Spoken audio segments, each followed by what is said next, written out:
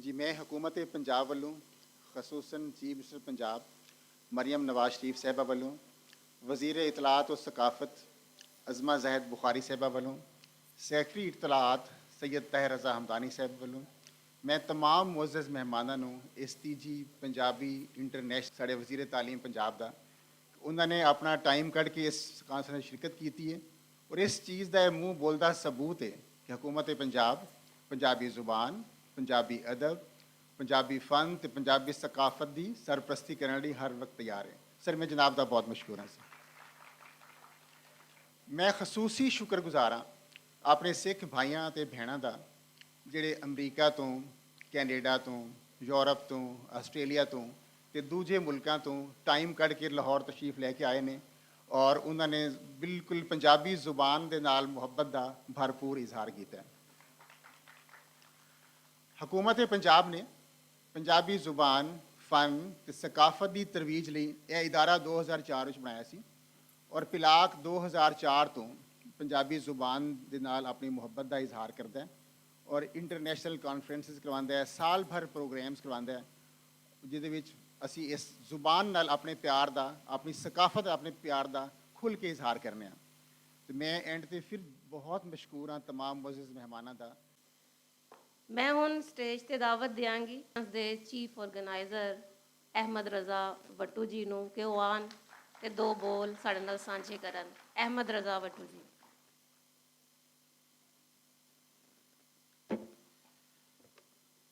कूक फरीदा कूक ज्यों रखा जवार जब तक टांडा ना गिरे तब तक कूक पुकार पंजाबियों की कूक हमेशा तो रही है लेकिन इस दे अंदर किंज बन बदे गए ये भी असीं जानते हैं अज तीजी इंटरनेशनल पंजाबी कानफ्रेंस के मौके पर दो गल्लां मैं करांगा एक वो कि पंजाबी की करते रहे ते दूसरी साइड ते पंजाबियों की गल पाकिस्तान के अंदर अपनी कोशिशां करते रहे 1954 डॉक्टर फकीर मुहम्मद राई और उस कानफ्रेंस की डिमांड सिर्फ और सिर्फ ये सी कि पंजाबी बोली ਨੂੰ ਸਕੂਲਾਂ ਦੇ ਵਿੱਚ ਪੜਾਇਆ ਜਾਵੇ ਉਸ ਤੋਂ ਬਾਅਦ ਇੱਕ ਲੰਬੀ ਰੋਹ ਚੱਲਦੀ ਹੈ ਇੱਕ ਲੰਬੀ ਲਹਿਰ ਹੈ ਜਿਹੜੀ ਸ਼ਫਕਤ ਤਨਵੀਰ ਮਿਰਜ਼ਾ ਹੋਰਾਂ ਤੱਕ ਆਉਂਦੀ ਹੈ ਆਸਿਫ ਖਾਨ ਹੋਰਾਂ ਦਾ ਨਾਮ ਉਹ ਅਸੀਂ ਕਦੀ ਨਹੀਂ ਭੁੱਲ ਸਕਦੇ ਹੋਰ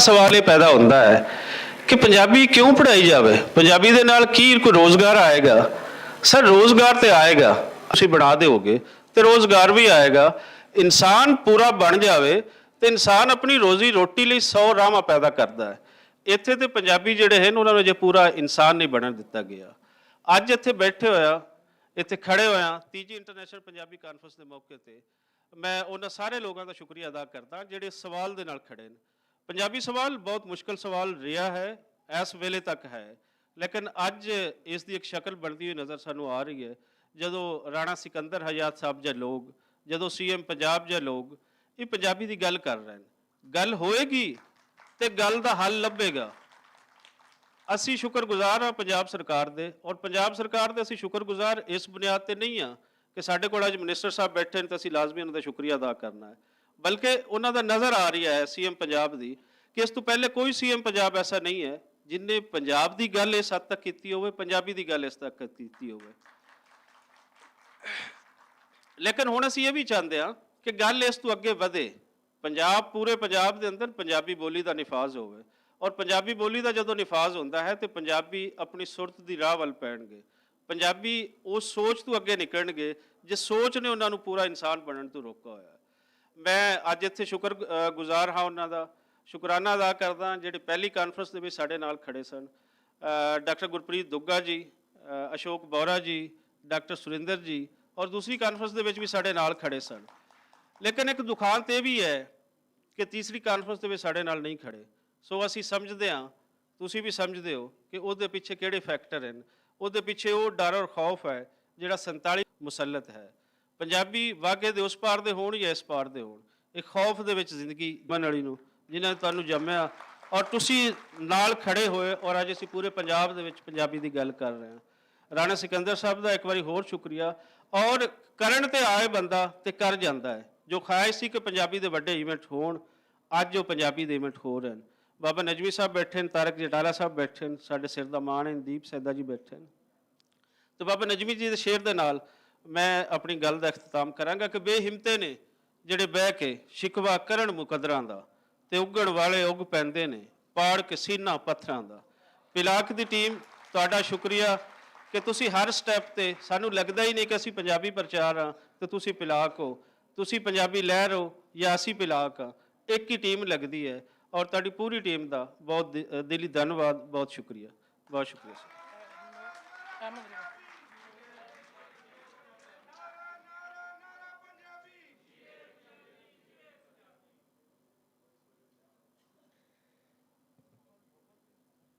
ਸ਼ੁਕਰੀਆ ਅਹਿਮਦ ਰਜ਼ਾ ਹੋਰਾਂ ਜੀ ਦਾ। ਫਰੀਦ ਕਹਿੰਦਾ ਹੈ, 5 ਰੁਕਨ ਇਸਲਾਮ ਦੇ ਤੇ 6ਵਾਂ ਫਰੀਦਾ ਟੁਕ। 5 ਰੁਕਨ ਇਸਲਾਮ ਦੇ ਤੇ 6ਵਾਂ ਫਰੀਦਾ ਟੁਕ, ਜੇਣਾ ਲੱਭੇ 6ਵਾਂ ਤੇ 5 ਜਾਂਦੇ ਮੁੱਕ। ਮੈਂ ਦੁਬਾਰਾ ਤੁਹਾਡੇ ਗੋਸ਼ ਗੁਜ਼ਾਰ ਕਰਨਾ ਚਾਹੁੰਦੀ ਹਾਂ ਕਿ 5 ਰੁਕਨ ਇਸਲਾਮ ਦੇ ਤੇ 6ਵਾਂ ਫਰੀਦਾ ਟੁਕ, ਜੇ ਨਾ ਲੱਭੇ 6ਵਾਂ ਤੇ 5 ਜਾਂਦੇ ਮੁੱਕ। ਪੰਜਾਬੀ ਨੂੰ ਮੁਆਸ਼ ਦੇ ਨਾਲ ਜੋੜ ਦਿਓ, ਜੋੜ ਦਿਓ, ਜੋੜ ਦਿਓ।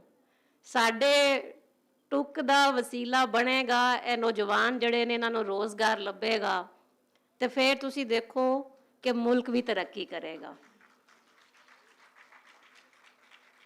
ਹੁਣ ਮੈਂ, ਸਾਡਾ ਮਾਨ ਪੰਜਾਬੀ ਲਹਿਰ ਦੇ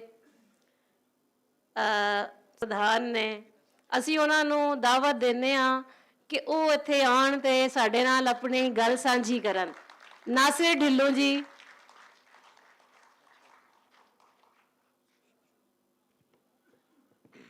अस्सलाम वालेकुम। पहले बहुत शुक्रिया सारे जिन्ने भी साढ़े को पूरे पंजाब तो शहीद साहब ने, हसनैन भाई ने, होर जिन्ने भी साढ़े पंजाबी लिए काम करते हैं, उन्होंने सारिਆਂ ਦੀ आवाज़ है, उन्होंने सारिਆਂ ਦੀ कोशिश आ। जिन्ने एक कदी किते तहरीर भी लिखी है फेसबुक ते सोशल मीडिया ते, उन्होंने अपने ਜਿਹੜੇ ਮੈਨੇਜਰ ਨੇ ਜਾਂ ਜਿਹੜੇ ਰਿਪਰੈਜ਼ੈਂਟੇਟਿਵ ਨੇ ਉਹਨਾਂ ਨੂੰ ਹਾਇਰ ਕਰੋ, ਕਿਉਂ ਨਾ ਰੋਜ਼ਗਾਰ ਕ੍ਰੀਏਟ ਹੋਏਗਾ। ਜਦੋਂ ਸਕੂਲਾਂ 'ਚ ਪੰਜਾਬੀ ਆਏਗੀ, ਕਿਉਂ ਨਾ ਟੀਚਰ ਹੋਣਗੇ। ਹਰ ਸ਼ੋਬੇ ਦੇ ਵਿੱਚ, ਹਰ ਪਾਸੇ ਸਾਰਾ ਕੁਝ ਹੀ ਹੋ ਸਕਦਾ। ਬੰਦਾ ਸਾਡੇ ਪੋਲੀਟਿਕਸ 'ਚ ਨੇ, ਉਹਨਾਂ ਤੱਕ ਆਵਾਜ਼ ਜਿਹੜੀ ਉਹ ਬਿਹਤਰ ਤਰੀਕੇ ਨਾਲ ਪਹੁੰਚਾ ਸਕੀਏ। ਸਾਰਿਆਂ ਦਾ ਦਿਲੋਂ ਸ਼ੁਕਰੀਆ, ਤੁਸੀਂ ਸਾਰੇ ਇੱਥੇ ਆਏ। ਰਾਣਾ ਸਾਹਿਬ ਤੁਹਾਡਾ ਦਿਲੋਂ ਮਸ਼ਕੂਰ ਆ। ਸਾਡੇ ਹੋਰ ਬਹੁਤ ਸਾਰੇ ਦੋਸਤ, ਖਰਲ ਫਾਊਂਡੇਸ਼ਨ ਵਾਲੇ, ਸੈਫ ਚੀਮਾ ਹੋਰੀ, ਇਜਾਜ਼ ਭਾਈ, ਫੇਅਰ ਡੀਲ ਵਾਲੇ, ਇਸ ਵਾਰੀ ਸਾਡੇ ਨਾਲ 2-3 ਜਿਹੜੇ ਕਾਰਪੋਰੇਟ ਸੈਕਟਰ ਦੇ ਲੋਕ ਉਹ ਵੀ ਸਾਡੇ ਨਾਲ ਬਾਂਹ ਬੇਲੀ ਬਣੇ ਇਸ ਸਾਡੀ ਕਾਜ਼ ਦੇ ਵਿੱਚ। ਉਹਨਾਂ ਸਾਰਿਆਂ ਦਾ ਵੀ ਬਹੁਤ ਸ਼ੁਕਰੀਆ।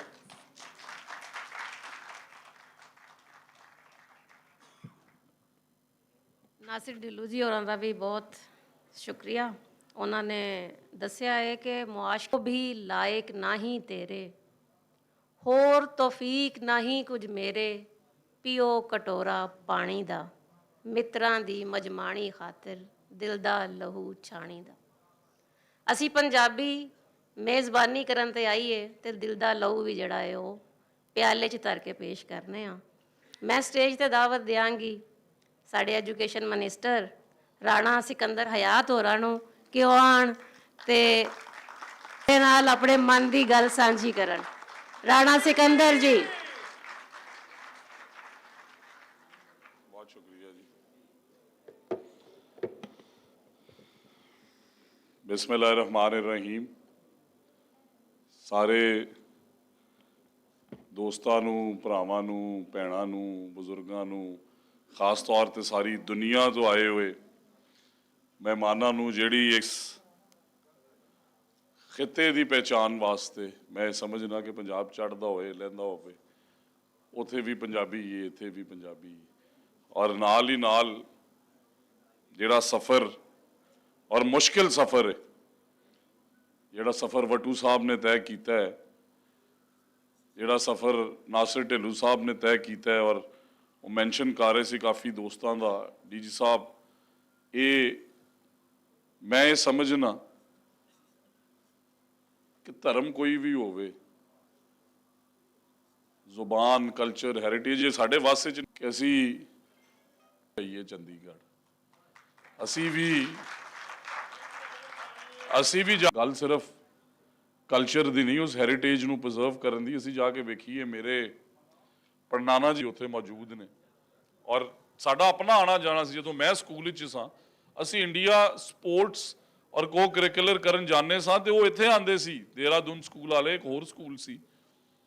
ਤੇ ਇਸ ਅਮਲ ਨੂੰ ਪੰਜਾਬੀ ਪ੍ਰਚਾਰ ਦੇ ਜ਼ਰੀਏ ਦੁਬਾਰਾ ਸ਼ੁਰੂ ਕੀਤਾ ਜਾ ਸਕਦਾ, ਔਰ ਇਨਸ਼ਾਅੱਲਾ ਵਿਦ ਦਿਸ ਕਮਿਟਮੈਂਟ, ਢਿੱਲੋਂ ਸਾਹਿਬ ਇੱਥੇ ਖੜੇ ਹੋਣ, ਅਹਿਮਦ ਰਜ਼ਾ ਵੱਟੂ ਸਾਹਿਬ ਖੜੇ ਹੋਣ, ਬਾਕੀ ਸਾਰੀ ਸ਼ਖਸੀਅਤ ਖੜੀਆਂ ਹੋਣ ਕਿ ਰਾਣਾ ਸਾਹਿਬ ਤੁਹਾਡਾ ਤੇ, ਕਿਉਂਕਿ ਹੁਣ ਪੰਜਾਬੀ 'ਚ ਗੱਲ ਹੋ ਰਹੀ ਹੈ, ਤੁਹਾਡਾ ਤੇ ਮੁੱਖ ਮੰਤਰੀ ਦਾ ਸ਼ੁਕਰੀਆ ਕਿ ਤੁਸੀਂ ਜਿਹੜਾ ਵਾਅਦਾ ਕੀਤਾ ਸੀ ਤੁਸੀਂ ਵਫਾ ਕਰ ਦਿੱਤਾ। ਬਟ ਸਿਰਫ ਇੱਕ ਰਿਕੁਐਸਟ ਕਿ ਗਲੋਬਲ ਐਕਸਪਰਟਸ ਔਰ ਇੱਥੇ ਜਿੱਥੇ ਪੰਜਾਬੀ, ਕਿਉਂਕਿ ਸਾਡੇ ਕੋਲ ਸਬਜੈਕਟ ਹੈ ਪੰਜਾਬੀ, ਸਾਡੇ ਕੋਲ ਪੰਜਾਬੀ ਸਕੂਲਸ 'ਚ ਵੀ ਕਿਸੇ ਜਗ੍ਹਾ ਟੀਚਰਸ ਨੇ, ਔਰ ਯੂਨੀਵਰਸਿਟੀਜ਼ 'ਚ ਵੀ ਕਿਸੇ ਨਾ ਕਿਸੇ ਜਗ੍ਹਾ ਪੜ੍ਹਾਈ ਜਾ ਰਹੀ ਹੈ, ਉਹਨਾਂ ਨਾਲ ਬਹਿੰਦੇ ਆ, ਔਰ ਪੰਜਾਬੀ ਦੇ ਮੰਨਣ ਵਾਲਿਆਂ ਨਾਲ ਬਹਿੰਦੇ ਆ, ਔਰ ਇਨਸ਼ਾਅੱਲਾ I would give it a timeline of 2 months, ਦਸੰਬਰ ਤੇ ਜਨਵਰੀ ਦੇ ਐਂਡ ਤੱਕ ਇਹ ਚੀਜ਼ਾਂ ਤਿਆਰ ਹੋਣੀਆਂ ਚਾਹੀਦੀਆਂ ਨੇ। ਸਾਡੇ ਬੱਚੇ ਪੰਜਾਬੀ ਪੜ੍ਹਨਗੇ ਵੀ, ਪੰਜਾਬੀ ਲਿਖਣਗੇ ਵੀ, ਔਰ ਆਰਟੀਫਿਸ਼ੀਅਲ ਇੰਟੈਲੀਜੈਂਸ ਪੜ੍ਹਾਣੀ ਹੈ ਤੇ ਜੈਮਿਨਾਈ ਪੰਜਾਬੀ 'ਚ ਆਰਟੀਫਿਸ਼ੀਅਲ ਇੰਟੈਲੀਜੈਂਸ ਪੜ੍ਹਾ ਰਹੇ ਆ ਗੂਗਲ ਦਾ, ਟੈਕਨੋਲੋਜੀ ਵੀ ਨਾਲ ਇੰਬੈਡ ਹੋ ਸਕਦੀ ਹੈ, ਕੋਈ ਮੁਸ਼ਕਿਲ ਗੱਲ ਨਹੀਂ। ਔਰ ਗਲੋਬਲ ਲੈਂਗੁਏਜਸ ਵੀ ਪੜ੍ਹਾਵਾਂਗੇ, ਅਸੀਂ ਇਹ ਨਹੀਂ ਕਹਿੰਦੇ ਕਿ ਅਸੀਂ ਉਹ ਨਹੀਂ ਪੜ੍ਹਾਵਾਂਗੇ। ਕਾਫੀ ਲੋਕਾਂ ਦਾ ਇਸ ਗੱਲ ਤੇ ਇਤਰਾਜ਼ ਹੁੰਦਾ। ਮੇਰੇ ਵਾਲਿਦ ਸਾਹਿਬ ਇਸ ਗੱਲ ਦੇ ਬੜੇ ਹਾਮੀ ਨੇ ਕਿ ਸਾਰੀ ਲੈਂਗੁਏਜਸ ਦਾ ਤਰੀਕਾਕਾਰ ਬਣਾਓ ਔਰ ਉਹਨੂੰ ਗ੍ਰੇਡ ਵਾਈਜ਼ ਵੀ ਸੈਗਰੀਗੇਟ ਕਰੋ। ਔਰ ਆਖਰੀ ਗੱਲ ਜਿਹੜੀ ਸਰ ਨੇ ਕੀਤੀ ਸੀ, ਔਰ ਇਹ ਇਸਟੈਬਲਿਸ਼ ਫੈਕਟ ਹੈ, ਵੇਖੋ ਨਾ, ਬੱਚਾ ਉਰਦੂ ਬੋਲ ਰਿਹਾ ਹੈ, ਪੰਜਾਬੀ ਬੋਲ ਰਿਹਾ ਪਿੰਡ 'ਚ, ਉਹਨੂੰ ਸਮਝ ਆ ਗਈ 3 4 5 ਸਾਲ 'ਚ, ਉਹਨੇ ਆਏ ਤੇ ਸਾਰੇ ਮਾਂ ਦੇ ਪੇਟ 'ਚੋਂ ਹੀ ਆ ਨਾ। ਜਦੋਂ ਉਹਨੇ ਸਿੱਖੀ ਪੰਜਾਬੀ ਤੇ ਉਹਨੂੰ ਸਕੂਲੇ ਲੈ ਗਏ ਤੇ ਟੀਚਰ ਨੇ ਕਿਹਾ ਕਿ ਚੱਲ ਵੀ ਹੁਣ ਕਾਇਦਾ ਫੜ ਅੰਗਰੇਜ਼ੀ ਦਾ ਜਾਂ ਉਰਦੂ ਦਾ ਜਾਂ ਪਸ਼ਤੋ ਦਾ, ਉਹਨੇ ਫਿਰ 5 ਸਾਲ ਬਾਅਦ ਫਿਰ ਦੁਬਾਰਾ ਸਿੱਖਣੀ। ਪਰ ਅਗਰ ਨਾਲ ਕੁਝ ਚੀਜ਼ਾਂ ਪੰਜਾਬੀ 'ਚ ਸਿਖਾ ਦਿਓਗੇ ਤੇ ਸਿੱਖਾ ਸਿਖਾਇਆ ਲੰਘ ਜਾਏਗਾ ਸੌਖਾ। ਇਸ ਵਾਸਤੇ ਉਹਦਾ ਬਰਡਨ ਘਟਾਉਣ ਵਾਸਤੇ ਵੀ ਇਹ ਜ਼ਰੂਰੀ ਹੈ। ਔਰ ਮੈਂ ਦੁਬਾਰਾ ਤੋਂ ਡੀਜੀ ਸਾਹਿਬ ਦਾ, ਬਿਕੋਜ਼ ਉਹਨਾਂ ਨੇ ਕਮਾਲ ਲਿਖੋਸ ਦਾ ਕਿਰਦਾਰ ਅਦਾ ਕੀਤਾ, ਔਰ ਸਰ ਤੁਹਾਡੇ ਸ਼ੇਰ ਵੀ ਮੈਂ ਸੁਣਦਾ ਰਹਿੰਦਾ, ਮੈਨੂੰ ਮੁਲਾਕਾਤ ਦਾ ਸ਼ਰਫ ਅੱਜ ਹਾਸਿਲ ਹੋਇਆ। ਨਾਸਿਰ ਢਿੱਲੋਂ ਸਾਹਿਬ ਦਾ, ਅਹਿਮਦ ਰਜ਼ਾ ਵੱਟੂ ਸਾਹਿਬ ਦਾ, ਤਮਾਮ ਮਹਿਮਾਨ ਜਿਹੜੇ ਸਾਡੇ ਪੰਜਾਬ ਦੇ ਮੁਖਤਲਿਫ ਜ਼ਿਲ੍ਹਿਆਂ 'ਚੋਂ ਆਏ ਨੇ, ਜਿਹੜੇ ਅਮਰੀਕਾ ਤੋਂ ਆਏ ਨੇ, ਇੰਗਲੈਂਡ ਤੋਂ ਆਏ ਨੇ, ਕੈਨੇਡਾ ਤੋਂ ਆਏ ਨੇ, ਗਲੋਬਲ ਦੁਨੀਆ 'ਚ ਜਿੱਥੋਂ ਵੀ ਆਏ ਨੇ, ਇਸ ਕਮਿਟਮੈਂਟ ਦੇ ਨਾਲ ਕਿ ਸਾਡਾ ਪੰਜਾਬ ਤੇ ਸਾਡੀ ਮੁੱਖ ਮੰਤਰੀ ਖਾਲੀ ਇਹ ਨਹੀਂ ਕਰ ਰਹੀ ਕਿ ਪੰਜਾਬੀ ਨੂੰ ਘਰ ਲਿਆਉਣ ਵਾਲੀ ਪਹਿਲੀ ਖਾਤੂਨ ਮੁੱਖ ਮੰਤਰੀ, ਇਹ ਇੱਕ ਗੱਲ। ਦੂਸਰੀ ਗੱਲ ਇਹ ਆ ਕਿ ਬਸੰਤ ਵੀ ਸਾਡੇ ਕਲਚਰ ਦਾ ਹਿੱਸਾ ਸੀ, ਕੌਣ ਵਾਪਸ ਲਿਆ ਰਿਹਾ ਹੈ? ਉਹ ਇੰਡੀਅਨ ਪੰਜਾਬ ਦੇ ਰੰਗ, ਇਹ ਵੇਖੋ ਕਿੰਨੇ ਖੂਬਸੂਰਤ ਨੇ, ਤੇ ਬਸੰਤ ਵੀ ਵਾਪਸ ਲਿਆ ਰਹੇ ਨੇ। ਹਾਰਸ ਐਂਡ ਕੈਟਲ ਸ਼ੋਅ 'ਚ ਇਸ ਵਾਰੀ ਤੁਸੀਂ ਵੇਖਿਆ, ਕੱਲ ਰਾਤ ਮੈਂ ਗਿਆ ਸਾਂ, ਬਲਕਿ ਢਿੱਲ ਸਾਹਿਬ ਲੈ ਕੇ ਜਾਣਾ, ਮੈਂ PHA ਵਾਲਿਆਂ ਨੂੰ ਕਹਿਣਾ ਕਿ ਗੁਲਦਾਉਦੀ ਦੀ ਉਹ ਇਕਸਾਮ ਜਿਹੜੀਆਂ ਦੁਨੀਆ 'ਚ ਮੁੱਕ ਗਈਆਂ, ਉਹਨਾਂ ਨੂੰ ਪਾਕਿਸਤਾਨ ਨੇ ਪ੍ਰੀਜ਼ਰਵ ਕੀਤਾ ਹੋਇਆ, ਔਰ ਬੜਾ ਖੂਬਸੂਰਤ ਐਗਜ਼ੀਬਿਸ਼ਨ ਹੈ ਬਿਲਕੁਲ ਨਾਲ ਜੇਲ ਰੋਡ ਸਾਡੇ ਪਾਰਕ ਤੇ ਲੱਗਾ ਹੋਇਆ, ਉੱਥੇ ਜ਼ਰੂਰ ਜਾਓ। ਔਰ ਫਿਰ ਵੇਖੋ ਨਾ, ਮੈਨੂੰ ਯਾਦ ਆਉਂਦਾ ਹੈ ਨਾਸਿਰ ਢਿੱਲੋਂ, ਜਦੋਂ ਮੈਂ ਛੋਟਾ ਸੀ ਤੇ ਪਿੰਡਾਂ 'ਚ ਗੋਂਦੀਆਂ ਦੇ ਦਰਖਤ ਹੁੰਦੇ ਸੀ, ਤੇ ਕਿੱਧਰ ਗਏ? ਤੇ ਫਿਰ ਸਭ ਨੂੰ ਪੁੱਛਣਾ ਚਾਹੀਦਾ ਇੱਕ ਦੂਸਰੇ ਨੂੰ। ਬਾਹਰ ਕੈਫ ਜੇ ਕਿਸੇ ਨੂੰ ਚਾਹੀਦੇ ਹੋਣ ਤੇ ਮੈਂ 5-6 ਗੋਂਦੀ ਦੇ ਦਰਖਤ ਪ੍ਰੀਜ਼ਰਵ ਕੀਤੇ ਨੇ, ਆ ਕੇ ਮੇਰੇ ਕੋਲੋਂ ਲੈ ਲੈਣਾ, ਕਿਉਂਕਿ ਮੈਨੂੰ ਸ਼ੌਕ ਸੀ ਕਿ ਅਸੀਂ ਆਪਣੀ ਕਲਚਰ ਤੇ ਹੈਰੀਟੇਜ। ਮੇਰੇ ਵਿਹੜੇ 'ਚ ਇੱਕ ਬੜਾ ਵੱਡਾ ਦਰਖਤ ਹੁੰਦਾ ਸੀ, ਰੋਜ਼ ਮੇਰੀ ਦਾਦੀ ਅੱਲਾ ਉਹਨਾਂ ਦੀ ਮਗਫਰਤ ਕਰੇ, ਮੈਂ ਉਹਨਾਂ ਕੋਲ ਬਹੁਤ ਕੁਝ ਸਿੱਖਿਆ। ਉੱਥੇ ਉਹਨਾਂ ਨੇ ਬਹਿਣਾ ਔਰ ਸਾਰੇ ਪਿੰਡ ਦੇ ਬੱਚਿਆਂ ਨੇ ਆਣਾ ਔਰ ਗੋਂਦੀ ਜਿਹੜੀ ਹੈ ਉਹ ਖਾਣੀ, ਔਰ ਬੜਾ ਮਜ਼ੇਦਾਰ ਇੱਕ ਛੋਟਾ ਜਿਹਾ ਫਰੂਟ ਵੀ ਸੀ, ਬਟ ਕਿਵੇਂ ਮੁੱਕ ਗਿਆ? ਕਿੰਨੇ ਇਹਨਾਂ ਗੱਲਾਂ ਦਾ ਧਿਆਨ ਕਰਨਾ।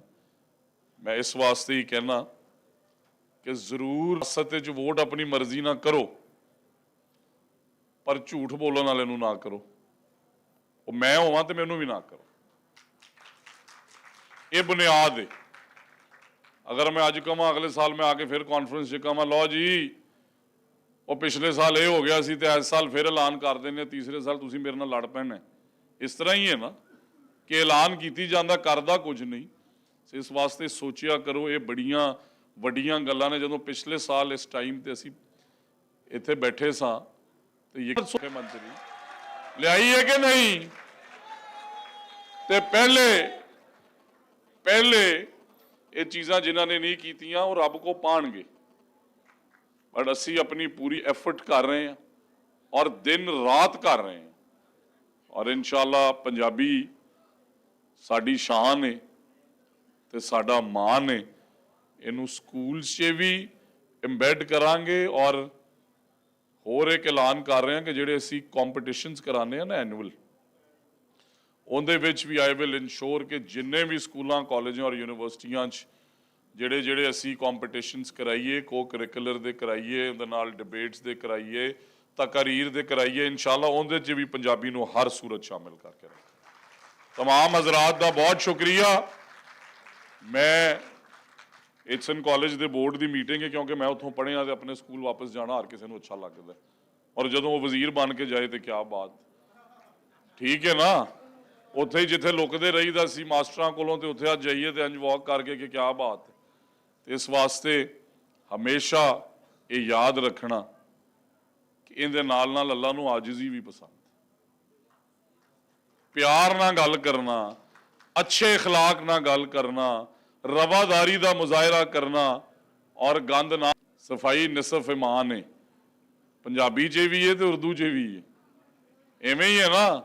तो अज एक मेरे नाल वादा करो सारे हाथ खड़ा करके, सारिਆਂ ਦੇ हथ नहीं खड़े हुए, हाथ खड़ा करके वादा करो कि असी सपोर्ट। वेखो गंद सिट दे साडे लोगों का ते सारी दुनिया जो हो रहा है कि गंद सिट दिओ, फिर गंद चुकन दे पैसे। इस गल ते इतफाक तुहाडे नाल है 100%।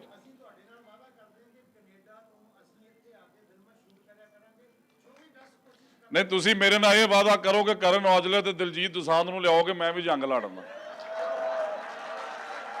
ठीक है ना जी।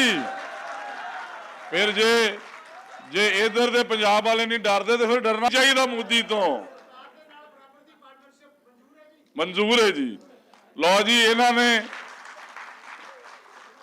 इन्होंने जिस दिन और बड़ी बड़ी वोकल गल की है कि तुसी वेखो जो साडा स्कूल टाइम सी ना तो मूवियां आंदियां सी मुहब्बतें और दिल दिल होता कुछ कुछ होता है और दिल चाहता है और हर दिल जो प्यार करेगा। तो सारी बॉलीवुड नूं पंजाबियां पुठा कीता है कि नहीं कीता है ना। तो वो गाने किधर गए, वो अलका याग्निक किधर गई, वो लता मंगेशकर किधर गई, सुना ही अरसा हो गया।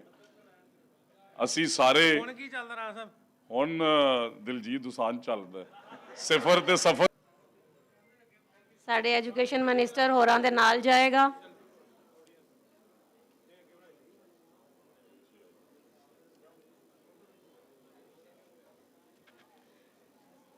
लो जी सैल्फी तो बिना ते हर काम ही अधूरा जे, सैल्फी होने लगी है।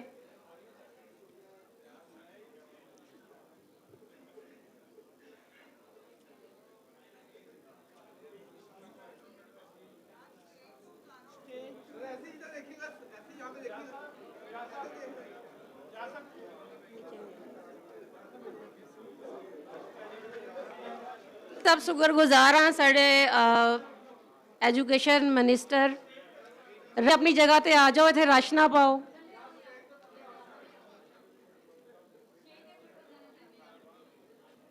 जी साथियों रास्ता जरा साफ करो ताकि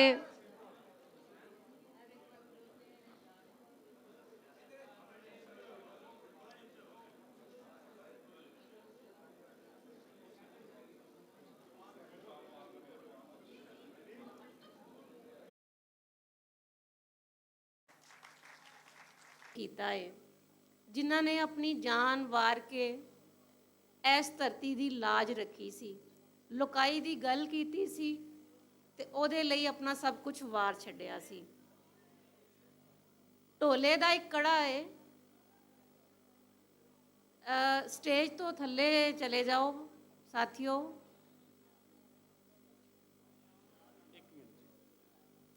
ਇੱਥੇ ਸਾਡੇ ਬਾਉਂਸਰਸ ਬੈਠੇ ਹੋਣੇ ਨੇ, ਮੈਨੂੰ ਬਾਉਂਸਰਸ ਨਜ਼ਰ ਨਹੀਂ ਆ ਰਹੇ, ਉਹ ਕਿਆ ਸਿਰਫ ਬੈਠਣ ਹੀ ਆਏ ਨੇ? ਬੈਠ ਤੇ ਅਸੀਂ ਵੀ ਬਹੁਤ ਚੰਗੇ ਤਰੀਕੇ ਨਾਲ ਸਕਦੇ ਹਾਂ। ਤੇ ਸਰ ਇਹ ਕਿਉਂ ਨਹੀਂ ਸਟੇਜ ਕਿਉਂ ਨਹੀਂ ਤੁਹਾਡੇ ਤੋਂ ਕੰਟਰੋਲ ਹੋ ਰਹੀ ਆ? 3 ਲੋਕਾਂ ਨੂੰ ਬੁਲਾਓ ਇੱਥੇ, ਸਟੇਜ ਕੰਟਰੋਲ ਕਰੋ। ਕਿਤਨਾ ਰਸ਼ ਪਿਆ ਹੋਇਆ।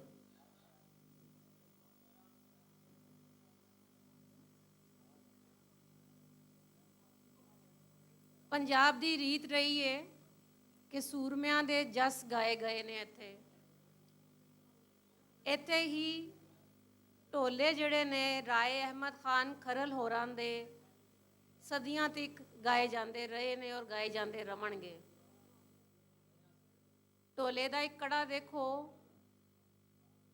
ਕਿ ਮੈਂ ਉਹਨੂੰ ਅਣਖੀ ਨਹੀਂ ਸਮਝਦਾ, ਮੈਂ ਉਹਨੂੰ ਅਣਖੀ ਨਹੀਂ ਸਮਝਦਾ ਜਿਹੜਾ ਰਾਹ ਮੁਹੰਮਦ ਖਾਨ ਦਾ ਦੁੱਖ ਵਸਾਰੇ। ਅਸੀਂ ਉਹਨਾਂ ਦਾ ਦੁੱਖ ਨਹੀਂ ਵਸਾਰਿਆ। ਅੱਜ ਦਾ ਦਿਹਾੜ ਉਸੇ ਦੀ ਇੱਕ ਯਾਦਦਾਸ਼ਤ ਦੇ ਤੌਰ ਤੇ ਅਸੀਂ ਇੱਥੇ ਪੇਸ਼ ਕਰ ਰਹੇ ਹਾਂ। ਰਾਏ ਅਹਿਮਦ ਖਾਨ ਖਰਲ ਹੋਰਾਂ ਬਾਰੇ ਸਾਨੂੰ ਇੱਥੇ ਪਾਸਾ ਸੀ ਜਿਨ੍ਹਾਂ ਤੇ ਪੰਜਾਬ ਉੱਤੇ ਕਬਜ਼ਾ ਕਰਵਾਇਆ ਮੂਵਮੈਂਟ।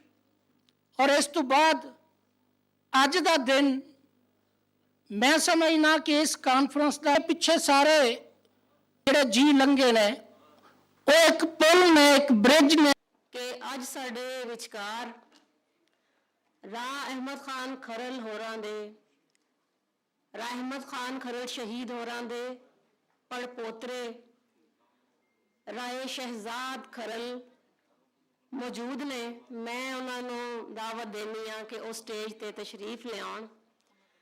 ਉਹਨਾਂ ਦੇ ਨਾਲ ਹੀ ਸ਼ਾਕਿਰ ਖਰਲ, ਰਾਏ ਅਬਦੁਲ ਰਜ਼ਾਕ ਖਰਲ, ਰਾਏ ਬਾਰਿਸ਼ ਅਲੀ ਖਰਲ, ਸਾਰੇ ਜੀਆਂ ਨੂੰ ਜੀ ਆਇਆਂ ਨੂੰ। ਤੁਸੀਂ ਸਾਡਾ ਮਾਣ ਵਧਾਓ, ਸਟੇਜ ਤੇ ਆਓ।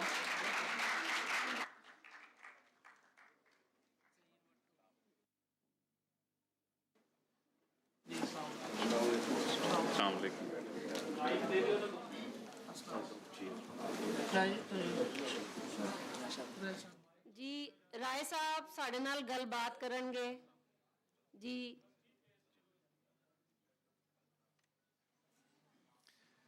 बिस्मिल्लाहिर्रहमानिर्रहीम। मैं जनाब इस तीसरी पंजाबी कॉन्फ्रेंस के मुंतजमीन जनाब नासिर ढिल्लो साहब, अहमद रज़ा भट्टू साहब और राय सलाउद्दीन साहब का बड़ा मशहूर हाँ कि मेरे को फैसलाबाद तशरीफ लाया है और उत्थे राय साहब के रोज़े ते हाज़री भी दी ते नाल मैनू दावत दी जी। बड़ी मेहरबानी जनाब, और बड़ा दिल खुश होया है कि चलो कुछ पंजाबी हीरोज़ नूं याद तो कर रहे हैं। बड़ी मेहरबानी जी, बड़ी मेहरबानी, शुक्रिया।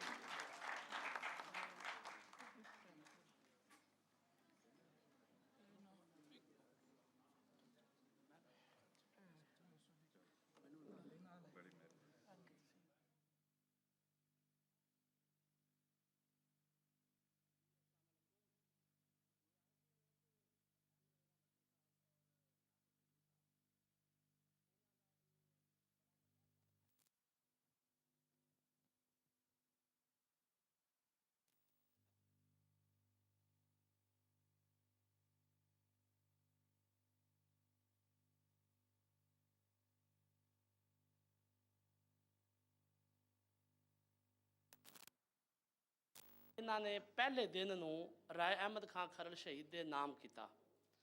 ਔਰ ਇਸੇ ਤਰ੍ਹਾਂ ਹੀ ਜਿੰਨੀ ਦੇਰ ਤੱਕ ਅਸੀਂ ਲੋਕ ਆਪਣੇ ਵੱਡਿਆਂ ਨੂੰ, ਉਹ ਵੱਡੇ ਜਿਨ੍ਹਾਂ ਸਾਡੀ ਤਾਰੀਖ ਬਣਾਈ ਹੈ, ਉਹ ਵੱਡੇ ਜਿਨ੍ਹਾਂ ਦੀ ਤਾਰੀਖ ਦੇ ਉੱਤੇ ਸਾਨੂੰ ਫਖਰ ਹੋਣਾ ਚਾਹੀਦਾ ਹੈ, ਜਦ ਤੱਕ ਅਸੀਂ ਉਹਨਾਂ ਨੂੰ ਯਾਦ ਰੱਖਾਂਗੇ ਸਾਡੀਆਂ ਨਸਲਾਂ ਉਹਨਾਂ ਰਾਹਾਂ ਤੇ ਚੱਲਣਗੀਆਂ। ਜਦੋਂ ਅਸੀਂ ਉਹਨਾਂ ਨੂੰ ਭੁੱਲਾਂਗੇ ਸਾਡੀਆਂ ਨਸਲਾਂ ਦੇ ਹੀਰੋ ਹੋਰ ਹੋ ਜਾਣਗੇ। ਪੰਜਾਬੀਆਂ ਦੇ ਉੱਤੇ ਜਦੋਂ ਗੱਲ ਹੁੰਦੀ ਸੀ ਕਿ ਸ਼ਾਇਦ ਜਿਹੜੇ ਪੰਜਾਬੀ ਨੇ ਉਹ ਹਰ ਜਿਹੜੀ ਹਕੂਮਤ ਆਏਗੀ ਜਾਂ ਹਰ ਜਿਹੜਾ ਉਹਨਾਂ ਦੇ ਉੱਤੇ ਕੋਈ ਨਵਾਂ ਆ ਜਾਏਗਾ ਇਨਕਲਾਬ ਵਾਲਾ ਬੰਦਾ, ਉਹ ਉਹਨੂੰ ਕਬੂਲ ਕਰਨਗੇ। ਇਸ ਤਾਰੀਖ ਨੂੰ ਰਾਏ ਅਹਿਮਦ ਖਾਨ ਖਰਲ ਸ਼ਹੀਦ ਨੇ ਆਪਣੀਆਂ ਸਾਰੀਆਂ ਬਾਕੀ ਕੌਮਾਂ ਦੇ ਨਾਲ ਰਲ ਕੇ, ਵਟੂਆਂ ਨਾਲ ਰਲ ਕੇ, ਢਿੱਲੂਆਂ ਨਾਲ ਰਲ ਕੇ, ਬਾਕੀ ਜਿੰਨੀਆਂ ਵੀ ਕੌਮਾਂ ਨੇ ਸਾਰਿਆਂ ਦੇ ਨਾਲ ਰਲ ਕੇ ਇਹ ਜੰਗ ਨੂੰ ਲੜਿਆ। ਇਹ ਵੱਖਰੀ ਗੱਲ ਹੈ ਕਿ ਇਹਨਾਂ ਦਾ ਇਹ ਵੀ ਵੱਡਾ ਪਨ ਹੈ ਕਿ ਇਹਨਾਂ ਨੇ ਇਹ ਸਾਰਾ ਜਿਹੜਾ ਐਜ਼ਾਜ਼ ਹੈ, ਸਾਰੀਆਂ ਜਿਹੜੀਆਂ ਚੀਜ਼ਾਂ ਨੇ ਉਹ ਰਾਏ ਸਾਹਿਬ ਦੇ ਨਾਮ ਕੀਤੀਆਂ ਨੇ। ਅਸੀਂ ਸ਼ੁਕਰੀਆ ਅਦਾ ਕਰਨਾ ਹੈ ਇਹਨਾਂ ਦਾ। ਬਹੁਤ ਬਹੁਤ ਧੰਨਵਾਦ, ਬਹੁਤ ਬਹੁਤ ਸ਼ੁਕਰੀਆ।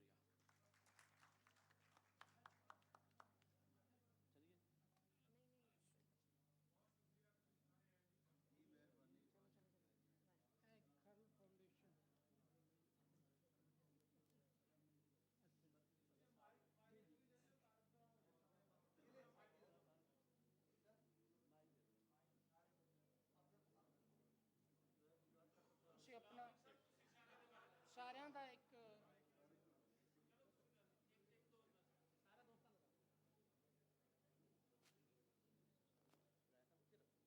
हेलो तमाम भाइयों को मेरा प्यार भरा सलाम। सब तो पहले तो मैं नासिर ढिल्लों साहब, अहमद रज़ा भट्टू साहब ਦਾ ਮਸ਼ਕੂਰ ਹਾਂ ਕਿ ਉਹਨਾਂ ਨੇ ਇੱਕ ਆਪਣੇ ਪੰਜਾਬੀ ਹੀਰੋ, ਉਹ ਕਿਸੇ ਖਰਲ ਬਰਾਦਰੀ ਦਾ ਹੀਰੋ ਨਹੀਂ ਸੀ। ਮੈਂ ਥੋੜਾ ਜਿਹਾ ਉਹਨਾਂ ਨੂੰ ਦੱਸਣਾ ਚਾਹਾਂਗਾ ਸਿਰਫ ਚੰਦ ਕਿ ਰਾਏ ਅਹਿਮਦ ਖਾਨ ਦਾ ਨਾਂ ਜ਼ਿੰਦਾ ਕਿਉਂ ਹੈ।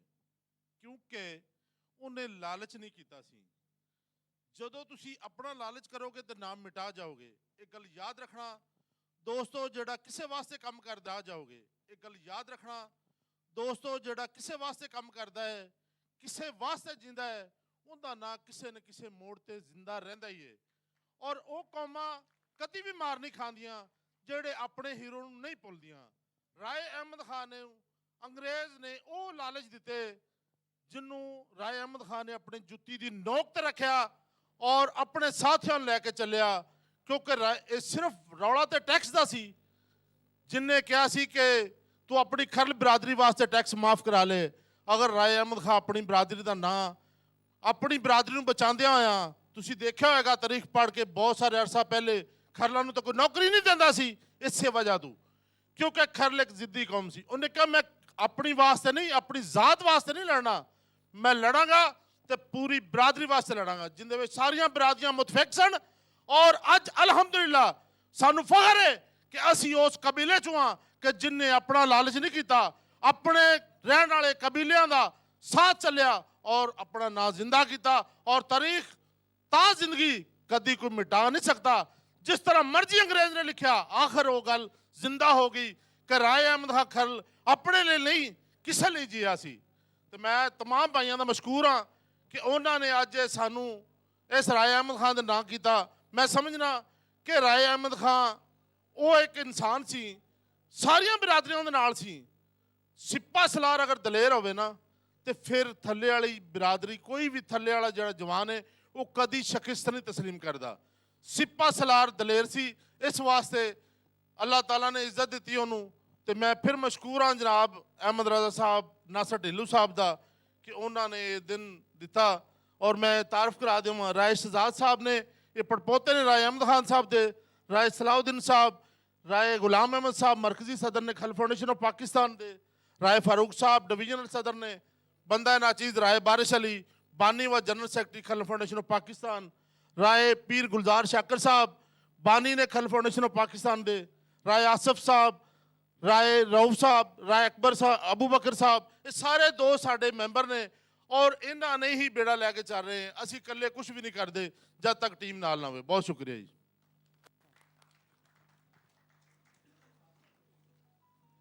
ਜੀ ਕੱਲਿਆਂ ਤੇ ਕੁਝ ਵੀ ਨਹੀਂ ਹੁੰਦਾ, ਸਾਰੇ ਸਾਥੀ ਰਲ ਕੇ ਚੱਲਣ ਤਾਂ ਹੀ ਗੱਲ ਬਣਦੀ ਏ। ਤੇ ਅਸੀਂ ਸ਼ੁਕਰਗੁਜ਼ਾਰ ਹਾਂ ਪੂਰੇ ਟੱਬਰ ਦਾ, ਰਾਏ ਅਹਿਮਦ ਖਾਨ ਖਰਲ ਸ਼ਹੀਦ ਹੋਰਾਂ ਦੇ, ਕਿ ਉਹ ਇੱਥੇ ਆਏ ਤੇ ਸਾਡਾ ਮਾਣ ਵਧਾਇਆ। ਤੁਹਾਡਾ ਸਾਰਿਆਂ ਦਾ ਬਹੁਤ ਧੰਨਵਾਦ, ਸ਼ੁਕਰੀਆ ਜੀ। ਪੰਜਾਬੀ ਦੇ ਬੜੇ ਮਾਨਯੋਗ ਲਿਖਾਰੀ, ਕਹਾਣੀਕਾਰ, ਐਕਟਰ, ਸੂਝਵਾਨ, ਕਿਹੜੇ ਕਿਹੜੇ ਨਾਵਾਂ ਤੋਂ ਇਹਨਾਂ ਨੂੰ ਯਾਦ ਕਰੀਏ। ਅਲੀ ਉਸਮਾਨ ਬਾਜਵਾ ਹੋਰਾ ਜੀ ਹੁਣ ਅੱਗੇ ਦਾ ਪ੍ਰੋਗਰਾਮ ਤੋਰਨਗੇ। ਮਾਈਕ ਉਹਨਾਂ ਦੇ ਹਵਾਲੇ। ਅਲੀ ਉਸਮਾਨ ਬਾਜਵਾ ਹੋਰੀ।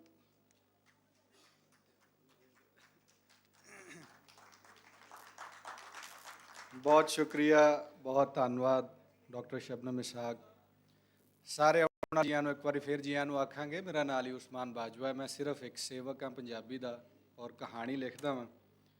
ਤੀਸਰਾ ਵਰ੍ਹਾ ਹੈ ਕਿ ਅਸੀਂ ਇਹ ਕਾਨਫਰੰਸ ਚਲਾ ਰਹੇ ਹਾਂ। ਜਿਉਂ-ਜਿਉਂ ਕਾਨਫਰੰਸ ਅੱਗੇ ਵੱਧਦੀ ਹੈ ਤਿਉਂ-ਤਿਉਂ ਸੋਹਣੀ ਹੁੰਦੀ ਜਾਂਦੀ ਹੈ। ਅਗਲੇ ਵਰ੍ਹੇ ਇਸ ਤੋਂ ਵੀ ਸੋਹਣੀ ਹੋਵੇਗੀ, ਉਸ ਤੋਂ ਅਗਲੇ ਵਰ੍ਹੇ ਉਸ ਤੋਂ ਵੀ ਸੋਹਣੀ ਹੋਵੇਗੀ। ਸੋ ਇੱਕ ਸਿਦਕ ਲੈ ਕੇ, ਇੱਕ ਜਜ਼ਬਾ ਲੈ ਕੇ ਟੁਰੇ ਔਰ 3 ਵਰ੍ਹੇ ਹੋ ਗਏ ਨੇ ਅੱਜ। ਅੱਗੋਂ ਇਸ ਤੋਂ ਵੀ ਸੋਹਣੀ ਕਾਨਫਰੰਸ ਤੁਸੀਂ ਵੇਖੋਗੇ। ਜਿਹੜੇ ਸੈਸ਼ਨ ਨਾਲ ਅਸੀਂ ਵਧਣਾ, ਇਹ ਬੜਾ ਅਹਿਮ ਸੈਸ਼ਨ ਇਸ ਲਈ ਹੈ ਕਿਉਂਕਿ ਜਦੋਂ ਤਾਲੀਮ ਦੀ ਗੱਲ ਆਉਂਦੀ ਹੈ ਤੇ ਮੰਨਿਆ ਇਹ ਜਾਂਦਾ ਹੈ ਕਿ ਸਾਇੰਸ ਪੜ੍ਹਾਈ ਜਾਏ ਔਰ ਉਸ ਜ਼ੁਬਾਨ 'ਚ ਪੜ੍ਹਾਈ ਜਾਏ ਜਿਹੜਾ ਕਿ ਗੋਰਾ ਇੱਥੇ ਛੱਡ ਗਿਆ। ਦੋਵਾਂ ਸੂਰਤਾਂ ਦੇ ਵਿੱਚ, ਇੱਕ ਉਹ ਕਿ ਜਿਹੜੀ ਉਹਦੀ ਆਪਣੀ ਬੋਲੀ ਸੀ, ਇੱਕ ਉਹ ਕਿ ਜਿਹੜੀ ਉਹ ਇੱਥੋਂ ਹੀ ਬਣਾ ਕੇ ਸਾਡੇ ਸਿਰ ਮੰਡ ਗਿਆ। ਆਦਰ ਕਰਨੇ ਆ ਹਰ ਬੋਲੀ ਦਾ। ਔਰ ਲੱਗਦਾ ਪਿਆ ਬੜਾ ਅਹਿਮ ਸੈਸ਼ਨ ਹੋਣ ਜਾ ਰਿਹਾ। ਸੂਝਵਾਨ ਹੋਣਗੇ, ਤਾਲੀਮ ਦੇ ਮਾਹਿਰ ਹੋਣਗੇ, ਦੱਸਣਗੇ ਕਿ ਮਾਂ ਬੋਲੀ ਦੇ ਵਿੱਚ ਤਾਲੀਮ ਕਿਉਂ ਜ਼ਰੂਰੀ ਹੈ। ਇਹ ਲਾਈਨ ਤੁਸੀਂ ਹਮੇਸ਼ਾ ਇੰਟਰਨੈਟ ਤੇ ਸੁਣੀ ਹੈ, ਸੋਸ਼ਲ ਮੀਡੀਆ ਤੇ, ਲੇਕਿਨ ਉਹਨੂੰ ਵਿਸਥਾਰ ਨਾਲ ਸਮਝਾਂਗੇ ਕਿ ਕਿਉਂ ਜ਼ਰੂਰੀ ਹੈ ਮਾਂ ਬੋਲੀ ਦੇ ਵਿੱਚ ਪੜ੍ਹਨਾ ਔਰ ਸਿੱਖਣਾ। ਚੀਨ ਸਾਡਾ ਯਾਰ ਹੈ ਔਰ ਸਾਡੇ ਤੋਂ ਬਾਅਦ 1 ਸਾਲ ਬਾਅਦ ਆਜ਼ਾਦ ਹੋ ਕੇ ਅੱਜ ਉਹ ਅੱਖ ਵਿਖਾ ਰਿਹਾ ਪੂਰੀ ਦੁਨੀਆ ਨੂੰ। ਮੈਂਡਰਿਨ ਦੇ ਵਿੱਚ ਉਹਨਾਂ ਨੂੰ ਪੜ੍ਹਾਇਆ ਜਾਂਦਾ, ਉਸ ਤੋਂ ਬਾਅਦ ਉਹ ਸਾਰੀਆਂ ਬੋਲੀਆਂ ਸਿੱਖਦੇ ਨੇ। ਕੀ ਵਜ੍ਹਾ ਕਿ ਅੱਜ ਪਾਕਿਸਤਾਨ ਦੀ ਇਕੋਨਮੀ ਇਸ ਹਾਲਤ ਨੂੰ ਹੈ ਔਰ ਐਜੂਕੇਸ਼ਨ ਸਿਸਟਮ ਬਿਲਕੁਲ ਤਬਾਹ ਹੋਣ ਦੇ ਕੋਲ ਅੱਪੜ ਗਿਆ। ਕੀ ਵਜ੍ਹਾ ਹੈ ਕਿ ਸਾਡੇ ਬਾਲ ਵੱਡੇ ਸਾਇੰਟਿਸਟ ਨਹੀਂ ਬਣਦੇ? ਕੀ ਵਜ੍ਹਾ ਹੈ ਕਿ ਵੱਡਾ ਸੂਝਵਾਨ ਸਾਡੇ ਸਾਹਮਣੇ ਨਹੀਂ ਆਉਂਦਾ, ਵੱਡਾ ਫਿਲਾਸਫਰ ਨਹੀਂ ਆਉਂਦਾ? ਆਰਟ ਮਰਦਾ ਗਿਆ ਬੋਲੀ ਦੇ ਮਰਨ ਕਾਰਨ। ਸੋ ਇਹ ਜਿਹੜਾ ਸੈਸ਼ਨ ਅਗਲਾ ਹੋਣ ਜਾ ਰਿਹਾ, ਦਾ ਟਾਈਟਲ ਮੈਂ ਤੁਹਾਨੂੰ ਦੱਸਣਾ, ਪੰਜਾਬੀ ਬੋਲੀ ਵਿੱਚ ਤਾਲੀਮ ਬਾਰੇ ਲੁਕਾਈ ਤੇ ਸਰਕਾਰ ਦਾ ਬਿਆਨੀਆ। ਇੱਕ ਸਰਕਾਰ ਦਾ ਬਿਆਨੀਆ, ਇੱਕ ਲੁਕਾਈ ਦਾ ਬਿਆਨੀਆ। ਇਹਨਾਂ ਦੋਵਾਂ ਨੂੰ ਸਮਝਣ ਦੀ ਕੋਸ਼ਿਸ਼ ਕਰਾਂਗੇ। ਅੰਗਰੇਜ਼ੀ 'ਚ ਆਖੀਏ ਤੇ national and political acumen of Punjab. ਇਹ ਜਨਾਬ ਅਸੀਂ ਇਸ ਸੈਸ਼ਨ ਦੇ ਵਿੱਚ ਸਮਝਣ ਦੀ ਕੋਸ਼ਿਸ਼ ਕਰਾਂਗੇ। ਕੁਝ ਦੇਰ ਪਹਿਲੇ ਰਾਣਾ ਸਿਕੰਦਰ ਹਯਾਤ ਇੱਥੇ ਮੌਜੂਦ ਸਨ। ਉਹਨਾਂ ਦੀ ਗੱਲਬਾਤ ਤੁਸੀਂ ਸੁਣੀ, ਕਾਫੀ ਵਧੀਆ, ਪੋਜ਼ਿਟਿਵ, ਸੋਹਣੀਆਂ ਖਬਰਾਂ ਉਹਨਾਂ ਦਿੱਤੀਆਂ ਕਿ ਅਗਲੇ ਵਰ੍ਹੇ ਜਿਹੜਾ ਹੈ ਸਕੂਲਾਂ ਦੇ ਵਿੱਚ ਪੰਜਾਬੀ ਬੋਲੀ ਵੀ ਜਾ ਰਹੀ ਹੋਵੇਗੀ, ਲਿਖੀ ਵੀ ਜਾ ਰਹੀ ਹੋਵੇਗੀ ਔਰ ਪੜ੍ਹੀ ਵੀ ਜਾ ਰਹੀ ਹੋਵੇਗੀ। ਸੋ ਜਨਾਬ ਇਹ ਸਾਰਾ ਸੈਟਅਪ ਬਣ ਗਿਆ। ਹੁਣ ਅਸੀਂ ਪਹਿਲੇ ਸੈਸ਼ਨ ਦੀ ਅਨਾਉਂਸਮੈਂਟ ਕਰਨੇ ਆ। ਤੁਸੀਂ ਸਾਰੇ ਅਗਰ ਮੋਬਾਈਲ ਫੋਨ ਬੰਦ ਕਰਕੇ ਥੋੜ੍ਹੇ ਜਿਹੇ ਅਟੈਂਟਿਵ ਹੋ ਜਾਓਗੇ ਤੇ ਇਸ ਸੈਸ਼ਨ ਦਾ ਵੀ ਮਾਣ ਰਹਿ ਜਾਏਗਾ, ਇਸ ਕਾਨਫਰੰਸ ਦਾ ਵੀ ਮਾਣ ਰਹਿ ਜਾਏਗਾ। ਗੱਲਾਂ ਤੇ ਅਸੀਂ 12 ਮਹੀਨੇ ਕਰਨੀਆਂ ਨੇ, 3 ਦਿਨ ਲਈ ਇਕੱਠੇ ਹੋਏ ਆ। ਪੂਰਾ ਜਿਹਾ ਫੋਕਸ ਬਣਾ ਕੇ ਜੇ ਗੱਲ ਸੁਣੀਏ, ਸਮਝੀਏ, ਤੁਹਾਡੇ ਦਿਲਾਂ 'ਚ ਜਿਹੜੇ ਸਵਾਲ ਆਉਣਗੇ ਉਹ ਵੀ ਪੁੱਛਿਆ ਜੇ, ਤਾਂ ਕਿ ਇਹ ਸਾਬਤ ਕਰੀਏ ਕਿ ਅਸੀਂ ਇੱਕ ਸਿਵਲਾਈਜ਼ਡ ਪੰਜਾਬੀ ਕੌਮ ਆ। ਗੁਜ਼ਾਰਿਸ਼ ਕਰਨੇ ਆ ਡਾਕਟਰ ਸ਼ਬਨਮ ਇਸਹਾਕ ਨੂੰ ਕਿ ਉਹ ਆਪਣੇ ਇਸ ਨਸ਼ਿਸਤ ਉੱਤੇ ਆ ਜਾਣ ਔਰ ਆਪਣੇ ਪ੍ਰਾਹੁਣਿਆਂ ਨੂੰ ਇੱਕ ਇੱਕ ਕਰਕੇ ਬੁਲਾਉਣ ਔਰ ਨਾਲ ਉਹਨਾਂ ਦੀ ਤਾਰੁਫ ਦੇ। ਔਰ ਤੁਹਾਡੇ ਸਭ ਦੀਆਂ ਤਾਲੀਆਂ 'ਚ ਡਾਕਟਰ ਸ਼ਬਨਮ ਇਸਹਾਕ ਸਾਹਿਬਾ।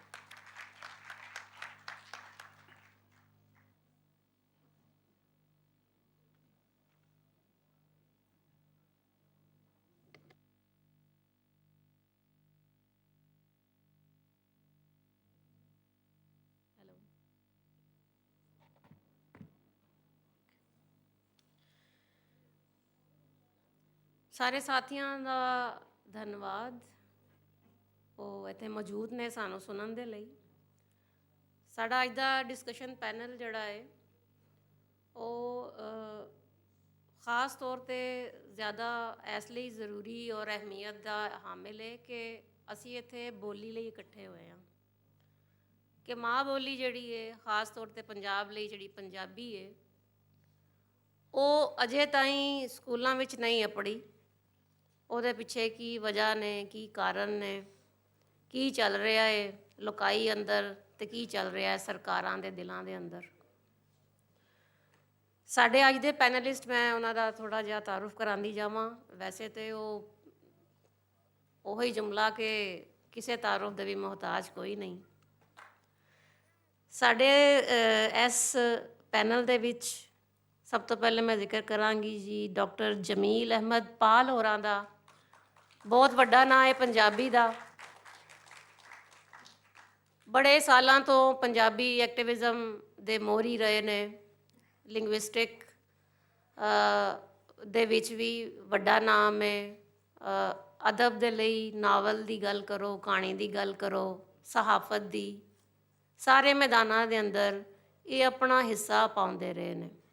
ਤੇ ਅੱਜ ਪੰਜਾਬੀ ਦਾ ਜਿਹੜਾ ਸਾਨੂੰ ਮੂੰਹ ਆਂਦਰਾ ਨਜ਼ਰ ਆ ਰਿਹਾ ਹੈ, ਜਿਹੜੇ ਅਸੀਂ 4 ਜੀ ਰਲ ਕੇ ਬੈਠੇ ਹਾਂ, ਇਹ ਇਹਨਾਂ ਵੱਡਿਆਂ ਦੀ ਹੀ ਸਿਰ ਸਦਕੇ ਅਸੀਂ ਅੱਜ ਇੱਥੇ ਮੌਜੂਦ ਹਾਂ।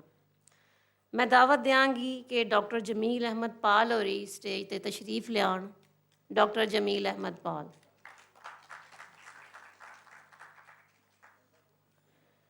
ਸਾਡੇ ਦੂਜੇ ਸਾਥੀ ਪੰਜਾਬੀ ਐਕਟਿਵਿਜ਼ਮ ਨੂੰ ਸਾਡੇ ਕੰਨਾਂ ਦੇ ਤੱਕ ਪਹੁੰਚਾਉਣ ਦਾ ਜਿਹੜਾ ਤੁਸੀਂ ਕਹਿ ਲਓ ਨਾ ਜ਼ਿੰਮਾ ਚੁੱਕਿਆ ਹੋਇਆ ਹੈ, ਉਹ ਜ਼ਿਆਦਾਤਰ ਨਾ ਇਹੀ ਸਰੰਜਾਮ ਦਿੰਦੇ ਨੇ ਮੀਡੀਆ ਦੇ ਰਾਹੀਂ ਵੀ। ਰੇਡੀਓ ਉੱਤੇ ਪ੍ਰੋਗਰਾਮ ਬੜਾ ਸੋਹਣਾ ਚੱਲ ਰਿਹਾ, ਜਿਹਦੇ 'ਚ ਸਾਨੂੰ ਨਵੇਂ ਮੁੱਦੇ ਜਿਹੜੇ ਨੇ ਸੁਣਨ ਨੂੰ ਮਿਲਦੇ ਨੇ। ਸੋ ਪ੍ਰਿੰਟ ਮੀਡੀਆ ਹੋਵੇ ਜਾਂ ਤੁਸੀਂ ਰੇਡੀਓ ਦੀ ਗੱਲ ਕਰੋ, ਉਹਦੇ ਵਿੱਚ ਇੱਕ ਵੱਡਾ ਨਾਮ ਹੈ। ਮੈਂ ਸ਼ੁਰੂ 'ਚ ਇੱਕ ਰਸਾਲਾ ਪੜ੍ਹਿਆ ਸੀ, ਨਵਾਂ ਜ਼ਮਾਨਾ। ਉਹਦੇ ਵਿੱਚ ਬੜਾ ਔਖਾ ਜਿਹਾ ਆਰਟੀਕਲ ਉਦੋਂ ਲੱਗਾ ਸੀ, ਕਿਉਂਕਿ ਅਜੇ ਨਵੇਂ ਪੜਿਆਰ ਬਣੇ ਸਾਂ ਪੰਜਾਬੀ ਦੇ ਕਿ ਇਹ ਇੰਨੇ ਮੁਸ਼ਕਿਲ ਮੁੱਦਿਆਂ ਦੇ ਉੱਤੇ ਕੌਣ ਗੱਲ ਕਰ ਰਿਹਾ। ਤੇ ਉਹਨਾਂ ਨੇ ਕਿਹਾ ਜੀ ਇਹ ਨਾ ਪੜ੍ਹਦੇ ਹੋ ਨਾ ਆਮਰ ਰਿਆਜ਼ ਟੂ। ਜਦੋਂ ਉਹਨਾਂ ਨਾਲ ਮਿਲੇ ਤੇ ਪਤਾ ਚੱਲਿਆ ਕਿ ਇਹਨਾਂ ਨੇ ਜਿਹੜੇ ਵਾਲ ਸਨ ਉਹ ਧੁੱਪੇ ਚਿੱਟੇ ਨਹੀਂ ਸਨ ਕੀਤੇ, ਇਹ ਸਾਰੇ ਇਹਨਾਂ ਕੰਮਾਂ ਵਿੱਚ ਹੀ ਹੋਏ ਨੇ। ਸੋਜਵਾਨ ਨੇ ਔਰ ਪੰਜਾਬੀ ਦਾ ਨਾਂ ਲੈ ਕੇ ਅੱਗੇ ਟੁਰ ਰਹੇ ਨੇ। ਮੈਂ ਦਾਅਵਤ ਦਿੰਦੀ ਹਾਂ ਆਮਿਰ ਰਿਆਜ਼ ਟੂਟੂ ਹੋਰਾਂ ਨੂੰ ਕਿ ਸਾਡੇ ਕੋਲ ਸਟੇਜ 'ਤੇ ਆ ਜਾਣ।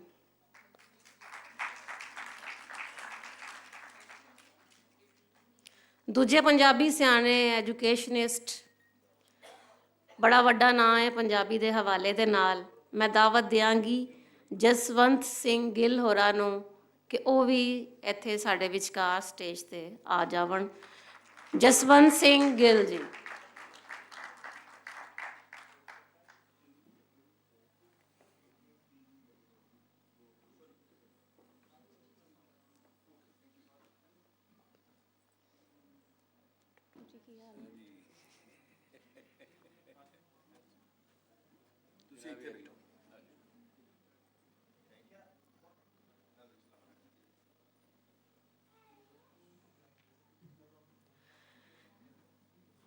ਸਾਡੇ ਵਿੱਚ ਚੌਥੇ ਪੈਨਲਿਸਟ ਸਨ ਸਾਡੇ ਵਜ਼ੀਰ ਤਾਲੀਮ, ਲੇਕਿਨ ਤੁਸੀਂ ਦੇਖਦੇ ਹੋ ਕਿ ਕੁਝ ਸਰਕਾਰੀ ਜਿਹੜੀਆਂ ਮਸਰੂਫੀਆਤ ਨੇ ਉਹ ਪਹਿਲੇ ਹੀ, ਪਰ ਜਿਹੜਾ ਸਵਾਲ ਮੈਂ ਉਹਨਾਂ ਨੂੰ ਇੱਥੇ ਬਹਿ ਕੇ ਕਰਨਾ ਸੀ ਫਿਰ ਮੈਂ ਛੇਤੀ ਨਾਲ ਉੱਥੇ ਹੀ ਕਰ ਲਿਆ ਕਿ ਲਾਗੂ ਕਰਾ ਦਿਓ ਜ਼ੁਬਾਨ ਸਾਡੀ। ਸਾਡੇ ਤਿੰਨੇ ਸਾਥੀ ਇੱਥੇ ਮੌਜੂਦ ਨੇ। ਮੌਜੂ ਸਾਡਾ ਹੈ ਪੰਜਾਬੀ ਬੋਲੀ ਵਿੱਚ ਤਾਲੀਮ ਬਾਰੇ ਲੋਕਾਈ ਤੇ ਸਰਕਾਰ ਦਾ ਬਿਆਨੀਆ। ਤੁਸੀਂ ਜਾਣਦੇ ਹੋ ਕਿ ਬ੍ਰਿਟਿਸ਼ ਦੇ ਇੱਥੇ ਆਉਣ ਤੋਂ ਪਹਿਲੇ ਜਿਹੜੀਆਂ 5 ਕਲਾਸਿਕ ਜ਼ੁਬਾਨਾਂ ਸਨ, ਜਿਹਨੂੰ ਅਸੀਂ ਸੰਸਕ੍ਰਿਤ, ਫਾਰਸੀ, ਅਰਬੀ, ਇਬਰਾਨੀ ਤੇ ਨਾਰਡਿਕ ਸੁਣਦੇ ਆਏ ਹਾਂ, ਉਹਨਾਂ ਦਾ ਰਾਜ ਸੀ। ਲਿਖਿਆ ਪੜ੍ਹਿਆ ਜਾਂਦਾ ਸੀ, ਆਲਮ ਇੱਥੇ ਮੌਜੂਦ ਸਨ। ਲੇਕਿਨ ਫਿਰ ਹੋਇਆ ਹੈ ਕਿ ਅੰਗਰੇਜ਼ ਦੇ ਆਉਣ ਤੋਂ ਬਾਅਦ, ਕਿਉਂਕਿ ਜਿਹੜਾ ਹਾਕਿਮ ਹੁੰਦਾ ਹੈ ਉਹਦੀ ਹੀ ਜ਼ੁਬਾਨ ਫਿਰ ਰਾਜ ਵੀ ਕਰਦੀ ਹੈ, ਤੇ ਉਹਨਾਂ ਨੇ ਕੁਝ ਅਜਿਹੇ ਇਕਦਾਮ ਕੀਤੇ ਜਿਨ੍ਹਾਂ ਨਾਲ ਉਹ ਬੋਲੀਆਂ ਸਿਰਫ ਅਲਮਾਰੀਆਂ ਦੀਆਂ ਜ਼ੀਨਤਾਂ ਬਣ ਕੇ ਰਹਿ ਗਈਆਂ ਜਾਂ ਪਿੱਛੇ ਕਿਤੇ ਦੱਬ ਗਈਆਂ। ਫਿਰ ਗੱਲ ਜਦੋਂ ਲੋਕਾਈ ਦੀ ਬੋਲੀ ਦੀ ਹੁੰਦੀ ਹੈ ਤੇ ਉਹਨਾਂ ਨੂੰ ਤੇ ਉਸ ਤੋਂ ਵੀ ਪਰੇ ਰੱਖਿਆ ਗਿਆ। ਪਾਕਿਸਤਾਨ ਬਣ ਗਿਆ, ਅੰਗਰੇਜ਼ ਚਲੇ ਗਏ, ਸਾਡਾ ਆਇਨ ਮਨਜ਼ੂਰ ਹੋ ਗਿਆ 73 ਦਾ ਆਇਨ। ਆਇਨ ਦੇ ਅੰਦਰ ਵੀ ਆਖਿਆ ਗਿਆ ਕਿ ਜਿਹੜੇ ਹੱਕ ਖੁੱਸੇ ਸਨ ਬੋਲੀਆਂ ਵਾਲੇ ਉਹ ਲੋਕਾਂ ਨੂੰ ਮੋੜ ਦਿੱਤੇ ਜਾਣਗੇ। ਅਸੀਂ ਅੱਜ ਦੇਖਣੇ ਆ ਕਿ ਸਿੰਧ ਦੇ ਅੰਦਰ ਸ਼ਾਮਿਲ ਹੈ ਜ਼ੁਬਾਨ ਨਿਸਾਬ ਵਿੱਚ। ਤੁਹਾਨੂੰ ਉਹਨਾਂ ਦੇ ਜਿਹੜੇ ਸਿਆਸਤਦਾਨ ਨੇ ਅਗਰ ਉਹ ਉਰਦੂ ਬੋਲਦੇ ਹੋਣ ਤਾਂ ਲੱਗਣਗੇ ਕਿ ਉਹ ਬੜਬੋਲੀ ਬੋਲ ਰਹੇ ਨੇ, ਪਰ ਜਦੋਂ ਉਹ ਸਿੰਧੀ 'ਚ ਗੱਲ ਕਰਦੇ ਨੇ ਤਾਂ ਬਿਲਕੁਲ ਵੀ ਨਹੀਂ ਲੱਗਦਾ ਕਿ ਕੋਈ ਓਬੜ ਬੋਲੀ ਬੋਲੀ ਜਾ ਰਹੀ ਹੈ। ਅੰਗਰੇਜ਼ੀ ਦੇ ਮਾਹਿਰ ਨੇ। ਇੱਥੇ ਕੀ ਹੋਈ ਏ, ਕੀ ਵਾਪਰੀ ਕਿ ਅਜੇ ਤੱਕ ਉਹ ਜ਼ੁਬਾਨ ਅਸੀਂ ਲਾਗੂ ਨਹੀਂ ਕਰਾ ਸਕੇ। ਇਹਦੇ ਉੱਤੇ ਮੈਂ ਸਭ ਤੋਂ ਪਹਿਲੇ ਦਾਵਤ ਦਿਆਂਗੀ ਕਿ ਜਮੀਲ ਅਹਿਮਦ ਪਾਲ ਹੋਰੀ ਕੋਈ ਰੋਸ਼ਨੀ ਪਾਉਣ ਕਿ ਇਹਦੇ ਪਿੱਛੇ ਕੀ ਵਜ੍ਹਾ ਨੇ।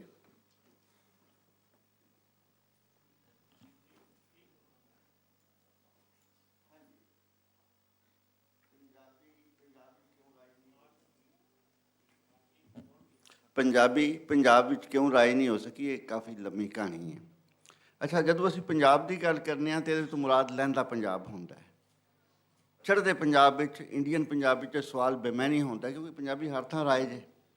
ਤਾਲੀਮ ਦੀ ਵੀ ਹੈ, ਕਾਰ ਵਿਹਾਰ ਦੀ ਵੀ ਹੈ, ਬਿਜਲੀ ਦਾ ਬਿੱਲ ਵੀ ਆਉਂਦਾ ਤੇ ਪੰਜਾਬੀ 'ਚ ਉੱਥੇ ਆਉਂਦਾ, ਪਾਣੀ ਦਾ ਬਿੱਲ ਵੀ ਪੰਜਾਬੀ 'ਚ ਆਉਂਦਾ, ਸਰਕਾਰੀ ਨੋਟਿਸ ਸਰਕਾਰੀ ਜ਼ਬਾਨ ਹੈ, ਚੂੰਕਿ ਅਦਾਲਤਾਂ 'ਚ ਵੀ ਤੁਸੀਂ ਪੰਜਾਬੀ ਬੋਲਦੇ ਹੋ। ਲਹਿੰਦੇ ਪੰਜਾਬ ਵਿੱਚ ਮਸਲਾ ਜਿਹੜਾ ਹੈ ਅੱਜ 80 ਸਾਲ ਹੋ ਗਏ ਮੁਲਕ ਨੂੰ ਬਣਿਆ, ਸਵਾਲ ਉੱਥੇ ਦਾ ਉੱਥੇ ਖਲੋਤੇ ਹੈ। ਨਾਰਮਲੀ ਅਸੀਂ ਸੁਖ ਰਹਿਣ ਪੁਣੇ ਦੀ ਵਜ੍ਹਾ ਨਾਲ ਕਹਿ ਦਿੰਦੇ ਹਾਂ ਜੀ ਅੰਗਰੇਜ਼ ਨੇ ਸਾਡੀ ਜ਼ਬਾਨ ਖੋਹ ਲਈ। ਸਵਾਲ ਹੈ ਕਿ ਅਸੀਂ ਪੰਜਾਬੀ ਮੁਸਲਮਾਨ ਪੰਜਾਬੀਆਂ ਨੇ ਕੀ ਕੀਤਾ?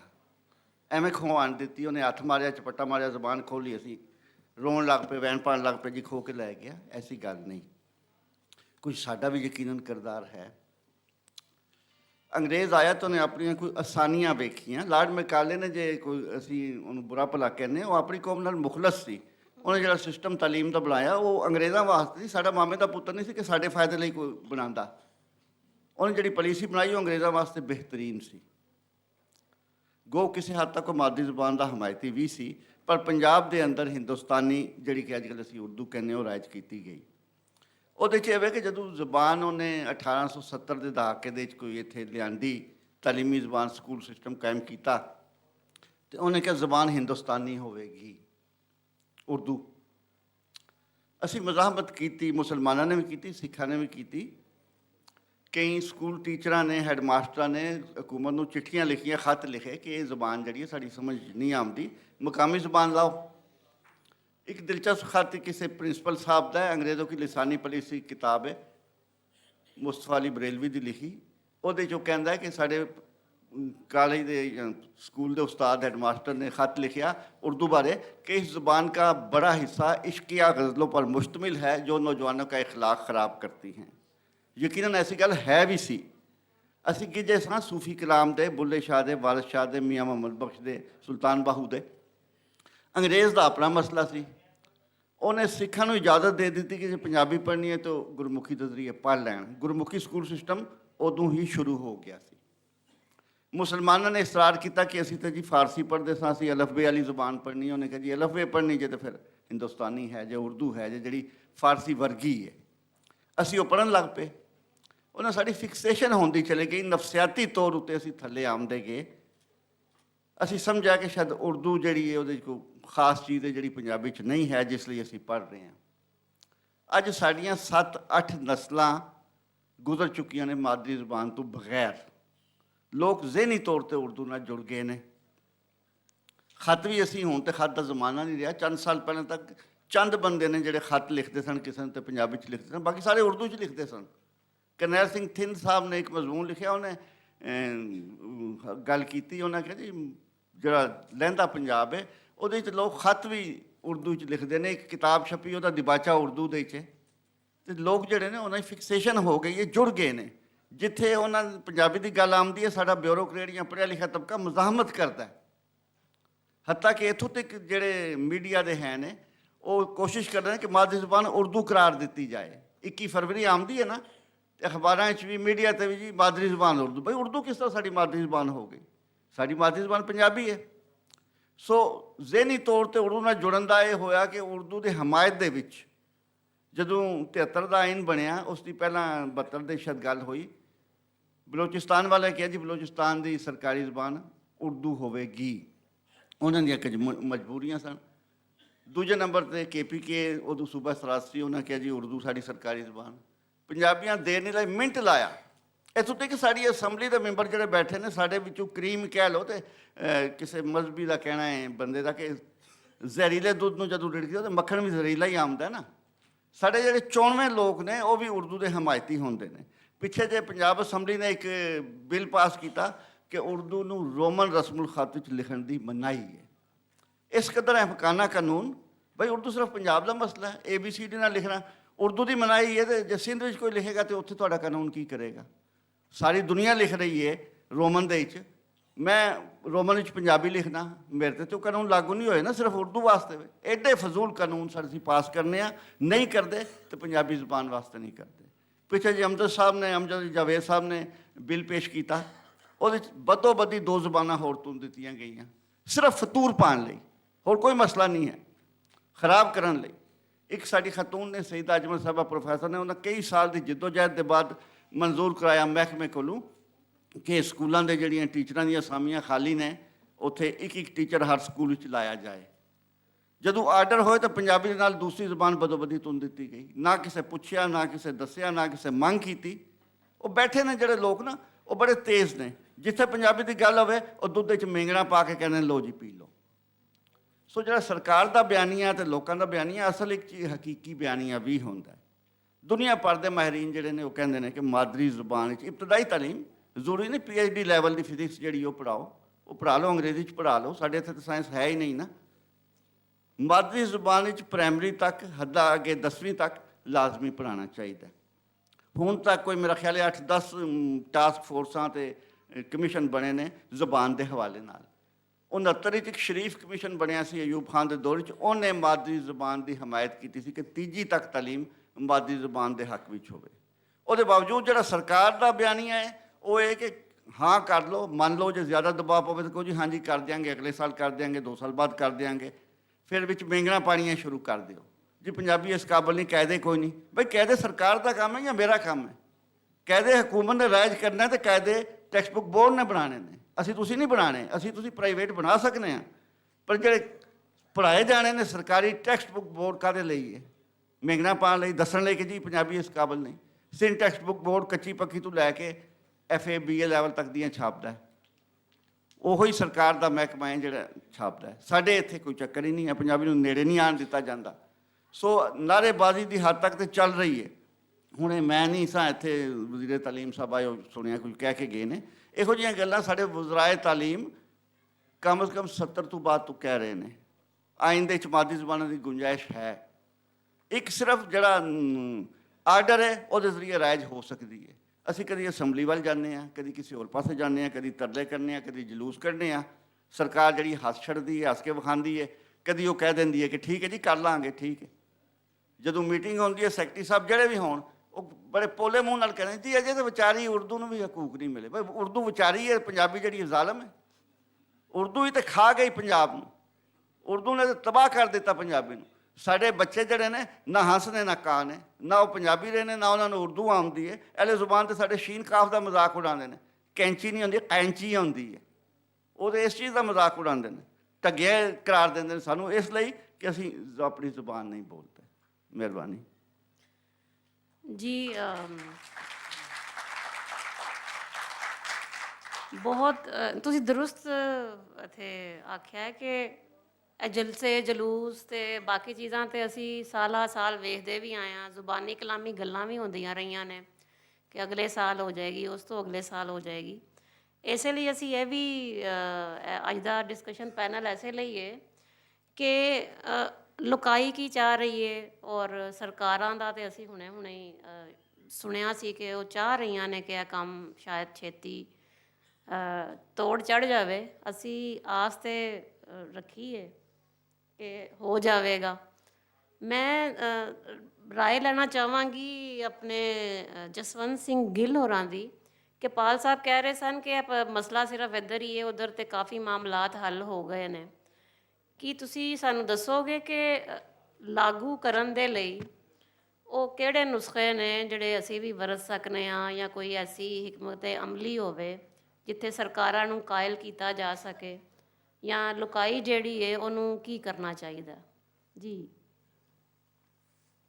ਹਾਜ਼ਰੀਨ, ਮੈਨੂੰ ਬਹੁਤ ਹੀ ਖੁਸ਼ੀ ਹੈ ਕਿ ਇੱਥੇ ਇੰਨੇ ਪੰਜਾਬੀ ਪਿਆਰੇ ਬੈਠੇ ਨੇ ਜਿਨ੍ਹਾਂ ਨੂੰ ਅਸੀਂ ਬਹੁਤਾ ਸੋਸ਼ਲ ਮੀਡੀਆ 'ਤੇ ਵੇਖਦੇ ਰਹੇ ਹਾਂ, ਜਿਨ੍ਹਾਂ ਰਾਹੀਂ ਸਾਨੂੰ ਪੰਜਾਬੀਅਤ ਦੀ ਕਹਾਣੀ ਮਿਲਦੀ ਰਹੀ ਹੈ।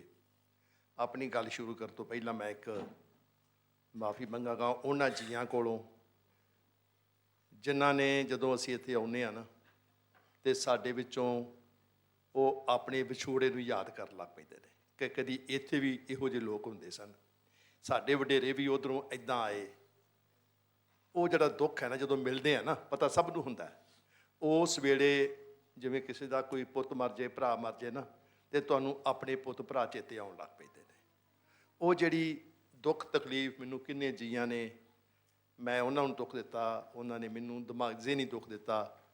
ਮੇਰੀ ਘਰਵਾਲੀ ਜਿਹੜੀ ਕਿ ਰਿਫਿਊਜੀ ਨਹੀਂ ਸੀ, ਮੈਂ ਤੇ ਰਿਫਿਊਜੀ ਹਾਂ, ਔਰ ਰਿਫਿਊਜ ਜਾਂ ਪਨਾਹੀ ਸਾਡੇ ਹੱਡਾਂ 'ਚ ਇੰਨਾ ਵਸਿਆ ਹੋਇਆ ਹੈ ਕਿ ਮੈਂ 4 ਸਾਲ ਦਾ ਸੀ, ਮੈਂ ਜ਼ਬਾਨ ਵਾਲੇ ਪਾਸੇ ਫੇਰ ਆਉਣਾ।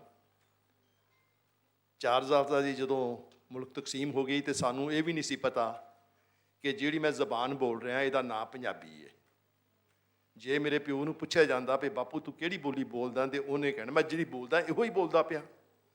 ਯਾਨੀ ਮਾਦਰੀ ਜ਼ਬਾਨ ਜਿਹੜੀ ਹੁੰਦੀ ਹੈ, ਉਹ ਬੋਲਣ ਲੱਗਿਆਂ, ਸਿੱਖਣ ਲੱਗਿਆਂ ਪਤਾ ਵੀ ਨਹੀਂ ਹੁੰਦਾ, ਤੇ ਤੁਸੀਂ ਉਹਨੂੰ ਹਰ ਗੱਲਬਾਤ ਆਪਣੇ ਤਰੀਕੇ ਨਾਲ ਕਹਿ ਲੈਂਦੇ ਹੋ। ਮਾਦਰੀ ਜ਼ਬਾਨ ਤੇ ਮਾਦਰੀ ਈਡੀਅਮ, ਮੁਹਾਵਰਾ, ਜਦੋਂ ਅਸੀਂ ਸ਼ਾਮ ਨੂੰ ਪਿੰਡੋਂ ਉੱਠੇ, ਮੈਨੂੰ ਨਹੀਂ ਪਤਾ ਕਿਉਂ ਉੱਠੇ ਹੋਣਗੇ, ਮੈਂ ਤੇ 4 ਸਾਲ ਦਾ ਉਸ ਵੇਲੇ, ਪੌਣੇ 4 ਸਾਲ ਦਾ, ਹਨੇਰੇ 'ਚ ਹੀ ਉੱਠਣਾ ਸੀ। ਪਿੰਡ ਵਾਲਿਆਂ ਨੂੰ ਪਤਾ ਵੀ ਨਹੀਂ ਲੱਗੇ ਵੀ ਚੱਲੇ ਨੇ ਤੇ ਕਿਉਂ ਚੱਲੇ ਨੇ। ਤੇ ਮੈਨੂੰ ਨਵਾਂ ਝੱਗਾ ਪੰਜਾਬੀ 'ਚ ਪਵਾਇਆ। ਮੈਂ ਖੁਸ਼ ਹੋ ਗਿਆ। ਖੁਸ਼ ਹੋ ਕੇ, ਤੇ ਮੈਨੂੰ ਇਹ ਵੀ ਨਹੀਂ ਸੀ ਪਤਾ ਜੋ ਮੈਂ ਵਰਡ ਕਹਿ ਰਿਹਾ ਇਹ ਸਿੱਖਾਂ ਦੇ ਨੇ ਕਿ ਹਿੰਦੂਆਂ ਦੇ ਨੇ ਕਿ ਮੁਸਲਮਾਨਾਂ ਦੇ। ਐਲੀ ਅਸੀਂ ਮੇਲੇ ਚੱਲੇ ਆ। ਮੈਨੂੰ ਇਹ ਵੀ ਨਹੀਂ ਸੀ ਪਤਾ ਕਿ ਇਹ ਮੁਸਲਮ ਸਲੋਗਨ ਹੈ ਜਾਂ ਅਲੀ ਦਾ। ਯਾਨੀ ਸਾਡੇ ਉਸ ਵੇਲੇ ਸੱਭਿਆਚਾਰ ਵਿੱਚ, ਕਲਚਰ ਦੇ ਵਿੱਚ ਇੰਨਾ ਸਾਰਾ ਕੋਈ ਰਿਚ, ਇਹ ਹੈ ਸਾਡੀ ਮਾਂ ਬੋਲੀ, ਸਾਡੀ ਧਰਤੀ ਦੀ ਬੋਲੀ। ਉਹਦੇ ਵਿੱਚ ਸੰਸਕ੍ਰਿਤ ਕਿੱਥੇ ਆ ਗਈ, ਫਾਰਸੀ ਕਿੱਥੇ ਆ ਗਈ, ਕਦੋਂ ਆ ਗਈ, ਕਿਵੇਂ ਆ ਗਈ, ਉਹ ਨਹੀਂ ਹੁੰਦੀ। ਜਦੋਂ ਤੁਸੀਂ ਇੱਥੇ ਸਾਰੇ ਕਲਾਮ ਬੁੱਲੇ ਸ਼ਾਹ ਦੇ ਬੋਲੇ ਗਏ, ਬਾਬਾ ਫਰੀਦ ਜੀ ਦੇ ਬੋਲੇ ਗਏ, ਅਮਰਤ ਪ੍ਰੀਤਮ ਦੇ ਬੋਲੇ ਗਏ, ਉਹ ਕਿਸੇ ਨੇ ਤਾਂ ਲਿਖੇ ਨੇ ਨਾ, ਤੇ ਉਹਦਾ ਰਸਮੁਲ ਖਤ ਕਿਹੜਾ ਸੀ? ਰਸਮੁਲ ਖਤ ਤੇ ਉਹੀ ਸੀ ਜਿਹਦੀ ਤੁਸੀਂ ਡਿਮਾਂਡ ਕਰ ਰਹੇ ਹੋ, ਜਿਹਦੀ ਤੁਸੀਂ ਗੱਲ ਕਰ ਰਹੇ ਹੋ। ਤੇ ਜੋ ਸਾਰਾ ਕੁਝ ਉਹ 'ਚ ਲਿਖਿਆ ਜਾ ਸਕਦਾ ਹੈ, ਤੇ ਫਿਰ ਕੀ ਗੱਲ ਹੈ ਜਿਹੜੀ ਤੁਸੀਂ ਇਸ ਰਸਮੁਲ ਖਤ 'ਚ ਲਿਖ ਨਹੀਂ ਸਕਦੇ? ਕੋਈ ਗੱਲ, ਅੱਖਰ ਹੈ ਇਹੋ ਜਿਹਾ, ਕੋਈ ਗੱਲ ਹੈ ਇਹੋ ਜਿਹੀ, ਕੋਈ ਜਜ਼ਬਾਤ ਇਹੋ ਜਿਹੇ ਹਨ ਕਿ ਜਿਹੜੇ ਬਾਬਾ ਫਰੀਦ ਨੇ ਪੰਜਾਬੀ 'ਚ ਲਿਖੇ ਹੋਣ, ਜਿਹੜੇ ਬੁੱਲੇ ਸ਼ਾਹ ਨੇ, ਸ਼ਾਹ ਹੁਸੈਨ ਹੋਣਾ ਹੈ ਜਿਹੜਾ ਉਰਦੂ 'ਚ ਪੜ੍ਹਾਇਆ ਜਾ ਰਿਹਾ, ਉਰਦੂ ਤਰੀਕੇ ਨਾਲ ਪੜ੍ਹਾਇਆ ਜਾ ਰਿਹਾ। ਤੇ ਉਰਦੂ ਤੁਸੀਂ ਸਾਰੇ ਜਾਣਦੇ ਹੋ ਕਿ ਇਹ basically Hindustani, written in Persian, Farsi, Arabi script. ਤੁਹਾਡੇ ਸਾਰੇ ਮੁਲਕ 'ਚ ਜਿਹੜਾ ਰਸਮੁਲ ਖਤ ਤੁਸੀਂ ਪੰਜਾਬੀ ਲਿਖਣੀ ਚਾਹੁੰਦੇ ਹੋ, ਸਾਰੇ ਮੁਲਕ 'ਚ ਸਭ ਨੂੰ ਆਉਂਦਾ ਲਿਖਣਾ, ਸਭ ਨੂੰ ਆਉਂਦਾ। ਤੁਸੀਂ ਸਿੰਧੀ ਵੀ ਪੜ੍ਹ ਸਕਦੇ ਹੋ, ਤੁਸੀਂ ਬਲੋਚੀ ਵੀ ਪੜ੍ਹ ਸਕਦੇ ਹੋ, ਤੁਸੀਂ ਪਸ਼ਤੋ ਵੀ ਪੜ੍ਹ ਸਕਦੇ ਹੋ। ਯਾਨੀ ਇਹ ਰਸਮੁਲ ਖਤ ਜੋ ਤੁਹਾਡੇ ਕੋਲ ਹੈ, ਜੇ ਉਹਦੇ 'ਚ ਪਸ਼ਤੋ ਲਿਖੀ ਜਾ ਸਕਦੀ ਹੈ, ਜੇ ਉਹਦੇ ਵਿੱਚ ਸਿੰਧੀ ਲਿਖੀ ਜਾ ਸਕਦੀ ਹੈ, ਜਿਹਦੇ 'ਚ ਬਹੁਤ ਸਾਰੇ ਅੱਖਰ ਜਿਹੜੇ ਨੇ ਬੋਲ ਬਾਣੀ ਵਿੱਚ ਪੰਜਾਬੀ ਵਾਲੇ ਨੇ, ਤੇ ਫਿਰ ਜਿਹੜੀਆਂ ਅਸੀਂ ਗੱਲਾਂ ਜਿਹੜੀਆਂ ਮੈਂ ਗੱਲਾਂ ਕਹਿ ਰਿਹਾ, ਤੁਸੀਂ ਗੱਲਾਂ ਕਹਿ ਰਹੇ ਹੋ, ਉਹ 'ਤੇ ਕਿਉਂ ਨਹੀਂ ਲਿਖੀਆਂ ਜਾ ਸਕਦੀਆਂ? ਤੇ ਪਹਿਲੀ, ਦੂਜੀ, ਤੀਜੀ ਵਿੱਚ ਤੁਸੀਂ ਬੱਚਿਆਂ ਨੂੰ ਕਿਹੜੀ ਨੌਲੇਜ ਦੇਣੀ ਹੈ, ਕਿਹੜੀ ਇਨਫੋਰਮੇਸ਼ਨ ਸਿਖਾਉਣੀ ਹੈ? ਉਹਨੂੰ ਮੁਰਗੀ ਸਿਖਾਉਣੀ ਹੈ ਕਿ ਕੁਕੜੀ ਸਿਖਾਉਣੀ ਹੈ? ਪਹਿਲਾਂ ਉਹਨੇ ਘਰ 'ਚ ਕੁਕੜੀ ਸਿੱਖਣੀ ਹੈ, ਸਕੂਲੇ ਜਾ ਕੇ ਉਹਨੇ ਕਹਿਣਾ ਮੁਰਗੀ ਅੰਡਾ ਦਿੱਤੀ ਹੈ, ਘਰ 'ਚ ਉਹਨਾਂ ਨੇ ਕੁਕੜੀ ਨੇ ਆਂਡਾ ਦਿੱਤਾ ਹੈ, ਤੇ ਉਸੇ ਕੁਕੜੀ ਨੇ ਆਂਡਾ ਦਿੱਤਾ ਉਹਨੂੰ ਤੁਸੀਂ ਕਾਫ ਨਾਲ ਲਿਖਣਾ ਹੈ, ਹੋਰ ਤਾਂ ਕੁਝ ਨਹੀਂ ਲਿਖਣਾ। ਸੋ ਜਿਹੜੀ ਰਸਮੁਲ ਖਤ ਤੁਹਾਡੇ ਕੋਲ ਹੈ, ਜਿਹੜਾ ਮੇਰਾ ਇੱਕ ਆਪਣਾ ਇੱਕ ਨਜ਼ਰੀਆ ਹੈ ਕਿ ਪੰਜਾਬ ਨੂੰ, ਪੰਜਾਬੀਆਂ ਨੂੰ ਜ਼ੁਬਾਨ ਹੈ ਦੇਵਨਾਗਰੀ, ਉਹਨਾਂ ਰਸਮੁਲ ਖਤ ਹੈ, ਉਹ 'ਚ ਲਿਖਿਆ ਪੰਜਾਬੀਆਂ ਤਿੰਨਾਂ ਧਿਰਾਂ ਨੇ ਕਹਿ ਦਿੱਤਾ ਕਿ ਮੈਂ ਪੰਜਾਬੀ ਲਿਖਣੀ ਹੈ ਐਸ ਰਸਮੁਲ ਖਤ ਦੇ ਵਿੱਚ। ਸਿੱਖਾਂ ਨੇ ਕਹਿ ਦਿੱਤਾ ਮੈਂ ਲਿਖਣੀ ਹੈ ਆੜੇ ਪਿੱਛੇ ਅੱਖਰ ਲਿਖੇ ਤੁਸੀਂ। ਇਹ ਜਿਹੜੇ ਅੱਖਰ ਤੁਹਾਨੂੰ ਲਿਖੇ ਨੇ ਇਹਦੇ ਰਾਹੀਂ ਵੀ ਤੁਸੀਂ ਬਹੁਤ ਕੁਝ ਲੋਕਾਂ ਨੂੰ ਸਿਖਾ ਸਕਦੇ ਹੋ। ਜੇ ਤੁਸੀਂ ਕਾਫ ਲਿਖਿਆ ਤੇ ਉਹਦੇ ਨਾਲ ਕੱਕਾ ਲਿਖ ਦਿਓ, ਜਿਹੜਾ ਸਾਡਾ ਕੱਕਾ ਲਿਖਿਆ ਤੁਸੀਂ ਹੈਗਾ ਵਿੱਚ। ਖੇ ਦੇ ਨਾਲ ਖੱਖਾ ਨਹੀਂ ਲਿਖਿਆ, ਤਾਂ ਕਿ ਬੱਚਿਆਂ ਨੂੰ ਤੁਹਾਡਿਆਂ ਨੂੰ ਵੀ ਪਤਾ ਲੱਗੇ, ਤੁਹਾਨੂੰ ਵੀ ਪਤਾ ਲੱਗੇ ਕਿ ਜਿਹੜਾ ਆਹ ਆਵਾਜ਼ ਹੈ ਨਾ ਇਹਦੀ ਸ਼ਕਲ ਗੁਰਮੁਖੀ ਵਾਲੇ ਆਹ ਲਿਖਦੇ ਨੇ, ਅਸੀਂ ਆਹ ਅੱਖਰ ਲਿਖਦੇ ਹਾਂ। ਉਹ ਜਿਹੜੇ ਅੱਖਰ ਨੇ ਜਿਨ੍ਹਾਂ ਨੇ ਸਿੱਖਣ ਦੀ ਨੀਅਤ ਹੈ, ਮੈਂ ਤਕਰੀਬਨ ਕਾਫੀ ਸਾਰਾ ਜਿਹੜਾ ਪਰਸ਼ੀਅਨ ਜਿਹਨੂੰ ਤੁਸੀਂ ਅੱਜ ਕੱਲ੍ਹ ਸ਼ਾਹਮੁਖੀ ਕਹਿਣ ਲੱਗ ਪਏ ਹੋ, ਮੈਨੂੰ ਤਾਂ ਨਹੀਂ ਲੱਗਦਾ ਕਿ ਇਹ ਕੋਈ ਵਰਡ ਮੈਨੂੰ ਤਾਂ ਕਦੇ ਵੀ ਲੱਗਾ ਨਹੀਂ ਕਿ ਸ਼ਾਹਮੁਖੀ ਸਕ੍ਰਿਪਟ ਕੋਈ ਨਾਂ ਦੀ ਕਦੇ ਲਿਖੀ ਵੀ ਬਣਾਈ ਵੀ ਗਈ ਹੈ। ਇਹ ਤਾਂ ਉਹੀ ਹੈ ਕਿ ਸ਼ਾਹ ਹੁਸੈਨ ਨੇ ਲਿਖਤਾ, ਬੁੱਲੇ ਸ਼ਾਹ ਨੇ ਲਿਖਤਾ, ਕਿਉਂਕਿ ਉਹ ਸ਼ਾਹ ਸਨ ਇਸ ਕਰਕੇ ਅਸੀਂ ਉਹਨਾਂ ਨੂੰ ਸ਼ਾਹਮੁਖੀ ਕਹਿ ਦਿੱਤਾ। ਸੋ ਇਸ ਲਈ ਤੁਸੀਂ ਉਹਨੂੰ ਪੰਜਾਬੀ ਨੂੰ, ਔਰ ਤੁਸੀਂ ਸ਼ਾਇਦ ਹੈਰਾਨ ਹੋਵੋਗੇ ਕਿ ਹਿੰਦੁਸਤਾਨ ਦੇ ਵਿੱਚ 20 ਰਮਾਇਣਾਂ ਜਿਹੜੀਆਂ ਹਿੰਦੂ ਸ਼ਾਸਤਰ ਦੀਆਂ ਨੇ ਉਹ ਪੰਜਾਬੀ ਵਿੱਚ ਲਿਖੀਆਂ ਹੋਈਆਂ ਨੇ। ਰਮਾਇਣ ਪੰਜਾਬੀ ਲਿਖੀ ਜਾ ਸਕਦੀ ਹੈ। ਜਦੋਂ ਇੱਥੋਂ ਇੱਕ ਹਿਸਟੋਰੀਅਨ ਇੰਡੀਆ ਸਾਡੇ ਕਾਲਜ ਉੱਥੇ ਮੈਂ ਪੜ੍ਹਾਉਂਦਾ ਸੀ, ਜਿਹੜੇ ਕਾਲਜ ਮੈਂ ਉੱਥੇ ਪੜ੍ਹਾਉਂਦਾ ਸੀ ਉਹ ਕਾਲਜ ਗੁਜਰਾਂਵਾਲੇ ਵਿੱਚ, ਤੇ ਉਹਦੇ ਹੀ ਜਿਹੜਾ ਇੱਥੋਂ ਦੇ ਪ੍ਰਬੰਧਕ ਸੀ ਉਹਨਾਂ ਜਾ ਕੇ ਲੁਧਿਆਣੇ ਕਾਲਜ ਖੋਲ੍ਹਿਆ, ਉਹਨੂੰ ਇਨਵਾਈਟ ਕੀਤਾ ਤੇ ਉਹਨਾਂ ਨੇ ਸਾਰਾ ਗੁਰੂ ਗ੍ਰੰਥ ਸਾਹਿਬ ਜਿਹੜਾ ਸੀ ਪ੍ਰਿੰਟਡ ਰੂਪ ਦੇ ਵਿੱਚ ਪਰਸ਼ੀਅਨ ਰਸਮੁਲ ਖਤ ਦੇ ਉੱਤੇ ਉਸ ਹਿਸਟੋਰੀਅਨ ਨੂੰ ਦੇ ਕੇ ਤੋਰਿਆ। ਗੁਰੂ ਗ੍ਰੰਥ ਸਾਹਿਬ ਜਿਹੜਾ ਹੈ ਇਹ ਦੇਵਨਾਗਰੀ 'ਚ ਵੀ ਲਿਖਿਆ ਜਾ ਸਕਦਾ ਹੈ, ਇਹ ਪਰਸ਼ੀਅਨ 'ਚ ਵੀ ਲਿਖਿਆ ਜਾ ਸਕਦਾ ਹੈ। ਹਾਲਾਂਕਿ ਠੀਕ ਹੈ ਕਿ ਗੁਰਦੁਆਰੇ ਵਿੱਚ ਜਿਹੜਾ ਪ੍ਰਕਾਸ਼ ਹੋਏਗਾ ਇਸ ਗੁਰੂ ਉਹ ਗੁਰਮੁਖੀ ਵਿੱਚ ਹੀ ਹੋਏਗਾ, ਪਰ ਜੇ ਕਿਸੇ ਨੂੰ ਉਹਨੂੰ ਪੜ੍ਹਨਾ ਹੈ ਇਸ ਲਈ ਕਿ ਇਹ 'ਚ ਲਿਖਿਆ ਕੀ ਹੈ। ਜੇ ਮੈਨੂੰ ਅਰਬੀ ਨਹੀਂ ਆਉਂਦੀ ਤੇ ਜੇ ਕੁਰਾਨ ਸ਼ਰੀਫ ਦਾ ਤਰਜਮਾ ਮੈਨੂੰ ਮਿਲ ਜਾਏਗਾ, ਮੈਨੂੰ ਪਤਾ ਲੱਗ ਜਾਏ ਵਿੱਚ ਗੱਲ ਹੈ ਕੀ ਹੈ, ਝੂਠ ਕੀ ਹੈ, ਸੱਚ ਕੀ ਹੈ, ਕੌਣ ਕੀ ਕਹਿ ਰਿਹਾ, ਲਿਖਿਆ ਕੀ ਹੈ ਤੇ ਦੱਸਿਆ ਕੀ ਜਾ ਰਿਹਾ। ਸੋ ਇਸ ਲਈ ਜਿਹੜੀ ਸਾਡੇ ਇਸ ਪੰਜਾਬ ਦੇ ਵਿੱਚ, ਸਾਂਝੇ ਪੰਜਾਬ ਦੇ ਵਿੱਚ 47 ਤੋਂ ਪਹਿਲਾਂ ਹੀ ਅਸੀਂ ਇਸ ਗੱਲ ਤੇ ਵੰਡੇ ਹੋਏ ਸੀ। ਹੁਣ ਅਸੀਂ ਬਹੁਤੀ ਵਾਰੀ ਨਾ ਵੰਡਣ ਵਿੱਚ ਅੰਗਰੇਜ਼ਾਂ ਨੂੰ ਕਸੂਰਵਾਰ ਠਹਿਰਾ ਦਿੰਦੇ ਆ ਕਿ ਉਹਨਾਂ ਨੇ ਸਾਨੂੰ ਡਿਵਾਈਡ ਐਂਡ ਰੂਲ ਕੀਤਾ। ਸਾਨੂੰ ਭਰਾਵਾਂ ਨੂੰ ਕੋਈ ਉਦੋਂ ਲੜਾਉਂਦਾ ਜਦੋਂ ਭਰਾ ਕਿਸੇ ਪਾਸਿਓਂ ਲੜਨ ਨੂੰ ਮਾੜੇ ਮੋਟੇ ਤਿਆਰ ਵੀ ਹੋਣ।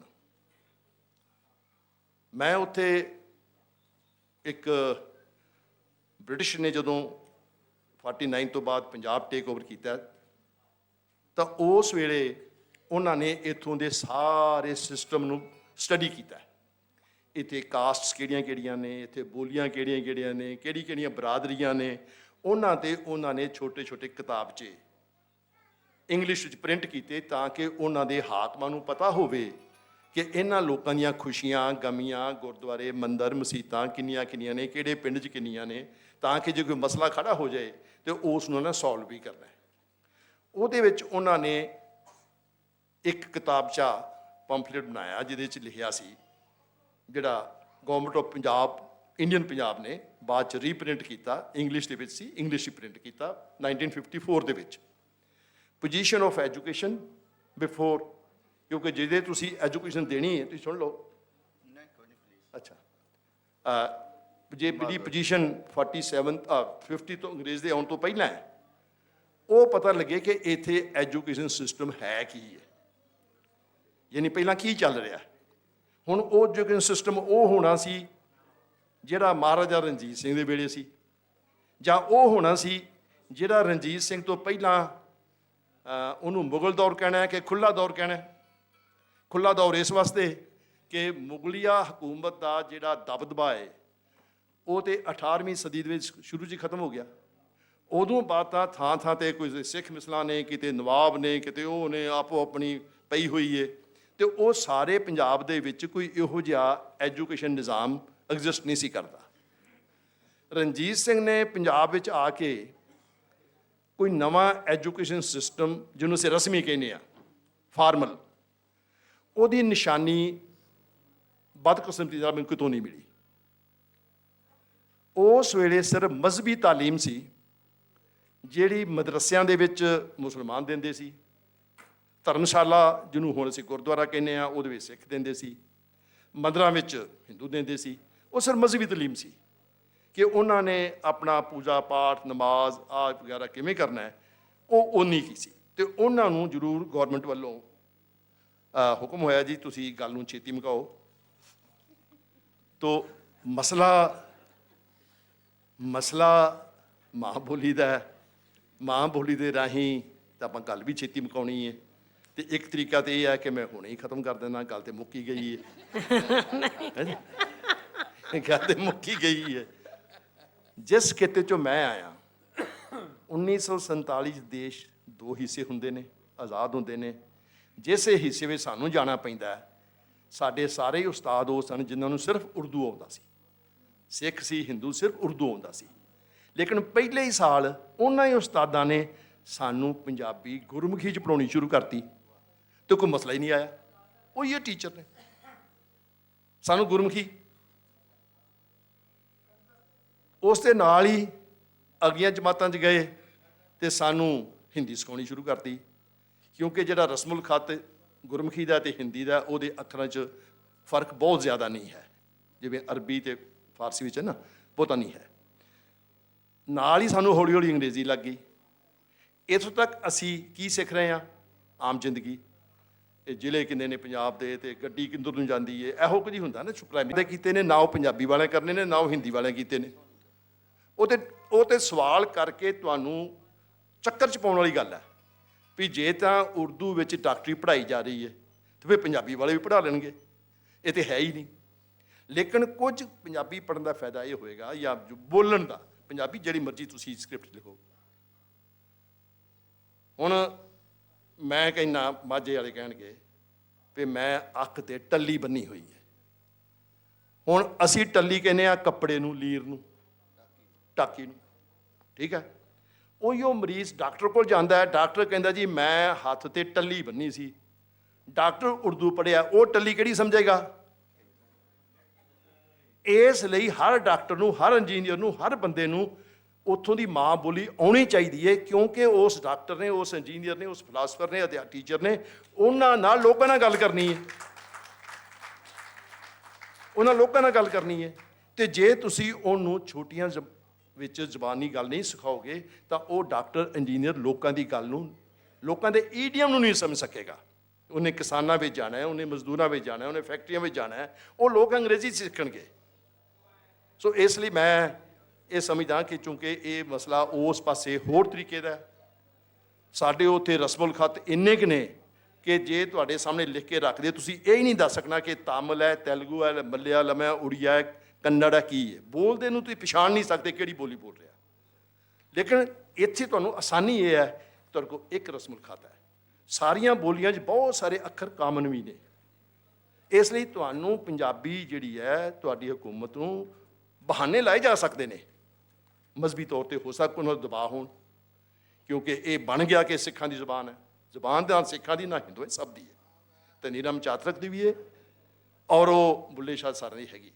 ਸੋ ਇਹਨਾਂ ਸ਼ਬਦਾਂ ਨਾਲ ਮੈਂ ਜਿੰਨਾ ਕੁ ਬਰੀਫ ਕਰ ਸਕਦਾ ਸੀ ਕਰਤਾ। ਬਹੁਤ ਬਹੁਤ ਸ਼ੁਕਰੀਆ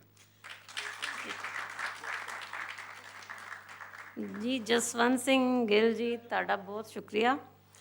ਬਸ ਗੱਲ ਦਿਲ 'ਤੇ ਕਰਦਾ ਹੈ ਕਿ ਪੰਜਾਬੀ ਜ਼ੁਬਾਨ ਦੇ ਉੱਤੇ ਅਸੀਂ ਗੱਲ ਕਰਦੇ ਜਾਈਏ, ਪਰ ਕੁਝ ਮਜਬੂਰੀਆਂ ਵੀ ਹੁੰਦੀਆਂ ਨੇ। ਸੈਸ਼ਨਸ ਜਿਹੜੇ ਨੇ ਅਗਲੇ ਵੀ ਸਾਡੀ ਰਾਹ ਉਡੀਕ ਰਹੇ ਨੇ ਜੀ। ਰਸਮੁਲ ਖਤ ਜਿਹੜਾ ਹੈਗਾ ਏ, ਉਹ ਕਹਿੰਦੇ ਨੇ ਉਹ ਕਿਸੇ ਦੀ ਵੀ ਰਾਹ 'ਚ ਰੁਕਾਵਟ ਨਹੀਂ ਹੋ ਸਕਦਾ। ਜੇ ਹੁੰਦਾ ਤਾਂ ਉੱਥੇ ਤੇ ਕਈ ਰਸਮੁਲ ਖਤ ਮੌਜੂਦ ਨੇ, ਪਰ ਕੰਮ ਹੋ ਰਿਹਾ। ਸਾਡੇ ਕੋਲ ਇੱਥੇ ਇੱਕੋ ਹੀ ਹੈ, ਜਾਂ ਜੇ ਅਸੀਂ ਦੋਵੇਂ ਵੀ ਕਰ ਲਈਏ ਤਾਂ ਇਹਦੇ 'ਚ ਕੋਈ ਮਸਲਾ ਨਜ਼ਰ ਨਹੀਂ ਆਉਂਦਾ। ਗੱਲ ਸਿਰਫ ਫੈਸਲੇ ਨੂੰ ਸਰਕਾਰਾਂ ਵੱਲੋਂ ਆਉਣ ਦੀ ਦੇਰ ਹੈ, ਅਤੇ ਬਾਕੀ ਸ਼ੈਵਾਂ ਸਾਡੇ ਕੋਲ ਮੌਜੂਦ ਹੀ ਨੇ। ਅਤੇ ਜ਼ੁਬਾਨ ਉਂਝ ਵੀ ਬਾਲ ਦਾ ਕਨਸੈਪਟ ਕਲੀਅਰ ਕਰਨ ਲਈ ਜਿੰਨੀ ਮਾਂ ਬੋਲੀ ਮਦਦਗਾਰ ਹੁੰਦੀ ਹੈ, ਉਨੀ ਕੋਈ ਜ਼ੁਬਾਨ ਨਹੀਂ ਹੋ ਸਕਦੀ। ਉਹ ਬੱਚੇ ਦਾ ਦਿਮਾਗ ਕਲੀਅਰ ਹੋਵੇ, ਕਨਸੈਪਟ ਵਾਜ਼ਿਆ ਹੋਣ, ਉਹ ਭਾਵੇਂ ਡਾਕਟਰ ਬਣੇ, ਇੰਜੀਨੀਅਰ ਬਣੇ, ਉਸ ਦੀ ਅਗਲੀ ਪੌੜੀ ਹੈ ਜਿਹਨੂੰ ਚੜ੍ਹਾਉਣਾ ਮਾਂ ਬੋਲੀ ਨਹੀਂ ਹੈ। ਸਾਰੀ ਗੱਲ ਅਮਰ ਰਿਆਜ਼ ਟੂਟੂ ਹੋਰਾਂ ਦੇ ਸਾਹਮਣੇ ਹੀ ਹੋਈ। ਮੈਂ ਉਹਨਾਂ ਨੂੰ ਇਹੀ ਬੇਨਤੀ ਕਰਾਂਗੀ ਕਿ ਉਹ ਇਹ ਦੱਸਣ ਕਿ ਪਾਲ ਸਾਹਿਬ ਨੇ ਵੀ ਆਖਿਆ ਕਿ ਅਸੀਂ ਸਾਰਾ ਕੁਝ ਅੰਗਰੇਜ਼ਾਂ ਦੇ ਥੋਪਣੇ ਆ, ਅਤੇ ਅੱਗੋਂ ਅਸੀਂ ਕੀ ਕਰਦੇ ਪਏ ਹਾਂ ਇੱਥੇ। ਜੇ ਰਸਮੁਲ ਖਤ ਨੂੰ ਜੇ ਕੋਈ ਬਹਾਨਾ ਬਣਾਉਂਦਾ ਹੈ, ਅਤੇ ਜਸਵੰਤ ਸਿੰਘ ਹੋਰਾਂ ਨੇ ਕਿਹਾ ਕਿ ਇਹ ਵੀ ਬਹਾਨਾ ਕੋਈ ਨਹੀਂ ਚੱਲਣਾ, ਤੇ ਆਖਿਰ ਇਹ ਜਿਹੜਾ ਮੁੱਦਾ ਹੈ ਸਾਡਾ ਅੱਜ ਦਾ, ਉਹਨੂੰ ਅਸੀਂ ਕਿਸ ਤਰੀਕੇ ਦੇ ਨਾਲ ਕਿਸੇ ਹੱਲ ਵੱਲ ਲੈ ਕੇ ਜਾ ਸਕਨੇ ਆ, ਜਾਂ ਹੋ ਕੀ ਰਿਹਾ ਹੈ? ਜੀ ਆਮਿਰ ਜੀ ਜ਼ਰਾ ਇਹਦੇ ਤੇ ਚਾਨਣ ਪਾਓ। ਸ਼ੁਕਰੀਆ। ਜਿਹੜੀ ਗੱਲ ਬੁਨਿਆਦੀ ਹੈ ਇਹਦੇ 'ਚ ਉਹ ਹੈਗਾ ਕਿ ਸਾਡਾ ਜ਼ਬਾਨ ਦੇ ਬਾਰੇ ਤਸੱਵਰ ਕੀ, ਉਹ ਬੇਸਿਕ ਗੱਲ ਹੈ। ਕਿਆ ਤੁਸੀਂ ਇਹ ਸਮਝਦੇ ਹੋ ਕੋਈ ਜ਼ਬਾਨ ਜਿਹੜੀ ਹੈਗੀ ਹੈ ਹੀਣੀ ਹੁੰਦੀ ਹੈ ਔਰ ਕੋਈ ਉੱਚੀ ਹੁੰਦੀ ਹੈ, ਕਿਸੇ 'ਚ ਕੋਈ ਤਹਿਜ਼ੀਬ ਹੁੰਦੀ ਹੈ ਔਰ ਕਿਸੇ ਜਿਹੜੀ ਉਜੜਾਂ ਦੀ ਜ਼ਬਾਨ ਹੁੰਦੀ ਹੈ? ਅਗਰ ਤੁਸੀਂ ਜ਼ਬਾਨ ਦੇ ਬਾਰੇ 'ਚ ਇਸ ਤਰ੍ਹਾਂ ਦਾ ਕਨਸੈਪਟ ਰੱਖਦੇ ਹੋ ਤੇ ਫਿਰ ਤੁਹਾਡਾ ਕੋਈ ਇਲਾਜ ਨਹੀਂ, ਤੁਸੀਂ ਲਾ ਇਲਾਜ, ਕਿਉਂਕਿ ਸਮਝਦੇ ਨੇ। ਔਰ ਬਾਅਦ ਦੇ ਵਿੱਚ ਜਿਹੜੇ ਇਸਲਾਮਿਸਟ ਹੈਗੇ ਨੇ ਜਾਂ ਹਿੰਦੂਤਾ ਦੇ ਲੋਕ ਨੇ ਜਾਂ ਸਿੱਖਾਂ ਦੇ ਅੰਦਰ ਜਿਹੜੇ ਉਹ ਇਹੋ ਜਿਹੇ ਹੈਗੇ ਨੇ ਖਾਲਿਸਤਾਨੀ ਜਾਂ ਇਸ ਤਰ੍ਹਾਂ ਦੇ ਜੋ ਵੀ ਮਜ਼ਹਬੀ ਜਿਹੜੇ ਹੈਗੇ ਨੇ, ਉਹ ਸਾਰੇ ਉਹਨਾਂ ਨੇ ਉਸੇ ਅੰਗਰੇਜ਼ ਨੈਰੇਟਿਵ ਨੂੰ ਲਿੱਤਾ ਹੋਇਆ ਅੱਜ ਵੀ, ਕਿਉਂਕਿ ਉਹਨਾਂ ਨੂੰ ਸੂਟ ਕਰਦਾ ਹੈ। ਇੰਡੀਆ, ਪਾਕਿਸਤਾਨ, ਬੰਗਲਾਦੇਸ਼ ਦੀ ਸਟੈਬਲਿਸ਼ਮੈਂਟ ਨੂੰ ਸੂਟ ਕਰਦਾ ਹੈ ਉਹ ਨੈਰੇਟਿਵ ਜਿਹੜਾ ਹੈਗਾ। ਇਸ ਵਾਸਤੇ ਇਹ ਚੱਲ ਰਿਹਾ ਹੈ ਅੱਜ ਤੱਕ। ਤੇ ਜ਼ਬਾਨ ਦੇ ਮੁਤਲਕ ਅਗਰ ਤੁਸੀਂ ਆਪਣਾ ਤਸੱਵਰ ਚੇਂਜ ਕਰ ਦਿਓਗੇ ਔਰ ਤੁਸੀਂ ਕਹੋਗੇ ਕਿ ਜ਼ਬਾਨ ਜਿਹੜੀ ਹੈਗੀ ਹੈ ਉਹਦਾ ਕੋਈ ਮਤਲਬ ਹੈ ਕਿ ਤਾਲੁਕ ਇਹਦੇ ਨਾਲ ਨਹੀਂ ਹੈਗਾ, ਵੀ ਸਕ੍ਰਿਪਟ ਹੈਗੇ ਨੇ। ਸਕ੍ਰਿਪਟ ਉਰਦੂ ਔਰ ਹਿੰਦੀ ਦਾ, ਜਿਸ ਤਰ੍ਹਾਂ ਇਹਨਾਂ ਨੇ ਕਿਹਾ, ਉਰਦੂ ਨੂੰ ਤਾਂ ਇੱਕ ਅਰਸੇ ਤੱਕ ਜਿਹੜਾ ਹੈਗਾ ਉਹ ਫਾਰਸੀ 'ਚ ਲਿਖੀ ਗਈ, ਹਿੰਦੀ ਕਹਿੰਦੇ ਕਿ ਅਸੀਂ ਕਿ ਹਿੰਦੂਆਂ ਦਾ ਸਕ੍ਰਿਪਟ ਹੈ ਤੇ ਮੁਸਲਮਾਨਾਂ ਦਾ ਸਕ੍ਰਿਪਟ ਹੈ। ਔਰ ਪਰਸ਼ੀਅਨ ਦੇ ਨਾਲ ਸਾਡਾ ਜਿਹੜਾ ਤਾਲੁਕ ਹੈਗਾ, ਦੇਖੋ ਪੁਰਾਣੀ ਜਿਹੜੀ ਕਿਤਾਬ ਲੈਂਗੁਏਜ ਹੈਗੀ ਨਾ ਸਾਡੇ ਕੋਲ, ਖਰੋਸ਼ਟੀ ਮਿਲੀ ਜਿਹੜਾ ਸਕ੍ਰਿਪਟ ਹੈਗਾ, ਔਰ ਦੂਸਰਾ ਬ੍ਰਾਹਮੀ ਹੈ, ਜਿਹਨੂੰ ਬ੍ਰਾਹਮੀ ਕਹਿੰਦੇ ਨੇ, ਗੰਧਾਰੀ ਵੀ ਕਹਿੰਦੇ ਨੇ ਉਹਨੂੰ। ਹੁਣ ਇਹ ਦੋ ਜਿਹੜੇ ਸਕ੍ਰਿਪਟ ਹੈਗੇ ਨੇ ਉਹਨਾਂ ਦੇ ਵਿੱਚੋਂ ਉਹ ਆਪਣਾ ਦੇਵਨਾਗਰੀ ਔਰ ਗੁਰਮੁਖੀ ਔਰ ਸਾਰੇ ਉਹ ਸਕ੍ਰਿਪਟ ਵੀ ਬਣ ਗਏ, ਔਰ ਖਰੋਸ਼ਟੀ ਦੇ ਵਿੱਚੋਂ ਪਰਸ਼ੀਅਨ ਸਕ੍ਰਿਪਟ ਵੀ ਬਣ ਗਿਆ, ਔਰ ਅਸੀਂ ਵੀ ਬੇਸ਼ੁਮਾਰ ਜਿਹੜੇ ਉਹਦੇ ਸਿੰਧੀ ਵੀ ਲਿਖਦੇ ਨੇ ਉਹਦੇ 'ਚ। ਹੁਣ ਗੱਲ ਇਹ ਹੈਗੀ ਹੈ ਕਿ ਇਹਨਾਂ ਨੂੰ ਕਿਸੇ ਨੇ ਅੰਗਰੇਜ਼ ਦੇ ਦੌਰ ਤੋਂ ਪਹਿਲੇ ਇਹ ਨਹੀਂ ਕਿਹਾ ਸੀ ਕਿ ਮੁਸਲਮਾਨਾਂ ਦੇ ਨੇ ਤੇ ਹਿੰਦੂਆਂ ਦੇ ਨੇ। 200 ਸਾਲ ਪੰਜਾਬ ਜਿਹੜਾ ਹੈਗਾ ਉਹ ਪਾਰਸੀਆਂ ਦੇ ਥੱਲੇ ਰਿਹਾ, ਬਲਖ ਦੇ ਵਿੱਚ ਉਹ ਰਿਆਸਤ ਹੈਗੀ ਸੀ, ਔਰ ਸਾਡੇ ਤੇ ਫਾਰਸੀ ਦਾ ਅਸਰ ਤੇ ਉਸ ਵੇਲੇ ਤੋਂ ਹੈਗਾ। ਉਸ ਵੇਲੇ ਇਸਲਾਮ ਹਲੇ ਆਇਆ ਹੀ ਨਹੀਂ ਸੀ। ਤੁਸੀਂ ਉਹਦੇ ਜਿਹੜੇ ਇਨਸਕ੍ਰਿਪਸ਼ਨਸ ਨੇ ਅਸ਼ੋਕਾ ਦੇ ਉਹ ਦੇਖ ਲਓ। ਅਸ਼ੋਕ ਦੇ, ਹੁਣ ਤੇ ਅਸੀਂ ਅਸ਼ੋਕਾ ਕਹਿੰਦੇ ਨਾ ਹਰ ਚੀਜ਼ ਨੂੰ, ਅਸੀਂ ਇਹ ਲਾਤਾ ਉਹ ਅੰਗਰੇਜ਼ ਨੇ ਕਹਿਤਾ, ਲੇਕਿਨ ਅਸ਼ੋਕ ਹੈ ਨਾ, ਅਸ਼ੋਕ ਨੇ ਤੁਸੀਂ ਦੇਖੋਗੇ ਉਹਦੇ ਇਨਸਕ੍ਰਿਪਸ਼ਨ ਖਰੋਸ਼ਟੀ 'ਚ ਵੀ ਹੈਗੇ ਨੇ, ਔਰ ਉਹਦੇ ਇਨਸਕ੍ਰਿਪਸ਼ਨ ਜਿਹੜੇ ਹੈਗੇ ਨੇ ਬ੍ਰਾਹਮੀ 'ਚ ਵੀ ਹੈਗੇ ਨੇ। ਹੁਣ ਕੀ ਕਰੋਗੇ? ਐਸੇ ਸਿੱਕੇ ਮਿਲੇ, ਇਹਨੇ ਲਿਖਿਆ ਕਨਿੰਗਮ ਨੇ ਆਪਣੀ ਕਿਤਾਬ ਵਿੱਚ, ਐਸੇ ਸਿੱਕੇ ਮਿਲੇ, ਜਿਹੜਾ ਉਹ ਦੂਜਾ ਕਨਿੰਗਮ ਸੀ ਆਪਣਾ ਆਰਕੀਓਲੋਜੀ ਵਾਲਾ, ਖਾਸ ਤੌਰ ਤੇ ਹਰਿਆਣਾ ਤੋਂ ਮਿਲੇ, ਜਿਹਦੇ ਇੱਕ ਪਾਸੇ ਖਰੋਸ਼ਟੀ ਲਿਖੀ ਹੋਈ ਸੀ, ਦੂਜੇ ਪਾਸੇ ਬ੍ਰਾਹਮੀ ਲਿਖੀ ਹੋਈ ਸੀ। ਮਤਲਬ ਇਹ ਹੈ ਕਿ ਸਕ੍ਰਿਪਟ ਕਦੀ ਵੀ ਮਜ਼ਹਬ ਦੀ ਬੁਨਿਆਦ ਨਹੀਂ ਹੈਗਾ ਸੀ। ਉਹਨੂੰ ਇਹ ਡਿਵੀਜ਼ਨ ਜਿਹੜੀ ਹੈਗੀ ਹੈ ਅੰਗਰੇਜ਼ਾਂ ਨੇ ਕੀਤੀ, ਔਰ ਉਹਨਾਂ ਨੇ ਸਿਰਫ ਇੱਥੇ ਨਹੀਂ ਕੀਤੀ, ਉਹਨਾਂ ਨੇ ਹਰ ਜਗ੍ਹਾ ਕੀਤੀ। ਉਹਨਾਂ ਨੇ ਤਾਲੀਮ ਦੇ ਵਿੱਚ ਕੀਤੀ, ਖਾਲਸਾ ਕਾਲਜ, ਇਸਲਾਮੀਆ ਕਾਲਜ, ਸਨਾਤਨ ਧਰਮ, ਇਹ ਸਾਰਾ ਕੁਝ ਉਹਨਾਂ ਨੇ ਕੀਤਾ। ਹੁਣ ਗੱਲ ਇਹ ਹੈ ਕਿ ਅਸੀਂ ਹੁਣ 78 ਸਾਲਾਂ 'ਚ ਕੀ ਕੀਤਾ ਹੈਗਾ? ਅਸੀਂ ਡੀਕਨਸਟਰਕਟ ਨਹੀਂ ਕੀਤਾ, ਕਿਉਂਕਿ ਸਾਡੀ ਐਲੀਟ ਨੂੰ ਔਰ ਸਾਡੇ ਮਜ਼ਹਬੀ ਖਾਸ ਤੌਰ ਤੇ ਔਰ ਬਹੁਤ ਸਾਰੇ ਈਵਨ ਐਂਟੀ ਇੰਪੀਰੀਅਲਿਸਟ ਲੋਕਾਂ ਨੂੰ ਸੂਟ ਕਰਦਾ ਸੀ ਇਹੀ ਸਭ ਕੁਝ ਚੱਲਣਾ। ਪੰਜਾਬੀ ਦੇ ਖਿਲਾਫ ਮੈਂ ਤੁਹਾਨੂੰ ਦੱਸ ਸਕਦਾ ਕਿ ਸਾਡੇ ਤਰੱਕੀ ਪਸੰਦ, ਮੇਰਾ ਪੁਰਾਣੀ ਤੌਰ 'ਤੇ ਲੈਫਟ ਦਾ ਤਾਲੁਕ ਹੈ, ਤਰੱਕੀ ਪਸੰਦ ਅੱਜ ਕਿੰਨੇ ਹੀ ਲੋਕ ਹੈਗੇ ਸਨ ਜਿਹੜੇ ਪੰਜਾਬੀ ਦੇ ਖਿਲਾਫ ਜਿਹੜਾ ਹੈਗਾ ਸੁਬਾਹ ਸ਼ਾਮ ਤਕਰੀਰਾਂ ਕਰਦੇ ਸਨ। ਤੇ ਇਸ ਵਾਸਤੇ ਸਾਨੂੰ ਇਸ ਪੂਰੀ ਗੱਲ ਨੂੰ ਸਮਝਣਾ ਪਏਗਾ ਕਿ ਜ਼ਬਾਨ ਦੇ ਮੁਤਲਕ ਅਗਰ ਸਾਡਾ ਤਸੱਵਰ ਚੇਂਜ ਹੋ ਜਾਏ ਤੇ ਅਸੀਂ ਉਸ ਕਲੋਨੀਅਲ ਕੰਸਟਰਕਟ ਦੇ ਵਿੱਚੋਂ ਬਾਹਰ ਨਿਕਲਾਂਗੇ। ਔਰ ਇਹ ਗੱਲ ਠੀਕ ਹੈ, ਉਹ ਕਹਿੰਦੇ ਨੇ ਆਟਾ ਗੁੰਦੀ ਹਿਲਦੀ ਕਿਉਂ ਨਹੀਂ? ਬਈ ਉਹ ਆਟਾ ਗੁੰਨੇ ਕਿਤੇ ਹਿੱਲੇ ਹੀ ਨਾ, ਜ਼ਾਹਿਰ ਹੈ। ਹੁਣ ਗੱਲ ਹੈ ਕਿ ਤੁਸੀਂ ਨਹੀਂ ਲਾਣੀ ਤੇ ਤੁਹਾਡੇ ਕੋਲ 10 ਬਹਾਨੇ ਨੇ, ਕਿਉਂਕਿ ਤੁਸੀਂ ਨਹੀਂ ਲਾਣੀ, ਕਿਉਂਕਿ ਤੁਹਾਡੇ ਜ਼ਿਹਨਾਂ ਦੇ ਅੰਦਰ ਇਹ ਗੱਲ ਬੈਠੀ ਹੋਈ ਹੈ। ਔਰ ਖਾਸ ਤੌਰ ਤੇ 71 ਤੋਂ ਬਾਅਦ ਦਾ ਪਾਕਿਸਤਾਨ, ਮੈਂ ਪਾਕਿਸਤਾਨ ਦੀ ਉੱਧਰ ਵੀ ਗੱਲ ਕਰਾਂਗਾ, ਉੱਥੇ ਵੀ 47 ਤੋਂ ਬਾਅਦ ਜੋ ਕੁਝ ਪੰਜਾਬੀ ਨਾਲ ਹੋਇਆ ਹੈ, ਔਰ ਜਿੰਨਾ ਸਿੱਖਾਂ ਦੇ ਨਾਲ ਵੀ ਹੋਇਆ, ਪੰਜਾਬ ਦੇ ਨਾਲ ਵੀ ਹੋਇਆ। ਕਦੀ ਉਹ ਹਰਿਆਣਾ ਪ੍ਰਾਂਟ ਬਣਾ ਦਿੰਦੇ ਸਨ, ਕਦੀ ਪੈਪਸੋ ਬਣਾ ਦਿੰਦੇ ਸਨ। ਉਸ ਤੋਂ ਬਾਅਦ ਉਹਨਾਂ ਨੇ ਫਿਰ ਜਿਹੜਾ ਹੈਗਾ 66 ਦੇ ਵਿੱਚ 3 ਟੋਟੇ ਹੀ ਕਰਤੇ ਪੰਜਾਬ ਦੇ। ਤੇ ਪੰਜਾਬੀਆਂ ਦੇ ਨਾਲ ਉੱਥੇ ਵੀ ਮਤਲਬ ਮੇਰੀ ਹੁਣ ਕਿਤਾਬ ਵੀ ਆ ਜਾਏਗੀ ਥੋੜ੍ਹੀ ਦਿਨਾਂ ਤੱਕ। ਮੈਂ ਬੁਨਿਆਦੀ ਤੌਰ 'ਤੇ ਸਮਝਦਾ ਕਿ ਪੰਜਾਬੀਆਂ ਦੇ ਨਾਲ ਉੱਥੇ ਵੀ ਬਹੁਤ ਭੈੜਾ ਹੋਇਆ, ਔਰ ਪੰਜਾਬੀਆਂ ਦੇ ਨਾਲ ਇੱਥੇ ਵੀ ਕੋਈ ਚੰਗਾ ਨਹੀਂ ਹੋਇਆ। ਖਾਸ ਤੌਰ 'ਤੇ 71 ਤੋਂ ਬਾਅਦ ਤੇ ਇਹਨਾਂ ਨੇ ਦੇਖੋ, ਇਹਨਾਂ ਨੂੰ ਪਤਾ ਸੀ ਕਿ 1951 ਦਾ 51 ਦਾ ਜਿਹੜਾ ਸੈਂਸਸ ਹੈ, ਪੰਜਾਬੀ ਹੈਗੇ ਨੇ 61.3%, 1961 ਦਾ ਹੈਗਾ 66.7%, 1972 ਦੇ ਸੈਂਸਸ ਦੇ ਵਿੱਚ ਜ਼ਬਾਨ ਦਾ ਸਵਾਲ ਹੀ ਨਹੀਂ ਪੁੱਛਿਆ, ਕਿਉਂਕਿ ਉਹਨਾਂ ਨੂੰ ਪਤਾ ਸੀ ਕਿ ਪੰਜਾਬੀ ਇੱਥੇ 75% ਹੈਗਾ, ਬਾਕੀ ਇਹ 25% ਹੀ ਨੇ ਸਾਰੇ। ਹੁਣ ਗੱਲ ਇਹ ਹੀ ਹੈ ਕਿ ਤੁਸੀਂ ਉਸ ਤੋਂ ਪਹਿਲੇ ਵੀ ਵੱਡੀ ਜ਼ਬਾਨ ਨੂੰ ਨਹੀਂ ਚੱਲਣ ਨਹੀਂ ਦਿੱਤਾ, ਉਸ ਤੋਂ ਬਾਅਦ ਵੀ ਵੱਡੀ ਜ਼ਬਾਨ ਨੂੰ ਨਹੀਂ ਚੱਲਣ ਦਿੱਤਾ। ਫਿਰ ਤੁਸੀਂ ਕੀ ਸੋਚਿਆ? ਤੁਸੀਂ ਸੋਚਿਆ ਹੁਣ ਟੋਟੇ ਕਰ ਦਿਓ। ਬੰਗਾਲੀ ਦੇ ਟੋਟੇ ਹੋ ਨਹੀਂ ਸਕਦੇ ਸਨ, ਤੁਸੀਂ ਪੰਜਾਬੀ ਦੇ ਟੋਟੇ ਕਰ ਦਿਓ। ਔਰ ਭੁੱਟੋ ਦੌਰ ਦੇ ਅੰਦਰ ਇਸ ਕੰਮ ਦੇ ਵਿੱਚ ਸਿੰਧੀ ਸਭ ਤੋਂ ਅੱਗੇ ਪੇਸ਼ ਹੈਗੇ ਸਨ ਔਰ ਪੰਜਾਬੀ ਦੇ ਟੋਟੇ ਸ਼ੁਰੂ ਹੋਏ। ਪਹਿਲੀ ਕਾਨਫਰੰਸ 1975 'ਚ ਹੋਈ। ਰਸੂਲ ਬਖਸ਼ ਬਲੀਜੋ ਜਿਨ੍ਹਾਂ ਨੂੰ ਅਸੀਂ ਬੜਾ ਚੁੱਕਦੇ ਰਹੇ ਹਾਂ, ਅਸੀਂ ਸਾਡੇ ਵੀ ਤਾਂ ਹਮਾਕਤਾਂ ਦੀ ਬੜੀ ਤਰੀਕ ਹੈਗੀ ਹੈ ਨਾ ਕਿ ਜਿਨ੍ਹਾਂ ਨੂੰ ਚੁੱਕਦੇ ਰਹੇ ਉਹਨਾਂ ਸਾਰਿਆਂ ਨੇ ਹੀ ਪਹਿਲੇ ਦਿਨ ਤੋਂ ਸੋਚ ਲਿਆ ਔਰ ਉਹਦੇ ਪਿੱਛੇ ਇੱਕ ਪੋਲੀਟੀਕਲ ਮਫਾਦ ਹੈ। ਉਹ ਇਹ ਹੈਗਾ ਕਿ ਪੰਜਾਬ ਤੋਂ ਬਹੁਤ ਜ਼ਿਆਦਾ ਕੌਮੀ ਅਸੈਂਬਲੀ ਦੇ ਮੈਂਬਰ ਆਉਂਦੇ ਨੇ, ਇਹ ਟੁੱਟੇਗਾ ਤੇ ਜਮਹੂਰੀਅਤ ਮਜ਼ਬੂਤ, ਯਾਨੀ ਇਸ ਬਈ ਅਮਰੀਕਾ ਦੀ 6 ਰਿਆਸਤਾਂ ਅਮਰੀਕਾ ਦਾ ਪੂਰਾ ਇਲੈਕਸ਼ਨ ਜਿਹੜਾ ਸਪਾਂਸਰ ਕਰਦੀਆਂ ਨੇ। ਇਹ ਜਿਹੜੇ ਕਨਸੈਪਟ ਹੁੰਦੇ ਨੇ ਬੁਨਿਆਦੀ ਤੌਰ ਤੇ ਇਹ ਫਿਰ ਅੱਗੇ ਚੱਲਦੇ ਨੇ। ਹੁਣ ਉਹਨਾਂ ਨੇ ਇੰਨਾ ਇਹਦੇ 'ਚ ਫਸਾਡ ਬਣਾਤਾ ਹੈ, ਕੋਈ ਇੰਨੇ ਸਾਰੇ ਲਹਿਜੇ ਬਣਾਤੇ ਨੇ ਤਾਂ ਕਿ ਕਿਸੇ ਤਰ੍ਹਾਂ ਪੰਜਾਬੀ ਦੀ ਗੱਲ ਹੋਵੇ ਹੀ ਨਾ। ਲੇਕਿਨ ਅਸੀਂ ਫਿਰ ਵੀ ਕਹਿੰਦੇ ਲਾਓ ਤੁਸੀਂ ਪੰਜਾਬੀ ਜਿਹੜਾ ਤੁਸੀਂ ਲਹਿਜਾ ਰੱਖਣਾ ਰੱਖੋ, ਉਹ ਜਦੋਂ ਬੋਲੇਗਾ ਤੇ ਆਪੇ ਹੀ ਪਤਾ ਚੱਲ ਜਾਏਗਾ ਕਿ ਉਹ ਕੀ ਹੈਗਾ। ਗੱਲ ਹੈ ਕਿ ਇਹ ਉੱਥੇ ਵੀ ਨਹੀਂ ਆਉਂਦੇ ਹੈਗੇ, ਐਲਾਨ ਕੀਤੇ ਨੇ ਕਰ ਲੈਣ, ਲਾ ਦੇਣ ਪੰਜਾਬੀ। ਮੈਂ ਕਹਿੰਦਾ ਅੱਜ ਲਾ ਦੇਣ, ਅਸੀਂ ਕਹਿੰਦੇ ਠੀਕ ਹੈ, ਬਾਕੀ ਸਾਡੀ ਲੜਾਈ ਜਾਰੀ ਰਹੇਗੀ ਕਿਉਂਕਿ ਜਿੰਨੇ ਵੀ ਪੰਜਾਬੀ ਦੇ ਟੋਟੇ ਕੀਤੇ ਗਏ ਨੇ ਔਰ ਜਿਨ੍ਹਾਂ ਨੇ ਕੀਤੇ ਨੇ ਔਰ ਇਹਦੇ ਵਿੱਚ ਸਾਡੇ ਸਿੰਧੀ ਬਲੋਚ ਪਖਤੂਨ ਤੇ ਸ਼ਾਮਲ ਨੇ, ਆਪਣੇ ਪੰਜਾਬੀ ਵੀ ਸ਼ਾਮਲ ਹੈਗੇ ਨੇ। ਮੈਂ ਤੁਹਾਨੂੰ ਇੱਕ ਮਤਲਬ ਦੇਖੋ ਇਹ 47 ਦੇ ਵਿੱਚ ਵੀ ਪੰਜਾਬ ਦੇ ਨਾਲ ਇਹ ਹੋਇਆ ਜਿਹਨੂੰ ਮੈਂ ਕਹਿੰਦਾ ਹੀ ਪੰਜਾਬ ਦੀ ਵੰਡ ਹੈ। ਬਿਲਕੁਲ ਉਹਨੂੰ ਇੰਡੀਆ ਦੀ ਵੰਡ ਕਹਿਣਾ ਇੱਕ ਫਰਾਡ ਹੈਗਾ ਬਹੁਤ ਵੱਡਾ, ਉਹ ਹੈ ਹੀ ਪੰਜਾਬ ਦੀ ਵੰਡ। 80% ਕੈਜੂਅਲਟੀਜ਼ ਪੰਜਾਬ ਵਿੱਚ ਹੋਈਆਂ ਸਨ। ਲੇਕਿਨ ਤੁਸੀਂ ਦੇਖੋ ਕਿ ਉਸ ਤੋਂ ਬਾਅਦ ਕੀ ਹੁੰਦਾ ਹੈ। ਅੱਜ ਪੰਜਾਬ ਦਾ ਨਾਂ ਲੈਣ ਵਾਲਾ ਉਹ ਜਿਹੜਾ ਡਾਕਟਰ ਇਸ਼ਤਿਆਕ ਅਹਿਮਦ ਹੈ, ਤੁਸੀਂ ਦੇਖੋ ਕਹਿੰਦਾ ਕਿ ਪੰਜਾਬ ਦੇ ਟੋਟੇ ਕਰ ਦਿਓ ਇਸ ਵਾਸਤੇ। ਔਰ ਦਲੀਲ ਕੀ ਦੇ ਰਿਹਾ ਹੈ? ਦਲੀਲ ਇਹ ਦੇ ਰਿਹਾ ਔਰ ਪੰਜਾਬ ਦੇ ਉੱਤੇ ਇੱਕ ਕਿਤਾਬ ਵੀ ਲਿਖੀ ਹੈ ਕਾਂਗਰਸੀ ਥੀਸਿਸ ਦੇ ਪੂਰਾ, ਲੇਕਿਨ ਸਾਡੇ ਇੱਥੇ ਲੋਕ ਪੜ੍ਹਦੇ ਪੁੜਦੇ ਦੇ ਹੈਗੇ ਨਹੀਂ। ਉਸ ਕਿਤਾਬ ਦੇ ਅੰਦਰ ਉਹ ਆਪਣਾ ਦੇ ਸ਼ੁਰੂ 'ਚ ਹੀ ਉਹਨੇ ਕਿਹਾ ਕਿ ਪੰਜਾਬ ਇਸ ਵਾਸਤੇ ਟੁੱਟਿਆ ਸੀ ਕਿਉਂਕਿ ਕਾਂਗਰਸ ਜਿਹੜੀ ਹੈਗੀ ਹੈ ਉਹਨੂੰ ਇੰਡੀਆ ਜਦੋਂ ਤੁਸੀਂ ਤੋੜੋਗੇ ਤਾਂ ਅਸੀਂ ਪੰਜਾਬ ਤੋੜਾਂਗੇ। ਇਹ ਦਲੀਲ ਦੇ ਤੌਰ ਤੇ ਦਿੱਤਾ, ਤੁਹਾਡੀ ਮੈਂ ਬੰਦ ਕਰ ਦੇਣਾ। ਹੁਣ ਗੱਲ ਇਹ ਹੈਗੀ ਹੈ ਕਿ ਜਿਹੜਾ ਬੰਦਾ ਇਹ ਕਹਿੰਦਾ ਹੈ ਔਰ ਫਿਰ ਉਹਨੇ ਕਿਹਾ ਪਰਸੋਂ ਤੋਂ ਉਹਦਾ ਕਲਿੱਪ ਚੱਲ ਰਿਹਾ ਕਿ ਜਨਾਬ ਉਹ ਕਹਿ ਰਹੇ ਕਿ ਪੰਜਾਬ ਦੇ ਟੋਟੇ ਕਰ ਦੇਣੇ ਚਾਹੀਦੇ ਨੇ ਕਿਉਂਕਿ ਪੰਜਾਬ ਤੋਂ ਕੌਮੀ ਅਸੈਂਬਲੀ ਦੇ ਮੈਂਬਰ ਬਹੁਤ ਆਉਂਦੇ ਨੇ। ਤੋ ਸਾਨੂੰ ਇਹਦਾ ਇੱਕ ਲਿੰਗੁਇਸਟਿਕ ਪਹਿਲੂ ਹੈਗਾ, ਇੱਕ ਪੋਲੀਟੀਕਲ ਪਹਿਲੂ ਹੈ ਔਰ ਪੋਲੀਟੀਕਲ ਪਹਿਲੂ ਜ਼ਿਆਦਾ ਅਹਿਮ ਹੈ। ਔਰ ਪਾਕਿਸਤਾਨ ਦੇ ਵਿੱਚ ਸਵਾਏ ਮੇਜਰ ਇਸਹਾਕ ਦੇ ਕਿਸੇ ਪੰਜਾਬ ਦੇ ਤਰੱਕੀ ਪਸੰਦ ਨੇ ਪੰਜਾਬੀ ਦੀ ਗੱਲ ਨਹੀਂ ਕੀਤੀ। ਉਸ ਮੇਜਰ ਇਸਹਾਕ ਇਕੱਲਾ ਬੰਦਾ ਸੀ ਜਿਹਨੇ ਪਹਿਲੇ ਕਿਹਾ ਕਿ ਜਨਾਬ ਹੈ ਇੱਕ ਪੋਲੀਟੀਕਲ ਮਸਲਾ ਹੈ। ਇੰਡੀਆ ਦੇ ਅੰਦਰ ਵੀ ਮਸਲਾ ਹੈ ਪੋਲੀਟੀਕਲ ਹੈ। ਉੱਥੇ ਵੀ ਪਹਿਲੇ ਉਹਨਾਂ ਨੂੰ ਕਿਹਾ ਕਿ ਹਿੰਦੀ ਬਣੋ, ਉਹ ਜਿਹੜੇ ਹਰਿਆਣੇ ਵਾਲੇ ਹੈਗੇ ਸਨ, ਔਰ ਬਾਅਦ ਦੇ ਵਿੱਚ ਉਹਨਾਂ ਨੂੰ ਕਿਹਾ ਤੁਹਾਡੀ ਜ਼ਬਾਨ ਹਰਿਆਣਵੀ ਹੈ ਪੰਜਾਬੀ। ਔਰ ਫਿਰ ਜੰਮੂ ਦੇ ਵਿੱਚ ਕੀ ਕੀਤਾ ਕਿ ਜੰਮੂ ਦੇ ਵਿੱਚ ਜਿਹਦੇ ਨਹਿਰੂ ਦਾ ਖਤ ਮੌਜੂਦ ਹੈ ਮਾਊਂਟ ਬੈਟਨ ਦੇ ਨਾਂ, ਜਿਹਨੇ ਕਿਹਾ ਜੰਮੂ 'ਚ 61% ਜਿਹੜਾ ਹੈਗਾ ਉਹ ਪੰਜਾਬੀ ਨੇ ਮੁਸਲਮਾਨ ਔਰ ਉੱਥੇ 80% ਪੰਜਾਬੀ ਬੋਲੀ ਜਾਂਦੀ ਹੈ। ਉਹਨਾਂ ਦੀ ਜ਼ਬਾਨ ਨੂੰ ਡੋਗਰੀ ਕੀਤਾ ਔਰ ਅੱਜ ਉੱਥੇ ਮੁਸਲਮਾਨ 7% ਹੈਗੇ ਨੇ। ਤੇ ਇਹ ਸਾਰੀ ਪੋਲੀਟੀਕਲ ਗੇਮ ਦੇ ਨਾਲ ਜੁੜੀ ਗੱਲ ਹੈਗੀ ਹੈ, ਐਸੇ ਵਾਸਤੇ ਨਹੀਂ ਲੱਗੀ ਪੰਜਾਬੀ।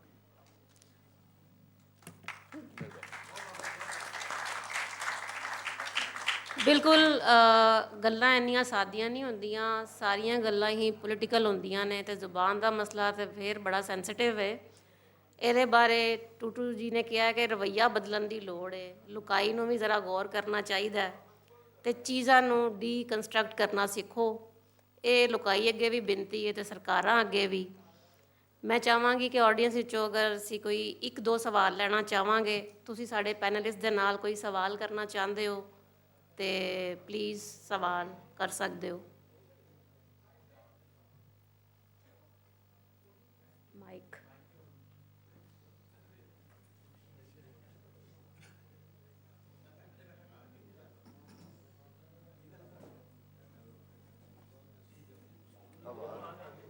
ਅੱਛਾ, ਮੈਂ ਇੱਕ ਹੀ ਗੱਲ ਕਹਾਂਗਾ ਕਿ ਮੈਂ ਜੰਮਿਆ ਤਾਂ ਅੰਮ੍ਰਿਤਸਰ ਪਰ ਵੱਡਾ ਹੋਇਆ ਮਲੇਸ਼ੀਆ 'ਚ।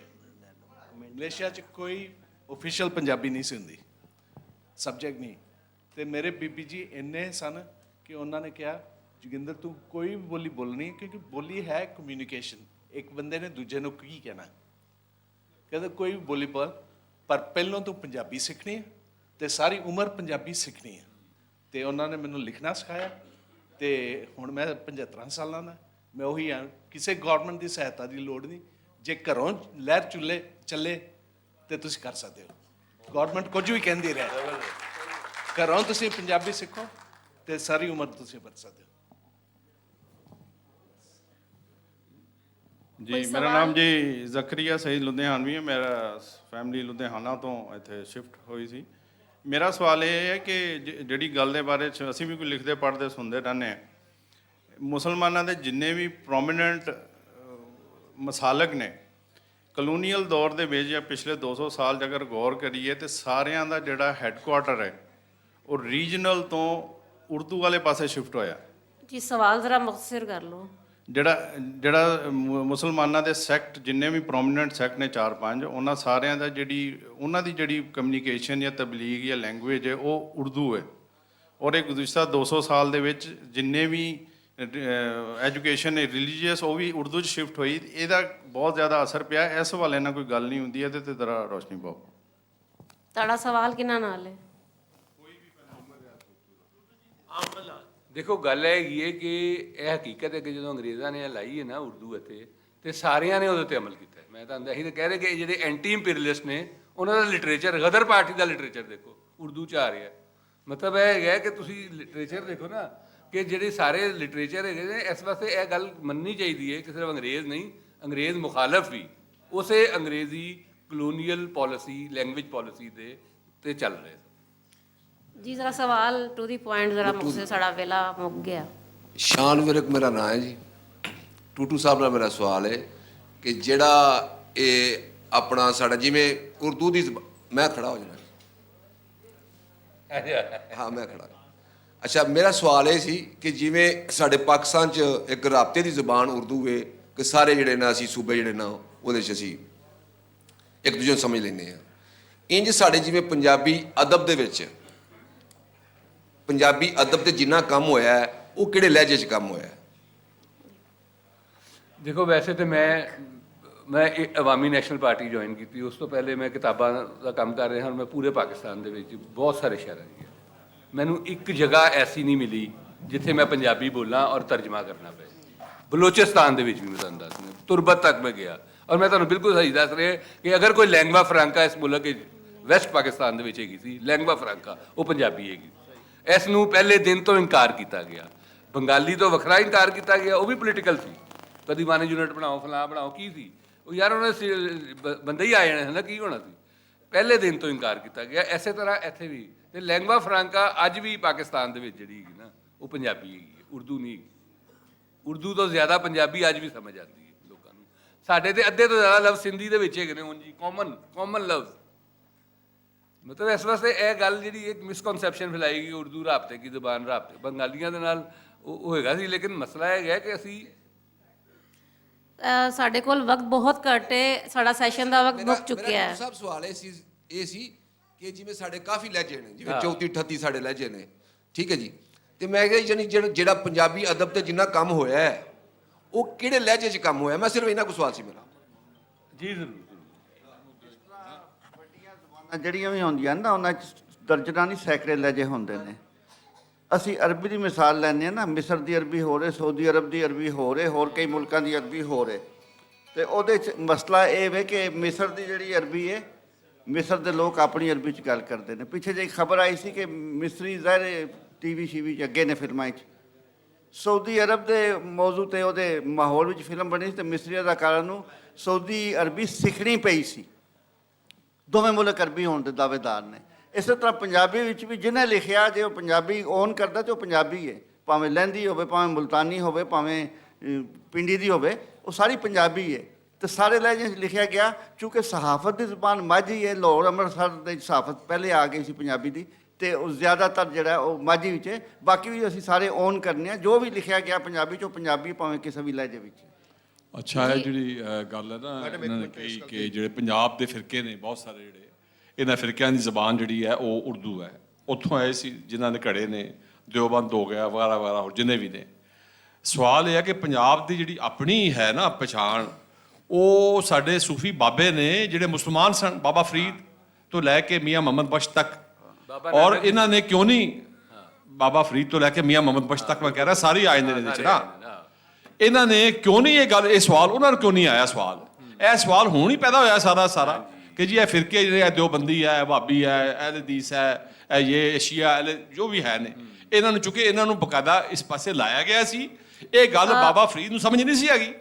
ਇਹ ਗੱਲ ਕੱਲ ਮੀਆਂ ਮੁਹੰਮਦ ਬਖਸ਼ ਹੋਏ ਨੇ, ਉਹਨਾਂ ਨੇ ਕਿਤਾਬ ਲਿਖੀ ਹੈ ਦਾਤੁਲ ਮੁਸਲਮੀਨ, ਦਾ ਨਾਂ ਰੱਦੇ ਵਾਬੀਤ ਹੈ, ਤੋਹਫਾ ਰਸੂਲੀਆ, ਤੋਹਫਾ ਮੀਰਾਂ, ਉਹ ਸਾਰਾ ਉਹਨਾਂ ਦਾ ਜਿਹੜਾ ਤਸੱਵੁਫ ਹੈ, 18 ਕਿਤਾਬਾਂ ਨੇ ਮੀਆਂ ਸਾਹਿਬ ਦੀਆਂ, ਉਹ ਪੰਜਾਬੀ 'ਚ ਨੇ ਔਰ ਉਹ ਇਸਲਾਮ ਦੇ ਹਵਾਲੇ ਦੇ ਨਾਲ ਨੇ ਸਾਰੀਆਂ।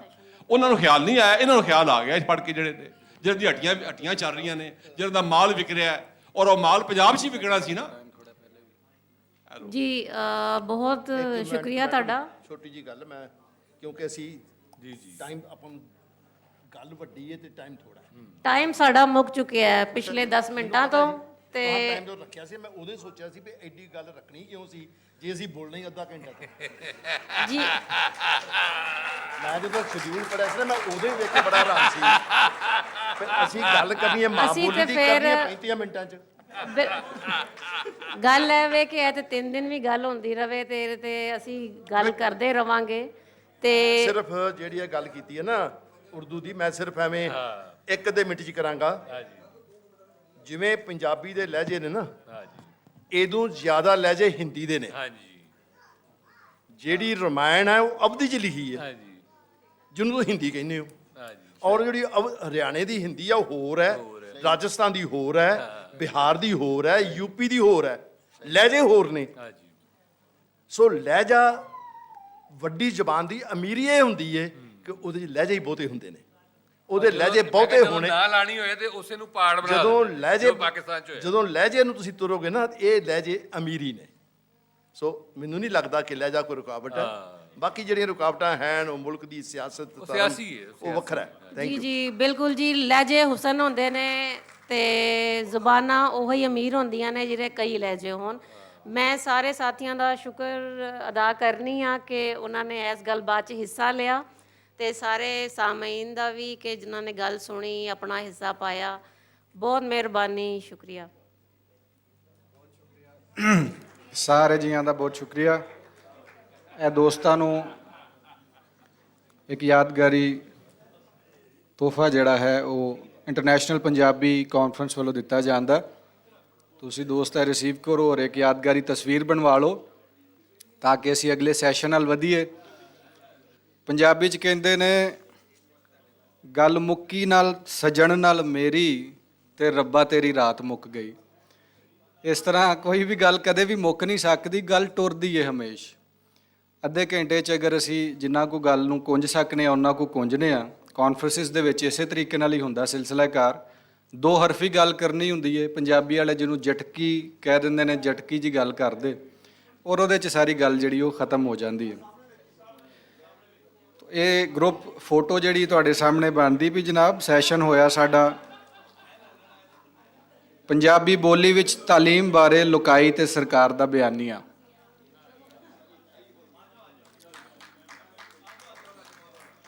ਬਹੁਤ ਸ਼ੁਕਰੀਆ, ਬਹੁਤ ਧੰਨਵਾਦ ਸਾਰੇ ਪੈਨਲਿਸਟ ਦਾ ਔਰ ਡਾਕਟਰ ਸ਼ਬਨਮ ਇਸਹਾਕ ਸਾਹਿਬਾ ਦਾ ਵੀ। ਸਾਡਾ ਅਗਲਾ ਸੈਸ਼ਨ ਜਨਾਬ ਹੜ੍ਹ ਦੇ ਬਾਰੇ ਵੇ, ਸੈਲਾਬ ਦੇ ਬਾਰੇ ਵੇ। ਹੜ੍ਹ 'ਚੋਂ ਹਲੇ ਅਸੀਂ ਨਿਕਲੇ ਨਹੀਂ, ਤੇ ਅੱਜ ਵੀ ਦੋਸਤ ਅਗਰ ਬਹਿ ਜਾਣ ਤੇ ਇਸ ਵਾਰੀ ਵੀ ਬਹੁਤ ਮਜ਼ਾ ਆਏਗਾ, ਪਿਛਲੀ ਵਾਰ ਦੀ ਤਰ੍ਹਾਂ ਹੀ। ਤੇ ਗੁਜ਼ਾਰਿਸ਼ ਹੈ ਦੋਸਤੋ ਬਹਿ ਜਾਓ। ਔਰ ਸਾਡੇ ਅਗਲੇ ਜਿਹੜੇ ਮੋਡਰੇਟਰ ਨੇ ਉਹਨਾਂ ਦਾ ਨਾਮ ਹੈ ਇਰਫਾਨ ਚੌਧਰੀ। ਉਹਨਾਂ ਨੂੰ ਗੁਜ਼ਾਰਿਸ਼ ਕਰਨੀ ਆ ਕਿ ਉਹ ਸਟੇਜ ਉੱਤੇ ਆਉਣ, ਆਪਣੀ ਨਸ਼ਿਸਤ ਸਾਂਭਣ ਔਰ ਆਪਣੇ ਪ੍ਰਾਹੁਣਿਆਂ ਦਾ ਇੰਟਰੋਡਕਸ਼ਨ ਕਰਾਉਣ ਔਰ ਉਹਨਾਂ ਨੂੰ ਬੁਲਾਉਣ। ਤੁਹਾਡੇ ਸਭ ਦੀਆਂ ਤਾਲੀਆਂ 'ਚ ਇਰਫਾਨ ਚੌਧਰੀ ਸਾਹਿਬ।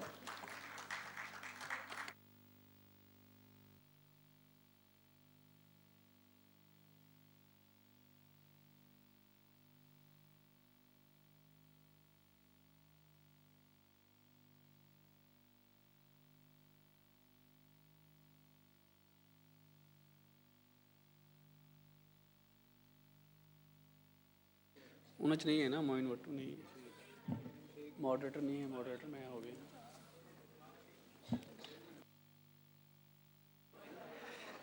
ਅੱਛਾ, ਸਾਰੇ ਦੋਸਤਾਂ ਨੂੰ ਗੁਜ਼ਾਰਿਸ਼ ਹੈ ਅਗਰ ਜ਼ਰਾ ਆਪਣੀ ਸੀਟਾਂ 'ਤੇ ਬਹਿ ਜਾਣ, ਤੇ ਜਿਨ੍ਹਾਂ ਨੇ ਬਾਹਰ ਜਾਣਾ ਉਹ ਬਾਹਰ ਚਲੇ ਜਾਣ ਤਾਂ ਕਿ ਅਸੀਂ ਗੱਲਬਾਤ ਸਟਾਰਟ ਕਰ ਸਕੀਏ। ਤੇ ਜਿਸ ਤਰ੍ਹਾਂ ਬਾਜਵਾ ਸਾਹਿਬ ਨੇ ਦੱਸਿਆ ਕਿ ਸਾਡਾ ਸੈਸ਼ਨ ਜਿਹੜਾ ਹੈ ਉਹ 2025 ਦੇ ਜਿਹੜੇ ਫਲੱਡਸ ਨੇ ਉਹਨਾਂ ਦੇ ਉੱਪਰ, ਔਰ ਹੁਣ ਤੇ ਜਿਹੜੇ ਸੈਲਾਬ ਆ ਉਹਦਾ ਲਫ਼ਜ਼ ਇਸ ਤਰ੍ਹਾਂ ਹੀ ਹੈ ਕਿ ਉਹ ਤਕਰੀਬਨ ਹਰ ਦੂਸਰੇ ਤੀਸਰੇ ਸਾਲ ਹੀ ਆ ਰਿਹਾ, ਤੇ ਉਹ ਹੁਣ ਸਾਡੀ ਜਿਹੜੀ ਯਾਦਾਸ਼ਤ ਆ ਉਹਦਾ ਹਿੱਸਾ ਬਣਦਾ ਜਾ ਰਿਹਾ। ਤੇ ਉਹਨਾਂ ਦਰਿਆਵਾਂ 'ਚ ਵੀ ਹਿੱਸਾ ਬਣਦਾ ਜਾ ਰਿਹਾ ਜਿੱਥੇ ਕਈ ਸਾਲਾਂ ਤੋਂ ਕਦੀ ਸੈਲਾਬ ਨਹੀਂ ਆਏ ਸੀ। ਤੇ ਮੇਰੀ ਮਿਰਾਜ ਸਤਲੁਜ ਔਰ ਰਾਵੀ ਵਰਗੇ ਦਰਿਆ ਨੇ ਜਿੱਥੇ, ਜਿਨ੍ਹਾਂ ਨੂੰ ਸਾਡੇ ਹੁਕਮਰਾਨ ਵੀ ਕਹਿੰਦੇ ਸੀ ਕਿ ਇਹ ਤਾਂ ਹੁਣ ਗੰਦੇ ਨਾਲੇ ਬਣ ਗਏ ਆ, ਲੇਕਿਨ ਉਹਨਾਂ ਨੇ ਦੱਸਿਆ ਕਿ ਨਹੀਂ ਅਸੀਂ ਹਜੇ ਦਰਿਆ ਹੀ ਹਾਂ, ਗੰਦੇ ਨਾਲੇ ਨਹੀਂ ਅਸੀਂ ਹੈਗੇ ਹਜੇ। ਤੇ ਅੱਜ ਸਾਡੇ ਨਾਲ ਮੈਂ ਵੀ ਪੈਨਲਿਸਟ ਹੀ ਸੀਗਾ, ਲੇਕਿਨ ਅੱਜ ਸਾਡੇ ਮੋਡਰੇਟਰ ਜਿਹੜੇ ਸੀ ਉਹ ਬੇਸਿਕਲੀ ਨਹੀਂ ਆ ਸਕੇ, ਤੇ ਫਿਰ ਮੈਨੂੰ ਫੌਰੀ ਤੌਰ ਤੇ ਅਹਿਮਦ ਰਜ਼ਾ ਸਾਹਿਬ ਨੇ ਕਿਹਾ ਕਿ ਤੁਸੀਂ ਕਰ ਲਓ ਮੋਡਰੇਟ, ਤੇ ਮੈਂ ਅੱਜ ਫਿਰ ਮੋਡਰੇਟ ਦਾ ਫਰਾਈਜ਼ ਅੰਜਾਮ ਦੇਵਾਂਗਾ। ਤੇ ਸਾਡੇ ਨਾਲ ਅੱਜ ਪੈਨਲਿਸਟ ਨੇ ਪਾਣੀ ਦੇ ਸ਼ੋਬੇ ਦੇ ਨਾਲ ਜੁੜੇ ਹੋਏ ਸਰਕਾਰੀ ਅਫਸਰ ਵੀ, ਤੇ ਪਾਣੀ ਦੇ ਸ਼ੋਬੇ ਦੇ ਨਾਲ ਜੁੜੇ ਹੋਏ ਮਾਹਿਰੀਨ ਦੀ ਸ਼ਕਲ ਦੇ ਵਿੱਚ। ਤੇ ਮੈਂ ਸਭ ਤੋਂ ਪਹਿਲੇ ਗੁਜ਼ਾਰਿਸ਼ ਕਰਾਂਗਾ ਕਿ ਜ਼ਫਰ ਇਕਬਾਲ ਵੱਟੂ ਸਾਹਿਬ ਉਹਨਾਂ ਨੂੰ ਕਿ ਉਹ ਸਟੇਜ ਤੇ ਆਉਣ। ਜ਼ਫਰ ਇਕਬਾਲ ਵੱਟੂ ਸਾਹਿਬ ਪਾਣੀ ਦੇ ਸ਼ੋਬੇ ਦੇ ਮਾਹਿਰ ਨੇ, ਵਾਟਰ ਰਿਸੋਰਸ ਐਕਸਪਰਟ ਨੇ, ਔਰ ਦੁਨੀਆ ਦੇ ਅੰਦਰ ਮੁਖਤਲਿਫ ਮੁਲਕਾਂ 'ਚ ਕੰਮ ਕਰਨ ਦਾ ਤਜਰਬਾ ਵੀ ਹੈ। ਪਾਕਿਸਤਾਨ ਦੇ ਵੀ ਮੁਖਤਲਿਫ ਇਲਾਕਿਆਂ 'ਚ ਮੁਖਤਲਿਫ ਜਗ੍ਹਾ ਦੇ ਉੱਪਰ ਕੰਮ ਕਰਨ ਦਾ ਉਹਨਾਂ ਨੂੰ ਇੱਕ ਵਸੀਹ ਤਜਰਬਾ ਹੈ ਪਾਣੀ ਦੇ ਇਰਦ ਗਿਰਦ। ਔਰ ਮੈਂ ਦੇਖਦਾ ਰਿਹਾ ਕਿ ਇਸ ਸਲਾਬ ਦੇ ਵਿੱਚ ਪਾਣੀ ਦੇ ਉੱਤੇ ਜਿਹੜੀ ਬਹਿਸ ਸੀਗੀ ਉਹਦੇ ਵਿੱਚ ਵੀ ਕਾਫੀ ਐਕਟਿਵ ਰਹੇ, ਸੋਸ਼ਲ ਮੀਡੀਆ ਦੇ ਰਾਹੀਂ ਵੀ ਔਰ ਮੁਖਤਲਿਫ ਟੈਲੀਵਿਜ਼ਨ ਚੈਨਲ ਦੇ ਉੱਪਰ ਇੰਟਰਵਿਊਜ਼ ਦੀ ਸ਼ਕਲ 'ਚ ਵੀ। ਤੇ ਉਸ ਤੋਂ ਬਾਅਦ ਸਾਡੇ ਨਾਲ ਬਹੁਤ ਅਹਿਮ ਸ਼ੋਭਾ ਪਾਣੀ ਦੇ ਹਵਾਲੇ ਨਾਲ ਪਾਕਿਸਤਾਨ ਦੇ ਅੰਦਰ ਜਿਹੜਾ ਇੱਕ ਕਹਿ ਲਓ ਕਿ ਬਹੁਤ ਪਹਿਲਾ ਅਦਾਰਾ ਵਾਫਡਾ, ਤੇ ਉਹਦੇ ਸੈਕਟਰੀ ਵਾਫਡਾ ਰਹੇ ਨੇ, ਡਿਪਟੀ ਸੈਕਟਰੀ ਵਾਫਡਾ ਰਹੇ ਨੇ। ਉਹਨਾਂ ਕੋਲ ਸਲਾਬ ਦੇ ਦੌਰਾਨ ਇਹ ਪੋਜੀਸ਼ਨ ਸੀਗੀ, ਬਹੁਤ ਅਹਿਮ ਪੋਜੀਸ਼ਨ ਸੀ। ਉਹਨਾਂ ਕੋਲ ਵੀ ਕਾਫੀ ਕੁਝ ਸਿੱਖਣ ਨੂੰ ਪਤਾ ਮਿਲੇਗਾ ਕਿ ਸਲਾਬ 'ਚ ਕੀ ਹੋਇਆ ਤੇ ਕਿਵੇਂ ਹੋਇਆ। ਤੇ ਮੈਂ ਗੁਜ਼ਾਰਿਸ਼ ਕਰਾਂਗਾ ਫਖਰ ਚੀਮਾ ਉਹਨਾਂ ਨੂੰ ਕਿ ਉਹ ਵੀ ਸਟੇਜ ਤੇ ਤਸ਼ਰੀਫ ਲਿਆਉਣ। ਬਹੁਤ ਸ਼ੁਕਰੀਆ। ਤੇ ਇਸ ਦੇ ਨਾਲ ਹੀ ਸਲਾਬ ਦੀ ਥੋੜ੍ਹੀ ਜਿਹੀ ਜਾਣਕਾਰੀ ਮੇਰੇ ਖਿਆਲ ਅਸੀਂ ਦਿੰਦੇ ਜਾਈਏ ਕਿ ਸਲਾਬ ਜਿਹੜਾ ਹੈ ਉਹ ਇਹ 5 ਪਾਣੀਆਂ ਦੀ ਧਰਤੀ ਹੈ, ਔਰ ਇਹਦੇ 'ਚ ਸਲਾਬ ਦਾ ਜਿਹੜਾ ਸਿਲਸਿਲਾ ਹੈ ਉਹ ਕੋਈ ਅੱਜ ਦਾ ਸਿਲਸਿਲਾ ਤਾਂ ਨਹੀਂ ਹੈ, ਰਿਆਸਤਾਂ ਬਣਨ ਦਾ ਤੋਂ ਬਾਅਦ ਦਾ ਮਸਲਾ ਨਹੀਂ ਹੈ। ਲੇਕਿਨ ਅਗਰ ਅਸੀਂ ਪਾਕਿਸਤਾਨ ਬਣਨ ਤੋਂ ਬਾਅਦ ਦੀ ਇੱਕ ਹਿਸਟਰੀ ਦੇਖੀਏ ਸਲਾਬ ਦੀ, ਤੇ ਪਹਿਲਾ ਸਲਾਬ 1950 'ਚ ਅਸੀਂ ਵੱਡਾ ਸਲਾਬ ਜਿਹੜਾ ਹੈ ਜਦੋਂ ਇਸ ਮੁਲਕ ਦੀ ਤਕਸੀਮ ਹੋਈ ਹੁੰਦੀ ਨਵੀਂ ਤੋਂ ਉਦੋਂ ਪੇਸ਼ ਆਉਂਦਾ। ਫਿਰ 1955, ਫਿਰ 1973 ਦਾ ਬਹੁਤ ਡੈਡਲੀ ਫਲੱਡ ਜਿਹੜਾ ਹੈ ਉਹ ਫੇਸ ਕੀਤਾ। ਫਿਰ 1993 ਔਰ 94 ਦਾ ਫਲੱਡ ਬਹੁਤ ਬੜਾ ਫਲੱਡ ਜਿਹੜਾ ਹੈ ਹਿਸਟੋਰਿਕ ਫਲੱਡ ਰਿਹਾ ਜੇਹਲਮ ਔਰ ਚਨਾਬ ਦੇ ਅੰਦਰ। ਵੈਸੇ ਤਾਂ ਸਲਾਬਾਂ ਦੇ ਅਗਰ ਅਸੀਂ ਉਹਦੀ ਕਰੋਨੋਲੋਜੀ ਦੇਖੀਏ ਤਾਂ ਤਕਰੀਬਨ ਹਰ ਦੂਸਰੇ ਤੀਸਰੇ ਚੌਥੇ ਸਾਲ ਜਿਹੜਾ ਹੈ ਕਿਸੇ ਨਾ ਕਿਸੇ ਦਰਿਆ ਦੇ ਅੰਦਰ ਸਲਾਬ ਆਉਂਦਾ ਵਾ। ਲੇਕਿਨ ਮੈਂ ਉਹਨਾਂ ਸਲਾਬਾਂ ਦੀ ਗੱਲ ਕਰ ਰਿਹਾ ਜਿਹੜੇ ਨੇ ਬਹੁਤ ਕਹਿ ਲਓ ਕਿ ਮੁਲਕੀ ਲੈਵਲ 'ਤੇ, ਮੁਲਕੀ ਪੈਮਾਨੇ 'ਤੇ ਲੋਕਾਂ ਨੂੰ ਮੁਤਾਸਰ ਕੀਤਾ। ਫਿਰ 2010 ਦਾ ਸਲਾਬ ਜਿਹੜਾ ਹੈ ਉਹ ਬਹੁਤ ਡੈਡਲੀ ਫਲੱਡ ਜਿਹਨੇ ਪੂਰੇ ਉੱਪਰੋਂ ਲੈ ਕੇ ਦਰਿਆ ਸਿੰਧ ਦੇ ਨਾਲ ਔਰ ਫਿਰ ਬਾਕੀ ਇਲਾਕਿਆਂ 'ਚ ਅਰੇਬੀਅਨ ਸੀ ਤੱਕ ਜਾਂਦਿਆਂ ਹੋਇਆਂ ਇੱਕ ਡੈਮੇਜ ਕੀਤਾ। ਫਿਰ 2014 ਦਾ ਸਲਾਬ ਜਿਹੜਾ ਹੈ ਉਹ ਚਨਾਬ ਦੀ ਹਿਸਟਰੀ ਦਾ ਇੱਕ ਸਲਾਬ ਸੀ, ਬੜਾ ਸਲਾਬ ਸੀ। ਤੇ 2014 ਦਾ ਸਲਾਬ ਔਰ ਉਸ ਤੋਂ ਬਾਅਦ ਫਿਰ 2022 'ਚ ਸਿੰਧ ਦੇ ਔਰ ਬਲੋਚਿਸਤਾਨ ਦੇ ਕੁਝ ਇਲਾਕਿਆਂ 'ਚ ਜਿਹੜਾ ਪਲੂਵੀਅਲ ਫਲੱਡ ਹੈ ਉਹਨੇ ਬਹੁਤ ਬੜਾ ਨੁਕਸਾਨਾਤ ਕੀਤੇ। ਤੇ ਫਿਰ ਹੁਣ 2023 ਦੇ ਅੰਦਰ ਸਤਲੁਜ ਦੇ ਅੰਦਰ ਇੱਕ ਸਲਾਬ ਆਇਆ, ਤੇ ਫਿਰ ਹੁਣ 2025 'ਚ ਸਤਲੁਜ, ਰਾਵੀ ਔਰ ਚਨਾਬ ਇਹਨਾਂ ਤਿੰਨਾਂ ਦਰਿਆਵਾਂ ਨੇ ਇੱਕ ਵੱਡਾ ਸਲਾਬ ਦੇਖਿਆ ਜਿਹਨੇ ਪੰਜਾਬ ਨੂੰ ਬੜੇ ਪੈਮਾਨੇ 'ਤੇ ਨੁਕਸਾਨ ਪਹੁੰਚਾਇਆ। ਤੇ ਇਸ ਤਰ੍ਹਾਂ ਪੰਜਾਬ ਜਿਹੜਾ ਹੈ ਉਹ ਸਲਾਬਾਂ ਦੇ ਨਾਲ ਬੇਸਿਕਲੀ ਜੂਝਦਾ ਰਿਹਾ ਹਮੇਸ਼ਾ ਤੋਂ। ਤੇ ਸਾਡਾ ਅੱਜ ਦਾ ਜਿਹੜਾ ਮੁੱਦਾ ਹੈ ਉਹ ਬੇਸਿਕਲੀ ਇਹ ਹੈ ਕਿ ਅਸੀਂ ਇਸ ਨੂੰ ਦੇਖੀਏ ਕਿ ਸਲਾਬ ਜਿਹੜੇ ਨੇ ਉਹ ਕਿਉਂ ਆਉਂਦੇ ਨੇ, ਕਿਸ ਤਰ੍ਹਾਂ ਉਹਨਾਂ ਦਾ ਉਪਾਅ ਹੋ ਸਕਦਾ, ਸਾਡੀ ਪੋਲਿਸੀ ਕੀ ਹੈ, ਤੇ ਇਸ ਦੇ ਉੱਪਰ ਹੈ। ਤੇ ਮੈਂ ਸਭ ਤੋਂ ਪਹਿਲੇ ਗੁਜ਼ਾਰਿਸ਼ ਕਰਾਂਗਾ ਕਿ ਜ਼ਫਰ ਇਕਬਾਲ ਸਾਹਿਬ ਉਹਨਾਂ ਨੂੰ ਕਿ ਉਹ ਸਾਡੀ ਆਡੀਅנס ਨੂੰ ਥੋੜ੍ਹਾ ਜਿਹਾ ਇਨਲਾਈਟਨ ਕਰਨ ਵਾਸਤੇ ਕਿ ਉਹ ਥੋੜ੍ਹਾ ਜਿਹਾ ਦੱਸਣ ਕਿ ਜਿਹੜੀ ਸਲਾਬਾਂ ਦੀ ਇਸ ਪਾਕਿਸਤਾਨ ਦੇ ਅੰਦਰ ਜਿਹੜੀ ਵਜੂਹਾਤ ਨੇ ਉਹ ਆਮ ਤੌਰ 'ਤੇ ਤਾਂ ਮੀਡੀਆ 'ਤੇ ਇਹ ਕਿਹਾ ਜਾਂਦਾ ਕਿ ਜੀ ਸਲਾਬ ਜਿਹੜੇ ਨੇ ਉਹ ਬੇਸਿਕਲੀ ਕਲਾਈਮੇਟ ਚੇਂਜ ਹੋ ਰਿਹਾ ਤੇ ਅੱਜ ਕੱਲ੍ਹ ਇਸ ਲਈ ਆ ਰਹੇ ਆ।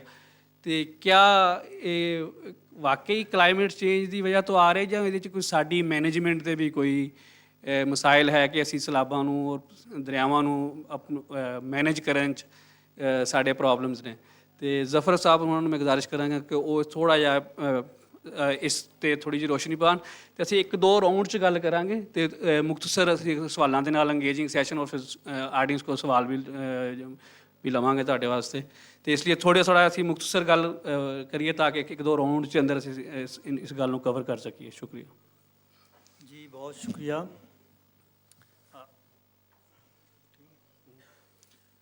अच्छा, पंजाब दे या पाकिस्तान दे ਜਿਹੜੇ ਦਰਿਆ ਹਨ, ਇਹ ਦਰਿਆ ਦੋ ਕਿਸਮ ਦੀ ਇਹਨਾਂ ਦੇ ਵਿੱਚ ਫਲੋ ਹੁੰਦਾ ਹੈ। ਇੱਕ ਤੇ ਹੁੰਦਾ ਹੈ ਸੈਲਾਬ ਦੇ ਦੌਰਾਨ, ਔਰ ਦੂਸਰਾ ਹੈ ਖੁਸ਼ਕ ਟਾਈਮ ਦੇ ਦੌਰਾਨ, ਜਿਵੇਂ ਬਾਰਿਸ਼ਾਂ ਨਹੀਂ ਹੁੰਦੀਆਂ, ਮੌਨਸੂਨ ਦੀ ਬਾਰਿਸ਼ਾਂ ਨਹੀਂ ਹੁੰਦੀਆਂ, ਔਰ ਇਹ ਇਹਨਾਂ ਦਾ ਇੱਕ ਬਿਲਕੁਲ ਨੈਚੁਰਲ ਪੈਟਰਨ ਹੈ।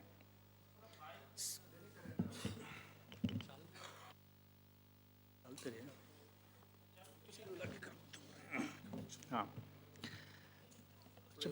पाकिस्तान के जितने भी दरिया हैं उन्होंने पैटर्न बड़ा वाजे है। एक है सैलाबी तो एक है गैर सैलाबी। सैलाबी जोड़ा पैटर्न है वो ये ज़ाहिर है मॉनसून के दौरान किसी वक्त ज़्यादा पानी आ गया है, किसी वक्त घट पानी आ गया है। और जोड़ा गैर सैलाबी है वो ज़ाहिर है सर्दियों के महीने जिस बारिशां नहीं होंदियां और इस पानी नहीं होता, तो इस वास्ते जोड़ा दरिया हैं वो सारे ही मतलब है कि उन्होंने दो किस्म के फ्लो पैटर्न हैं। और जो सैलाबी पैटर्न है वो सदियों तो ही चलता पाया, ये नहीं कि अजकल ये सैलाब आ रहा है और चूँकि हुण आबादी भी वध गई है और सोशल मीडिया और ये चीज़ बार बार सामने आती पई है। लेकिन इस सदियों तो दरियावां दा जिहड़ा चलन का एक तरीकाकार है या उन्होंने एक जिसनों आखो ना पैटर्न या एक हालत है वो इस तरह ही है। लेकिन इस जी तब्दीली आई है, तब्दीली ये आई है कि ਜਿਹੜੇ ਅਸਾਂ ਇਹਨਾਂ ਦਰਿਆਵਾਂ ਦੇ ਉੱਤੇ ਸਟਰਕਚਰਸ ਬਣਾਏ ਹਨ, ਖਸੂਸਨ ਸਿੰਤਾਸ ਮੁਆਹਦੇ ਤੋਂ ਬਾਅਦ, ਉਸ ਤੋਂ ਪਹਿਲੇ ਵੀ ਅੰਗਰੇਜ਼ਾਂ ਦੇ ਦੌਰ ਹੈ ਜਿਹੜਾ ਨਹਿਰੀ ਨਿਜ਼ਾਮ ਸ਼ੁਰੂ ਹੋਇਆ ਔਰ ਫਿਰ ਬੈਰਾਜਿਸ ਬਣੇ, ਉਸ ਤੋਂ ਬਾਅਦ ਡੈਮਸ ਬਣੇ, ਨਹਿਰਾਂ ਬੜੀਆਂ, ਦਰਿਆਈ ਰਾਬਤਾ ਨਹਿਰਾਂ, ਤਾਂ ਉਸ ਨਾਲ ਇਹਨਾਂ ਦਾ ਜਿਹੜਾ ਕੁਦਰਤੀ ਇੱਕ ਬਹਾਵ ਆਈ, ਇੱਕ ਬਹਾਵ ਦੀ ਇੱਕ ਸੂਰਤ ਹਾਲ ਆਈ, ਉਹ ਤਬਦੀਲ ਹੋਈ। और दूसरी जी सारी आबादी आई, आबादी वध गई, तो उस वास्ते एक आबादी के दबाव की वजह तो चूँकि सैलाब उस रफ्तार नाल लन आते, पहले हर साल आता है और लोग अपने आप नूं अपनी जिंदगी नूं उस दे नाल एडजस्ट करके आए। उन्होंने पता होंदा है कि जिस वक्त पानी आमना है दरिया दे विच, तो उस टाइम दे विच उस पानी के रास्ते खाली करके बाहर निकल पैंदे हैं। और पानी के रास्तों के भी उन्होंने जोड़ा बढ़ाए होंदे हैं अपने घर या एक रस्ते या वो चीज़ां वो इस तरीके दी आउंदियां कि वो पानी के रास्ते कोई रुकावट पैदा ना करे दियां।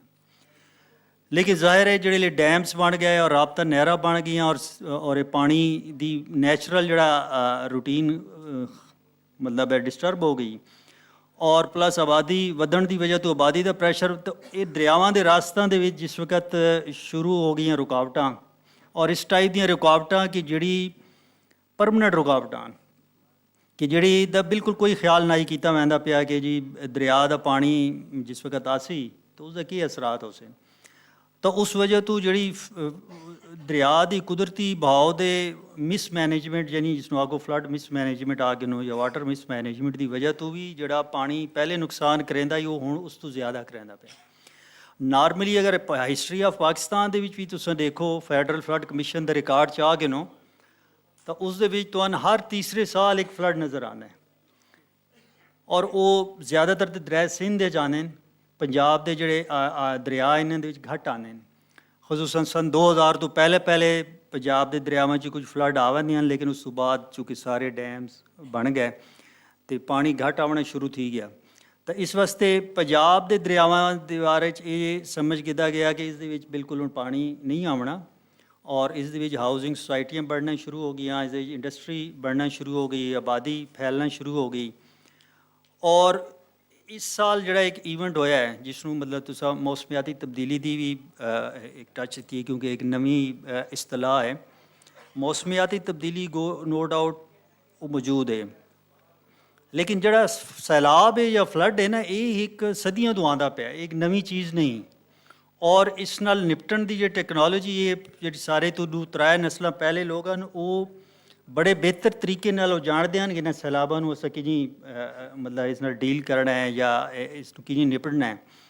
लेकिन उस तो बाद जिहड़ी मौजूदा नस्ल है या जिहड़ी बाद दरम्यान आउण वालियां गौरमेंट्स हैं, लोग हैं, उन्होंने बिल्कुल इस चीज़ ते कोई जोर नहीं दिता कि ये जोड़े दरिया हैं इन्हां दा अपना एक राइट है, इन्हां दी अपनी एक इलाका है कि जिसनों असां उस तरीके नाल उन्हां वास्ते रखना है, या अगर इस दे अंदर कोई डेवलपमेंट भी करनी है, मतलब ये मतलब नहीं कि उन्हां ਉਸ ਏਰੀਆ ਨੂੰ, ਉਸ ਇਲਾਕੇ ਨੂੰ ਤੁਸੀਂ ਬਿਲਕੁਲ ਅਨਟੱਚ ਛੋੜ ਦਿਓ। ਜ਼ਾਹਿਰ ਹੈ ਇੱਕ ਇਨਸਾਨੀ ਆਬਾਦੀ ਦੀ ਜ਼ਰੂਰੀਆਤ ਹਨ ਔਰ ਇੱਕ ਟੈਕਨੋਲੋਜੀ ਤਰੱਕੀ, ਤੁਸੀਂ ਉਸ ਦੇ ਨਾਲ ਹੀ ਅੱਗੇ ਵਧਣਾ ਹੈ।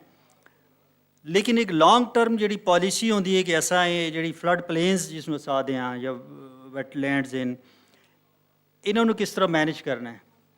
ਇਸ 'ਤੇ ਇੱਕ ਸਭ ਤੋਂ ਪਹਿਲੀ ਚੀਜ਼ ਦੀ ਸਟਾਰਟ ਹੁੰਦੀ ਪਾਲਿਸੀ ਤੋਂ ਕਿ ਗੌਰਮੈਂਟ ਦੀ ਪਾਲਿਸੀ ਕੀ ਹੈ।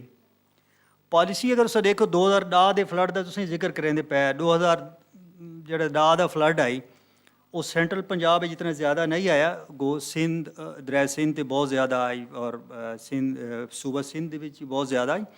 ਤਾਂ ਉਸ ਤੋਂ ਬਾਅਦ ਪੂਰੇ ਮੁਲਕ ਦੇ ਵਿੱਚ ਜਿਹੜਾ ਨਾ ਡਿਜ਼ਾਸਟਰ ਮੈਨੇਜਮੈਂਟ ਅਥਾਰਟੀਜ਼ ਬਣਾ ਦਿੱਤੀਆਂ ਗਈਆਂ। ਯਾਨੀ ਜਿਹੜੇ ਫਲੱਡਸ ਹਨ ਉਹਨਾਂ ਨੂੰ ਇਹ ਸਮਝ ਕੀਤਾ ਗਿਆ ਕਿ ਅਸਾਂ ਜਿਹੜਾ ਨਾ ਇਹਨਾਂ ਫਲੱਡਸ ਦੇ ਨਾਲ ਮੁਕਾਬਲਾ ਕਰਨਾ ਹੈ, ਫਲੱਡ ਫਾਈਟਿੰਗ ਕਰਨੀ ਹੈ। ਹਾਲਾਂਕਿ ਸੈਲਾਬ ਜਿਹੜੇ ਹਨ, ਸੈਲਾਬ ਤਾਂ ਇੱਕ ਨਿਮਤ ਹੈ, ਸਾਨੂੰ ਤਾਂ ਫਲੱਡ ਹਾਰਨੈਸਿੰਗ ਕਰਨੀ ਚਾਹੀਦੀ ਹੈ ਕਿ ਸੈਲਾਬ ਤੋਂ ਫਾਇਦਾ ਕਿਸ ਤਰ੍ਹਾਂ ਉਠਾਇਆ ਜਾ ਸਕਦਾ ਔਰ ਉਸ ਵਾਸਤੇ ਕੋਈ ਨਵੀਂ ਸਾਇੰਸ, ਨਵੀਂ ਟੈਕਨੋਲੋਜੀ ਦੀ ਵੀ ਜ਼ਰੂਰਤ ਨਹੀਂ। ਇਹ ਸੈਂਚਰੀਜ਼ ਓਲਡ ਜਿਹੜੀ ਵਿਜ਼ਡਮ ਹੈ, ਸਾਡੀ ਲੋਕਲ ਵਿਜ਼ਡਮ ਹੈ, ਉਸਦੇ ਚੀਜ਼ਾਂ ਮੌਜੂਦ ਹਨ। ਸਿਰਫ ਉਹਨਾਂ ਨੂੰ ਥੋੜ੍ਹਾ ਬਹੁਤ ਉਹਨਾਂ ਦੀ ਨੱਕ ਪਲਕ ਸਵਾਰ ਕੇ ਉਹਨਾਂ ਨੂੰ ਇੱਕ ਟੈਕਨੋਲੋਜੀ ਦੀ ਟੱਚ ਦੇ ਕੇ, ਇੱਕ ਮਾਡਰਨ ਟੱਚ ਦੇ ਕੇ, ਇੱਕ ਨਵੇਂ ਤਰੀਕੇ ਨਾਲ ਤੁਸੀਂ ਉਸ ਨੂੰ ਔਨ ਗਰਾਊਂਡ ਆਉਣਾ ਹੈ। ਅਤੇ ਜਿਸ ਵਕਤ ਅਸਾਂ ਇਹ ਸਮਝੇਸੂ ਕਿ ਜੀ ਇਹ ਫਲੱਡ ਜਿਹੜਾ ਹੈ ਇਹ ਡਿਜ਼ਾਸਟਰ ਹੈ ਔਰ ਅਸਾਂ ਇਸ ਨੂੰ ਫਾਈਟ ਕਰਨਾ ਹੈ ਤਾਂ ਤੁਹਾਡੀ ਅਪਰੋਚ ਹੋਰ ਹੋ ਸੀ। ਜਿਸ ਵਕਤ ਤੁਸੀਂ ਸਮਝੇਸੋ ਕਿ ਨਹੀਂ ਫਲੱਡ ਨਿਮਤ ਹੈ, ਅੱਲਾ ਦੀ ਇੱਕ ਨਿਮਤ ਹੈ ਔਰ ਅਸਾਂ ਇਸ ਨੂੰ ਹਾਰਨੈਸ ਕਰਨਾ, ਇਸ ਤੋਂ ਫਾਇਦਾ ਉਠਾਉਣਾ ਹੈ ਅਤੇ ਅਪਰੋਚ ਹੋਰ ਹੋ ਸੀ। ਇੱਕ ਤਾਂ ਇਹ ਜਿਹੜੀ ਪਾਲਿਸੀ ਦੀ ਬੁਨਿਆਦੀ ਸ਼ਿਫਟ ਇਹ ਬੜੀ ਜ਼ਰੂਰੀ ਹੈ। 2010 ਤੋਂ ਬਾਅਦ ਦੇਖ ਨੂੰ 15 ਸਾਲ ਹੋ ਗਏ ਨੇ, ਸਾਰੀ ਅਥਾਰਟੀਜ਼ ਵੀ ਮੌਜੂਦ ਹਨ। ਹੁਣ ਤਾਂ PDMA ਦਾ ਬੜਾ ਅਹਿਮ ਰੋਲ ਹੈ ਇਸ ਦਫਾ ਇਸ ਫਲੱਡ ਦੇ ਵਿੱਚ। ਲੇਕਿਨ ਉਹ ਰੋਲ ਹੈ ਜ਼ਿਆਦਾਤਰ ਇਨ ਕੇਸ ਕਿ ਫਲੱਡ ਜਿਹੜੇ ਲਿਆ ਵੈਂਦਾ ਤੇ ਤੁਸੀਂ ਕੀ ਕਰਨਾ ਹੈ, ਤੁਸੀਂ ਲੋਕਾਂ ਨੂੰ ਦੱਸਣਾ ਹੈ, ਤੁਸੀਂ ਐਵੈਕੂਏਸ਼ਨ ਕਰਾਉਣੀ ਹੈ, ਮਤਲਬ ਜਿਸ ਨੂੰ ਕਹਿੰਦੇ ਨਾ ਰਿਸਪਾਂਸ ਫੋਕਸਡ ਹੈ। ਜਦਕਿ ਇਹ ਚੀਜ਼ ਸਟਾਰਟ ਥੀਂਦੀ ਹੈ ਪਲੈਨਿੰਗ ਤੋਂ। ਮਤਲਬ 10,000 ਫਲੱਡ ਤੋਂ ਬਾਅਦ ਵੀ, 2010 ਦੇ ਫਲੱਡ ਤੋਂ ਬਾਅਦ ਵੀ ਅਸਾਂ ਅਗਰ ਪਲੈਨਿੰਗ 'ਤੇ ਕੰਮ ਕਰਨਾ ਸ਼ੁਰੂ ਕਰ ਦਿੱਤਾ ਹੋਇਆ ਤਾਂ ਹੁਣ 15 ਸਾਲ ਹੋ ਗਏ ਨੇ ਮਜ਼ੀਦ ਉਸ ਚੀਜ਼ ਨੂੰ। ਪਲੈਨਿੰਗ ਤੋਂ ਬਾਅਦ ਹੁੰਦੀ ਪ੍ਰੀਪਰੇਸ਼ਨ। ਪ੍ਰੀਪਰੇਸ਼ਨ ਵਿੱਚ ਸਾਰੀ ਚੀਜ਼ਾਂ ਆਉਂਦੀਆਂ, ਉਸਦੇ ਵਿੱਚ ਤੁਸੀਂ ਆਪਣਾ ਸਟਰਕਚਰ ਵੀ ਬਣਾਉਣਾ ਹੁੰਦਾ ਹੈ, ਉਸਦੇ ਵਿੱਚ ਤੁਸੀਂ ਲੋਕਾਂ ਨੂੰ ਵੀ ਟ੍ਰੇਨ ਕਰਨਾ ਹੁੰਦਾ ਹੈ, ਉਸਦੇ ਵਿੱਚ ਤੁਸੀਂ ਆਪ ਕਾਫੀ ਚੀਜ਼ਾਂ ਚੇਂਜਸ ਆਉਣੀਆਂ ਹੁੰਦੀਆਂ ਨੇ, ਐਜੂਕੇਸ਼ਨ ਬੱਚਿਆਂ ਲੋਕਾਂ ਨੂੰ ਟ੍ਰੇਨ ਕਰਨਾ ਹੁੰਦਾ ਹੈ। ਔਰ ਤੀਸਰੇ ਨੰਬਰ 'ਤੇ ਬਾਅਦ ਤੁਹਾਡਾ ਆਉਂਦਾ ਰਿਸਪਾਂਸ, ਰੈਸਕਿਊ ਐਂਡ ਰਿਸਪਾਂਸ। ਲੇਕਿਨ ਇਹ ਮੋਸਟਲੀ ਜਿਹੜਾ ਹੈ ਉਹ ਚੀਜ਼ਾਂ ਚੱਲ ਰਹੀਆਂ ਰਿਸਪਾਂਸ ਡਰਿਵਨ। ਇੱਕ ਦੋ ਫਲੱਡ ਆ ਗਿਆ ਔਰ ਐਮਰਜੈਂਸੀ ਦੇ ਵਿੱਚ ਜੋ ਵੀ ਤਰੀਕਾਕਾਰ ਹੁੰਦਾ ਹੈ ਸੋਸ਼ਲ ਮੀਡੀਆ 'ਤੇ ਮਤਲਬ ਫਲੱਡ ਦੇ ਦੌਰਾਨ ਸਾਡੇ ਕੋਲ ਡੇਲੀ ਅਪਡੇਟਸ ਹਨ। ਲੇਕਿਨ ਫਲੱਡ ਤੋਂ ਬਾਅਦ ਹੁਣ ਉਹਨਾਂ ਇਲਾਕਿਆਂ ਦਾ ਕੀ ਬਣਿਆ, ਉੱਥੇ ਰੀਹੈਬਿਲਿਟੇਸ਼ਨ ਐਫਰਟਸ ਸ਼ੁਰੂ ਥਈਆਂ ਨਹੀਂ ਥਈਆਂ, ਜਿਹੜੇ ਲੋਕ ਮੁਤਾਸਰੀਨ ਹਨ ਉਹਨਾਂ ਦੀ ਆਇਡੈਂਟੀਫਿਕੇਸ਼ਨ ਥਈ ਹੈ ਨਹੀਂ, ਹੱਕਦਾਰ ਨੂੰ ਹੱਕ ਮਿਲਿਆ ਹੈ ਜਿਹੜੀ ਦੀ ਜ਼ਮੀਨਾਂ, ਘਰ, ਜਾਨਵਰ ਔਰ ਲਾਸ ਆਫ ਲਾਈਫ। ਅੱਛਾ, ਇਸ ਤੋਂ ਛੋੜ ਕੇ ਗੌਰਮੈਂਟ ਦਾ ਜਿਹੜਾ ਇਨਫਰਾਸਟਰਕਚਰ ਮਤਲਬ ਤਬਾਹੀ ਹੈ, ਕੋਈ ਸਕੂਲ ਹਨ, ਹਸਪੀਟਲ ਹਨ, ਰੋਡ ਹਨ, ਉਹਨਾਂ ਦੇ ਬਾਰੇ 'ਚ ਕੀ ਹੋਇਆ ਹੈ ਅੱਜ ਦੀ ਤੱਕ ਕੋਈ ਪਤਾ ਨਹੀਂ। ਹਾਲਾਂਕਿ ਫਲੱਡ ਦੇ ਦਿਹਾੜਾਂ ਦੇ ਵਿੱਚ ਗੌਰਮੈਂਟ ਦੀ ਤਰਫੋਂ ਬਾਰ ਐਲਾਨ ਆਉਂਦਾ ਪਿਆ ਹੈ ਕਿ ਇਸ ਦਫਾ ਗੌਰਮੈਂਟ ਐਸੀ ਪਾਲਿਸੀ ਬਣਾਈ ਸੀ, ਐਸੇ ਸਟੈਪਸ ਗਿਣ ਸੀ ਕਿ next time even next year ਤੋਂ ਇਹ ਚੀਜ਼ ਦੁਬਾਰਾ ਰਿਪੀਟ ਨਾ ਹੋ ਸੀ। ਲੇਕਿਨ ਉਸ ਤੇ ਫਲੱਡ ਦੇ ਪੀਰੀਅਡ ਤੋਂ ਬਾਅਦ ਇਸ ਤਰ੍ਹਾਂ ਦੀ ਕੋਈ ਚੀਜ਼ ਸਾਹਮਣੇ ਨਹੀਂ ਆਈ। ਖੁਸੂਸਨ ਹੁਣ ਤੇ ਨਵਾਂ ਫਲੱਡ ਦੇ ਬਾਰੇ 'ਚ ਹੀ ਪੇਸ਼ਗੋਈਆਂ ਸ਼ੁਰੂ ਹੋ ਗਈਆਂ। ਪਿਛਲੀ ਦਫਾ ਜਿਹੜਾ ਫਲੱਡ ਆਈ ਉਹ ਸ਼ੁਰੂ ਹੋਇਆ ਤੇ ਉਹਦੇ ਬਾਰੇ ਜਨਾਬ ਪਹਿਲੇ ਤੇ ਤਾਸਰ ਦਿੱਤਾ ਗਿਆ ਕਿ ਜੀ ਬਸ ਵੀ ਆਰ ਕਾਟ ਇਨ ਸਰਪ੍ਰਾਈਜ਼, ਅਚਾਨਕ ਜੀ ਉਹ ਇੰਡੀਆ ਮਤਲਬ ਛੋੜ ਦਿੱਤੇ ਡੈਮ ਦੇ ਗੇਟ। ਇਸ ਟਾਪਿਕ ਤੇ ਅਸੀਂ ਬਾਅਦ ਚਾਹੁੰਦੇ ਥੋੜਾ ਜਿਹਾ ਟਰਾਂਸਪੋਰਟਰੀ ਟਾਪਿਕ ਦੇ ਉੱਤੇ ਤੇ ਜਿਹੜਾ ਇੰਡੀਆ ਬਲੇਮਿੰਗ ਦਾ ਹੈ ਮਾਮਲਾ ਉਸ 'ਤੇ। ਲੇਕਿਨ ਮੈਂ ਇਸ ਟੌਪਿਕ 'ਤੇ ਅਗਲੇ ਰਾਊਂਡ 'ਚ ਤੁਹਾਡੇ ਨਾਲ ਆਵਾਂਗਾ ਦੁਬਾਰਾ। ਅਤੇ ਮੈਂ ਦੇਖ ਰਿਹਾ ਕਿ ਫਖਰ ਸਾਹਿਬ ਦੇ ਕੋਲ ਕਾਫੀ ਸਾਰੇ ਨੋਟਸ ਨੇ ਅਤੇ ਇਸ ਲਈ ਮੈਂ ਸਵਾਲ ਕੋਈ ਸਪੈਸੀਫਿਕ ਨਹੀਂ ਕਰਨਾ ਚਾਹ ਰਿਹਾ ਅਤੇ ਮੈਂ ਚਾਹਾਂਗਾ ਕਿ ਤੁਸੀਂ ਪਹਿਲੇ 5 ਮਿੰਟ 7 ਮਿੰਟ 'ਚ ਆਪਣੀ ਮੁੱਢਲੀ ਗੱਲ ਕਰ ਲਓ ਅਤੇ ਫਿਰ ਉਹਦੇ 'ਚੋਂ ਕੋਈ ਸਵਾਲ ਜਿਹੜਾ ਹੈ, ਮੈਨੂੰ ਲੱਗ ਰਿਹਾ ਕਿ ਤੁਹਾਡੇ ਕੋਲ ਡਾਟਾ ਸ਼ੈਟਾ ਹੈ ਤੁਸੀਂ, ਕਿਉਂਕਿ 2025 ਦਾ ਸਲਾਬ ਸਾਰਾ ਦੇਖਿਆ ਦਾਦੋ ਸ਼ੁਮਾਰ ਦੀ ਤਨਾਜ਼ਰ 'ਚ। ਅਤੇ ਮੈਂ ਚਾਹਾਂਗਾ ਕਿ ਤੁਸੀਂ ਆਪਣੀ ਪਹਿਲੇ ਜੋ ਤੁਸੀਂ ਸੋਚਦੇ ਹੋ ਸਮਝਦੇ ਹੋ ਕਿ 2025 ਦਾ ਸਲਾਬ ਕਿਉਂ ਆਇਆ, ਕਿਵੇਂ ਆਇਆ, ਕੀ ਗਲਤੀਆਂ ਨੇ ਹਕੂਮਤੀ ਲੈਵਲ 'ਤੇ ਔਰ ਕਿਸ ਤਰ੍ਹਾਂ ਮਿਸਮੈਨੇਜ ਹੋਇਆ, ਅਤੇ ਇਸ 'ਤੇ ਆਪਣੀ ਗੱਲ ਕਰ ਲਓ, ਫਿਰ ਅਸੀਂ ਅਗਲੇ ਰਾਊਂਡ 'ਚ ਸਵਾਲ ਕਰਦੇ ਹਾਂ।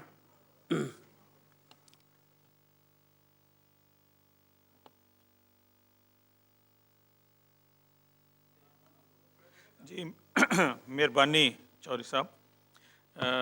ਮੈਂ ਚੂੰਕਿ ਸੈਲਾਬ ਜਦੋਂ ਆਇਆ 2025 ਦਾ, ਉਦੋਂ ਵਾਪਡਾ ਦੇ ਵਿੱਚ ਬਤੌਰ ਸੈਕਟਰੀ ਉੱਥੇ ਮੌਜੂਦ ਸਾਂ, ਅਤੇ ਇਸ ਲਈ ਆਪਣੀ ਅੱਖੀਂ ਵੇਖਿਆ ਵੀ ਔਰ ਉਹਨੂੰ ਮਹਿਸੂਸ ਵੀ ਕੀਤਾ ਸਾਰਾ ਜਾ ਕੇ।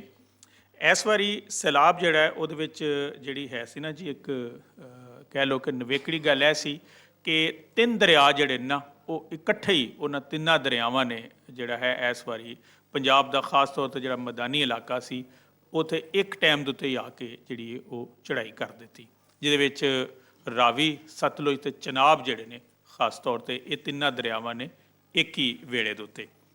ਅੱਛਾ, ਔਰ ਇਹਦੇ ਨਾਲ ਮੈਂ ਤੁਹਾਨੂੰ ਜਿਹੜਾ ਡੇਟਾ ਸੀ ਉਸ ਵਕਤ ਵਾਪਡਾ ਦੇ ਵਿੱਚ ਇਕੱਠਾ ਕੀਤਾ, ਉਹ ਮੈਂ ਕੁਛ ਨਾਲ ਲੈ ਕੇ ਆਇਆ, ਤੁਹਾਡੇ ਨਾਲ ਮੈਂ ਸਾਂਝਾ ਕਰਨਾ ਕਿ ਚਨਾਬ ਦੇ ਵਿੱਚ ਜਿਹੜੀ ਪਹਿਲੀ ਵੱਡੀ ਲਹਿਰ ਸ਼ੁਰੂ ਹੋਈ ਸੀ ਉਹ 27 ਅਗਸਤ ਨੂੰ ਮਰਾਲੇ ਦੇ ਮੁਕਾਮ ਤੋਂ ਜਿਹੜਾ ਨਾ 9 ਲੱਖ ਕਿਊਸਕ ਪਾਣੀ ਇੱਕਦਮ ਜਿਹੜਾ ਹੈ ਉਹ ਪਾਕਿਸਤਾਨ ਦੇ ਵਿੱਚ ਆਇਆ, ਔਰ ਫਿਰ ਦੂਜੀ ਲਹਿਰ ਜਿਹੜੀ ਹੈ ਉਹ ਉਸ ਤੋਂ ਕੋਈ 4-5 ਦਿਨ ਬਾਅਦ ਫਿਰ ਆ ਗਈ। ਫਿਰ ਉਹ ਖਾਨਕੀ ਦੇ ਜਦੋਂ ਆਪਣੇ ਅੱਗੇ ਤੇ ਉਹ 10 ਲੱਖ ਕਿਊਸਕ, ਉਹਦੇ ਨਾਲ ਬਾਕੀ ਨਾਲੇ ਵੀ ਜਿਹੜੇ ਸਨ ਪਲਖੂ ਤੋਂ ਐਗ ਤੇ ਉਹ ਸਾਰੇ ਜਿਹੜੇ ਨੇ ਉੱਥੇ ਆ ਕੇ ਰਲ ਗਏ। ਅੱਛਾ, ਜਦੋਂ ਕਾਦਰਾਬਾਦ ਗਿਆ ਤੇ ਉਹ 10 ਲੱਖ ਤੋਂ ਵੀ ਜਿਹੜਾ ਨਾ ਉਹ ਟੱਪ ਗਿਆ, ਉਹਦਾ ਜਿਹੜਾ ਡਿਸਚਾਰਜ ਸੀ ਉੱਥੇ।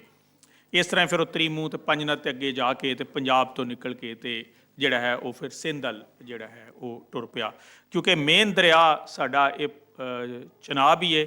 ਇਹਦੇ ਬਾਰੇ ਵੀ ਇੱਕ ਗੱਲ ਹੁੰਦੀ ਰਹਿੰਦੀ ਹੈ ਕਿ ਅੱਗੇ ਜਾ ਕੇ ਉਹਨੂੰ ਭਾਵੇਂ ਇੰਡਸ ਰਿਵਰ ਕਹਿੰਦੇ ਆ, ਲੇਕਿਨ ਕਈ ਇਹ ਵੀ ਸਾਡੇ ਲੋਕ ਕਹਿੰਦੇ ਨੇ ਕਿ ਬੇਸਿਕਲੀ ਜਿਹੜਾ ਇੰਡਸ ਰਿਵਰ ਉਹ ਵੀ ਚਨਾਬ ਦੇ ਵਿੱਚ ਆ ਕੇ ਡਿੱਗਦਾ, ਚਨਾਬ ਉਹਦੇ 'ਚ ਜਾ ਕੇ ਨਹੀਂ ਡਿੱਗਦਾ, ਲੇਕਿਨ ਉਹ ਚਨਾਬ ਫਿਰ ਅੱਗੇ ਸਿੰਧ ਵੱਲ ਜਿਹੜਾ ਨਿਕਲ ਗਿਆ। ਅੱਛਾ, ਦੂਜਾ ਰਾਵੀ ਜਿਹੜਾ ਹੈ ਉਹ ਵੀ 27 ਅਗਸਤ ਨੂੰ ਜਿਹੜਾ ਹੈ ਉਹ ਪਾਕਿਸਤਾਨ ਦੇ ਵਿੱਚ ਜੱਸੜ ਦੇ ਮੁਕਾਮ ਤੋਂ ਜਿਹੜਾ ਪੰਜਾਬ ਦੇ ਵਿੱਚ ਵੜਿਆ, ਔਰ ਉਸ ਵਕਤ 27 ਅਗਸਤ ਨੂੰ ਉੱਥੇ ਜਿਹੜਾ ਤਕਰੀਬਨ 2.5 ਲੱਖ ਕਿਊਸਕ ਪਾਣੀ ਜਿਹੜਾ ਸੀ ਉਹਦੇ ਜ਼ਰੀਏ ਐਂਟਰੀ, ਔਰ ਫਿਰ ਉਹਦੀਆਂ ਵੀ 3 ਲਹਿਰਾਂ ਜਿਹੜੀਆਂ ਨੇ ਜੀ ਮੁਖਤਲਿਫ ਵਕਫੇ ਨਾਲ, ਪਹਿਲਾਂ 27 ਅਗਸਤ ਨੂੰ ਹੋਈ, ਫਿਰ 30 ਅਗਸਤ ਨੂੰ ਤੇ ਫਿਰ 3 ਸਤੰਬਰ ਨੂੰ ਆ ਕੇ 3 ਲਹਿਰ।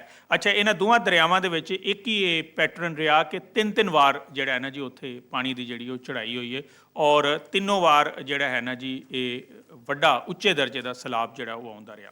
ਫਿਰ ਆ ਗਿਆ ਜੀ ਅੱਗੇ ਸਤਲੁਜ ਸਾਡਾ। ਸਤਲੁਜ ਜਿਹੜਾ ਹੈ ਇਹ 29 ਅਗਸਤ ਨੂੰ ਜਿਹੜਾ ਹੈ ਇਹਦੇ ਵਿੱਚ ਪਹਿਲੀ ਲਹਿਰ ਆਈ, ਤਕਰੀਬਨ 4 ਲੱਖ ਕਿਊਸਕ ਦੀ, ਗੰਡਾ ਸਿੰਘ ਵਾਲਾ ਜਿਹੜਾ ਬਾਰਡਰ ਹੈ ਉੱਥੋਂ ਇਹ ਪੰਜਾਬ ਦੇ ਵਿੱਚ ਆਇਆ।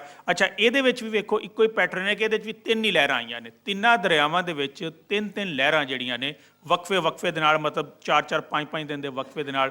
ਜਿਵੇਂ ਸਤਲੁਜ ਦੇ ਵਿੱਚ 29 ਨੂੰ, ਫਿਰ 4 ਨੂੰ ਤੇ ਫਿਰ 8 ਨੂੰ ਜਿਹੜਾ ਹੈ ਨਾ ਜੀ 29 ਅਗਸਤ, 4 ਸਤੰਬਰ ਤੇ 8 ਸਤੰਬਰ ਇਹ ਲਹਿਰਾਂ ਜਿਹੜੀਆਂ ਨੇ ਇਹ ਆਈਆਂ, ਔਰ ਉਹਨਾਂ ਨੇ ਆ ਕੇ ਤੇ ਜਿਹੜਾ ਹੈ ਉਹ ਹਰ ਚੀਜ਼, ਮਤਲਬ ਹਾਲੀ ਉਹ ਪਹਿਲੀ ਲਹਿਰ ਤੋਂ ਲੋਕ ਸੰਭਲੇ ਨਹੀਂ ਸਨ ਹੁੰਦੇ, ਨਾ ਇੰਤਜ਼ਾਮੀਆਂ ਸੰਭਲੀ ਹੁੰਦੀ ਸੀ, ਤੇ ਉਹਦੇ ਪਿੱਛੇ ਹੀ ਦੂਜੀ ਲਹਿਰ ਜਿਹੜੀ ਹੈ ਉਹ ਵੀ ਆ ਜਾਂਦੀ ਸੀ, ਔਰ ਇਸ ਤਰ੍ਹਾਂ ਸਾਰਾ ਉਹਨਾਂ ਇਨਫਰਾਸਟ੍ਰਕਚਰ ਜਿਹੜਾ ਹੈ ਉਹਨੂੰ ਖਰਾਬ ਕੀਤਾ। ਅੱਛਾ, ਇਹਦੇ ਨਾਲ ਜਿਹੜੀ ਜਿਵੇਂ ਵੱਟੂ ਸਾਹਿਬ ਨੇ ਬਾਕੀ ਗੱਲ ਕੀਤੀ, ਇੱਕ ਸ਼ਾਇਦ ਇਹਨਾਂ ਦੇ ਜ਼ੇਰੀ 'ਚੋਂ 7 ਨਿਕਲ ਗਈ ਹੋਏਗੀ ਕਿ ਜਿਹੜਾ ਹੈ ਨਾ ਇਸ ਵਾਰੀ ਇੱਕ ਨਵਾਂ ਪੈਟਰਨ ਇਹ ਹੋਇਆ ਜਿਹਨੇ ਜ਼ਿਆਦਾ ਨੁਕਸਾਨ ਕੀਤਾ। ਉਹ ਹੈ ਕਿ ਜਦੋਂ ਇਹਦੇ ਨਾਲ ਬੇਤਹਾਸ਼ਾ ਬਾਰਿਸ਼ਾਂ ਹੋਈਆਂ ਤੇ ਇੱਕ ਨਵਾਂ ਫਿਨੋਮੀਨਾ ਆਇਆ ਸਾਡੇ ਪੰਜਾਬ ਦੇ ਸ਼ਹਿਰਾਂ ਦੇ ਵਿੱਚ, ਖਾਸ ਤੌਰ 'ਤੇ ਸਿਆਲਕੋਟ, ਗੁਜਰਾਤ, ਇੱਥੇ ਲਾਹੌਰ ਦੇ ਵਿੱਚ ਵੀ ਅਰਬਨ ਫਲੱਡਿੰਗ ਦਾ। ਉਹਦੇ ਨਾਲ ਸ਼ਹਿਰਾਂ ਦੇ ਵਿੱਚ ਅਰਬਨ ਫਲੱਡਿੰਗ ਹੋ ਗਈ, ਜਿਹੜੀ ਹੈ ਕਿ ਸ਼ਹਿਰ ਦੇ ਅੰਦਰ ਜਿਹੜੀਆਂ ਮਤਲਬ ਸੜਕਾਂ ਸਨ, ਆਬਾਦੀਆਂ ਸਨ, ਉਹਨਾਂ ਦੇ ਵਿੱਚ ਪਾਣੀ, ਜਿਵੇਂ ਗੁਜਰਾਤ, ਸਿਆਲਕੋਟ 'ਤੇ ਬਿਲਕੁਲ ਇੰਝ ਹੋ ਗਿਆ ਸੀ ਨਾ ਕਿ ਜਿਵੇਂ ਜਿਹੜਾ ਹੈ ਉਹ ਕੋਈ ਮਤਲਬ ਪਾਣੀ ਦੇ ਵਿੱਚ ਕਿਤੇ ਡੁੱਬ ਗਏ ਨੇ ਉਹ ਸ਼ਹਿਰ ਜਿਹੜੇ ਨੇ, ਲੋਕ ਬਾਹਰ ਹੀ ਨਹੀਂ ਨਿਕਲ ਪਾ ਰਹੇ ਘਰਾਂ ਦੇ ਵਿੱਚੋਂ, ਤੇ ਇਹਨੇ ਜਿਹੜੀ ਹੈ ਨਾ ਸਿਚੁਏਸ਼ਨ ਨੂੰ ਹੋਰ ਜ਼ਿਆਦਾ ਸੂਰਤ-ਹਾਲ ਜਿਹੜੀ ਉਹ ਖਰਾਬ ਕੀਤੀ ਹੈ, ਸਾਰੀਆਂ ਚੀਜ਼ਾਂ ਜਿਹੜੀਆਂ ਸਨ। ਔਰ ਇਹਦੇ ਨਾਲ ਇਹ ਹੋਇਆ ਕਿ 19 ਥਾਵਾਂ ਦੇ ਉੱਤੇ ਪੰਜਾਬ ਦੇ ਵਿੱਚ ਮੁਖਤਲਿਫ ਜਗ੍ਹਾ ਦੇ ਉੱਤੇ ਕਿਤੇ ਸੜਕ ਨੂੰ ਤੋੜਨਾ ਪਿਆ, ਕਿਤੇ ਬੰਨ੍ਹ ਨੂੰ ਭੰਨਣਾ ਪਿਆ, ਕਿਤੇ ਰੇਲਵੇ ਦਾ ਪੁਲ ਉਡਾਉਣਾ ਪਿਆ, ਮਤਲਬ ਇਹ 19 ਮੁਖਤਲਿਫ ਜਗ੍ਹਾ ਆਈਡੈਂਟੀਫਾਈ ਕੀਤੀਆਂ ਗਈਆਂ ਮੁਖਤਲਿਫ ਮਹਿਕਮਿਆਂ ਨੇ ਰਲ ਕੇ, ਜਿਹਦੇ ਤਹਿਤ ਇਹ ਜਿਹੜਾ ਹੈ ਇਹ ਸਾਰਾ ਹੋਇਆ। ਔਰ ਇਹਦੇ ਨਾਲ ਜਿਹੜਾ ਹੈ ਨਾ ਜੀ ਆਪਣਾ ਬਹੁਤ ਸਾਰਾ ਫਿਰ ਨੁਕਸਾਨ ਜਿਹੜਾ ਉਹ ਜ਼ਾਹਿਰ ਜਾਨੀ ਵੀ ਹੋਇਆ, ਮਾਲੀ ਵੀ ਹੋਇਆ, ਇਹ ਸਾਰੀਆਂ ਚੀਜ਼ਾਂ ਜਿਹੜੀਆਂ ਨੇ ਉਹ ਇਹਦੇ ਨਾਲ ਹੋਈਆਂ ਨੇ। ਲੇਕਿਨ ਹਰ ਚੀਜ਼ ਦੇ ਚੰਗੇ ਪਹਿਲੂ ਵੀ ਹੁੰਦੇ ਨੇ। ਜਿਹੜਾ ਵਾਪਡਾ ਦੇ ਹਿਸਾਬ ਨਾਲ ਚੰਗਾ ਪਹਿਲੂ ਇਹ ਹੋਇਆ ਕਿ ਜਿਹੜੇ ਸਾਡੇ ਡੈਮ ਸਨ, ਜਿਵੇਂ ਮੰਗਲਾ ਸੀ, ਤਰਬੇਲਾ ਸੀ, ਔਰ ਚਸ਼ਮਾ ਦੇ ਉੱਤੇ ਜਿਹੜਾ ਰੈਜ਼ਰਵਾਇਰ ਹੈ ਜਾਂ ਬਾਕੀ ਸਾਰੇ ਰੈਜ਼ਰਵਾਇਰ ਨੇ, ਇਹ ਇਸ ਵਕਤ 97.20% ਜਿਹੜੇ ਨੇ ਉਹ ਭਰ ਗਏ ਨੇ। ਮਤਲਬ 100% ਤੇ ਨਹੀਂ, ਫਿਰ ਵੀ ਭਰੇ, ਕਿਉਂਕਿ ਜੇਹਲਮ ਜਿਹੜਾ ਉਹ ਥੋੜ੍ਹਾ ਜਿਹਾ ਤੁਹਾਨੂੰ ਪਤਾ ਉਹਦੇ 'ਚ ਇਸ ਵਾਰੀ ਪੈਟਰਨ ਜਿਹੜਾ ਉਹ ਥੱਲੇ ਰਿਹਾ, ਉਹ ਸਿਰਫ ਜੇਹਲਮ ਦੀ ਹੱਦ ਤੱਕ ਥੋੜ੍ਹਾ ਜਿਹਾ ਘੱਟ ਰਿਹਾ। ਮਤਲਬ ਮੰਗਲਾ ਜਿਹੜਾ ਡੈਮ ਸੀ ਸਾਡਾ ਉਹ 1237 ਫੁੱਟ ਭਰਿਆ ਗਿਆ, ਜਦ ਕਿ ਉਹਦੇ 'ਚ ਹਾਲੀ ਕੋਈ 5 ਫੁੱਟ ਹੋਰ ਗੁੰਜਾਇਸ਼ ਜਿਹੜੀ ਉਹ ਮੌਜੂਦ ਸੀ। ਬਾਕੀ ਤਰਬੇਲਾ, ਚਸ਼ਮਾ ਇਹ ਸਾਰੇ ਭਰ ਗਏ। ਅੱਛਾ, ਇਹਦੇ ਨਾਲ ਬਹੁਤ ਸਾਰੇ ਜਿਹੜਾ ਹੈ ਮਤਲਬ ਇੱਥੇ ਇੱਕ ਹੋਰ ਫਿਰ ਨਵੀਂ ਇਹ ਜਿਹੜੀ ਉਹ ਦੁਬਾਰਾ ਤੋਂ ਜਿਹੜੀ ਹੁੰਦੀ ਹੈ ਕਿ ਅਗਰ ਸਾਡੇ ਕੋਲ ਹੋਰ ਰਿਜ਼ਰਵਾਇਰ ਹੁੰਦੇ ਤੇ ਬਾਕੀ ਜਿਹੜਾ ਪਾਣੀ ਇੰਨਾ ਸਾਰਾ ਅੱਗੇ ਜ਼ਾਇਆ ਹੋ ਗਿਆ ਉਹ ਵੀ ਅਸੀਂ ਇਕੱਠਾ ਕਰ ਲੈਂਦੇ ਔਰ ਸਾਡੇ ਕੰਮ ਆਉਂਦਾ। ਔਰ ਇਸ ਲਈ ਹੁਣ ਰਬੀ ਦੀ ਫਸਲ ਵਾਸਤੇ ਔਰ ਜਾਂ ਅੱਗੋਂ ਖਰੀਫ ਵਾਸਤੇ ਮੇਰਾ ਨਹੀਂ ਖਿਆਲ ਕਿ ਪਾਣੀ ਦੀ ਜਿਹੜੀ ਆ ਕੋਈ ਐਸ ਸੱਚ ਕੋਈ ਕਮੀ ਹੋਏਗੀ। ਪਾਣੀ ਖਾਸਾ ਜਿਹੜਾ ਹੈ ਉਹ ਇਹਨਾਂ ਰਿਜ਼ਰਵਾਇਰ ਸਾਰਿਆਂ ਦੇ ਵਿੱਚ ਮੌਜੂਦ ਹੈ, ਕਿਉਂਕਿ 97% ਤੇ ਭਰੇ ਹੋਏ ਨੇ ਸਾਰੇ ਰਿਜ਼ਰਵਾਇਰ। ਔਰ ਬਾਕੀ ਬੇਤਹਾਸ਼ਾ ਪਾਣੀ ਚੂँਕਿ ਥੱਲੇ ਗਿਆ ਜਿਹੜਾ, ਉਹਦੇ ਨਾਲ ਵੈਸੇ ਜਿਹੜਾ ਵਾਟਰ ਟੇਬਲ ਥੱਲੇ ਜ਼ਮੀਨ ਦਾ ਉਹ ਵੀ ਬਿਹਤਰ ਹੋਇਆ। ਤੇ ਇਸ ਲਿਹਾਜ਼ ਨਾਲ ਮੈਂ ਇਹ ਕਹਾਂਗਾ ਕਿ ਇਹ ਜਿਹੜਾ ਹੈ ਇਹ ਉਹਦਾ ਇੱਕ ਕਹਿ ਲਓ ਕਿ ਚੰਗਾ ਪਹਿਲੂ ਵੀ ਉਹ ਸੈਲਾਬ ਦਾ ਸੀ। ਔਰ ਇਹ ਇਹਦੇ ਸੈਲਾਬ ਜਿਹੜੇ ਨੇ ਇਹ ਜਿਵੇਂ ਦੱਸਿਆ ਚੌਧਰੀ ਸਾਹਿਬ ਨੇ ਸ਼ੁਰੂ ਵਿੱਚ ਆਪਣੀ ਗੱਲ ਸ਼ੁਰੂ ਕਰਦਿਆਂ ਕਿ ਇਹ ਕੋਈ ਪਹਿਲੀ ਵਾਰੀ ਨਹੀਂ ਆਏ, ਹਮੇਸ਼ਾ ਤੋਂ ਇਹ ਜਿਹੜਾ ਹੈ ਇਹ ਸਿਲਸਿਲਾ ਚੱਲਦਾ ਆ ਰਿਹਾ। ਸਿਰਫ ਇਹ ਹੈ ਕਿ ਅਸੀਂ ਉਹ ਸੈਲਾਬ ਆਉਂਦਾ ਤੇ ਉਹ ਕੁਛ ਚਿਰ ਤੋਂ ਉੱਤੇ ਗੱਲ ਕਰਨੇ ਆ, ਲੇਕਿਨ ਉਸ ਤੋਂ ਬਾਅਦ ਉਹਨੂੰ ਫਿਰ ਨਾ ਭੁੱਲ ਜਾਂਦੇ ਆ। ਫਿਰ ਅਸੀਂ ਉਡੀਕਣ ਲੱਗ ਪੈਂਦੇ ਹਾਂ ਕਿ ਅਗਲਾ ਸੈਲਾਬ ਕਦੋਂ ਆਏਗਾ। ਜਦੋਂ ਅਗਲਾ ਆਏਗਾ ਤੇ ਫਿਰ ਉਹਦੇ ਬਾਰੇ ਜਿਹੜੀ ਹੈ ਨਾ ਦੁਬਾਰਾ ਤੋਂ ਗੱਲ ਜਿਹੜੀ ਉਹ ਸ਼ੁਰੂ ਹੋ ਜਾਂਦੀ ਹੈ, ਫਿਰ ਉਹਦੇ ਉਪਾਅ ਹੋਣੇ ਸ਼ੁਰੂ ਹੋ ਜਾਂਦੇ ਨੇ। ਔਰ ਇਸ ਤਰ੍ਹਾਂ ਜਿਹੜਾ ਹੈ ਨਾ ਜੀ ਇਹ ਸੈਲਾਬ ਦਾ ਸਿਲਸਿਲਾ ਜਿਹੜਾ ਉਹ ਹਰ ਦੂਸਰੇ ਤੀਸਰੇ ਸਾਲ ਜਿਹੜਾ ਉਹ ਆ ਰਿਹਾ। ਲੇਕਿਨ ਇਸ ਦਫਾ ਸਾਡੀ ਪਸ਼ੀਨਗੋਈ ਇਹ ਵੇ ਕਿ ਇਹ ਹੁਣ ਇੱਕ ਕੰਟੀਨਿਊਸ ਪੈਟਰਨ ਰਹੇਗਾ, ਕਿਉਂਕਿ ਜਿਹੜੇ ਸਾਡੇ ਮਾਹਰ ਸਨ ਸਾਰੇ ਇਸ ਕੰਮ ਦੇ, ਉਹਨਾਂ ਨੇ ਦੱਸਿਆ ਜੀ ਕਿ ਇਹ ਅਗਲੇ ਸਾਲਾਂ 'ਚ ਹੋਏਗਾ, ਕਿਉਂਕਿ ਜਿਸ ਸਪੀਡ ਦੇ ਨਾਲ ਪਿੱਛੇ ਪਹਾੜਾਂ ਦੇ ਉੱਤੇ ਗਲੇਸ਼ੀਅਰ ਜਿਹੜੇ ਨੇ ਉਹ ਪਿਘਲ ਰਹੇ ਨੇ, ਉਹਦੇ ਨਾਲ ਬਾਰਿਸ਼ਾਂ ਵੀ ਵੱਧ ਹੋਣਗੀਆਂ ਤੇ ਉਹਦੇ ਨਾਲ ਸੈਲਾਬ ਜਿਹੜੇ ਨੇ ਉਹ ਵੀ ਜ਼ਿਆਦਾ ਜਿਹੜੇ ਨੇ ਅੱਗੋਂ ਆਉਣਗੇ। ਇਹ ਮਤਲਬ ਸਾਡੀ ਇੱਕ ਇਹਨੇ ਵੇ ਕਹਿ ਲਓ ਕਿ ਇੱਕ ਗੈਰ ਸਰਕਾਰੀ ਜੀ ਪਸ਼ੀਨਗੋਈ ਵੀ ਹੈ ਵੇ। ਜੀ ਬਹੁਤ ਸ਼ੁਕਰੀਆ। ਮੇਰਾ ਖਿਆਲ ਹੈ ਕਿ ਗੱਲ ਅਸੀਂ ਥੋੜ੍ਹੀ ਜਿਹੀ ਹੋਰ ਅੱਗੇ ਵਧਾਈਏ ਤੇ ਮੈਂ ਥੋੜ੍ਹਾ ਜਿਹਾ ਕੰਟੈਕਸਟ ਦੇਵਾਂਗਾ ਜ਼ਫਰ ਸਾਹਿਬ ਨੂੰ ਕਿ ਜਿਹੜੀ ਸੈਲਾਬਾਂ ਦੇ ਹਵਾਲੇ ਦੇ ਨਾਲ ਜਿਹੜੀ ਸਮਝਣ ਦੀ ਲੋੜ ਵੀ ਹੈ, ਮੇਰਾ ਖਿਆਲ ਪਾਲਿਸੀ ਲੈਵਲ 'ਤੇ ਵੀ ਔਰ ਉਸ ਨੂੰ ਅਵਾਮੀ ਪੱਧਰ ਦੇ ਉੱਪਰ ਵੀ ਗੱਲ ਕਰਨ ਦੀ ਲੋੜ ਆ ਕਿ ਸੈਲਾਬਾਂ ਦੀ ਜਿਹੜੀ ਤਾਰੀਖ ਹੈ ਜਾਂ ਸੈਲਾਬਾਂ ਦੇ ਨਾਲ ਜਿਹੜਾ ਸਾਡਾ ਰਹਿਣ ਦਾ ਔਰ ਉਹਨਾਂ ਦੇ ਨਾਲ ਗੁਜ਼ਾਰਾ ਕਰਨ ਦਾ ਜਿਹੜਾ ਤਜਰਬਾ ਸੀ, ਉਹ ਤਜਰਬਾ ਜਿਹੜਾ ਹੈ ਉਹ ਅਸੀਂ ਅੰਗਰੇਜ਼ ਔਰ ਕਲੋਨੀਅਲ ਪੀਰੀਅਡ ਦੇ ਅੰਦਰ ਉਹ ਭੁੱਲਿਆ।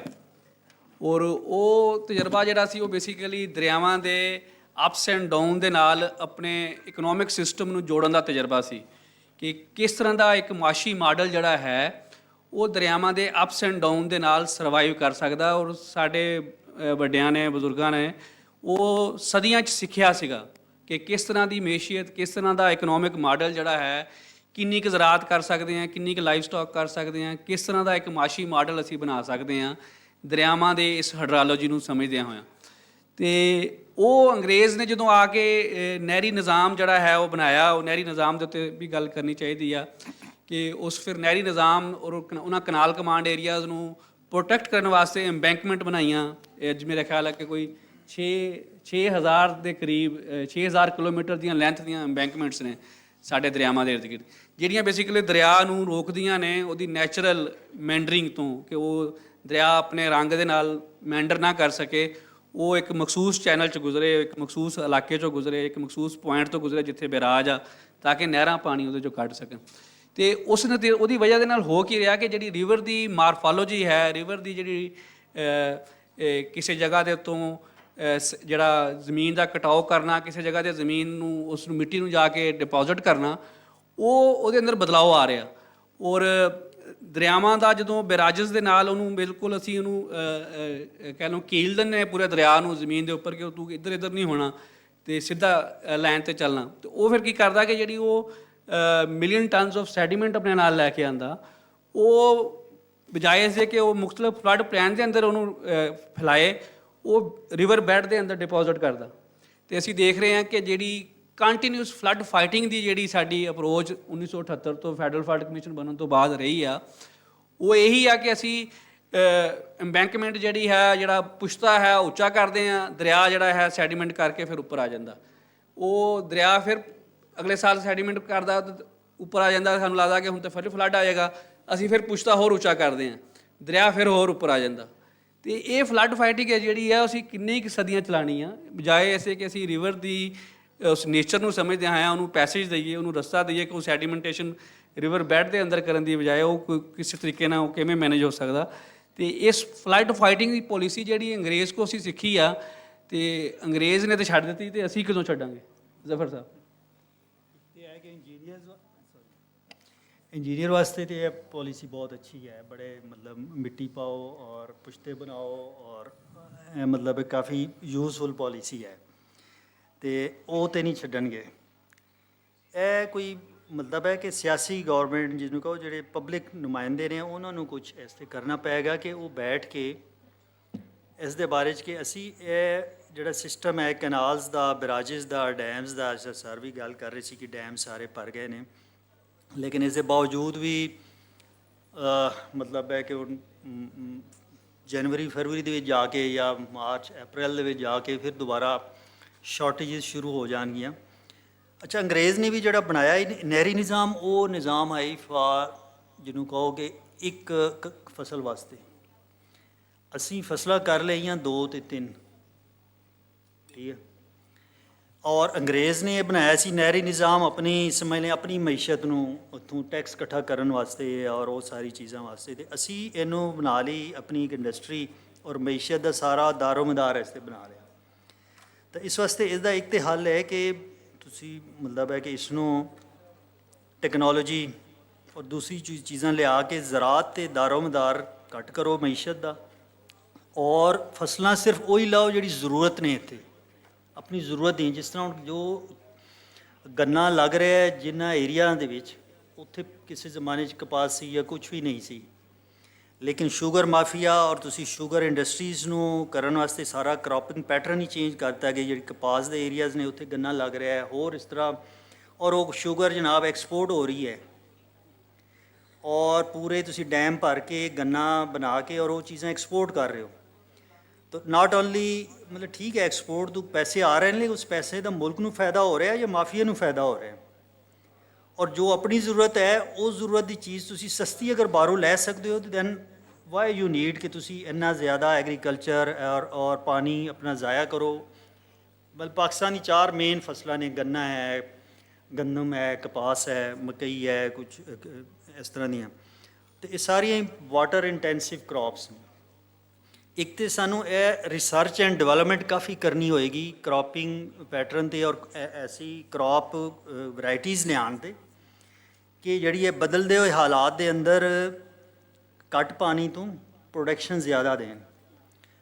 ਔਰ ਜਿਹੜਾ ਸਭ ਤੋਂ ਵੱਡਾ ਨਹਿਰੀ ਨਿਜ਼ਾਮ ਦੇ ਵਿੱਚ ਇਸ ਵਕਤ ਇਸ਼ੂ ਹੈ ਨਾ, ਉਹ ਇਸ਼ੂ ਹੈ ਕਿ ਸਾਡਾ ਅੱਧੇ ਤੋਂ ਜ਼ਿਆਦਾ ਪਾਣੀ ਜ਼ਾਇਆ ਹੋ ਜਾਂਦਾ।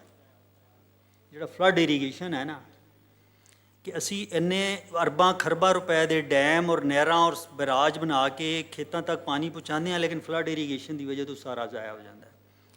ਹਾਈ ਐਫੀਸ਼ੀਐਂਸੀ ਇਰੀਗੇਸ਼ਨ ਸਿਸਟਮ ਜਾਂ ਇਸ ਤਰ੍ਹਾਂ ਦੀ ਚੀਜ਼ਾਂ, ਲੇਕਿਨ ਤੁਸੀਂ ਕਿਸਾਨ ਨੂੰ ਦੇਖੋ ਕਿ ਕਿਸਾਨ ਵਿਚਾਰੇ ਨਾਲ ਕੀ ਹੋ ਰਿਹਾ ਹੈ ਕਿ ਨਾ ਉਹਨੂੰ ਬੀਜ ਖਾਲਿਸ ਮਿਲ ਰਿਹਾ ਹੈ, ਨਾ ਉਹਨੂੰ ਕੀੜੇ ਮਾਰ ਦਵਾਈਆਂ ਜਾਂ ਜ਼ਹਿਰ ਵੀ ਖਾਲਿਸ ਨਹੀਂ ਮਿਲ ਰਿਹਾ ਉਹਨੂੰ, ਔਰ ਮਾਫੀਆਜ਼ ਨੇ ਔਰ ਉਹਦੀ ਫਸਲਾਂ ਜਨਾਬ ਪਹਿਲੇ ਹੀ ਯਾਨੀ ਐਲਾਨ ਤੋਂ ਪਹਿਲੇ ਹੀ ਉਹ ਕਰਜ਼ ਇਤਨਾ ਉਸ 'ਤੇ ਚੜ੍ਹ ਜਾਂਦਾ ਹੈ ਕਿ ਉਹ ਤਾਂ ਉਸ ਚੀਜ਼ ਤੋਂ ਹੀ ਨਹੀਂ ਕਰ ਰਿਹਾ, ਅਤੇ ਉਹ ਕਿਸ ਤਰ੍ਹਾਂ high efficiency irrigation system, water management, ਇਹਨਾਂ ਚੀਜ਼ਾਂ ਦੇ ਵਿੱਚ ਜਾਏਗਾ। ਇਸ ਦਾ ਹੱਲ ਹੈ ਕਿ ਗੌਰਮੈਂਟ ਲੈਵਲ 'ਤੇ ਮਤਲਬ ਔਰ ਯੂਨੀਵਰਸਿਟੀ, ਕਾਲਜ ਔਰ ਰਿਸਰਚ ਔਰ ਐਸੀ ਚੀਜ਼ਾਂ ਲਿਆਈਆਂ ਜਾਣ ਕਿ ਜਿਹੜੀ ਮਤਲਬ ਈਜ਼ੀਲੀ ਜਿਹਨੂੰ ਕਹੋ ਨਾ ਸਸਤੀਆਂ ਹੋਣ, ਆਸਾਨ ਹੋਣ, ਕਿਉਂਕਿ ਇਹ ਹਾਈ ਐਫੀਸ਼ੀਐਂਸੀ ਇਰੀਗੇਸ਼ਨ ਸਿਸਟਮ ਦੇ ਬਹੁਤ ਪ੍ਰੋਜੈਕਟ ਚਲੇ ਨੇ ਗੌਰਮੈਂਟ ਲੈਵਲ 'ਤੇ, ਬਹੁਤ ਫੇਲ ਹੋਏ ਨੇ। ਉਹਦੀ ਇਹੀ ਰੀਜ਼ਨ ਹੈ। ਹੁਣ ਸੋਲਰ ਹੈ, ਸੋਲਰ ਆਇਆ ਜਿਸ ਤਰ੍ਹਾਂ ਹਰ ਬੰਦਾ ਅਡੋਪਟ ਕਰ ਰਿਹਾ ਕਿਉਂਕਿ ਗਲੀ ਮਹੱਲੇ ਦੇ ਵਿੱਚ ਦੁਕਾਨ ਹੈ, ਉੱਥੋਂ ਮਿਲ ਜਾਂਦੀਆਂ ਨੇ ਚੀਜ਼ਾਂ, ਲੇਕਿਨ ਇਸ ਵਾਸਤੇ ਨਹੀਂ ਆ ਰਿਹਾ ਕਿ ਪੂਰੀ ਇੱਕ ਸਪਲਾਈ ਚੇਨ ਜਿਹੜੀ ਹੈ ਕੰਪਲੀਟ ਨਹੀਂ ਹੁੰਦੀ। ਤਾਂ ਬੇਸਿਕ ਜਿਹੜਾ ਹੈ ਤੁਸੀਂ ਬੁਨਿਆਦੀ ਚੀਜ਼ ਸ਼ੁਰੂ ਕਰਨੀ ਹੈ ਆਪਣੀ ਜ਼ਰਾਤ ਤੋਂ, ਜਿਸ ਜ਼ਰਾਤ, ਜ਼ਰੀ ਨਿਜ਼ਾਮ, ਜ਼ਰੀ ਮਈਸ਼ਤ ਇਹ ਠੀਕ ਹੋ ਜਾਏਗੀ ਤੇ ਸੈਲਾਬ ਔਰ ਇਹ ਸਾਰੀ ਚੀਜ਼ਾਂ ਸਮਝ ਲਓ ਇਹ ਠੀਕ ਹੋ ਜਾਣਗੀਆਂ। ਬਹੁਤ ਮੇਰਾ ਖਿਆਲ ਹੈ ਅਹਿਮ ਗੱਲ ਹੈ ਕਿ ਜਿਹੜਾ ਇਸ ਸੈਲਾਬ ਦੇ ਨਾਲ ਜਿਹੜਾ ਰਹਿਣ ਦਾ ਔਰ ਇਹਦੇ ਨਾਲ ਗੁਜ਼ਾਰਾ ਕਰਨ ਦਾ ਜਿਹੜਾ ਅਮਲ ਹੈ ਉਹ ਬੇਸਿਕਲੀ ਜੁੜਿਆ ਹੋਇਆ ਮਈਸ਼ੀਅਤ ਦੇ ਨਾਲ, ਕਿ ਜਦੋਂ ਤੱਕ ਅਸੀਂ ਆਪਣੀ ਮਈਸ਼ੀ ਮਾਡਲ ਨੂੰ ਔਰ ਆਪਣੇ ਇਕਨੋਮਿਕ ਸਿਸਟਮ ਨੂੰ ਨਹੀਂ ਬਦਲਦੇ, ਆਪਣੀ ਜ਼ਰਾਤ ਦੇ ਉੱਪਰ ਡਿਪੈਂਡੈਂਸ ਜਿਹੜੀ ਹੈ ਇਸ ਨੂੰ ਹੋਰ ਸ਼ਕਲਾਂ 'ਚ ਨਹੀਂ ਘਟਾਉਂਦੇ, ਤੇ ਉਹ ਉਨੀ ਦੇਰ ਤੱਕ ਅਸੀਂ ਇਸੇ ਤਰ੍ਹਾਂ ਵਨਰੇਬਲ ਰਵਾਂਗੇ, ਕਹਿ ਲਓ ਕਿ ਸਲਾਬ ਦੇ ਸਾਹਮਣੇ ਮਫਲੂਜ ਰਵਾਂਗੇ। ਲੇਕਿਨ ਇੱਕ ਹੋਰ ਗੱਲ ਜਿਹੜੀ ਮੇਰਾ ਖਿਆਲ ਹੈ ਮੈਂ ਫਖਰ ਸਾਹਿਬ ਦੇ ਨਾਲ ਕਰਨਾ ਚਾਹਾਂਗਾ ਕਿ ਅਸੀਂ ਦੇਖਿਆ 2014 ਦੇ ਸਲਾਬ ਦੇ ਅੰਦਰ ਕਿ ਜਿਹੜੀਆਂ ਸਾਡੇ ਹਾਈਵੇਜ਼ ਨੇ ਔਰ ਮੋਟਰਵੇਜ਼ ਨੇ ਉਹ ਫਲੱਡ ਪਲੇਨ ਦੇ ਅੰਦਰੋਂ ਜਦੋਂ ਗੁਜ਼ਰ ਰਹੇ ਹੁੰਦੇ ਨੇ ਤੇ ਉਹ ਕਿਸੇ ਇਸ ਚੀਜ਼ ਦਾ ਖਿਆਲ ਨਹੀਂ ਰੱਖਦੇ ਕਿ ਇੱਥੇ ਕੋਈ ਪੈਸੇਜ ਰੱਖਣਾ ਹੈ, ਕੋਈ ਵੇ ਰੱਖਣਾ ਹੈ। ਅਗਰ ਕਦੀ ਫਲੱਡ ਜਿਹੜਾ ਹੈ ਉਹ ਪਾਣੀ ਦਰਿਆ ਆਪਣੇ ਫਲੱਡ ਪਲੇਨ ਚੋਂ ਬਾਹਰ ਕੱਢੇਗਾ ਤਾਂ ਗੁਜ਼ਰ ਸਕੇ। ਤੇ ਅਸੀਂ 2014 ਦੇ ਫਲੱਡ 'ਚ ਦੇਖਿਆ ਕਿ ਜਿਹੜੀ ਸਾਡੀ ਇਹ ਮੋਟਰਵੇ ਹੈ ਲਾਹੌਰ ਤੋਂ ਇਸਲਾਮਾਬਾਦ ਵਾਲੀ, ਉਹਨੇ ਸਿਆਲ ਮੋੜ ਦੇ ਏਰੀਏ 'ਚ ਕਿਸ ਤਰ੍ਹਾਂ ਚੋਕ ਕੀਤਾ ਫਲੱਡ ਨੂੰ, ਪਾਣੀ ਨੂੰ, ਜਦੋਂ ਦਰਿਆ ਆਪਣੇ ਬਾਹਰ ਨਿਕਲਿਆ। ਤੇ ਇਹ ਅੰਗਰੇਜ਼ ਜਦੋਂ ਆਪਣਾ ਬਣਾਉਂਦਾ ਸੀ ਰੇਲਵੇ ਲਾਈਨਾਂ ਵਗੈਰਾ, ਉਹ ਤਾਂ ਕਾਫੀ ਸਾਰੇ ਰਸਤੇ ਰੱਖਦਾ ਸੀ। ਇੱਕ ਉਹਨੇ ਮਤਲਬ ਲਾਹੌਰ ਤੋਂ ਜਾਓ ਸ਼ੇਖਪੁਰਾ ਤੇ 1 ਮੋਰੀਆ ਪੁਲ, 2 ਮੋਰੀਆ ਪੁਲ, 3 ਮੋਰੀਆ, 100 ਮੋਰੀਆ ਪੁਲ ਤੱਕ ਪੁਲ ਰੱਖੇ। ਤੇ ਇਹ ਸਾਡੇ ਲੋਕਾਂ ਦੀ ਜਿਹੜੀ ਜਦੋਂ ਅਸੀਂ ਡਿਵੈਲਪਮੈਂਟ ਕਰਦੇ ਹਾਂ, ਹੁਣ ਇਸ ਸਾਲ ਵੀ ਅਸੀਂ ਦੇਖਿਆ ਕਿ ਜਲਾਲਪੁਰ ਪੀਰੋਵਾਲ ਜਿਹੜਾ ਹੈ ਉਹ ਮੋਟਰਵੇ ਨੇ ਡੋਬਿਆ। ਤੇ ਕਿਉਂਕਿ ਮੋਟਰਵੇ ਜਿਹੜਾ ਹੈ ਉਹਦਾ ਪੈਸੇਜ ਇੰਨਾ ਛੋਟਾ ਕਰ ਦਿੱਤਾ ਠੇਕੇਦਾਰ ਨੇ ਆਪਣਾ ਮੁਨਾਫਾ ਬਣਾਉਣ ਵਾਸਤੇ ਕਿ ਬਈ ਚਲੋ ਕੋਈ ਗੱਲ ਨਹੀਂ, ਐਡਾ ਵੱਡਾ ਰੱਖਣ ਦੀ ਕੀ ਲੋੜ ਹੈ, ਐਡਾ ਕਰ ਲਓ। ਤੇ ਇਹਦੇ 'ਤੇ ਕੋਈ ਡਿਜ਼ਾਈਨ ਦਾ ਕੋਈ ਚੈੱਕ ਨਹੀਂ ਹੈ ਜਾਂ ਕਿਸੇ ਦੇ ਕੋਲ ਕੋਈ ਉਹਦੀ ਹਾਈਡਰਾਲੋਜੀ ਦੇਖਣ ਦਾ ਇਖਤਿਆਰ ਨਹੀਂ ਹੈ ਕਿ ਜਦੋਂ ਇਹ ਸਾਰਾ ਕੁਝ ਕਰ ਰਹੇ ਹੁੰਦੇ ਤੇ ਉਹ ਜਿਹੜੀ ਉਸ ਸਟਰਕਚਰ ਦੀ ਹਾਈਡਰਾਲੋਜੀ ਕਰਦੇ ਨੇ ਤਾਂ ਉਹਦਾ ਰਿਵਿਊ ਕਿਤੇ ਹੁੰਦਾ ਹੋਵੇ ਵਾਪਡਾ ਕੋਲ ਜਾਂ ਕਿਸੇ ਅਦਾਰੇ ਦੇ ਕੋਲ ਕੋਈ ਮੈਂਡੇਟ ਹੈ ਕਿ ਉਹ ਉਹਨੂੰ ਦੇਖ ਸਕੇ, ਉਹਨੂੰ ਚੈੱਕ ਕਰ ਸਕੇ ਕਿ ਕਿਆ ਵਾਕਈ ਉਹ ਦਰਿਆਵਾਂ ਦੀ ਜ਼ਰੂਰਤਾਂ ਦੇ ਮੁਤਾਬਕ ਸਟਰਕਚਰ ਬਣ ਵੀ ਰਹੇ ਕਿ ਨਹੀਂ ਬਣ ਰਹੇ। ਜੀ ਚਰਚ ਸਾਹਿਬ, ਇਹਦੇ 'ਚ ਇੱਕ ਤੇ ਬੜਾ ਵੱਡਾ ਇਹ ਮਸਲਾ ਹੈ ਗਵਰਨੈਂਸ ਦਾ। ਤੇ ਗਵਰਨੈਂਸ ਦਾ ਬੜਾ ਵੱਡਾ ਮਸਲਾ ਹੈ ਕਿ ਸਾਡੇ ਜਿਹੜੇ ਮਹਿਕਮੇ ਨੇ ਇਹ ਜਦੋਂ ਵੀ ਕੋਈ ਕੰਮ ਕਰਦੇ ਨੇ ਨਾ ਤੇ ਇੱਕ ਦੂਜੇ ਨਾਲ ਇਹਨਾਂ ਦਾ ਆਪਸ ਦੇ ਵਿੱਚ ਜਿਹੜਾ ਨਾ ਮੇਲ ਜੋਲ ਬੜਾ ਘੱਟ ਹੁੰਦਾ ਹੈ। ਹਾਈਵੇ ਬਣਾਉਣਾ ਸਾਰੇ ਨੈਸ਼ਨਲ ਹਾਈਵੇ ਅਥਾਰਟੀ, ਇਹ ਰੇਲਵੇ ਦਾ ਆਪਣਾ ਮਹਿਕਮਾ ਹੈ ਤੇ ਇਹ ਵਾਟਰ ਐਂਡ ਪਾਵਰ ਜਿਹੜਾ ਹੈ ਇਹ ਇੱਕ ਵੱਖਰਾ ਮਹਿਕਮਾ ਹੈ। ਤੇ ਵੈਸੇ ਤੇ ਹਰ ਮਹਿਕਮਾ ਇਹ ਦਾਅਵਾ ਕਰਦਾ ਹੈ ਕਿ ਜੋ ਨੇ ਹਰ ਤਰ੍ਹਾਂ ਦੇ ਮਾਹਰ ਜਿਹੜੇ ਨੂੰ ਆਪਣੇ ਮਹਿਕਮੇ 'ਚ ਭਰਤੀ ਕੀਤੇ ਨੇ। ਮੈਨੂੰ ਖੁਸ਼ਕਿਸਮਤੀ ਨਾਲ ਵਾਪਡਾ 'ਚ ਲੱਗਣ ਤੋਂ ਪਹਿਲਾਂ ਮੈਂ ਕੋਈ ਜਿਹੜਾ ਨਾ 2 ਸਾਲ joint secretary ministry of communication ਵੀ ਰਿਹਾ ਔਰ ਉੱਥੇ ਇਹ ਹਾਈਵੇ ਦਾ ਮਹਿਕਮਾ ਸੀ। ਤੇ ਉਹਦੇ 'ਚ ਮਾਹਰ ਜਿਹੜੇ ਸਨ ਇਹਦੇ ਐਨਵਾਇਰਨਮੈਂਟ ਦੇ, ਕਲਾਈਮੇਟ ਦੇ, ਸਾਰੇ ਉਹਨਾਂ ਵੀ ਭਰਤੀ ਕੀਤੇ ਸਨ। ਲੇਕਿਨ ਇਹਦੇ 'ਚ ਇੱਕ ਤੇ ਪਲੈਨਿੰਗ ਦੇ ਵਿੱਚ ਜਿਹੜੀ ਸਟੇਜ ਉੱਤੇ ਆਉਂਦੀ ਹੈ ਨਾ ਜੀ, ਬੜੀ ਵੱਡੀ ਅੱਜ ਕੱਲ੍ਹ ਜਿਹੜਾ ਮਸਲਾ ਹੋ ਰਿਹਾ ਉਹ ਇਹ ਹੋ ਰਿਹਾ ਉਹਨੂੰ ਕਹਿੰਦੇ ਨੇ ਪੋਲੀਟੀਕਲ ਐਕਸਪੀਡੀਐਂਸੀ, ਕਿ ਇੱਕ ਪਾਸੋਂ ਹੁਕਮ ਆਉਂਦਾ ਹੈ ਕਿ ਜੀ ਇੱਥੇ ਅਗਲੇ 3 ਮਹੀਨੇ ਦੇ ਵਿੱਚ ਤੁਸੀਂ ਜਿਹੜੇ ਨੇ ਸੜਕ ਜਾਂ ਪੁਲ ਜਿਹੜਾ ਨਾ ਉਹ ਬਣਾ ਦੇਣਾ। ਉਹਦੀ ਮੁਨਾਸਬ ਜਿਹੜੀ ਸਟੱਡੀ ਹੈ ਨਾ ਉਹ ਹੁੰਦੀ ਕੋਈ ਨਹੀਂ ਕਿ ਉਹਦੇ ਪੂਰਾ ਉਸ ਜਗ੍ਹਾ ਦੀ ਜਾ ਕੇ ਟੋਪੋਗ੍ਰਾਫੀ ਵੇਖੀ ਜਾਏ ਕਿ ਇੱਥੋਂ ਕੋਈ ਨਾਲਾ ਲੰਘਦਾ ਸੀ, ਦਰਿਆ ਲੰਘਦਾ ਹੈ, ਜਾਂ ਕੋਈ ਕਦੀ ਸਲਾਬ ਆਉਂਦਾ ਤਾਂ ਉੱਥੋਂ ਕੋਈ ਇਹਦਾ ਰਾਹ ਹੁੰਦਾ। ਉਹ ਇਸ ਕਰਕੇ ਵੀ ਇੱਕ ਤੇ ਇਹ ਜਿਹੜੀ ਕਾਹਲ ਪਈ ਹੁੰਦੀ ਹੈ ਉਹਦੇ ਚੱਕਰ ਦੇ ਵਿੱਚ ਵੀ ਇਹ ਚੀਜ਼ਾਂ ਹੋ ਜਾਂਦੀਆਂ ਨੇ। ਔਰ ਦੂਜਾ ਜ਼ਾਹਰ ਹੈ ਜਿਹੜੀ ਉਹਨਾਂ ਦੀ ਆਪਸ ਦੀ ਕੋਆਰਡੀਨੇਸ਼ਨ ਹੈ। ਤੁਹਾਨੂੰ ਮੈਂ ਇੱਕ ਇਹ ਤੇ ਬੜੀ ਵੱਡੀ ਤੁਸੀਂ ਗੱਲ ਕੀਤੀ ਹੈ, ਛੋਟਾ ਜਿਹਾ ਮੈਂ ਇੱਥੇ ਗੁਲਬਰਗ ਰਹਿਣਾ ਨਾਲ ਹੀ, ਇਹ ਤੁਸੀਂ ਮਿਨੀ ਮਾਰਕੀਟ ਵੱਲ ਜਾਓ ਨਾ ਤੇ ਉੱਥੇ ਇੱਕ ਨਾ ਜਿੱਥੋਂ ਮੇਨ ਬੁਲੇਵਰਡ ਤੋਂ ਮਿਨੀ ਮਾਰਕੀਟ ਵੱਲ ਨੂੰ ਮੁੜੀਏ ਨਾ ਤੇ ਉਹਦੇ ਨੁੱਕਰ ਉੱਤੇ ਇੱਕ ਪਲਾਜ਼ਾ ਬਣ ਰਿਹਾ, ਕੋਈ ਨਵਾਂ ਹੋਟਲ ਕਮ ਪਲਾਜ਼ਾ, ਬੜਾ ਕੁਛ ਉੱਤੇ ਲਿਖਿਆ ਹੋਇਆ। ਅੱਛਾ, ਉੱਥੇ ਨਾ ਬੜੀ ਦੇਰ ਜਿਹੜਾ ਹੈ ਨਾ ਸੜਕ ਟੁੱਟੀ ਰਹੀ ਹੈ, ਟੋਇਆ ਵੱਜਾ ਸੀ ਉਹਦੇ ਵਿੱਚ, ਉਹ ਸਾਰੇ ਰੱਖਦੇ ਰਹੇ ਚੀਜ਼ਾਂ, ਉਹ ਸੜਕ ਖਰਾਬ ਹੋ ਗਈ ਸੀ। ਅੱਛਾ, ਉਹ ਮਹੀਨਾ ਪਹਿਲੇ ਹੀ ਸੜਕ ਜਿਹੜੀ ਹੈ ਨਾ ਉੱਥੋਂ ਦੁਬਾਰਾ ਕਿਸੇ ਨੂੰ ਖਿਆਲ ਆਇਆ ਤੇ ਫਿਰ ਉਹ ਦੁਬਾਰਾ ਤੋਂ ਬਣਾ ਦਿੱਤੀ ਗਈ ਹੈ। ਅੱਛਾ, ਪਿਛਲੇ 3 ਦਿਨ ਤੋਂ ਮੈਂ ਘਰ ਜਾ ਰਿਹਾ ਮੈਂ ਵੇਖਣਾ ਉੱਥੇ ਫਿਰ ਦੁਬਾਰਾ ਟੋਇਆ ਵੱਜਣਾ ਸ਼ੁਰੂ ਹੋਇਆ। ਉਹ ਹੁਣ ਕੋਈ ਮੈਂ ਪੁੱਛਿਆ ਵੀ ਇੱਥੇ ਕਿਉਂ, ਕਹਿੰਦੇ ਜੀ ਇੰਟਰਨੈਟ ਦੀ ਕੇਬਲ ਪੈ ਰਹੀ ਹੈ। ਤੇ ਮੈਂ ਕਿਹਾ ਪਹਿਲੇ ਹੀ ਪਾ ਲੈਣੀ ਸੀ ਇੱਥੇ, ਜਿੱਥੇ ਇੰਨੇ ਛੋਟੇ ਜਿਹੇ ਲੈਵਲ ਉੱਤੇ ਇੱਕ ਸਿਰਫ ਮਤਲਬ 10-20 ਫੁੱਟ ਦਾ ਜਿਹੜਾ ਟੋਟਾ ਹੈ ਸੜਕ ਦਾ, ਉਹਦੇ ਉੱਤੇ ਮਹੀਨਾ ਪਹਿਲੇ ਸੜਕ ਬਣਾ ਕੇ ਤਾਂ ਹੁਣ ਫਿਰ ਇੰਟਰਨੈਟ ਦੀ ਕੇਬਲ ਪੈ ਰਹੀ ਹੈ।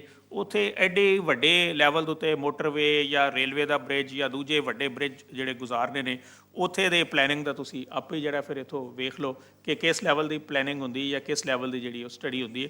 ਕਿਉਂਕਿ ਹੁਣ ਸਾਡਾ ਜ਼ਿਆਦਾ ਮਸਲਾ ਹੋ ਗਿਆ ਆਪਟਿਕਸ ਦੇ ਉੱਤੇ ਕਿ ਅਸੀਂ ਸਿਰਫ ਵਿਖਾੜਾ ਜ਼ਿਆਦਾ ਚਾਹੁੰਦੇ ਹਾਂ ਕਿ ਵਿਖਾੜਾ ਹੋ ਜਾ, ਬਸ ਲੋਕਾਂ ਨੂੰ ਵਿਖਾ ਦੇਈਏ ਕਿ ਬਣਾਤਾ ਹੈ, ਛੇਤੀ ਜਿਹੜਾ ਬਣਾ ਦੇ ਕਰ ਦੇ। ਔਰ ਸਿਆਸਤਦਾਨਾਂ ਨੂੰ ਇਹ ਵੀ ਹੁੰਦਾ ਹੈ ਕਿ ਅਸੀਂ ਚੂੰਕਿ ਜਿਹੜੇ ਨੇ 4-5 ਸਾਲ 3 ਸਾਲ ਇਹਦੇ ਵਿੱਚ ਹੀ ਜੋ ਕੁਝ ਕਰਕੇ ਦੇਣਾ ਹੈ, ਕਿਉਂਕਿ ਜਿਹੜੀ ਪਲੈਨਿੰਗ ਹੁੰਦੀ ਉਹ ਫਿਰ ਲੰਮੀ ਸਟੱਡੀ ਮੰਗਦੀ, ਉਹਦੇ ਪਿੱਛੇ ਲੰਬਾ ਟਾਈਮ ਜਿਹੜਾ ਨਾ ਉਹ ਚਾਹੀਦਾ ਹੁੰਦਾ। ਉਹਨਾਂ ਸ਼ਾਇਦ ਉਹ ਕੋਈ ਟਾਈਮ ਦੇਣਾ ਨਹੀਂ ਚਾਹੁੰਦਾ। ਹਰ ਬੰਦਾ ਜਿਹੜਾ ਉਹ ਛੇਤੀ ਤੋਂ ਛੇਤੀ ਜਿਹੜਾ ਪੋਲੀਟੀਕਲ ਫਾਇਦਾ ਉਹ ਚੁੱਕਣਾ ਚਾਹ ਰਿਹਾ ਹੁੰਦਾ ਤੇ ਇਸ ਵਜ੍ਹਾ ਤੋਂ ਵੀ ਇਹ ਪਲੈਨਿੰਗ ਦੇ ਗਵਰਨੈਂਸ ਦੇ ਜਿਹੜੇ ਮਸਾਇਲ ਨੇ ਉਹ ਪੈਦਾ ਹੋ ਰਹੇ ਨੇ। ਜੀ ਬਹੁਤ ਸ਼ੁਕਰੀਆ। ਮੇਰਾ ਖਿਆਲ ਹੈ ਕਿ ਇਹ ਚਲੋ ਇਹ ਟਾਈਮ ਤਾਂ ਇੱਕ ਕੰਸਟ੍ਰੇਂਟ ਹੋਏਗੀ, ਲੇਕਿਨ ਮੇਰਾ ਮੰਨਣਾ ਕਿ ਉਹਦੇ 'ਚ ਕੋਈ ਜ਼ਿਆਦਾ ਗਹਿਰੇ ਮਸਲੇ ਹੈ ਕਿ ਅਸੀਂ ਜਿਹੜਾ ਕਿਸੇ ਸਟਰਕਚਰ ਦੀ ਜਿਹੜੀ ਹਾਈਡਰੋਲੋਜੀ ਹੈ ਉਸ 'ਤੇ ਕੋਈ ਸਾਡੀ ਫੋਕਸ ਵੀ ਨਹੀਂ ਹੁੰਦਾ ਕਿ ਉਹ ਬੇਸਿਕ ਜਿਸ ਤਰ੍ਹਾਂ EIA ਜਿਹੜੀ ਹੁੰਦੀ ਕਿਸੇ ਪ੍ਰੋਜੈਕਟ ਦੀ, ਅਸੀਂ ਉਹ ਇੱਕ ਚੈੱਕਮੇਟ ਹੈ ਕਿ ਵੀ ਆਹ ਚੈੱਕ ਕਰ ਲਿਆ ਕਿ ਆਹ ਹੋ ਗਈ। ਅਤੇ ਮੈਨੂੰ ਲੱਗਦਾ ਕਿ ਇਸੇ ਤਰ੍ਹਾਂ ਬਾਕੀ ਜਿਹੜੀਆਂ ਅਲਾਈਡ ਸਟੱਡੀਜ਼ ਆ ਉਹ ਵੀ ਬਸ ਸਿਰਫ ਖਾਨਾਪੂਰੀ ਵਾਸਤੇ ਕਰਦੇ ਹਾਂ। ਅਤੇ ਇਸ ਤੋਂ ਪਹਿਲੇ ਕਿ ਅਸੀਂ ਸਵਾਲਾਂ ਵੱਲ ਜਾਈਏ ਤਾਂ ਇੱਕ ਛੋਟੀ ਜਿਹੀ ਮੇਰਾ ਖਿਆਲ ਜਿਹੜੀ ਸਲਾਬਾਂ ਦੇ ਨਾਲ ਜੁੜੀ ਹੋਈ ਗੱਲ ਆ ਉਹ ਵੀ ਮੈਂ ਵੀ ਕਰ ਦੇਵਾਂ, ਔਰ ਉਹਦੇ 'ਤੇ ਅਗਰ ਤੁਸੀਂ ਵੀ ਦੋਨੋਂ ਪੈਨਲਿਸਟ ਮੇਰੇ ਕੋਈ ਇਹਦੇ 'ਤੇ ਸਲਾਹ ਮਸ਼ਵਰਾ ਦੇਣ ਕਿ ਉਹ ਹੈ ਬੇਸਿਕਲੀ ਜੁੜਿਆ ਹੋਇਆ ਸਾਡਾ ਸਿੰਧ-ਤਾਸ ਮੁਹਾਇਦੇ ਦੇ ਨਾਲ, ਕਿ ਜਿਹੜੀ ਸਿੰਧ-ਤਾਸ ਮੁਹਾਇਦੇ ਦੇ ਨਤੀਜੇ 'ਚ ਅਸੀਂ ਜਿਵੇਂ ਦਰਿਆਵਾਂ ਨੂੰ ਤਕਸੀਮ ਕੀਤਾ ਔਰ ਦਰਿਆਵਾਂ ਨੂੰ ਦਰਿਆਵਾਂ ਦੀ ਜਿਹੜੀ ਫਲੱਡ ਮੈਨੇਜਮੈਂਟ ਦੇ ਉੱਪਰ ਜਿਹੜੀ ਕੋਆਪਰੇਸ਼ਨ ਚਾਹੀਦੀ ਹੈ, ਟਰਾਂਸਬਾਉਂਡਰੀ ਕੋਆਪਰੇਸ਼ਨ, ਖਾਸ ਤੌਰ 'ਤੇ ਅਗਰ ਅਸੀਂ ਗੱਲ ਕਰੀਏ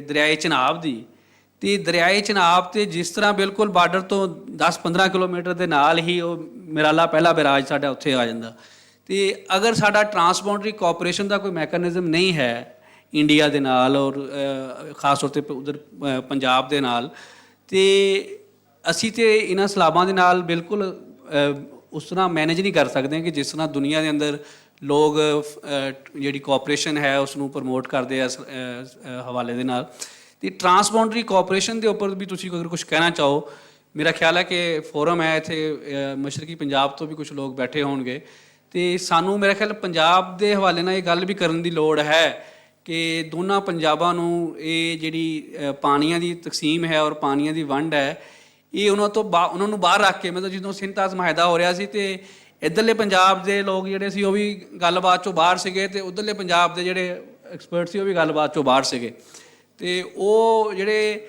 ਦਿੱਲੀੋਂ ਪਾਰ ਵਾਲੇ ਜਿਹੜੇ ਨੇ ਫੈਸਲਾ ਕਰਦੇ ਨੇ, ਇੱਧਰੋਂ ਉਸ ਟਾਈਮ ਕੋਈ ਹੋਰ ਲੋਕ ਸੀ ਉਹ ਫੈਸਲਾ ਕਰ ਰਹੇ ਸੀਗੇ। ਅਤੇ ਸਾਨੂੰ ਪੰਜਾਬ ਨੂੰ ਆਪਸ 'ਚ ਬੈਠ ਕੇ ਲੋਕਾਂ ਦੇ ਨਾਲ ਆਪਸ 'ਚ ਵੀ ਗੱਲ ਕਰਨ ਦੀ ਲੋੜ ਹੈ ਕਿ ਇਹ ਜਿਹੜਾ ਸਾਡੇ ਨਾਲ ਹੋ ਰਿਹਾ ਇੰਡੀਅਨ ਪੰਜਾਬ 'ਚ ਵੀ ਇਹੀ ਮਾਮਲਾ ਹੈ, ਮਸ਼ਰਕੀ ਦਰਿਆਵਾਂ ਦੇ ਉੱਤੇ ਉਹ ਫਲੱਡ ਉਹਨਾਂ ਦਾ ਸਾਹਮਣਾ ਕਰਨਾ ਪੈਂਦਾ, ਅਤੇ ਜਦੋਂ ਪਾਣੀ ਉਹਨਾਂ ਨੂੰ ਚਾਹੀਦਾ ਹੁੰਦਾ ਉਦੋਂ ਮਿਲਦਾ ਨਹੀਂ, ਅਤੇ ਉਦੋਂ ਪਾਣੀ ਸਾਰਾ ਰਾਜਸਥਾਨ ਔਰ ਇਸ ਤਰਫ ਚਲਾ ਜਾਂਦਾ। ਅਤੇ ਇਸ ਟਰਾਂਸਬਾਉਂਡਰੀ ਕੋਆਪਰੇਸ਼ਨ ਦੇ ਉੱਪਰ ਤੁਸੀਂ ਕੁਝ ਕਹਿਣਾ ਚਾਹੋ ਕਿ ਅਸੀਂ ਕਿਸ ਤਰ੍ਹਾਂ ਇਸ ਟਰਾਂਸਬਾਉਂਡਰੀ ਕੋਆਪਰੇਸ਼ਨ ਦੇ ਮੈਕੈਨਿਜ਼ਮ ਨੂੰ ਅਵਾਮੀ ਸਤ੍ਹਾ 'ਤੇ ਲੈ ਕੇ ਆ ਸਕਦੇ ਹਾਂ ਕਿ ਅਗਰ ਅਸੀਂ ਦੋਨਾਂ ਤਰਫ ਦੇ ਪੰਜਾਬੀਆਂ ਨੂੰ ਸਲਾਬਾਂ ਤੋਂ ਬਚਾਉਣਾ ਵਾ ਅਤੇ ਇਹ ਆਪਸੀ ਤਾਵਨ ਤੋਂ ਬਗੈਰ ਤਾਂ ਮੁਮਕਿਨ ਨਹੀਂ ਹੈ। ਇੱਕ ਤਾਂ ਹੈ ਕਿ ਜਿਹੜਾ ਮੁਆਹਦਾ ਹੋਇਆ ਸੀ ਉਹਦੇ ਉੱਤੇ ਟੈਕਨੀਕਲ ਲੋਕਾਂ ਨੇ ਕੋਈ 10 ਸਾਲ ਮੁਜ਼ਾਕਰਾਤ ਕੀਤੇ ਨੇ, ਅਤੇ ਫਿਰ ਵੀ ਕੋਈ ਇੱਕ ਮੁਤਫਿਕਾ ਹੱਲ ਨਹੀਂ ਸੀ ਨਿਕਲ ਰਿਹਾ। ਬਹੁਤ ਸਾਰੀ ਚੀਜ਼ਾਂ ਮਨਵਾ ਲਈਆਂ ਸੀ ਇੱਕ ਦੂਸਰੇ ਕੋਲ, ਅਤੇ ਫਿਰ ਡੰਡੇ ਦੇ ਜ਼ੋਰ 'ਤੇ ਹੋਇਆ ਮੁਆਹਦਾ, ਅਤੇ ਉਹ ਫਿਰ ਉਹਦੇ ਵਿੱਚ ਜ਼ਾਹਿਰ ਹੈ ਬਹੁਤ ਸਾਰੀ ਚੀਜ਼ਾਂ ਇਸ ਤਰ੍ਹਾਂ ਹੋ ਜਾਂਦੀਆਂ ਨੇ। ਲੇਕਿਨ ਅੱਜ ਕੱਲ੍ਹ ਟੈਕਨੋਲੋਜੀ ਦਾ ਦੌਰ ਹੈ। ਇੱਕ ਤਾਂ ਹੈ ਕਿ ਇਹ ਮੁਆਹਦਾ ਜਿਹਨੂੰ ਕਹੋ ਨਾ ਲੋਕਾਂ ਦੇ ਦਰਮਿਆਨ ਕੋਲੈਬੋਰੇਸ਼ਨ, ਕੋਆਪਰੇਸ਼ਨ, ਆਪਸ ਦੇ ਅੱਛੇ ਤਾਲੁਕਾਤ ਦੀ ਵੀ ਬੁਨਿਆਦ ਬਣ ਸਕਦਾ ਹੈ ਜੇ ਨੀਅਤ ਅੱਛੀ ਹੋਏ, ਲੇਕਿਨ ਬਦਕਿਸਮਤੀ ਨਾਲ ਉਹ ਤਾਂ ਨਹੀਂ ਹੋ ਸਕਿਆ, ਔਰ ਅਲਟੀਮੇਟਲੀ ਇਹ ਹੋਇਆ ਕਿ ਇਹ ਮੁਆਹਦਾ ਵੀ ਇੱਕ ਕਿਸਮ ਦਾ ਮੁਅੱਤਲ ਹੋ ਗਿਆ। ਦੂਸਰਾ ਇਹ ਮੁਆਹਦਾ ਆਪਣੀ ਜਿੰਨੀ ਵੀ ਜ਼ਰੂਰੀਆਤ ਸਨ ਇਹਦੀਆਂ ਪੂਰੀਆਂ ਹੋ ਗਈਆਂ ਨੇ। ਪਾਕਿਸਤਾਨ ਨੇ ਵੀ ਆਪਣਾ ਇਨਫਰਾਸਟਰਕਚਰ ਬਣਾ ਲਿਆ, ਇੰਡੀਆ ਨੇ ਵੀ ਬਣਾ ਲਿਆ। ਹੁਣ ਇਹ ਮੁਆਹਦਾ ਹੈ ਜਸਟ ਐਕਸਚੇਂਜ ਆਫ ਇਨਫੋਰਮੇਸ਼ਨ ਦੀ ਹੱਦ ਤੱਕ, ਜਿਹੜੀ ਕਿ ਬਹੁਤ ਇੰਪੋਰਟੈਂਟ ਹੈ ਸਪੈਸ਼ਲੀ ਪਾਕਿਸਤਾਨ ਵਾਸਤੇ। ਪਾਕਿਸਤਾਨ ਨੂੰ ਇਨਫੋਰਮੇਸ਼ਨ ਚਾਹੀਦੀ ਹੈ ਔਰ ਅਰਲੀ ਇਨਫੋਰਮੇਸ਼ਨ ਚਾਹੀਦੀ ਹੈ ਔਰ ਕਰੈਕਟ ਇਨਫੋਰਮੇਸ਼ਨ ਚਾਹੀਦੀ ਹੈ ਜੇ ਅਸੀਂ ਆਪਣੀ ਚੀਜ਼ਾਂ ਨੂੰ ਮੈਨੇਜ ਕਰਨਾ ਹੈ, ਐਗਰੀਕਲਚਰ ਨੂੰ ਮੈਨੇਜ ਕਰਨਾ ਹੈ ਜਾਂ ਫਲੱਡ ਨੂੰ ਮੈਨੇਜ ਕਰਨਾ ਹੈ। ਅੱਛਾ, ਉਹ ਵੀ ਨਹੀਂ ਹੋ ਰਹੀ ਬਦਕਿਸਮਤੀ ਨਾਲ ਇਸ ਵਕਤ, ਕਿਉਂਕਿ ਗਵਰਨਮੈਂਟਸ ਲੈਵਲ ਦੇ ਤਾਲੁਕਾਤ ਸਹੀ ਨਹੀਂ। ਲੇਕਿਨ ਜਿਹੜੀ ਚੀਜ਼ ਅਸੀਂ ਮਿਸ ਕਰ ਰਹੇ ਹਾਂ ਪਾਕਿਸਤਾਨ ਜਾਂ ਗਵਰਨਮੈਂਟ ਆਫ ਪਾਕਿਸਤਾਨ ਜਾਂ ਜਿਹੜੇ ਅਦਾਰੇ ਨੇ, ਉਹ ਹੈ ਟੈਕਨੋਲੋਜੀ। ਅੱਜ ਕੱਲ੍ਹ ਦੀ ਸੈਟੇਲਾਈਟ ਟੈਕਨੋਲੋਜੀ ਦਾ ਇੰਨਾ ਜ਼ਬਰਦਸਤ ਮਤਲਬ ਹੈ ਇੱਕ ਦੌਰ ਹੈ ਕਿ ਤੁਸੀਂ ਬਹੁਤ ਰਿਮੋਟ ਸੈਂਸਿੰਗ ਟੈਕਨੀਕਸ ਔਰ ਬੜੇ ਅੱਛੇ ਤਰੀਕੇ ਨਾਲ ਤੁਸੀਂ ਬੜਾ ਐਕੂਰੇਟਲੀ ਚੀਜ਼ਾਂ ਨੂੰ ਮੋਨੀਟਰ ਕਰ ਸਕਦੇ ਹੋ, ਆਪਣਾ ਡਾਟਾ ਮੈਨੇਜ ਕਰ ਸਕਦੇ ਹੋ। ਅਤੇ ਇੱਕ ਤਾਂ ਸਾਨੂੰ ਇਸ 'ਤੇ ਬਹੁਤ ਡੀਪਲੀ ਸਮਝ ਲਓ ਗਵਰਨਮੈਂਟ ਲੈਵਲ 'ਤੇ ਸ਼ਾਇਦ ਐਫਰਟਸ ਹੋ ਵੀ ਰਹੀਆਂ ਹੋਣਗੀਆਂ, ਲੇਕਿਨ ਉਹ ਇਤਨੀ ਵਿਜ਼ੀਬਲ, ਇਤਨੀ ਫਾਸਟ ਟਰੈਕ ਨਹੀਂ ਨੇ। ਅਤੇ ਉਹਦੇ ਵਿੱਚ ਦਰਿਆਵਾਂ ਨੂੰ ਵੀ ਮੋਨੀਟਰਿੰਗ ਹੈ, ਉਹਦੀ ਡੈਮਸ ਦੀ ਮੋਨੀਟਰਿੰਗ ਹੀ ਹੈ, ਈਵਨ ਜਿਹੜੀ ਕ੍ਰੌਪਿੰਗ ਏਰੀਆ ਹੈ ਉਹਦੀ ਮੋਨੀਟਰਿੰਗ ਵੀ ਹੈ। ਅਤੇ ਉੱਥੋਂ ਤੁਸੀਂ ਬੜੇ ਔਰ ਈਵਨ ਜਿਹੜੀ ਗਰਾਊਂਡ ਵਾਟਰ ਉਹਦੀ ਵੀ ਮੋਨੀਟਰਿੰਗ ਹੈ। ਉਸ 'ਤੇ ਕੋਈ ਬਹੁਤ ਜ਼ਿਆਦਾ ਕੰਮ ਨਹੀਂ ਹੋ ਰਿਹਾ। ਪਾਕਿਸਤਾਨ ਦੇ ਅੰਦਰ ਪ੍ਰੋਜੈਕਟਸ ਚੱਲ ਰਹੇ ਨੇ ਔਰ ਹੁਣ ਵੀ ਬੜਾ ਐਕਸਟੈਂਸਿਵ ਇੱਕ ਨੈਟਵਰਕ ਡਿਵੈਲਪ, ਟੈਲੀਮੀਟਰੀ ਔਰ ਦੂਸਰਾ ਤੀਸਰਾ ਨੈਟਵਰਕ ਡਿਵੈਲਪ ਕਰਨ ਵਾਸਤੇ ਬਹੁਤ ਵੱਡੇ ਵੱਡੇ ਪ੍ਰੋਜੈਕਟ ਚਲਾ ਰਹੇ ਨੇ। ਵਾਪਡਾ ਵੀ ਪ੍ਰੋਜੈਕਟ ਕਰ ਰਿਹਾ। लेकिन ये सैटेलाइट बेस्ड टेक्नोलॉजी है वो बहुत ज़रूरी है और वक्त की ज़रूरत है, और उस बेस से फिर मॉडलिंग हो के प्रोडिक्शंस आ जान। क्योंकि तुसी देखो जो फ्री सोर्स डेटा अवेलेबल है नैट ते जिहदी कोई कॉस्ट नहीं, ਉਹਦੇ ਉੱਤੇ ਪ੍ਰਾਈਵੇਟ ਲੋਕ ਮਾਡਲ ਚਲਾ ਕੇ ਔਰ ਆਪਣੀ ਚੀਜ਼ਾਂ ਮਤਲਬ ਹੋਣੇ ਤੋਂ ਵੀ ਇਹ ਪ੍ਰੈਡਿਕਸ਼ਨ ਸ਼ੁਰੂ ਹੋ ਗਈਆਂ ਨੇ ਕਿ ਜੀ ਨੈਕਸਟ ਈਅਰ ਦੁਬਾਰਾ ਚਾਂਸ ਹੈ ਕਿ ਇਸ ਤਰ੍ਹਾਂ ਦਾ ਫਲੱਡ ਆਏ, ਔਰ ਨੈਕਸਟ ਈਅਰ ਸ਼ਾਇਦ central and south Punjab and Sindh ਇੱਥੇ ਜ਼ਿਆਦਾ ਜ਼ੋਰ ਹੋਏਗਾ ਇਹਦਾ, ਕੇਪੀ ਸ਼ਾਇਦ ਇੰਨਾ ਜ਼ੋਰ ਨਾ ਹੋਏ। ਅਤੇ ਮਤਲਬ ਇੱਕ ਜਨਰਲ ਡਾਟਾ ਦੀ ਬੇਸ 'ਤੇ ਲੋਕ ਇਸ ਤਰ੍ਹਾਂ ਦੀ ਕਰ ਸਕਦੇ ਨੇ ਪ੍ਰੈਡਿਕਸ਼ਨਸ, ਅਤੇ ਜਿਹੜੀ ਗੌਰਮੈਂਟ ਲੈਵਲ 'ਤੇ ਦੇ ਇਦਾਰੇ ਨੇ ਔਰ ਉਹਨਾਂ ਦੇ ਇਤਨੇ ਫੰਡਸ ਨੇ ਔਰ ਇਤਨੇ ਅੱਛੇ ਜ਼ਹੀਨ ਲੋਕ ਬੈਠੇ ਨੇ ਔਰ ਰਿਸੋਰਸਿਸ ਨੇ ਉਹਨਾਂ ਕੋਲ, ਔਰ ਇੰਟਰਨੈਸ਼ਨਲ ਫੰਡਿੰਗ ਵੀ ਹੈ, ਅਤੇ ਉਹ ਉੱਥੇ ਬੜੀ ਸੀਰੀਅਸ ਲੈਵਲ 'ਤੇ ਅਗਰ ਐਫਰਟਸ ਹੋਣ ਤਾਂ ਅਸੀਂ ਇਹ ਜਿਹੜਾ ਇੱਕ ਮਿਸਿੰਗ ਲਿੰਕ ਹੈ ਉਹ ਹੈ ਸਾਡੇ ਕੋਲ ਇਨਫੋਰਮੇਸ਼ਨ ਦਾ, ਡਾਟਾ ਦਾ, ਔਰ ਟਾਈਮਲੀ ਡਾਟਾ ਦਾ, ਕਰੈਕਟ ਡਾਟਾ ਦਾ, ਉਹ ਅਗਰ ਡਿਵੈਲਪ ਕਰ ਦਿੱਤਾ ਜਾਏ ਤਾਂ ਅਸੀਂ ਬੜੇ ਬਿਹਤਰ ਤਰੀਕੇ ਨਾਲ ਆਪਣੇ ਦਰਿਆਵਾਂ ਨੂੰ ਮੈਨੇਜ ਕਰ ਸਕਦੇ ਹਾਂ, ਐਗਰੀਕਲਚਰ ਨੂੰ ਮੈਨੇਜ ਕਰ ਸਕਦੇ ਹਾਂ। ਜੀ ਮੈਂ ਇਹ ਜਿਹੜੀ ਵੱਟੂ ਸਾਹਿਬ ਵਾਲੀ ਗੱਲ ਇਹਨੂੰ ਥੋੜ੍ਹਾ ਜਿਹਾ ਅੱਗੇ ਵਧਾਉਣਾ ਕਿ ਜਿਹੜੀ ਇਹ ਇੰਡਸ ਵਾਟਰ ਟ੍ਰੀਟੀ ਹੈ ਤਜ਼ਾਰ ਸਿਆਸੀ ਹਾਲਾਤ ਕਰਕੇ ਸਸਪੈਂਡ ਹੋਈ ਸੀ ਜਦੋਂ ਇਹ ਫਲੱਡ ਆਏ ਨੇ ਉਸ ਵਕਤ, ਔਰ ਇੰਡੀਆ ਜਿਹੜਾ ਡੇਟਾ ਸ਼ੇਅਰ ਕਰਦਾ ਸੀ ਉਹ ਵੀ ਜਿਹੜਾ ਹੈ ਨਾ ਡਿਪਲੋਮੈਟਿਕ ਚੈਨਲਸ ਦੇ ਜ਼ਰੀਏ ਕਰਦਾ ਸੀ, ਉਹ ਇਸ ਫੋਰਮ ਦੇ ਜ਼ਰੀਏ ਨਹੀਂ ਸੀ ਕਰ ਰਿਹਾ ਕਿਉਂਕਿ ਉਹਨਾਂ ਨੇ ਇਹਨੂੰ ਆਪਣੇ ਵੱਲੋਂ ਇਹਨੂੰ ਸਸਪੈਂਡ ਕੀਤਾ ਹੋਇਆ ਸੀ ਇਸ ਟ੍ਰੀਟੀ ਨੂੰ। ਲੇਕਿਨ ਇਸ ਦੇ ਨਾਲ ਨਾਲ ਜਿਹੜਾ ਹੈ ਨਾ ਜੀ ਉਹ ਇਹ ਵੀ ਹੋ ਸਕਦਾ ਸੀ ਇਹਦੇ ਤੇ ਕਿ ਜਿਵੇਂ ਵੱਟੂ ਸਾਹਿਬ ਨੇ ਗੱਲ ਕੀਤੀ ਕਿ ਅੱਜ ਕੱਲ੍ਹ ਇਹ ਜਿਹੜਾ ਰਿਮੋਟ ਸੈਂਸਿੰਗ ਡਿਵਾਈਸਿਸ ਨੇ ਬੜੀਆਂ ਲੇਟੈਸਟ, ਉਹਨਾਂ ਦੇ ਜ਼ਰੀਏ, ਔਰ ਖ਼ਾਸ ਤੌਰ 'ਤੇ ਜਿਸ ਤਰ੍ਹਾਂ ਸਾਡੀ ਚਾਈਨਾ ਦੇ ਨਾਲ ਬੜੀ ਟੈਕਨੀਕਲ ਕੋਆਪਰੇਸ਼ਨ ਹੈ ਸਾਰੇ ਸ਼ੋਬਿਆਂ ਦੇ ਵਿੱਚ, ਅਸੀਂ ਚਾਈਨਾ ਦੇ ਨਾਲ ਜਿਹੜਾ ਹੈ ਕੋਆਪਰੇਸ਼ਨ ਹੋਰ ਵਧਾ ਕੇ ਅਤੇ ਜਿਹੜਾ ਹੈ ਇਹ ਡੇਟਾ ਜਿਹੜਾ ਹੈ ਉਹਦਾ ਬੜਾ ਟਾਈਮਲੀ ਉਹਨੂੰ ਫੋਰਕਾਸਟ ਕਰ ਸਕਦੇ ਹਾਂ ਕਿ ਕਿੱਥੇ ਹੋਇਆ। ਔਰ ਇਹਦੇ ਨਾਲ ਨਾਲ ਟੈਲੀਮੈਟਰੀ ਸਿਸਟਮ ਜਿਹੜਾ ਉਹ 'ਤੇ ਇੰਸਟਾਲ ਕੀਤਾ ਜਾ ਰਿਹਾ। ਤਕਰੀਬਨ 17 ਸਾਈਟਾਂ ਗਵਰਨਮੈਂਟ ਨੇ ਸਿਲੈਕਟ ਕੀਤੀਆਂ ਨੇ, ਉਹਨਾਂ ਦੇ ਉੱਤੇ ਜਿਹੜਾ ਇਹ ਕੰਮ ਚੱਲ ਰਿਹਾ, ਔਰ ਬੜੀਆਂ ਮਾਡਰਨ ਟੈਲੀਮੈਟਰੀ ਸਾਈਟਸ ਨੇ ਜਿਹੜੀਆਂ ਬਣ ਰਹੀਆਂ ਨੇ, ਔਰ ਉਹਦੇ ਨਾਲ ਵੀ ਅੱਗੋਂ ਤੋਂ ਜਿਹੜਾ ਹੈ ਨਾ ਜੀ ਇਹ ਮੈਨੇਜ ਕਰਨ ਵਾਸਤੇ ਜਿਹੜਾ ਹੈ ਚੀਜ਼ਾਂ ਨੂੰ ਜ਼ਰਾ ਆਸਾਨੀ ਰਹੇਗੀ। ਇਹਦੇ ਨਾਲ ਨਾਲ ਗਲੇਸ਼ੀਅਰ ਮੈਨੇਜਮੈਂਟ ਦੇ ਵਾਸਤੇ ਵੀ ਜਿਹੜਾ ਹੈ ਇੱਕ ਨਵਾਂ ਲੈਸਨ ਜਿਹੜਾ ਲਰਨ ਕੀਤਾ ਗਿਆ, ਔਰ ਉਹਦੇ ਉੱਤੇ ਵੀ ਜਿਹੜੀ ਸਾਡੀ ਮਿਨਿਸਟਰੀ ਆਫ ਵਾਟਰ ਰਿਸੋਰਸਿਸ ਹੈ, ਪਾਣੀ ਦੀ ਵਜ਼ਾਰਤ, ਉਹ ਉਹਦੇ ਉੱਤੇ ਬੜਾ ਉਹ ਇੱਕ ਨਵਾਂ ਪ੍ਰੋਗਰਾਮ ਜਿਹੜਾ ਉਹ ਚਲਾਇਆ ਗਿਆ ਤਾਂ ਜੇ ਜਿਹੜਾ ਹੈ ਨਾ ਇਹ ਗਲੇਸ਼ੀਅਰ ਮੈਲਟਿੰਗ ਹੁੰਦੀ ਹੈ ਜਿਹਦੀ ਵਜ੍ਹਾ ਤੋਂ ਫਰਦਰ ਫਲੱਡ ਦੀ ਸਿਚੁਏਸ਼ਨ ਜਿਹੜੀ ਉਹ ਐਗਰੀਵੇਟ ਕਰਦੀ ਹੈ ਅਤੇ ਉਹਨੂੰ ਵੀ ਜਿਹੜਾ ਹੈ ਇਹ ਕੀਤਾ ਜਾ ਰਿਹਾ।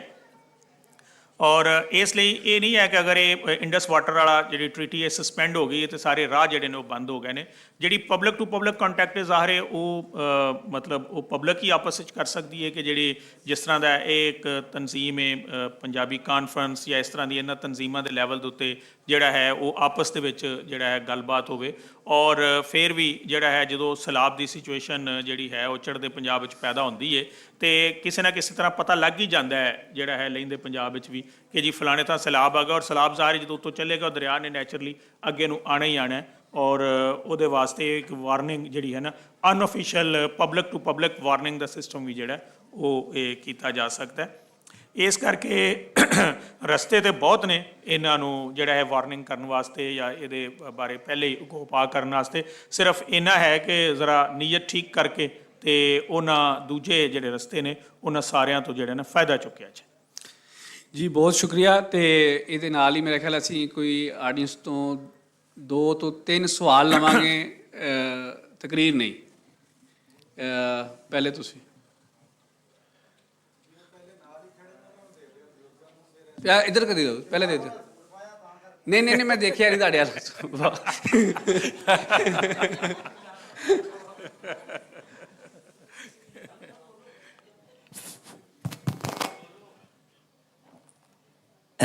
ਬਹੁਤ ਮਿਹਰਬਾਨੀ, ਸ਼ੁਕਰੀਆ। ਮੁਹੰਮਦ ਖਾਂ ਕੱਲੂ, ਡਿਸਟ੍ਰਿਕਟ ਕੌਂਸਲ ਫੈਸਲਾਬਾਦ ਤੋਂ। ਇੱਕ ਤਜਵੀਜ਼ ਹੈ ਬਿਲਕੁਲ ਛੋਟੀ ਜਿਹੀ ਕਿ ਜਿਸ ਤਰ੍ਹਾਂ 2 ਭਰਾ ਇੱਕ ਮੁਰੱਬੇ ਦੇ ਮਾਲਕ ਹੁੰਦੇ ਨੇ, ਅੱਧਾ ਇੱਕ ਕੋਲ ਅੱਧਾ ਅੱਧਾ ਪਾਣੀ ਲਾਉਂਦੇ ਨੇ, ਇਸੇ ਤਰ੍ਹਾਂ ਹੀ ਚੜ੍ਹਦਾ ਜਿਹੜਾ ਸਾਡਾ ਭਰਾ ਹੈ, ਜਿੰਨੇ % ਉਹਨਾਂ ਕੋਲ ਰਕਬਾ ਹੈ ਉਹਨਾਂ ਦਰਿਆਵਾਂ ਦਾ 19% ਉਹਨਾਂ ਨੂੰ ਕਿਹਾ ਜਾਏ ਪਾਣੀ ਰੋਕਿਆ ਜਾਏ, ਬਾਕੀ ਹਮੇਸ਼ਾ ਚੱਲੇ, ਨਾ ਉਹ ਡੁੱਬਣਗੇ ਨਾ ਅਸੀਂ ਡੁੱਬਾਂਗੇ। ਸਟੇਟ ਗੱਲ ਜਿੱਦਾਂ ਕਿ ਵਾਪੜਾ ਸਾਹਿਬ ਵਾਲਿਆਂ ਫਰਮਾਇਆ ਨਾ ਜੀ ਕਿ ਇਹਨਾਂ ਵਾਸਤੇ ਇਸੇ ਤਰ੍ਹਾਂ ਹੀ ਅੱਗੇ ਛੋਟੇ ਛੋਟੇ ਡੈਮ ਬਣਾ ਕੇ ਨਾ ਸਿਰਫ ਉਹਨਾਂ ਤੋਂ ਬਿਜਲੀ ਪੈਦਾ ਕਰਕੇ ਆਪਣੀ ਇੰਡਸਟਰੀ ਨੂੰ ਆਪਣੇ ਲੋਕਾਂ ਨੂੰ ਦਿੱਤੀ ਜਾਵੇ। ਇਸੇ ਤਰ੍ਹਾਂ ਹੀ ਅਗਰ ਲਗਾਤਾਰ ਪਾਣੀ ਚੱਲੇਗਾ ਨਾ ਕਦੀ ਸਰਾਬ ਨਹੀਂ ਆਏਗਾ। ਨਾ ਹੀ ਸਾਡੇ ਦਰਿਆਵਾਂ ਦੇ ਵਿੱਚ ਜਾ ਕੇ ਅਸੀਂ ਲੋਕ ਪਾਵਾਂਗੇ ਮਲ ਮਾਰ ਕੇ, ਨਾ ਅਸੀਂ ਉੱਥੇ ਉਹ ਸੁਸਾਇਟੀਆਂ ਵਗੈਰਾ ਜਿਹੜੇ ਬਣਾਉਣ ਵਾਲੇ ਆ ਨਾ ਉਹਨਾਂ ਦਾ ਵੀ ਮੂੰਹ ਬੰਦ ਹੋ ਜਾਏਗਾ। ਲਿਹਾਜ਼ਾ ਇਸ ਵਾਸਤੇ ਮੇਰੀ ਇਹ ਤਜਵੀਜ਼ ਨਹੀਂ, ਮੇਰੀ ਇਹ ਰਿਕੁਐਸਟ ਆ ਛੋਟੇ ਜ਼ਿਮੀਂਦਾਰ ਹੋਣ ਦੇ ਨਾਤੇ। ਇੰਟਰਨੈਸ਼ਨਲ ਪੰਜਾਬੀ ਕਾਨਫਰੰਸ, ਕਿਆ ਇਹ ਕਾਨਫਰੰਸ ਕੋਈ ਛੋਟੇ ਜ਼ਿਮੀਂਦਾਰ ਵਾਸਤੇ ਵੀ ਕਰ ਰਹੀ ਹੈ? ਉਹ ਸੈਸ਼ਨ ਹੈ ਜ਼ਿਮੀਂਦਾਰਾਂ ਵਾਸਤੇ। ਥੋੜੀ ਜੀ ਜੋ ਸਭ ਥੋੜੀ ਪਿਛਲੇ ਸਾਲ ਦੇ, ਉਸ ਤੋਂ ਪਿਛਲੇ ਸਾਲ ਦੇ ਮੇਰੇ ਅਜੇ ਆਪਣੇ ਜ਼ਾਤੀ ਪੈਸੇ ਮਿਲ ਚ ਪਏ ਨੇ। 7.5 ਲੱਖ ਰੁਪਈਆ ਮਿਲ ਵਾਲਿਆਂ ਨੇ 1 ਟਕਾ ਨਹੀਂ ਦਿੱਤਾ। ਕਿਆ 2 ਨੰਬਰ ਥੋੜੀ ਜੀ 2 ਨੰਬਰ DAP ਉਹ ਸੈਸ਼ਨ ਹੈ। ਮੇਰੀ ਗੱਲ ਸੁਣ, ਦੇਖੋ ਮੈਂ ਇੱਥੇ ਗੱਲ ਮੁਕਾਤੀ ਜੈਸਾ ਮੇਰੀ ਗੱਲ ਤੁਸੀਂ ਏਡੀ ਚੰਗੀ ਗੱਲ ਕਰਕੇ ਹੁਣ ਪਾਣੀ ਵਾਸਤੇ ਮੇਰੀ ਇਹ ਰਿਕਵੈਸਟ ਆ, ਕਿਉਂਕਿ ਮੈਂ ਇਹਨੂੰ ਤੋੜਾਂ ਨਾ ਜੀ ਤੇ 10 ਮਿੰਟ ਲਾ ਸਕਦਾ ਵਾਂ ਸਿੰਧ ਨੂੰ ਲੈ ਕੇ ਤੇ ਨਹੀਂ ਉਹ ਮੈਨੂੰ ਸਮਝ ਲਿਆਦਾ। ਇਸ ਵਾਸਤੇ ਮੈਂ ਇੱਥੇ ਗੱਲ ਮੁਕਾਉਣਾ। ਮੇਰੀ ਇਹ ਤਜਵੀਜ਼ ਆ ਕਿ ਪਾਣੀ ਦਾ ਪਾ ਕੀਤਾ ਜਾਏ, ਛੋਟੇ ਜ਼ਿਮੀਂਦਾਰ ਦਾ ਵੀ ਖਿਆਲ। ਬਿਲਕੁਲ ਬਹੁਤ ਮਿਹਰਬਾਨੀ ਜੀ। ਅਗਲਾ ਸਵਾਲ ਦੋਸਤੋ, ਨਾਲ ਹੀ ਮੇਰੇ ਖਿਆਲ 2-3 ਸਵਾਲ ਲੈ ਲਈਏ ਫਿਰ ਬਾਅਦ ਚ। ਅਗਲਾ ਸਵਾਲ ਲੈ ਲਵੋ ਕਿਉਂਕਿ ਇਹ ਪੂਰਾ ਸੈਸ਼ਨ ਕਿਸਾਨਾਂ ਦਾ ਹੋਣ ਜਾ ਰਿਹਾ ਇੱਥੇ। ਆਖਰੀ 5 ਮਿੰਟ ਨੇ ਜੀ। ਅੱਛਾ, ਮੇਰਾ ਸਵਾਲ ਚੱਲਦਾ ਹੈ। ਮੇਰਾ ਸਵਾਲ ਇਹ ਵੇ ਕਿ ਜਿਵੇਂ ਅਸੀਂ ਬੰਨ੍ਹ ਬਣਾਉਂਦੇ ਹਾਂ ਦਰਿਆਵਾਂ ਦੇ, ਫਿਰ ਅਸੀਂ ਤੋੜਨੇ ਆ। ਜਦਕੀ ਜੀ ਗੱਲ ਹੈ ਕਿ ਜਿਵੇਂ ਬਾਕੀ ਵੀ ਭਾਈਆਂ ਨੇ ਕਿਹਾ ਪਾਣੀ ਵੰਡਾਂ ਦਾ ਪਤਾ, ਅਸੀਂ ਜ਼ਿਮੀਂਦਾਰ ਹਾਂ ਕਿ ਜਦੋਂ ਕਿ ਬੰਨ੍ਹ ਪਾਣੀ ਰੁੜਦਾ ਹੋਵੇ ਉੱਤੇ ਟੱਪਾ ਰੱਖੀਦਾ ਕਿ ਟੱਪਾ ਮਾਰ ਦਈਦਾ, ਕਿ ਜੇ ਉਹਨੂੰ ਟੱਪਾ ਮਾਰਨਾ ਹੀ ਪੈਂਦਾ ਫਿਰ ਉੱਥੇ ਬੰਨ੍ਹ ਕਿਉਂ ਬਣਾਇਆ ਗਿਆ। ਬਾਕੀ ਮੈਂ ਪਾਣੀ ਦੇ ਮੁਤਲਕ ਇੱਕ ਗੱਲ ਤੁਹਾਨੂੰ ਦੱਸਣਾ ਵਾਂ। ਪਾਣੀ ਆਉਂਦਾ ਇਨਸਾਨ ਨੂੰ, ਮੈਂ ਸਮੁੰਦਰ ਚੋਂ ਆਇਆ ਵਾਂ, ਮੈਂ ਸਮੁੰਦਰ 'ਚ ਜਾਣਾ ਹੈ। ਦਰਿਆ ਡੇਕਾ ਨਾਲੇ ਰਾਹ ਨੇ ਮੇਰੇ ਰਾਹ ਡੱਕ ਨਾ, ਮੈਂ ਹੜ ਬਣ ਜਾਣਾ ਹੈ। ਮੈਂ ਸਮੁੰਦਰ ਚੋਂ ਆਇਆ ਵਾਂ, ਸਮੁੰਦਰ 'ਚ ਜਾਣਾ ਹੈ। ਪਾਣੀ ਆਂਦਾ ਹੈ ਲੋੜਾਂ ਦਾ, ਰੱਖ ਲੈ ਮੈਨੂੰ, ਲੋੜਾਂ ਦਾ ਰੱਖ ਲੈ ਮੈਨੂੰ ਐਵੇਂ ਬੰਨ ਨਾ ਮਾਰ, ਮੈਂ ਰੁੜ ਜਾਣਾ ਹੈ। ਮੈਂ ਸਮੁੰਦਰ ਚੋਂ ਆਇਆ, ਸਮੁੰਦਰ 'ਚ ਜਾਣਾ ਹੈ। ਪਿੱਛੇ ਦੇ ਦਿਓ ਜੀ। ਆਖਰੀ ਸਵਾਲ ਇਸ ਸੈਸ਼ਨ ਦਾ ਜੀ, ਇਹ ਕੁਇਕਲੀ ਲੈ ਲਓ ਤਾਂ ਕਿ ਅਗਲੇ ਸੈਸ਼ਨ ਨਾਲ ਵਧੀਏ ਜੀ। ਸਤਿ ਸ਼੍ਰੀ ਅਕਾਲ ਜੀ। ਮੈਂ ਗੁਰਰੀਤ ਬਰਾੜ ਕੈਲੀਫੋਰਨੀਆ ਸਟੇਟ ਯੂਨੀਵਰਸਿਟੀ 'ਚ ਐਗਰੀਕਲਚਰ ਸਾਇੰਸ ਦਾ ਕੰਮ ਕਰਦਾ ਅਤੇ ਮੇਰੀ ਖਾਸ ਦਿਲਚਸਪੀ ਹੈ ਸਾਰੇ ਖਿੱਤੇ ਦੇ ਵਿੱਚ ਕਲਾਈਮੇਟ ਚੇਂਜ ਇੰਪੈਕਟਸ ਅਤੇ ਪਾਣੀ ਦੇ ਵਿੱਚ। ਵੱਟੂ ਸਾਹਿਬ ਨੇ ਬਹੁਤ ਸੋਹਣੀਆਂ ਗੱਲਾਂ ਕੀਤੀਆਂ ਅਤੇ ਪੋਲਿਸੀ ਦੀ ਗੱਲ ਕੀਤੀ ਤੁਸੀਂ। ਮੈਨੂੰ ਬੜੀ ਖੁਸ਼ੀ ਹੋਈ, ਘੱਟੋ ਘੱਟ ਇਸ ਪੰਜਾਬ ਦੇ ਵਿੱਚ ਪੋਲਿਸੀ, ਕਲਾਈਮੇਟ ਚੇਂਜ ਪੋਲਿਸੀ ਪਈ ਹੈ ਤੁਹਾਡੀ ਵੈਬਸਾਈਟ 'ਤੇ। 36 ਪੇਜ ਦਾ ਡਾਕੂਮੈਂਟ ਆ, ਮੈਂ ਪੜ੍ਹਿਆ। ਉਧਰਲੇ ਪੰਜਾਬ ਵਾਲਿਆਂ ਕੋਲ ਤਾਂ ਉਹ ਵੀ ਹੈ ਨਹੀਂ। ਪਰ ਕਈ ਵਾਰ ਇਹ ਹੁੰਦਾ ਕਿ ਪੋਲਿਸੀ ਪਈ ਰਹਿ ਜਾਂਦੀ ਹੈ, ਜਦੋਂ ਤੱਕ ਉਹ ਟੌਪ ਡਾਊਨ ਬਹੁਤੀ ਵਾਰ ਕੰਮ ਨਹੀਂ ਕਰਦੀ, ਬਾਟਮ ਅਪ ਅਪਰੋਚ ਵੀ ਕਰਨੀ ਪੈਂਦੀ ਹੈ। ਸੋ ਤੁਸੀਂ ਗੱਲ ਕੀਤੀ ਮੁਕਾਮੀ ਲੋਕਾਂ ਦੀ ਸ਼ਮੂਲੀਅਤ। ਯੂਨਾਈਟਿਡ ਨੇਸ਼ਨਸ ਵੀ ਮੰਨਦਾ ਕਿ ਮੁਕਾਮੀ ਲੋਕਾਂ ਦੀ ਸ਼ਮੂਲੀਅਤ ਤੋਂ ਬਗੈਰ ਆਲਮੀ ਤਪਸ਼ ਦਾ ਅਸੀਂ ਨਹੀਂ ਹੱਲ ਕੱਢ ਸਕਦੇ। ਸੋ ਮੇਰਾ ਸਵਾਲ ਇਹ ਹੈ ਕਿ ਮੁਕਾਮੀ ਲੋਕਾਂ ਦੀ ਸ਼ਮੂਲੀਅਤ ਨੂੰ ਲੈ ਕੇ ਕਲਾਈਮੇਟ ਚੇਂਜ ਇੰਪੈਕਟ ਸਾਰੇ ਖਿੱਤੇ ਦੇ ਵਿੱਚ ਕਿਸ ਤਰ੍ਹਾਂ ਦਾ ਕੰਮ ਹੋ ਰਿਹਾ ਅਤੇ ਅਪਰਚੂਨਿਟੀਜ਼ ਕੀ ਨੇ? ਜੀ ਇੱਦਾਂ ਦੇ ਦੇਣਾ ਜ਼ਰਾ।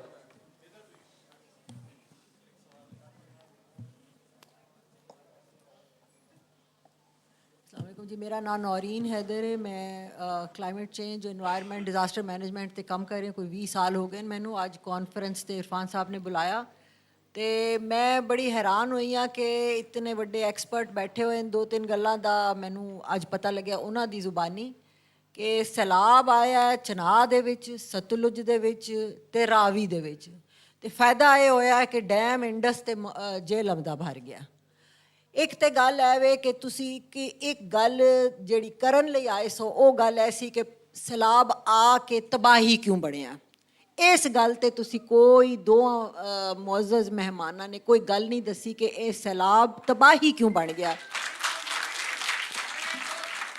ਮੈਂ ਛੋਟੀ ਜਿਹੀ ਗੱਲ ਕਰਕੇ ਵਕਤ ਚੂੰਕਿ ਸਾਡੇ ਕੋਲ ਥੋੜਾ ਹੀ ਰਹਿ ਗਿਆ ਔਰ ਫਿਰ ਕਿਸੇ ਵਕਤ ਬੈਠਾਂਗੇ ਤੇ ਮੈਂ ਗੱਲ ਕਰਾਂਗੀ। ਦੇਖੋ ਜੀ, ਸੱਚੀ ਗੱਲ ਕਰਨੀ ਚਾਹੀਦੀ ਹੈ ਔਰ ਸੱਚੀ ਗੱਲ ਲੋਕਾਂ ਤੱਕ ਪਹੁੰਚਾਉਣੀ ਚਾਹੀਦੀ ਹੈ। ਤੁਸੀਂ ਕਿਹਾ ਜੀ 9 ਲੱਖ ਦਾ ਰੇਲਾ ਆਇਆ, 9 ਲੱਖ ਦਾ ਫਿਗਰ 9 ਲੱਖ ਕਿਊਸੈਕ ਦਾ ਕਿਤੇ ਵੀ ਨਹੀਂ ਹੈਗਾ। ਇਹ ਅੱਜ ਅਸੀਂ ਪਹਿਲੀ ਵਾਰੀ ਗੱਲ ਸੁਣੀ ਕਿ 9 ਲੱਖ ਦਾ ਰੇਲਾ ਆਇਆ। ਨਾ FFC ਦੀ ਵੈਬਸਾਈਟ 'ਤੇ ਦੋ ਬਰਾਜ ਫੇਲ ਹੋਏ ਨੇ ਇਸ 2025 ਦੇ ਸੈਲਾਬ ਵਿੱਚ। 2 ਬਰਾਜ ਫੇਲ ਹੋਏ, ਮੈਂ ਦੱਸ ਦਿੰਦੀ ਹਾਂ। ਇੱਕ ਤ੍ਰਿਮੂ ਬਿਰਾਜ ਫੇਲ ਹੋਇਆ ਔਰ ਪਾਣੀ ਨਹੀਂ ਕੱਢ ਸਕਿਆ, 5 ਲੱਖ ਕਿਊਸਿਕ ਪਾਣੀ ਵੀ ਨਹੀਂ ਕੱਢ ਸਕਿਆ। ਔਰ ਇੱਕ ਪੰਜਨਦ ਬਿਰਾਜ ਫੇਲ ਹੋਇਆ ਜਿਹੜਾ ਕਿ 8 ਲੱਖ ਕਿਊਸਿਕ ਪਾਣੀ ਨਹੀਂ ਕੱਢ ਸਕਿਆ। ਸੈਲਾਬ ਸਿਰਫ ਚਨਾਹ ਦੇ ਵਿੱਚ ਸੀ, ਇੰਡਸ ਦੇ ਵਿੱਚ ਕੋਈ ਫਲੱਡ ਨਹੀਂ ਸੀ, ਜੇਹਲਮ ਦੇ ਵਿੱਚ ਕੋਈ ਫਲੱਡ ਨਹੀਂ ਸੀ, ਬਲਕਿ ਜੇਹਲਮ ਦੇ ਵਿੱਚ ਤੇ ਪਾਣੀ ਉੱਤੇ ਪਿੱਛੇ ਮੰਗਲਾ ਦੇ ਰੋਕ ਲਿਆ ਗਿਆ ਸੀ। ਚਨਾਹ ਦੇ ਵਿੱਚ ਜਿਹੜਾ ਪਾਣੀ ਸੀ ਉਹ ਤ੍ਰਿਮੂ ਨੇ ਵੀ ਕੱਢਣਾ ਸੀ, 6 ਲੱਖ ਦੀ 8 ਲੱਖ ਦੀ ਕਪੈਸਿਟੀ ਤ੍ਰਿਮੂ ਦੀ ਵੀ ਹੈ, ਔਰ ਪੰਜਨਦ ਨੇ ਵੀ ਕੱਢਣਾ ਸੀ, ਜਿਹਦੀ ਕਿ ਤੁਸੀਂ 200 ਅਰਬ ਰੁਪਇਆ ਲਾ ਕੇ ADB ਦਾ ਰੀਮੋਡਲਿੰਗ ਉਹਦੀ ਕੀਤੀ ਹੈ, ਔਰ ਉਸ ਰੀਮੋਡਲਿੰਗ ਦਾ ਇਫਤਤਾਹ ਹੋਇਆ ਮਾਰਚ 2025 ਦੇ ਵਿੱਚ। ਉਸ ਸੈਲਾਬ ਤੋਂ 6 ਮਹੀਨੇ ਪਹਿਲੇ ਉਹਦਾ ਇਫਤਤਾਹ ਹੋਇਆ ਔਰ ਪੰਜਨਦ ਪਾਣੀ ਨਹੀਂ ਕੱਢ ਸਕਿਆ। ਉਹ ਪੰਜਨਦ ਜਿਹਦੀ ਆਲਰੇਡੀ ਕਪੈਸਿਟੀ ਅਸੀਂ 2010 ਵਿੱਚ ਦੇਖੀ ਹੈ ਕਿ ਉਹ 1 ਮਿਲੀਅਨ ਕਿਊਸਿਕ ਪਾਣੀ ਕੱਢ ਕੇ ਦਿਖਾਇਆ ਉਹਨੇ, ਔਰ ਅਸੀਂ ਆਪਣੀਆਂ ਅੱਖਾਂ ਨਾਲ ਵੇਖਿਆ। ਉਹ 7 ਲੱਖ ਕਿਊਸਿਕ ਪਾਣੀ ਨਹੀਂ ਕੱਢ ਸਕਿਆ, ਜਿਹਦਾ 200 ਅਰਬ ADB ਦਾ ਪ੍ਰੋਜੈਕਟ ਲਾ ਕੇ ਉਹਦੀ ਕਪੈਸਿਟੀ ਵਧਾਈ ਗਈ। ਨਤੀਜਤਨ ਕੀ ਹੋਇਆ? ਪਾਣੀ ਬਲੌਕ ਹੋਇਆ, ਡਾਊਨ ਸਟ੍ਰੀਮ ਮੁਲਤਾਨ ਪਾਣੀ ਬੈਕ ਹੋਇਆ। 1 ਮਹੀਨਾ ਪਾਣੀ ਅਲੀਪੁਰ ਔਰ ਜਲਾਲਪੁਰ ਪੀਰ ਵਾਲਾ ਖੜਾ ਰਿਹਾ, ਔਰ ਬਾਰ-ਬਾਰ ਪਾਣੀ ਆਇਆ ਔਰ ਬਾਰ-ਬਾਰ ਪਿੱਛੇ ਗਿਆ, ਔਰ ਬਾਰ-ਬਾਰ ਪਾਣੀ ਆਇਆ ਔਰ ਬਾਰ-ਬਾਰ ਪਿੱਛੇ ਗਿਆ। ਕੋਈ ਜਵਾਬ ਦੇਣ ਵਾਲਾ ਹੈ? ਕੋਈ ਅਕਾਊਂਟੇਬਿਲਿਟੀ ਹੈ ਉਸ ਪੈਸੇ ਦੀ? ਕਰਜ਼ੇ ਦਾ ਪੈਸਾ ਸੀ, ਕੋਈ ਜਵਾਬਦੇਹੀ ਹੈ? ਤੁਸੀਂ ਕਹਿੰਦੇ ਹੋ ਜੀ ਇੰਡੀਆ ਦੱਸ ਦੇਵੇ, ਇੰਡੀਆ ਦੱਸ ਦੇਗਾ ਤਾਂ ਫਿਰ ਤੁਸੀਂ ਕੀ ਕਰ ਲੋਗੇ? ਜੇ ਉਹ 4 ਦਿਨ ਪਹਿਲੇ ਦੱਸ ਦੇਗਾ, ਜਿਹੜੀ ਇਨਕਰੋਚਮੈਂਟ ਰਾਵੀ ਤੇ ਬਣੀ ਹੋਈ ਸੀ ਉਹ 4 ਦਿਨ ਦੇ ਵਿੱਚ ਜਾਂ 6 ਦਿਨ ਦੀ ਪਹਿਲੇ ਅਗਾਊ ਆ ਜਾਏਗੀ ਪੇਸ਼ੀਨ ਕੋਈ, ਤੇ ਉਹ ਸਾਰਾ ਕੁਝ ਲਪੇਟਿਆ ਜਾਏਗਾ। ਗੱਲ ਤੇ ਇਹ ਵੇ ਕਿ ਰਾਵੀ ਦੇ ਵਿੱਚ ਜਿਹੜਾ ਸੁਪਰ ਫਲੱਡ, ਸੁਪਰ ਨਾ ਸੀ ਨਾ ਉਹ ਐਕਸਟ੍ਰੀਮ ਹਾਈ ਸੀ ਨਾ ਉਹ ਹਾਈ ਸੀ, ਬਿਲਕੁਲ 2,40,000 ਦਾ ਫਲੱਡ ਸੀ ਜਿਹੜਾ ਕਿ ਰਾਵੀ ਨੇ ਆਪਣੇ ਹਿਸਟੋਰੀਕਲ ਪਲੇਨਸ ਦੇ ਬਾਹਰ ਵੀ ਨਹੀਂ ਗਿਆ, 1 ਇੰਚੀ ਬਾਹਰ ਨਹੀਂ ਗਿਆ। ਸਾਰੀ ਮੁਸੀਬਤ ਇਨਕਰੋਚਮੈਂਟ ਦੀ ਪਈ। ਮੈਂ ਇੱਕ ਹੋਰ ਗੱਲ ਦੱਸ ਦਿੰਦੀ ਹਾਂ ਜੀ, ਵੈਬਸਾਈਟ ਤੇ ਪਈ ਹੋਈ ਹੈ 4 ਜੂਨ 2025 ਦੀ ਮਿੰਟਸ ਆਫ ਦੀ ਮੀਟਿੰਗ, ਜਾ ਕੇ ਦੇਖ ਲਵੋ। ਜਦੋਂ ਪੰਜਾਬ ਇਰੀਗੇਸ਼ਨ ਡਿਪਾਰਟਮੈਂਟ ਦੇ ਰਿਪਰੈਜ਼ੈਂਟੇਟਿਵ ਨੂੰ ਕਿਹਾ ਗਿਆ ਕਿ ਜੀ ਕੋਈ ਇਨਕਰੋਚਮੈਂਟ ਹੈ ਫਲੱਡ ਪਲੇਨਸ ਦੇ ਵਿੱਚ ਰਾਵੀ ਦੀ ਜਾਂ ਚਨਾਹ ਦੀ ਜਾਂ ਜੇਹਲਮ ਦੀ, ਉਹਨੇ ਕਿਹਾ ਕੈਟੇਗੋਰਿਕਲੀ ਕਿ ਜੀ ਕੋਈ ਇਨਕਰੋਚਮੈਂਟ ਕ੍ਰਿਟੀਕਲ ਨਹੀਂ ਹੈਗੀ, ਔਰ ਸਾਰੀ ਮੁਸੀਬਤ ਇਨਕਰੋਚਮੈਂਟ ਨਾਲ ਆਈ। ਚਨਾਹ ਦੀ ਗੱਲ ਤੁਸੀਂ ਕਰ ਰਹੇ ਹੋ, ਚਨਾਹ ਦਾ ਪਾਣੀ ਲੰਘਿਆ ਹੀ ਨਹੀਂ ਬਰਾਜੇਸ ਤੋਂ, ਔਰ ਤੁਸੀਂ ਕਹਿ ਰਹੇ ਹੋ ਕਿ ਜੀ ਕੋਈ ਐਸੀ ਗੱਲ ਨਹੀਂ ਹੈਗੀ, ਇਹ ਪਾਲਿਸੀ ਦਾ ਡਿਸੀਜਨ ਠੀਕ ਹੋ ਜਾਏਗਾ, ਗਵਰਨੈਂਸ ਠੀਕ ਹੋ ਜਾਏਗੀ ਤੇ ਬਸ ਇਹ ਅਗਲੇ ਸਾਲ ਬਰਾਬਰ ਹੋ ਜਾਏਗਾ। ਅਗਲੇ ਸਾਲ ਦੇ ਸੈਲਾਬ ਆਉਣ ਵਿੱਚ ਸਿਰਫ ਜਨਾਬ 6 ਮਹੀਨੇ ਰਹਿ ਗਏ, ਤੇ ਇਹ ਹੈ ਕਹਾਣੀ। ਮੇਰੇ ਖਿਆਲ ਹੈ ਕਿ ਇਹ ਬਹੁਤ ਅਹਿਮ ਗੱਲ ਆ।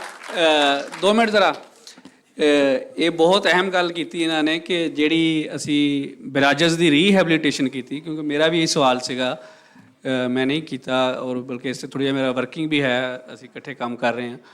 ਤੇ ਉਹ ਬਰਾਜ ਰੀਹੈਬਿਲਿਟੇਸ਼ਨ ਕੀਤੀ ਆ ਗਈ 2014-15 ਦੇ ਅੰਦਰ ਪ੍ਰੋਜੈਕਟ ਬਣਾਇਆ ਗਿਆ ਕਿ ਅਸੀਂ ਇਹਨਾਂ ਬਰਾਜਸ ਦੀ ਨੂੰ ਅਪਗ੍ਰੇਡ ਕਰਨਾ ਤਾਂ ਕਿ ਜਿਹੜੇ ਕਲਾਈਮੇਟ ਚੇਂਜ ਦੇ ਨਤੀਜੇ 'ਚ ਸੈਲਾਬ ਜ਼ਿਆਦਾ ਅਗਰ ਅਮਾਊਂਟ 'ਚ ਆਉਂਦਾ ਤੇ ਪਾਸ ਔਨ ਕਰ ਸਕਣ। ਤੇ ਬਦਕਿਸਮਤੀ ਨਾਲ ਉਹ ਤੇ ਜਿੰਨਾ ਪਹਿਲੇ ਕਰਦੇ ਸੀ ਉਨਾ ਵੀ ਨਹੀਂ ਕਰ ਸਕੇ, ਔਰ ਬਿਲਕੁਲ ਦਰੁਸਤ ਫਿਗਰ ਹੈ ਕਿ ਤ੍ਰਿਮੂ ਜਿਹੜਾ ਹੈ 5.5 ਲੱਖ ਤੋਂ ਉੱਪਰ ਨਹੀਂ ਜਾ ਸਕਿਆ। ਔਰ ਮੈਨੂੰ ਜਿਹੜੇ ਇਰੀਗੇਸ਼ਨ ਦੇ ਅਮਲੇ ਨੇ ਦੱਸਿਆ ਕੁਝ ਲੋਕਾਂ ਨੇ ਕਿ ਜਿਹੜਾ ਪੰਜਨੋਦ ਦਾ ਅਸੀਂ 6 ਲੱਖ 6.5 ਲੱਖ ਕੀਤਾ, ਉਹ ਵੀ ਅਸੀਂ ਧੱਕੇ ਨਾਲ ਗੇਜ ਕੀਤੀ ਉੱਪਰ, ਉਨਾ ਵੀ ਨਹੀਂ ਕੱਢਿਆ ਉਹਨੇ ਜਿੰਨੀ ਉਹਦੀ ਕਪੈਸਿਟੀ ਸੀ। ਇਹਦੇ 'ਤੇ ਕੋਈ ਇਨਕੁਆਇਰੀ, ਕੋਈ ਗੱਲਬਾਤ ਕਿ ਇਹ ਜਿਹੜਾ 200 ਅਰਬ ਰੁਪਇਆ ਲਾਇਆ ਸੀ ਬਰਾਜਸ ਨੂੰ ਅਪਗ੍ਰੇਡ ਕਰਨ ਵਾਸਤੇ, ਉਹ ਕਿਉਂ ਫੇਲ ਹੋਏ? ਇਹ ਇਰੀਗੇਸ਼ਨ ਡਿਪਾਰਟਮੈਂਟ ਵਾਲੇ ਕੋ ਦੱਸ ਸਕਦਾ ਆ ਕੇ।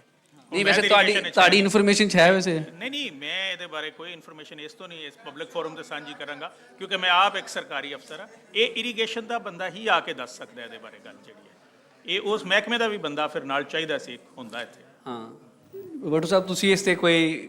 ਅੱਛਾ, ਨਹੀਂ ਜੀ, ਮੇਰਾ ਖਿਆਲ ਹੈ ਕਿ ਅਗਲੀ ਦਫਾ ਇਰੀਗੇਸ਼ਨ ਵਾਲੇ ਵੀ ਨਾਲ ਸ਼ਾਮਿਲ ਹੋਣਗੇ। ਦੋਸਤ ਆਪਣੀ ਆਪਣੀ ਨਸ਼ਿਸਤ ਉੱਤੇ ਬਹਿ ਜਾਓ, ਇਹ ਸੈਸ਼ਨ ਖਤਮ ਹੋ ਗਿਆ ਔਰ ਜੀ ਕਨਕਲੂਡ ਕਰ ਦਿਓ ਜਲਦੀ। ਕਲਾਈਮੇਟ ਚੇਂਜ ਦੇ ਬਾਰੇ 'ਚ ਇੱਕ ਸਵਾਲ ਸੀ।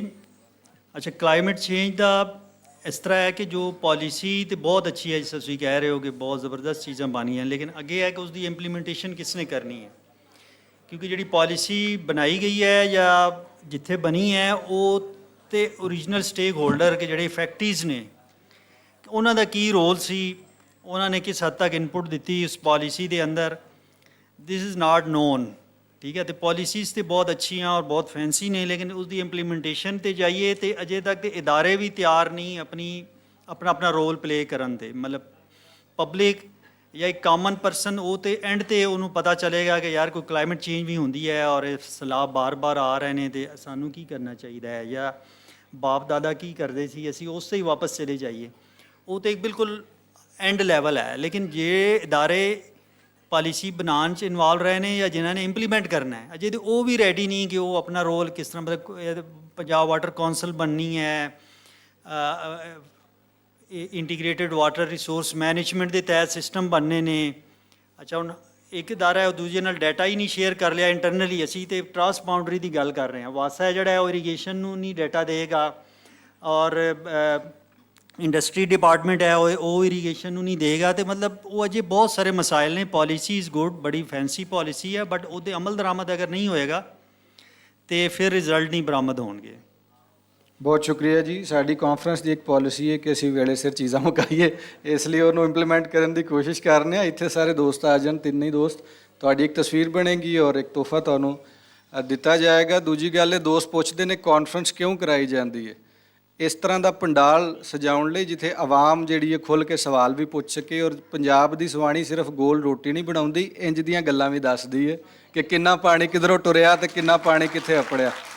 ਸੋ ਇਹ ਹੈ ਇੰਟਰਨੈਸ਼ਨਲ ਪੰਜਾਬੀ ਕਾਨਫਰੰਸ। ਲੋਕਾਂ ਦਾ ਧਿਆਨ ਸਿਰਫ ਢੋਲ ਵੱਲ ਜਾਂਦਾ, ਕਿਉਂਕਿ ਉਹ ਢੋਲ ਤੋਂ ਗਾਂਹ ਟੱਪ ਕੇ ਵੇਖਦੇ ਹੀ ਨਹੀਂ ਕਿ ਪਿੱਛੇ ਹੜ੍ਹ ਆਏ ਨੇ, ਅੱਗੇ ਕਿਸਾਨੀ ਮੁੱਦਾ ਪਿਆ ਹੋਇਆ, 2 ਕਰੋੜ ਤੋਂ ਵੱਧ ਬੱਚੇ ਸਕੂਲਾਂ ਤੋਂ ਬਾਹਰ ਬੈਠੇ ਨੇ, ਮਾਂ ਬੋਲੀ ਨੂੰ ਜੰਦਰਾ ਵੱਜਾ ਹੋਇਆ।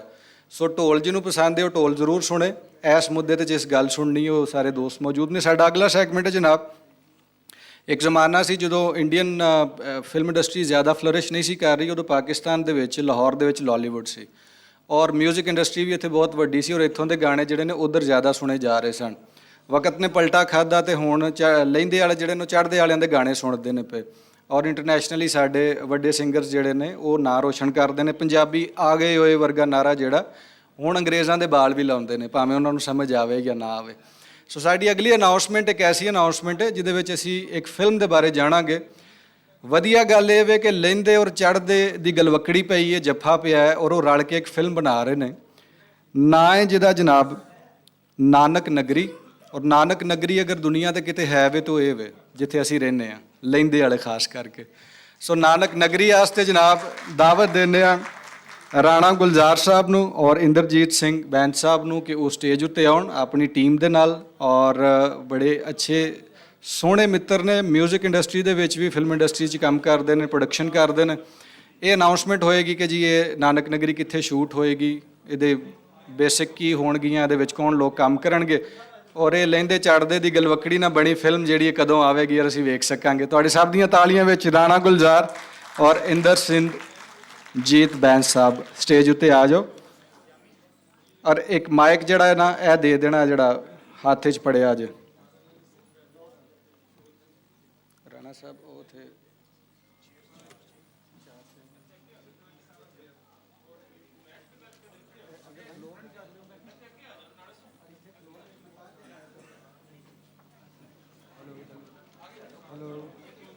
ਮਾਈਕ ਓਪਨ ਕਰਨਾ, ਮਾਈਕ ਓਪਨ ਕਰਨਾ ਜੀ।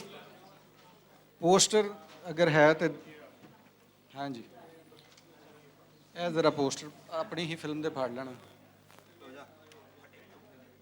ਲੋ ਜੀ, ਇੰਦਰਜੀਤ ਸਾਹਿਬ ਕੋਲੋਂ ਸ਼ੁਰੂ ਕਰਨੇ ਆ। ਪ੍ਰਾਹੁਣਿਆਂ ਤੋਂ ਗੱਲ ਸ਼ੁਰੂ ਕਰਨੀ ਚਾਹੀਦੀ, ਉਹਨਾਂ ਵਾਸਤੇ ਅਸੀਂ ਵੱਡਾ ਮੰਜਾ ਡਾਉਂਦੇ ਹਾਂ ਔਰ ਫੁੱਲ ਕੜੇ ਸਰਾਣੇ ਕੱਢ ਕੇ ਵਿਛਾਉਂਦੇ। ਇਸ ਲਈ ਅਸੀਂ ਇੰਦਰਜੀਤ ਸਾਹਿਬ ਨੂੰ ਕਹਿੰਦੇ ਆ ਕਿ ਜਨਾਬ ਪਹਿਲੇ ਉਹ ਗੱਲਬਾਤ ਕਰਨ। ਇਸ ਨਾਨਕ ਇਹ ਪੋਸਟਰ ਵੇਖੋ ਜਨਾਬ, 3 ਸਵਾਣੀਆਂ ਦਿਸਦੀਆਂ ਨੇ ਪਈਆਂ। ਨਾਨਕ ਜੀ ਦਾ ਛਬੀ ਇੱਕ ਤਸਵੀਰ ਤੁਹਾਨੂੰ ਪਿੱਛੇ ਆਸਮਾਨ ਉੱਤੇ ਨਜ਼ਰ ਆ ਰਹੀ ਹੈ, ਗੁਰਦੁਆਰਾ ਨਜ਼ਰ ਆ ਰਿਹਾ, ਰਿਲੀਜ਼ਿੰਗ 2026 ਨਜ਼ਰ ਆ ਰਹੀ ਹੈ, ਔਰ ਇਹ ਸਾਰੀ ਉਹਨਾਂ ਦੀ ਟੀਮ ਇਹਨਾਂ ਸਭ ਵਾਸਤੇ ਢੇਰ ਸਾਰੀਆਂ ਤਾਲੀਆਂ।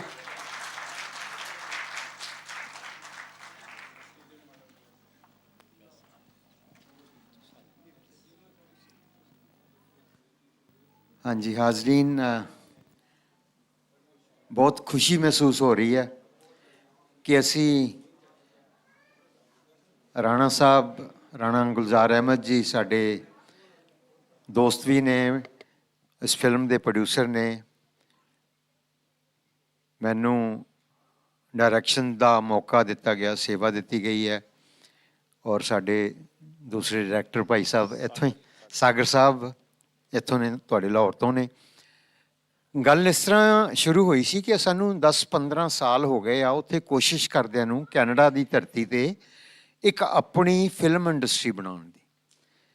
ਅਸੀਂ ਰਾਣਾ ਸਾਹਿਬ ਅਤੇ ਮੈਂ ਅਤੇ 1-2 ਸਾਡੇ ਹੋਰ ਮੈਂਬਰ, ਅਸੀਂ ਔਰ ਹਰਿੰਦਰ ਜੀ ਵੀ ਨਾਲ ਹੈ, ਅਸੀਂ ਸਾਰੇ ਕੋਸ਼ਿਸ਼ ਕਰ ਰਹੇ ਹਾਂ ਕਿ ਪੰਜਾਬੀ ਫਿਲਮ ਇੰਡਸਟਰੀ ਨੂੰ ਪੰਜਾਬ ਤੋਂ ਬਾਹਰ ਦੂਸਰੀ ਧਰਤੀ 'ਤੇ ਵੀ ਬਣਾਇਆ ਜਾਏ। ਔਰ ਉਸ ਕੋਸ਼ਿਸ਼ ਦੇ ਅਧੀਨ ਹੀ ਜਿਹੜਾ ਇਹ ਪ੍ਰੋਜੈਕਟ ਆ, ਸਾਡੀ ਕੋਸ਼ਿਸ਼ ਆ ਕਿ ਦੋਨੋਂ ਪੰਜਾਬ, ਕੈਨੇਡਾ, ਅਮਰੀਕਾ, ਇੰਗਲੈਂਡ, ਇਹਨਾਂ ਕੰਟਰੀਆਂ ਦੀ ਕੋਲੈਬੋਰੇਸ਼ਨ ਕਰਕੇ ਫਿਲਮਾਂ ਪ੍ਰੋਡਿਊਸ ਕੀਤੀਆਂ ਜਾਣ। ਸੋ ਉਹ ਕੋਸ਼ਿਸ਼ ਜਿਹੜੀ ਆ ਉਹ ਰੰਗ ਲੈ ਕੇ ਆ ਰਹੀ ਹੈ। ਹੁਣ ਅੱਜ ਤੁਹਾਡੇ ਸਾਰਿਆਂ ਦੀ ਹਾਜ਼ਰੀ ਦੇ ਵਿੱਚ ਅਸੀਂ ਇਹ ਫਿਲਮ ਜਿਹੜੀ ਆ ਅਨਾਉਂਸ ਕਰ ਰਹੇ ਹਾਂ, ਨਾਨਕ ਨਗਰੀ। ਨਾਨਕ ਨਗਰੀ ਤੋਂ ਭਾਵ ਇਹ ਕੋਈ ਧਾਰਮਿਕ ਫਿਲਮ ਨਹੀਂ, ਇਹ ਸੋਸ਼ਲ ਫਿਲਮ ਹੈ। ਨਾਨਕ ਨਗਰੀ ਤੋਂ ਭਾਵ ਪਿਆਰ ਦੀ ਨਗਰੀ, ਇਨਸਾਫ ਦੀ ਨਗਰੀ, ਮੁਹੱਬਤ ਦੀ ਨਗਰੀ।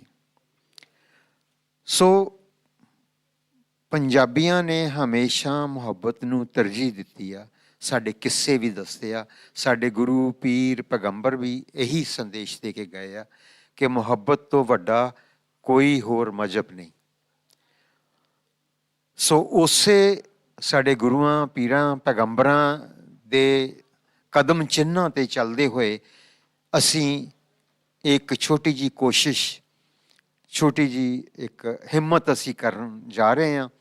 ਔਰ ਤੁਹਾਡੇ ਸਭ ਦੇ ਸਹਿਯੋਗ ਦੇ ਨਾਲ ਲੱਗਦਾ ਸਾਨੂੰ ਕਿ ਕਾਮਯਾਬੀ ਵੀ ਮਿਲੇਗੀ। ਅੱਜ ਥੈਂਕ ਯੂ। ਅੱਜ ਤੇ ਤੁਹਾਡੇ ਮਿਨਿਸਟਰ ਸਾਹਿਬ ਵੀ ਮੰਨ ਗਏ ਆ ਕਿ ਅਸੀਂ ਸਰਕਾਰੀ ਤੌਰ 'ਤੇ ਵੀ ਤੁਹਾਡਾ ਸਹਿਯੋਗ ਦੇਵਾਂਗੇ, ਫਾਈਨੈਂਸ਼ੀਅਲੀ ਵੀ ਸਹਿਯੋਗ ਦੇਵਾਂਗੇ। ਅਤੇ ਅਗਰ ਇਹੋ ਜਿਹੀਆਂ ਕੋਸ਼ਿਸ਼ਾਂ ਹੁੰਦੀਆਂ ਰਹਿਣ, ਅਗਲੇ ਸਾਲ ਜਦੋਂ ਅਸੀਂ ਇੱਥੇ ਆਈਏ, ਅਸੀਂ ਮੁਹੱਬਤ ਦੀ, ਆਪਸੀ ਸਾਂਝ ਦੀ ਇੱਕ ਐਸੀ ਫਿਲਮ ਲੈ ਕੇ ਆਈਏ ਅਤੇ ਅਸੀਂ ਆ ਕੇ ਇੱਥੇ ਇਹ ਸੁਣੀਏ ਕਿ ਸਰਕਾਰ ਨੇ ਜਿਹੜਾ ਅਨਾਊਂਸ ਕਰ ਦਿੱਤਾ ਸਕੂਲਾਂ ਵਿੱਚ ਪੰਜਾਬੀ, ਕਾਲਜਾਂ ਵਿੱਚ ਪੰਜਾਬੀ ਪੜ੍ਹਾਈ ਜਾ ਰਹੀ ਹੈ। ਅਤੇ ਇਸ ਤੋਂ ਵੱਡੀ ਖੁਸ਼ੀ ਸਾਡੇ ਲਈ ਹੋਰ ਕੋਈ ਨਹੀਂ, ਇਸ ਤੋਂ ਵੱਡੀ ਕਮਾਈ ਵੀ ਸਾਡੇ ਲਈ ਹੋਰ ਕੋਈ ਨਹੀਂ। ਇੱਕ ਗੱਲ ਮੈਂ ਹੋਰ ਤੁਹਾਨੂੰ ਸਭ ਨੂੰ ਕਹੂੰਗਾ, ਮੈਂ ਇੱਥੇ ਪੰਜਾਬੀ ਵਰਲਡ ਪੰਜਾਬੀ ਕਾਨਫਰੰਸ ਦੇ ਵਿੱਚ ਵੀ ਲੋਕਾਂ ਨੂੰ ਉਰਦੂ ਬੋਲਦੇ ਸੁਣਿਆ, ਸਾਡੇ ਨਾਲ ਉਰਦੂ 'ਚ ਗੱਲ ਕਰਦੇ ਆ। ਉਹਨਾਂ ਨੂੰ ਸੰਗ ਆਉਂਦੀ ਜਾਂ ਨਹੀਂ ਆਉਂਦੀ, ਸਾਨੂੰ ਬਹੁਤ ਆਉਂਦੀ ਆ। ਕਿਉਂ? ਅਸੀਂ ਪੰਜਾਬ ਦੇ ਜੰਮੇ ਹਾਂ, ਪੰਜਾਬ ਦੇ ਪਲੇ ਹਾਂ, ਪੰਜਾਬੀ ਮਾਂ ਦਾ ਦੁੱਧ ਪੀਤਾ।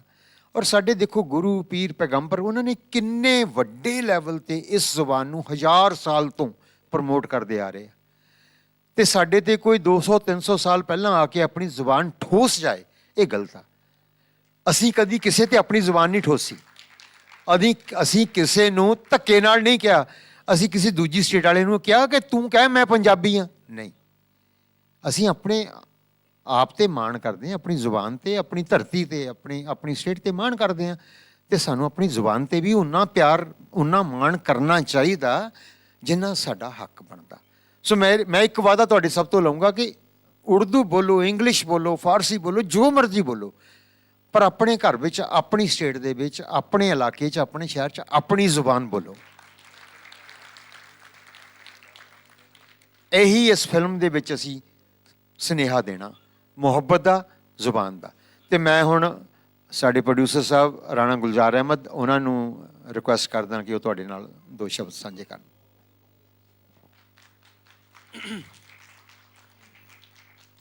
ਚਲੋ ਜੀ, ਬਹੁਤ ਸ਼ੁਕਰੀਆ, ਬਹੁਤ ਮਿਹਰਬਾਨੀ। ਮੁਕਤਸਰ ਇੰਟਰੋਡਕਸ਼ਨ ਹੈ ਵੇ ਕਿ ਮੁਲਤਾਨ ਏਰੀਏ ਤੋਂ ਮੇਰਾ ਤਾਲੁਕ ਹੈ। ਪਿਛਲੇ 20 ਸਾਲ ਤੋਂ ਕੈਨੇਡਾ, ਵੈਨਕੂਵਰ, ਜਿਹਨੂੰ ਅਸੀਂ ਵਰਲਡ ਦਾ ਤੀਜਾ ਪੰਜਾਬ ਕਹਿੰਦੇ ਆ, ਵੈਨਕੂਵਰ। ਉਹਦੀ ਵਜ੍ਹਾ ਹੈ ਕਿ ਕੋਈ ਪੰਜਾਬੀ ਫਿਲਮ ਵੈਨਕੂਵਰ ਦੇ ਬਗੈਰ ਨਹੀਂ ਬਣਦੀ। ਜਿੰਨੀ ਕੁ ਤੁਸੀਂ ਵੇਖਦੇ ਹੋ ਕੈਨੇਡਾ ਵਿਖਾਉਂਦੇ ਆ, ਉਹ ਸਾਡਾ ਸ਼ਹਿਰ ਵੈਨਕੂਵਰ। ਇਨ ਸ਼ਾਰਟ, ਇਹ ਪੰਜਾਬੀ ਫਿਲਮ ਨਹੀਂ ਬਲਕਿ ਇੱਕ ਨਵੀਂ ਪੰਜਾਬੀ ਫਿਲਮ ਇੰਡਸਟਰੀ ਦੀ ਸ਼ੁਰੂਆਤ ਹੋ ਰਹੀਆਂ ਨੇ। Chandigarh India, Lahore Pakistan, Vancouver Canada, ਸਾਡੀ ਖੁਸ਼ਕਿਸਮਤੀ ਹੈ ਕਈ ਮਹੀਨਿਆਂ ਦੀ ਮਿਹਨਤ ਦੇ ਬਾਅਦ ਇਸ ਟਾਈਮ ਸਾਡੇ ਵਿੱਚ ਚੰਡੀਗੜ੍ਹ ਤੋਂ ਮੋਹਿੰਦਰ ਸਿੰਘ ਸੈਣੀ ਵੀ ਤੁਹਾਡੇ ਵਿੱਚ ਬੈਠੇ ਨੇ, ਕੈਨੇਡਾ ਤੋਂ ਆਈ ਹਰਿੰਦਰ ਕੌਰ ਇਹ ਵੀ ਸਾਡੇ ਨਾਲ ਨੇ, ਇੰਦਰਜੀਤ ਸਿੰਘ ਬੈਂਸ ਨੂੰ ਤੁਸੀਂ ਸੁਣ ਹੀ ਲਿਆ, 40-45 ਸਾਲ ਦਾ ਤਜਰਬਾ ਹੈ। ਤੇ ਇੱਧਰ ਜਿਹੜਾ ਹੈ ਸਾਡੇ ਲਾਹੌਰ ਦੇ ਮਿਸਟਰ ਇਰਫਾਨ ਸਾਗਰ ਸਾਹਿਬ, ਪਿਛਲੇ ਕੋਈ 30 ਸਾਲ ਤੋਂ ਐਕਟਿੰਗ ਡਾਇਰੈਕਸ਼ਨ ਦਾ ਐਕਸਪੀਰੀਅੰਸ ਹੈ। ਟੀਮ ਸਾਡੀ ਬਹੁਤ ਵੱਡੀ ਹੈ, ਕੋਈ 30-35 ਬੰਦਿਆਂ ਦੀ ਟੀਮ ਹੈ, ਤਿੰਨੋਂ ਪੰਜਾਬਾਂ ਦੇ ਵਿੱਚ। ਉਹ ਬੜੀ ਮਿਹਨਤ ਨਾਲ ਅਸੀਂ ਬਣਾਈ ਹੈ ਤੇ ਅਸੀਂ ਬੜੀ ਮਿਹਨਤ ਦੇ ਬਾਅਦ ਬੜੇ ਚਾਅ ਨਾਲ ਇਹ ਸ਼ੁਰੂਆਤ ਕਰਨ ਜਾ ਰਹੇ ਹਾਂ। ਨਾਨਕ ਨਗਰੀ ਦਾ ਇੰਟਰੋਡਕਸ਼ਨ ਮੁਖਤਸਰ ਮੈਂ ਦੱਸ ਦੇਵਾਂ ਵੀ ਅਸੀਂ ਕੋਈ ਧਾਰਮਿਕ ਫਿਲਮ ਨਹੀਂ ਬਣਾਉਣ ਜਾ ਰਹੇ। ਇਹ 3 ਕੁੜੀਆਂ ਦੀ ਸਟੋਰੀ ਹੈ। ਕੁੜੀਆਂ ਦਾ ਮੈਂ ਬਰੀਫਲੀ ਇੰਟਰੋਡਕਸ਼ਨ ਦੱਸ ਦੇਵਾਂ, ਜ਼ਰਾ ਗੌਰ ਨਾਲ ਸੁਣਨਾ। 3 ਕਰੈਕਟਰ ਨੇ ਜੀ। ਇੱਕ ਹੈ ਅਮਨ ਕੁੜੀ, ਸਿੱਖ ਕੁੜੀ, ਉਹਦਾ ਤਾਲੁਕ ਕਰਤਾਰਪੁਰ ਤੋਂ ਹੈ। ਦੂਸਰੀ ਕੁੜੀ ਜਿਹੜੀ ਹੈ ਸ਼ਾਂਤੀ, ਹਿੰਦੂ ਕੁੜੀ, ਉਹਦਾ ਤਾਲੁਕ ਕਟਾਸ ਰਾਜ ਤੋਂ ਹੈ। ਬਹੁਤ ਸਾਰੇ ਲੋਕ ਸਿਆਣੇ ਜਿਹੜੇ ਨੇ ਉਹ ਕਟਾਸ ਰਾਜ ਜਾਣਦੇ ਹੋਣੇ ਕੀ ਹੈਗਾ। ਥਰਡ ਅਮਨ ਕੁੜੀ ਕ੍ਰਿਸਚਨ, ਉਹ ਲਾਹੌਰ ਤੋਂ ਹੈ। ਪੀਸ ਕੁੜੀ ਜਿਹੜੀ ਹੈ third, she is firm Lahore. ਇਹ 3 ਕੁੜੀਆਂ ਦੀ ਜਿਹੜੀ ਪੰਜਾਬ ਯੂਨੀਵਰਸਿਟੀ ਦੀ ਸਟੂਡੈਂਟਸ ਨੇ ਉਹਨਾਂ ਦੀ ਲਵ ਸਟੋਰੀ ਹੈ ਜਿਹੜੀ ਲਾਹੌਰ ਤੋਂ ਸ਼ੁਰੂ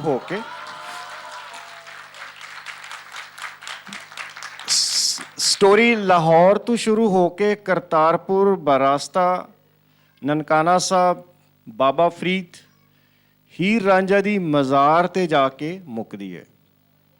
ਤਾਜ ਮਹਿਲ ਇੰਡੀਆ ਵਿੱਚ ਬਹੁਤ ਵਿਖਾਇਆ ਗਿਆ, 100 ਤੋਂ ਜ਼ਿਆਦਾ ਫਿਲਮਾਂ 'ਚ ਵਿਖਾਇਆ ਗਿਆ, ਲੇਕਿਨ ਸਾਡਾ ਪਾਕਿਸਤਾਨ ਦਾ ਜਿਹੜਾ ਤਾਜ ਮਹਿਲ ਹੈ, ਹੀਰ ਰਾਂਝਾ ਦੀ ਮਜ਼ਾਰ, ਉਹ ਦੁਨੀਆ ਨੂੰ ਵਿਖਾਉਣ ਦੀ ਲੋੜ ਹੈ।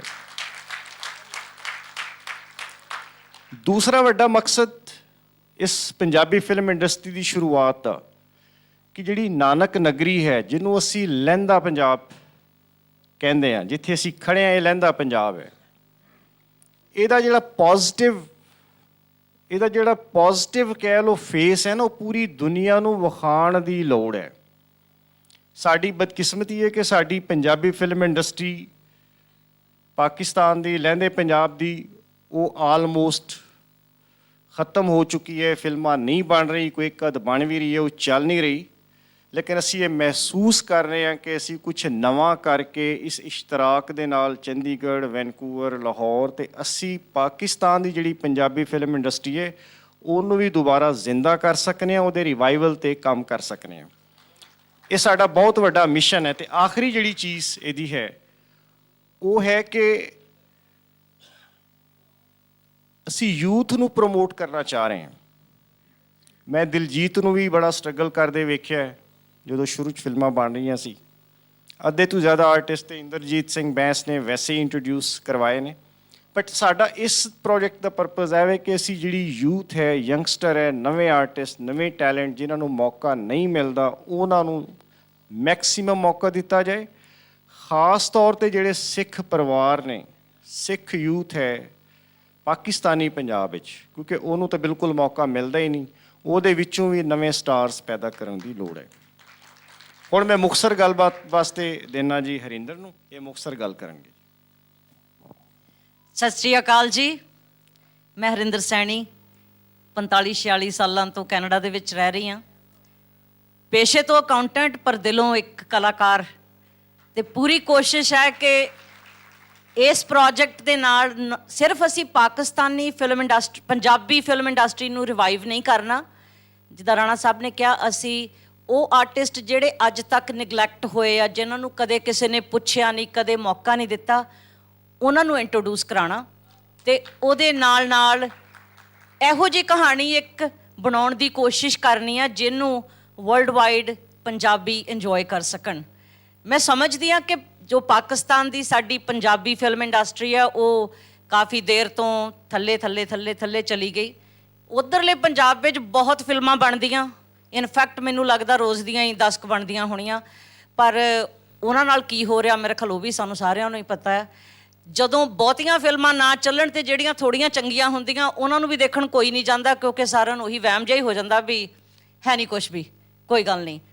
ਸਾਡੀ ਕੋਸ਼ਿਸ਼ ਇਸ ਫਿਲਮ ਦੇ ਬਣਾਉਣ ਦੇ ਨਾਲ ਇਹ ਵੀ ਹੈਗੀ ਆ ਕਿ ਅਸੀਂ ਇੱਕ ਤਾਂ ਇੱਥੇ ਦੇ ਜਿਹੜੇ ਆਰਟਿਸਟ ਆ ਉਹਨਾਂ ਦੇ ਲਈ ਰੋਜ਼ਗਾਰ ਹੋਏਗਾ, ਤੇ ਕੈਨੇਡਾ ਦੇ ਵਿੱਚ ਅਸੀਂ ਇਹਦੇ ਨਾਲ ਹੀ ਇੱਕ ਆਪਣੀ ਜਿਹੜੀ film association, Punjabi film association ਦੀ ਸ਼ੁਰੂਆਤ ਵੀ ਕਰਾਂਗੇ। ਇਹ ਇੱਕ ਕੈਨੇਡੀਅਨ ਪ੍ਰੋਡਕਸ਼ਨ ਹੋਏਗੀ ਤਾਂ ਕਿ ਸਾਡੇ ਉੱਤੇ ਜਿਹੜੀਆਂ ਬਾਰਡਰਸ ਦੀਆਂ ਬੰਦਸ਼ਾਂ ਹੈਗੀਆਂ ਉਹ ਨਾ ਲੱਗਣ। ਇਹਨੂੰ ਅਸੀਂ ਕੈਨੇਡੀਅਨ ਲੈਵਲ ਦੇ ਉੱਤੇ ਬਣਾਵਾਂਗੇ, ਤੁਹਾਡੇ ਮੁਲਕ ਦੇ ਵਿੱਚ ਰਹਿ ਕੇ ਬਣਾਵਾਂਗੇ, ਤੇ ਉਮੀਦ ਇਹ ਕਰਦੇ ਹਾਂ ਕਿ ਤੁਸੀਂ ਇਹਨੂੰ ਪਸੰਦ ਕਰੋਗੇ ਤੇ ਤੁਹਾਡੇ ਪੂਰੇ ਸਹਿਯੋਗ ਦੀ, ਸਾਥ ਦੀ ਉਮੀਦ ਦੇ ਨਾਲ ਇਹਨੂੰ ਸ਼ੁਰੂ ਕਰਾਂਗੇ। Thank you so much. ਹੁਣ 3 ਮਿੰਟ ਲਿਆ ਜੇ ਬਸ। ਆਖਰੀ ਇੱਕ ਗੱਲ ਕਰ। ਸਵੇਰ ਦੀ ਗੱਲ ਹੋ ਰਹੀ ਹੈ ਚੜ੍ਹਦਾ ਪੰਜਾਬ, ਲਹਿੰਦਾ ਪੰਜਾਬ। ਅਸੀਂ ਕਹਿੰਦੇ ਹਾਂ ਚੜ੍ਹਦਾ ਪੰਜਾਬ ਵੀ ਸਾਡਾ ਹੈ ਤੇ ਲਹਿੰਦਾ ਪੰਜਾਬ ਵੀ ਸਾਡਾ ਹੈ। ਤੇ ਦੂਸਰੀ, ਲਾਹੌਰ ਦੇ ਸਭ ਤੋਂ ਵੱਡੀ ਫਖਰ ਦੀ ਗੱਲ ਹੈ ਕਿ ਜਦੋਂ ਵੀ ਇਹਨੂੰ ਸੱਦਿਆ ਗਿਆ ਦਾਤਾ ਦੀ ਨਗਰੀ ਜਾਂ ਸੱਦਿਆ ਗਿਆ ਨਾਨਕ ਨਗਰੀ। ਤੇ ਅਸੀਂ ਜਿਹੜੀ ਫਿਲਮ ਲੈ ਕੇ ਆ ਰਹੇ ਨੇ ਉਹਦਾ ਨਾਂ ਹੈ ਨਾਨਕ ਨਗਰੀ। ਇਹ ਨਾਨਕ ਨਗਰੀ ਅਸੀਂ ਬਿਲਕੁਲ ਰੋਟੀ ਵਾਸਤੇ ਕੋਈ ਨਹੀਂ ਬਣਾ ਰਹੇ, ਅਸੀਂ ਬਣਾ ਰਹੇ ਪਾਕਿਸਤਾਨੀ ਫਿਲਮ ਇੰਡਸਟਰੀ ਵਾਸਤੇ, ਉਹਨਾਂ ਸਟੂਡੈਂਟਸ ਐਕਟਰਾਂ ਵਾਸਤੇ ਕਿ ਜਿਨ੍ਹਾਂ ਨੂੰ ਅਜੇ ਤੱਕ ਮੌਕਾ ਨਹੀਂ ਮਿਲਿਆ, ਉਹਨਾਂ ਨੂੰ ਮੌਕਾ ਦੇਵਾਂਗੇ। ਕਿਉਂਕਿ ਅਸਮਾਨਾਂ ਤੇ ਉੱਡਣ ਵਾਲੇ ਪੰਛੀ ਵੇਖ ਤਾਂ ਸਹੀ ਕੀ ਕਰਦੇ ਨੇ, ਨਾ ਇਹ ਕਰਦੇ ਰਿਜ਼ਕ ਜ਼ਖੀਰਾ, ਨਾ ਇਹ ਭੁੱਖੇ ਮਰਦੇ ਨੇ। ਕਦੀ ਕਿਸੇ ਨੇ ਪੰਖ ਪਖੇਰੂ ਭੁੱਖੇ ਮਰਦੇ ਵੇਖੇ ਨੇ? ਬੰਦੇ ਹੀ ਕਰਦੇ ਰਿਜ਼ਕ ਜ਼ਖੀਰਾ ਤੇ ਬੰਦੇ ਹੀ ਭੁੱਖੇ ਮਰਦੇ ਨੇ। ਬਹੁਤ ਸ਼ੁਕਰੀਆ। ਬਹੁਤ ਸ਼ੁਕਰੀਆ ਨਾਨਕ ਨਗਰੀ ਦੀ ਟੀਮ, ਬਹੁਤ ਸ਼ੁਕਰੀਆ ਤੁਸੀਂ ਆਏ ਔਰ ਤੁਸੀਂ ਅਨਾਉਂਸਮੈਂਟ ਕੀਤੀ ਆਪਣੇ ਰਿਸਰਚ ਪੇਪਰ ਵੱਲ ਅਸੀਂ ਵਧਣਾ। ਕਹਿ ਰਹੇ ਨੇ ਕਿ ਬਈ ਨੌਜਵਾਨਾਂ ਨੂੰ ਥਾਂ ਦੇਵਾਂਗੇ ਫਿਲਮ ਇੰਡਸਟਰੀ 'ਚ। ਮੇਰੇ ਵੱਲ ਪਤਾ ਨਹੀਂ ਕਿਉਂ ਨਹੀਂ ਧਿਆਨ ਜਾਂਦਾ ਕਿਸੇ ਦਾ। ਤੇ ਖੈਰ ਅਸੀਂ ਵੀ ਇੱਥੇ ਹੀ ਫਿਰਨੇ ਆ ਪਏ ਕਦੇ ਤੇ। ਜੀ ਇੱਥੇ ਜ਼ਰਾ ਆਓ, ਗਿਫਟ ਜਿਹੜਾ ਹੈ ਆਪਣਾ ਰਿਸੀਵ ਕਰ ਲਓ ਕਾਈਂਡਲੀ ਸਾਡੀ ਇੰਟਰਨੈਸ਼ਨਲ ਪੰਜਾਬੀ ਕਾਨਫਰੰਸ ਵੱਲੋਂ। ਤਸਵੀਰ ਬਣਾ ਲਓ ਜੀ ਜਲਦੀ ਨਾਲ, ਮੈਂ ਅਗਲੀ ਅਨਾਉਂਸਮੈਂਟ ਕਰਦੇ ਹਾਂ। ਉਨੀ ਦੇਰ ਤੱਕ ਦੋ ਸਾਡੇ ਸਟੇਜ ਉੱਤੇ ਆ ਜਾਣ। ਰਿਸਰਚ ਪੇਪਰ ਪੇਸ਼ ਕੀਤਾ ਜਾਏਗਾ ਜਨਾਬ। ਇਹਦਾ ਸਰਨਾਮਾ ਹੈ ਸਾਇੰਸ ਦੀ ਬਿਹਤਰ ਸਮਝ ਵਾਸਤੇ ਮਾਂ ਬੋਲੀ ਵਿੱਚ ਤਾਲੀਮ ਕਿਉਂ ਜ਼ਰੂਰੀ ਹੈ। ਅੰਗਰੇਜ਼ੀ 'ਚ ਕਹੀਏ why teaching science and technology in mother language is essential for better learning. So ਜਨਾਬ ਅਮਰੀਕਾ ਤੋਂ ਸਾਡੇ ਮਿੱਤਰ ਸਾਡੇ ਨਾਲ ਜੁੜੇ ਨੇ ਔਰ ਇਹ ਰਿਸਰਚ ਪੇਪਰ ਤੁਹਾਡੇ ਨਾਲ ਸਾਂਝਾ ਕਰਨਗੇ। ਗੱਲਬਾਤ ਹੋਵੇਗੀ ਤੁਹਾਡੇ ਸਾਹਮਣੇ। ਡਾਕਟਰ ਗੁਰਰੀਤ ਬਰਾੜ ਸਾਹਿਬ ਨੂੰ ਗੁਜ਼ਾਰਿਸ਼ ਕਰਨੇ ਆ ਕਿ ਉਹ ਮੌਜੂਦ ਨੇ ਇੱਥੇ, ਉਹ ਕਾਈਂਡਲੀ ਸਟੇਜ ਉੱਤੇ ਆ ਜਾਣ ਔਰ ਬਾਕੀ ਦੋਸਤ ਆਪਣੇ ਨਸ਼ਿਸਤਾਂ ਦੇ ਉੱਤੇ ਬਹਿ ਜਾਣ ਤਾਂ ਕਿ ਅਸੀਂ ਇਹ ਰਿਸਰਚ ਪੇਪਰ ਜਿਹੜਾ ਹੈ ਉਹ ਸੁਣ ਸਕੀਏ। ਡਾਕਟਰ ਗੁਰਰੀਤ ਬਰਾੜ ਸਾਹਿਬ ਕਾਈਂਡਲੀ ਸਟੇਜ ਉੱਤੇ ਆ ਜਾਓ ਔਰ ਆਪਣਾ ਇਹ ਰਿਸਰਚ ਪੇਪਰ ਜਿਹੜਾ ਹੈ ਉਹ ਸਾਡੇ ਨਾਲ ਸਾਂਝਾ ਕਰੋ।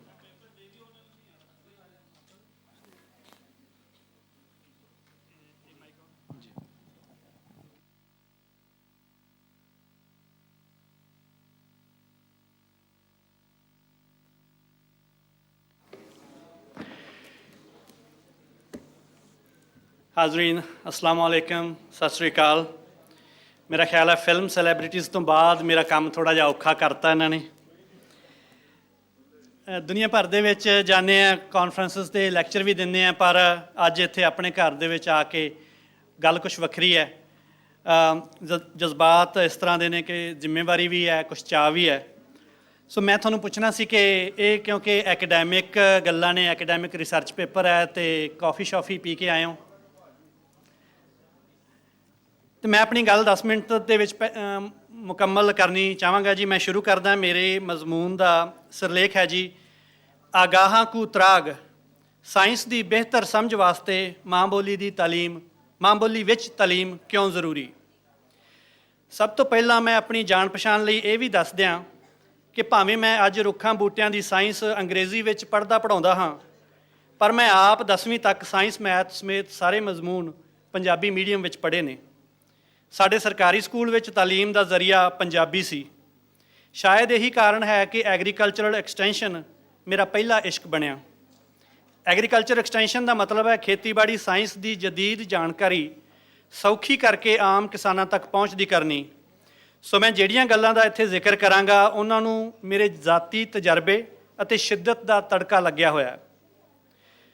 ਦੁਨੀਆ ਦੇ ਵੱਖ-ਵੱਖ ਮੁਲਕਾਂ ਵਿੱਚ ਹੋਈ ਖੋਜ ਤੋਂ ਸਿੱਟਾ ਨਿਕਲਿਆ ਕਿ ਬੱਚੇ ਦੇ ਘਰ ਬੋਲੀ ਜਾਂਦੀ ਉਸ ਦੀ ਮਾਂ ਬੋਲੀ ਬੱਚੇ ਦੀ ਪੜ੍ਹਾਈ ਵਿੱਚ ਰੁਕਾਵਟ ਨਹੀਂ, ਸਗੋਂ ਉਹ ਤਾਂ ਨਤੀਜਿਆਂ ਨੂੰ ਹੋਰ ਨਿਖਾਰਦੀ ਹੈ। ਕੈਨੇਡੀਅਨ ਖੋਜੀ ਜਿਮ ਕਮਿੰਸ ਦੱਸਦਾ ਹੈ ਕਿ ਜਿਹੜੇ ਬੱਚਿਆਂ ਨੂੰ ਮੁੱਢਲੀ ਤਾਲੀਮ ਉਹਨਾਂ ਦੀ ਮਾਂ ਬੋਲੀ ਵਿੱਚ ਦਿੱਤੀ ਜਾਵੇ, ਉਹ ਅੰਗਰੇਜ਼ੀ ਸਮੇਤ ਹੋਰਨਾਂ ਮਜ਼ਮੂਨਾਂ ਨੂੰ ਵਧੇਰੇ ਮਜ਼ਬੂਤੀ ਨਾਲ ਸਿੱਖਦੇ ਹੈ। ਇਹਦਾ ਕਾਰਨ ਉਹਨੇ ਇਹ ਦੱਸਿਆ ਕਿ ਕਿਸੇ ਵੀ ਮਜ਼ਮੂਨ ਨੂੰ ਸਿੱਖਣ ਵਾਸਤੇ ਬੱਚੇ ਵਿੱਚ, ਨਿੱਕੇ ਬੱਚੇ ਦੇ ਵਿੱਚ 3 ਤਰ੍ਹਾਂ ਦੀ ਸਲਾਹੀਅਤ, 3 ਤਰ੍ਹਾਂ ਦੀ ਕੈਪੇਬਿਲਿਟੀ ਉਹ ਚਾਹੀਦੀ ਹੈ। ਪਹਿਲੀ ਹੈ ਕੋਗਨੀਟਿਵ ਕੈਪੇਬਿਲਿਟੀ, ਜਿਹਦਾ ਮਤਲਬ ਹੈ ਇਲਮ ਹਾਸਲ ਕਰਨ ਦੀ ਸਲਾਹੀਅਤ, ਸ਼ਊਰ ਦੀ ਸਲਾਹੀਅਤ ਨਿੱਕੇ ਬੱਚੇ ਦੇ ਵਿੱਚ ਉਹ ਹੋਣੀ ਚਾਹੀਦੀ ਹੈ। ਦੂਸਰੀ ਹੈ ਕੋਗਨੀਟਿਵ ਕੈਪੇਬਿਲਿਟੀ, ਕਿਸੇ ਕੰਮ ਨੂੰ ਕਰਨ ਦਾ ਵੱਲ ਸਿੱਖਣਾ ਜਾਂ ਚੱਜ ਸਿੱਖਣਾ ਉਹ ਬੱਚੇ ਨੂੰ ਆਉਣਾ ਚਾਹੀਦਾ ਹੈ। ਤੇ ਤੀਜੀ ਹੈ ਅਫੈਕਟਿਵ ਕੈਪੇਬਿਲਿਟੀ, ਮਤਲਬ ਜਜ਼ਬਾਤੀ ਸਲਾਹੀਅਤ, ਜਦ ਆਪਣੇ ਜਜ਼ਬਾਤਾਂ ਨੂੰ ਬਿਆਨ ਕਰਨ ਦੀ ਸਲਾਹੀਅਤ ਬੱਚਾ ਜਿਹੜੀ ਸਿੱਖਦਾ ਹੈ। ਤੇ ਇਹ ਤਿੰਨੋਂ ਜਿਹੜੀਆਂ ਸਲਾਹੀਅਤ ਨੇ ਉਹ ਬੱਚੇ ਦੇ ਜਨਮ ਵੇਲੇ ਤੋਂ ਲੈ ਕੇ ਬੱਚੇ ਦੇ ਨਾਲ ਨਾਲ ਚੱਲਦੀਆਂ, ਤੇ ਉਹ ਮਾਂ ਬੋਲੀ ਦੇ ਜ਼ਰੀਏ ਹੀ ਬੱਚਾ ਹਾਸਲ ਕਰਦਾ ਹੈ। ਤੇ ਇਹੀ ਉਹਦੀ ਮੁੱਢਲੀ ਤਾਲੀਮ ਦੇ ਵਾਸਤੇ 3 ਮਜ਼ਬੂਤ ਥੰਮ ਬਣਦੇ ਆ। ਸਾਲ 2010 ਵਿੱਚ ਬ੍ਰਿਟਿਸ਼ ਕੌਂਸਲ ਨੇ ਪਾਕਿਸਤਾਨ ਵਿੱਚ ਕੀਤੀ ਖੋਜ ਦੀ ਰਿਪੋਰਟ ਨਸ਼ਰ ਕੀਤੀ, ਜਿਹਦੇ ਵਿੱਚ ਦੱਸਿਆ ਕਿ ਸ਼ੁਰੂਆਤੀ ਪੜ੍ਹਾਈ ਦਾ ਨਿਸਾਬ ਜੇ ਮਾਂ ਬੋਲੀ ਵਿੱਚ ਹੋਵੇ ਤਾਂ ਬੱਚੇ ਲਈ ਇਹ ਜ਼ਿਆਦਾ ਲਾਹੇਵੰਦ ਹੈ। ਇਹ ਖੋਜ ਉਹਨਾਂ ਪਾਕਿਸਤਾਨ ਅੰਦਰ 7 ਜ਼ੁਬਾਨਾਂ ਬੋਲਦੇ ਬੱਚਿਆਂ ਉੱਤੇ ਕੀਤੀ। ਤਾਰੀਖੀ ਰਿਪੋਰਟਾਂ ਦੱਸਦੀਆਂ ਨੇ ਕਿ ਅੰਗਰੇਜ਼ੀ ਹਮੇਸ਼ਾ ਸਾਇੰਸ ਦੀ ਜ਼ੁਬਾਨ ਨਹੀਂ ਰਹੀ, ਸਗੋਂ ਇਹ ਤਾਂ ਦੂਸਰੀ ਸੰਸਾਰ ਜੰਗ ਮਗਰੋਂ ਅਮਰੀਕਾ ਦੀ ਚੌਧਰ ਵਧਣ ਦੇ ਨਾਲ ਨਾਲ ਹੀ ਵਧੀ ਹੈ। 2014 ਦੇ ਇੱਕ ਖੋਜ ਪਰਚੇ ਵਿੱਚ MT ਖਾਨ ਨੇ ਲਿਖਿਆ ਕਿ ਜਿਨ੍ਹਾਂ ਮੁਲਕਾਂ ਨੇ ਆਲਾ ਸਾਇੰਸਦਾਨ ਪੈਦਾ ਕੀਤੇ ਹੈ, ਉਹਨਾਂ ਸਾਰਿਆਂ ਵਿੱਚ ਇੱਕ ਗੱਲ ਸਾਂਝੀ ਹੈ ਕਿ ਉੱਥੇ ਸਾਇੰਸ ਉਹਨਾਂ ਦੀ ਆਪਣੀ ਜ਼ੁਬਾਨ ਵਿੱਚ ਪੜ੍ਹਾਈ ਜਾਂਦੀ ਹੈ। ਮਿਸਾਲ ਵਜੋਂ ਜਾਪਾਨ, ਜਰਮਨੀ, ਚੀਨ, ਫਰਾਂਸ, ਦੱਖਣੀ ਕੋਰੀਆ, ਅਮਰੀਕਾ। ਦੱਖਣੀ ਅਫਰੀਕਾ ਦੀ ਇੱਕ ਰਿਸਰਚਰ ਮੈਰੀਸਾ ਰੋਲਨਿਕ ਨੇ ਵੀ ਨਿੱਕੇ ਨਿਆਣਿਆਂ ਦੇ ਨਾਲ ਉਹਨਾਂ ਦੀ ਮਾਂ ਬੋਲੀ ਵਿੱਚ ਸਾਇੰਸ ਪੜ੍ਹਾਉਣ 'ਤੇ ਖੋਜ ਕੀਤੀ, ਤੇ ਉਹਨੇ ਸਿੱਟਾ ਕੱਢਿਆ ਕਿ ਸਾਇੰਸ ਦੀਆਂ ਬਰੀਕੀਆਂ ਤੇ ਉਲਝਣਾਂ ਨੂੰ ਸਮਝਣ ਵੇਲੇ ਅਕਸਰ ਬੱਚਿਆਂ ਨੂੰ ਇਹ ਦੱਸਣ ਜਾਂ ਪੁੱਛਣ ਦੀ ਲੋੜ ਪੈਂਦੀ ਹੈ ਕਿ ਉਹਨਾਂ ਨੂੰ ਕੀ ਸਮਝ ਨਹੀਂ ਆਇਆ ਤੇ ਕਿਉਂ ਸਮਝ ਨਹੀਂ ਆਇਆ। ਇਸ ਗੱਲ ਦੇ ਵਾਸਤੇ ਉਹਨਾਂ ਦੀ ਮਾਂ ਬੋਲੀ ਹੀ ਕੰਮ ਆਉਂਦੀ ਹੈ।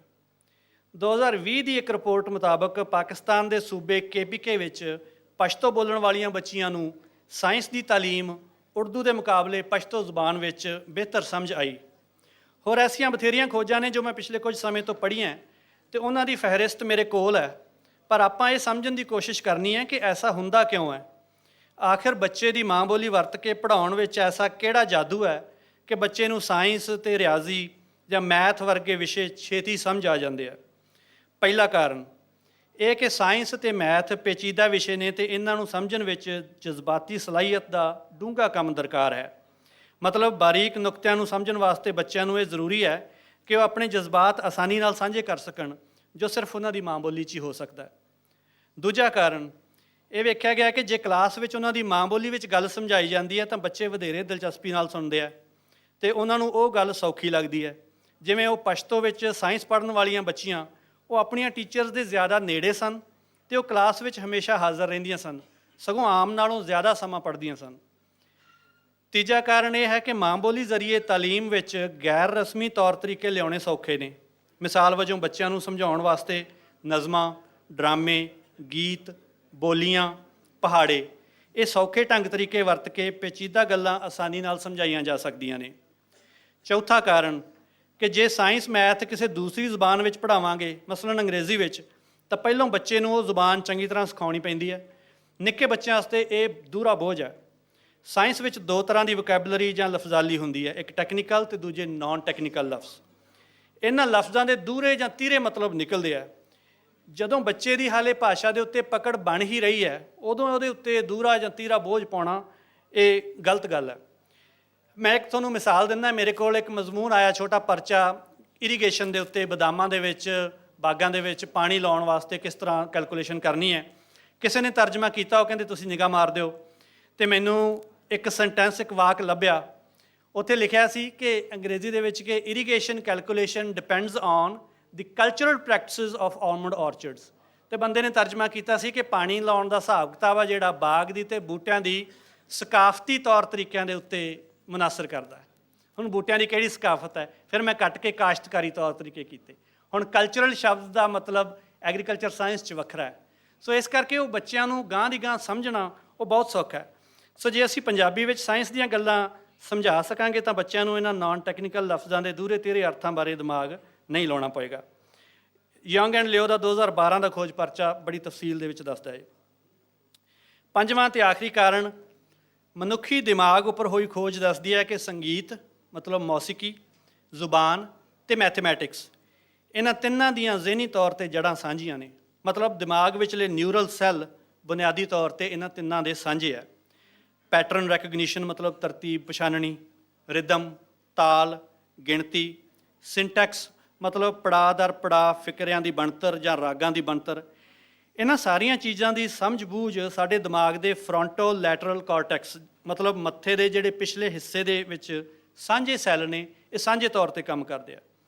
ਇਸ ਵਾਸਤੇ ਜਨਮ ਤੋਂ ਲੈ ਕੇ ਮਾਂ ਬੋਲੀ ਰਾਹੀਂ ਜਿਹੜੀ ਬੁਨਿਆਦ ਬਣੀ ਹੈ, ਬੱਚੇ ਨੂੰ ਉਹਦੇ ਨਾਲੋਂ ਤੋੜ ਕੇ ਕਿਸੇ ਤਾਲੀਮ ਦੀ ਇਮਾਰਤ ਤਾਮੀਰ ਨਹੀਂ ਕਰ ਸਕਦੇ। ਸਾਡੇ ਕੋਲ ਪੰਜਾਬੀ ਜ਼ੁਬਾਨ ਵਿੱਚ ਲੋਕਧਾਰਾ ਵਿੱਚ ਐਸਾ ਸਾਇੰਟੀਫਿਕ ਇਲਮ ਹੈ ਜਿਹੜਾ ਸਾਡੇ ਪੁਰਖਿਆਂ ਨੇ ਹਜ਼ਾਰਾਂ ਸਾਲਾਂ ਵਿੱਚ ਤਿਆਰ ਕੀਤਾ ਹੈ। ਖੇਤੀ ਕਰਨ ਦੇ ਢੰਗ ਤਰੀਕੇ, ਰੁੱਖਾਂ ਬੂਟਿਆਂ ਦੇ ਗੁਣ ਔਗਣ, ਤਿੱਬ ਦੇ ਦੇਸੀ ਨੁਸਖੇ, ਕਾਰੀਗਰੀ ਤੇ ਸੰਦਾਂ ਔਜ਼ਾਰਾਂ ਦਾ ਰਵਾਇਤੀ ਇਲਮ। ਨਵੀਂ ਸਾਇੰਸ ਤੇ ਤਕਨਾਲੋਜੀ ਨੂੰ ਸਮਝਣ ਦੇ ਨਾਲ ਨਾਲ ਉਹ ਸਭ ਪੁਰਾਣੀ ਸਮਝ ਬੂਝ ਨਾਲ ਲੈ ਕੇ ਚੱਲਣੀ ਪਏਗੀ।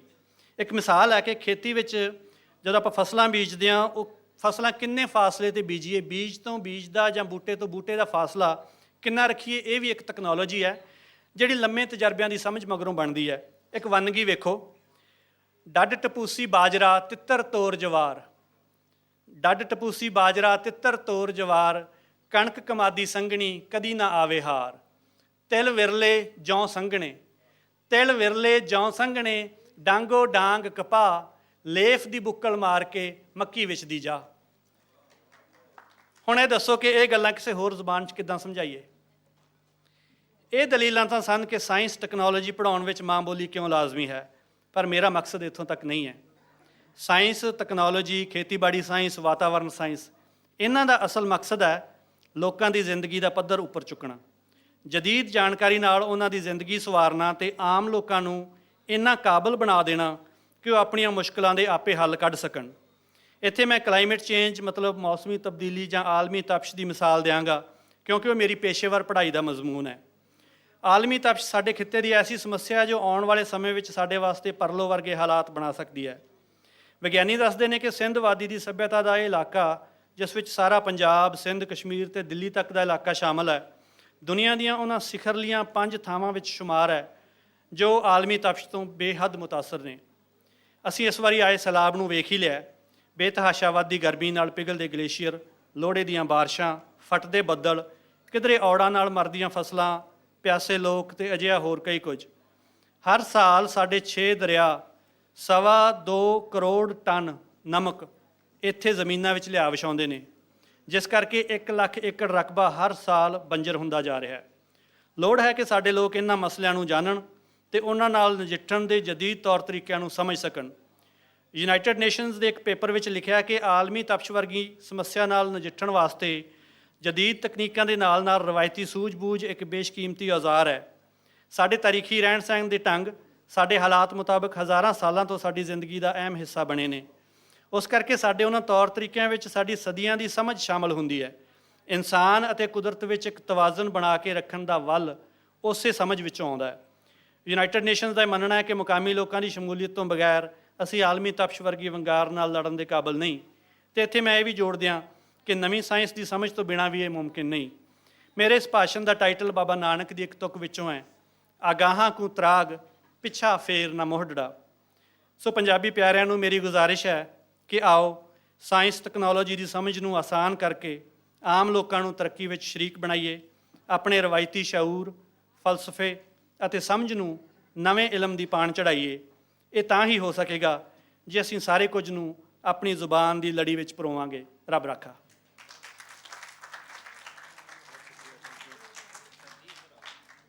ਸਰ ਇੱਥੇ ਤਸਵੀਰ ਇੱਕ ਬਣ ਜਾਏ ਔਰ ਇੱਕ ਛੋਟਾ ਜਿਹਾ ਤੋਹਫਾ ਤੁਹਾਨੂੰ ਦੇਈਏ। ਸੈਂਟਰ ਦੇ ਵਿੱਚ ਡਾਕਟਰ ਗੁਰਰੀਤ ਬਰਾੜ ਸਾਹਿਬ ਤੁਹਾਡੇ ਨਾਲ ਗੱਲਬਾਤ ਸਾਂਝੀ ਕਰ ਰਹੇ ਸਨ। ਫੋਟੋਗ੍ਰਾਫਰ ਸਾਹਿਬ ਉਰਦੂ 'ਚ ਤੁਹਾਨੂੰ ਕਹਿ ਰਹੇ ਨੇ ਕਿ ਉਹਨਾਂ ਨਾਲ ਵੇਖੋ, ਤੇ ਉਹਨਾਂ ਨਾਲ ਜ਼ਰੂਰ ਵੇਖ ਲਿਆ ਜੇ ਫੋਟੋ ਵਾਸਤੇ।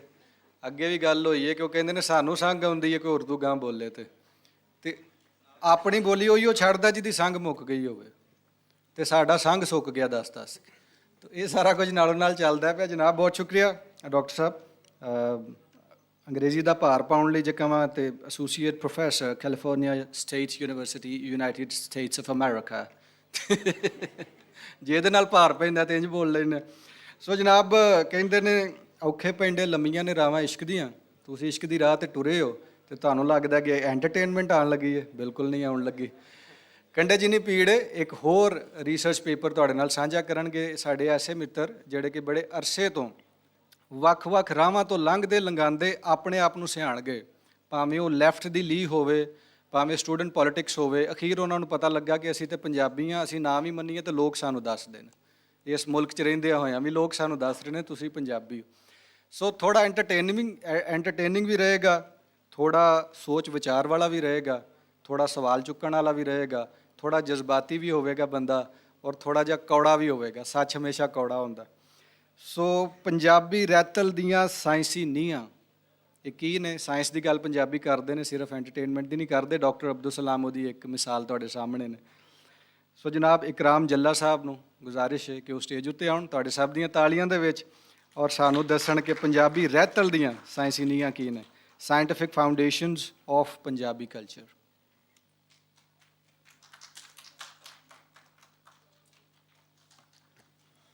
अस्सलाम वालेकुम, सत श्री अकाल, नमस्ते।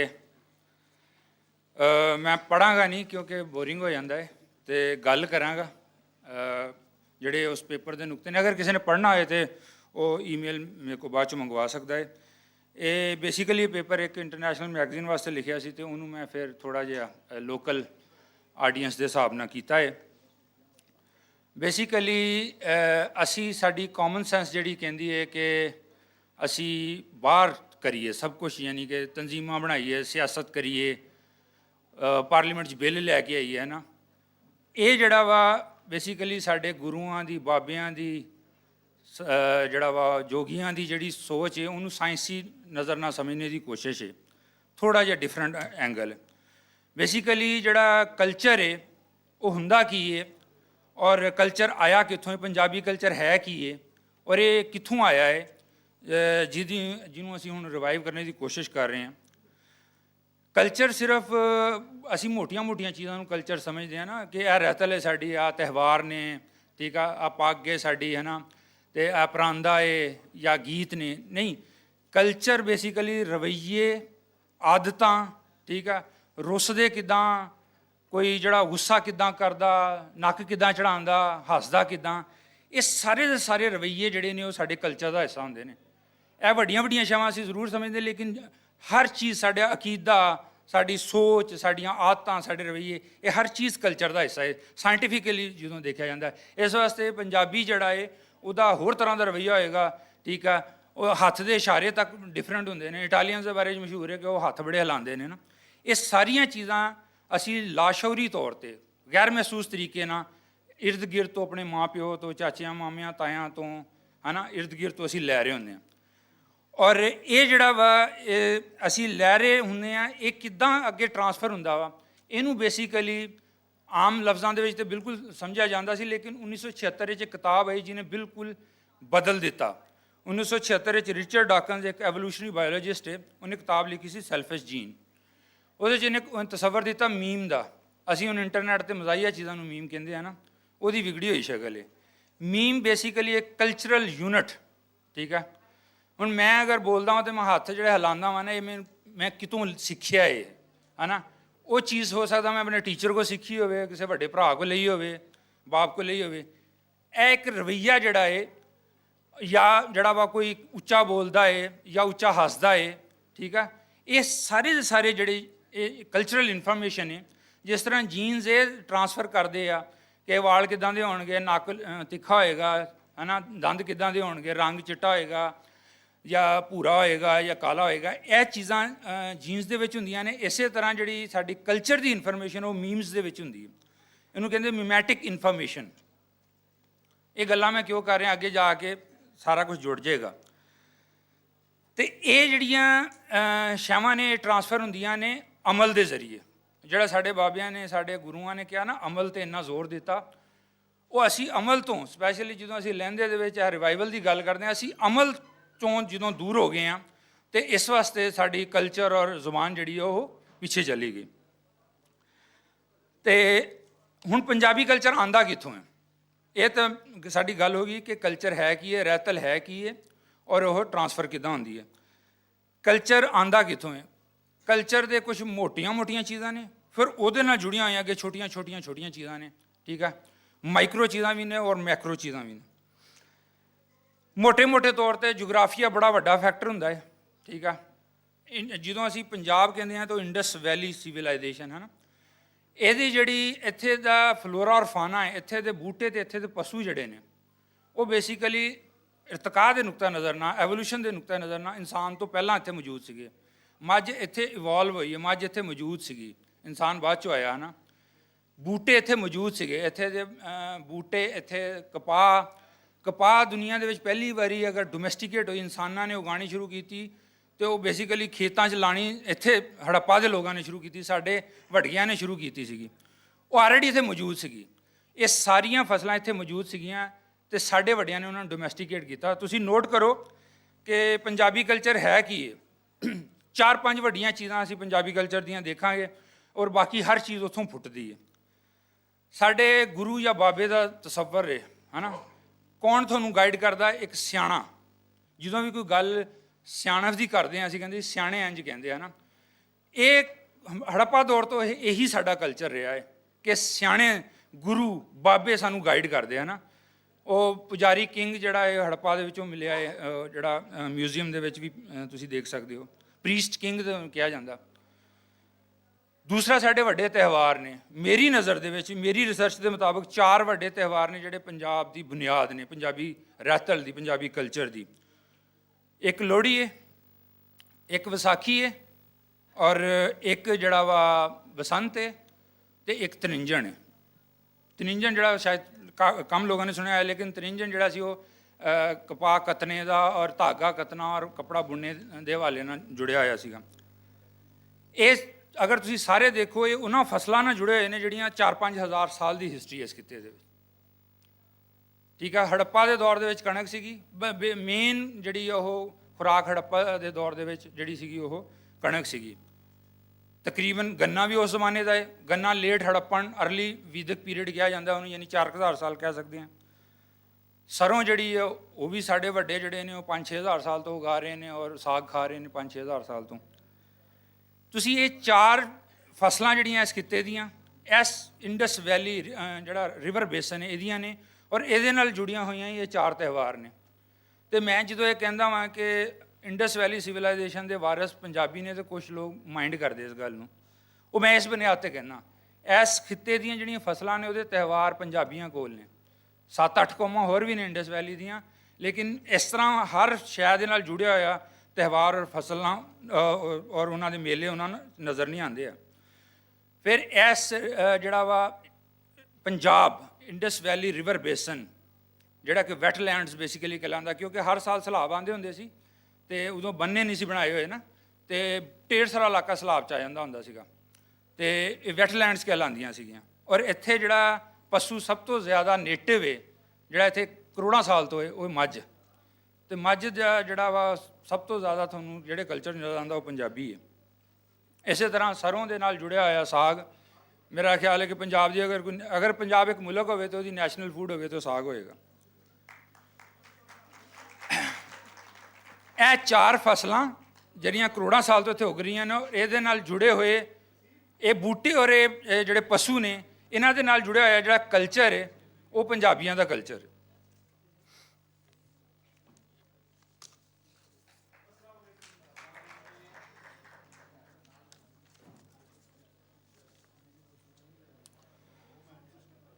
ਅੱਛਾ, ਇਹਦੇ ਵਿੱਚ ਸਾਨੂੰ ਬਹੁਤ ਸਾਰੇ ਦੋਸਤ ਸਾਡੇ ਕਹਿੰਦੇ ਵੀ ਨੇ ਜੀ ਕਿ ਲਹਿੰਦੇ ਪੰਜਾਬ ਦੇ ਵਿੱਚ ਤੇ ਕਲਚਰ ਹੈ ਹੀ ਨਹੀਂਗਾ, ਹੈ ਨਾ। ਲੋਹੜੀ ਅਸੀਂ ਦੁਬਾਰਾ ਰਿਵਾਈਵ ਕਰ ਰਹੇ ਹਾਂ, ਵਿਸਾਖੀ ਵੀ ਕੋਸ਼ਿਸ਼ ਕਰ ਰਹੇ ਹਾਂ, ਬਸੰਤ ਵੀ ਕੋਸ਼ਿਸ਼ ਕਰ ਰਹੇ ਹਾਂ, ਤੇ ਤ੍ਰਿੰਜਣ ਬਹੁਤ ਸਾਰੇ ਲੋਕਾਂ ਨੇ ਨਾਮ ਵੀ ਨਹੀਂ ਸੁਣਿਆ।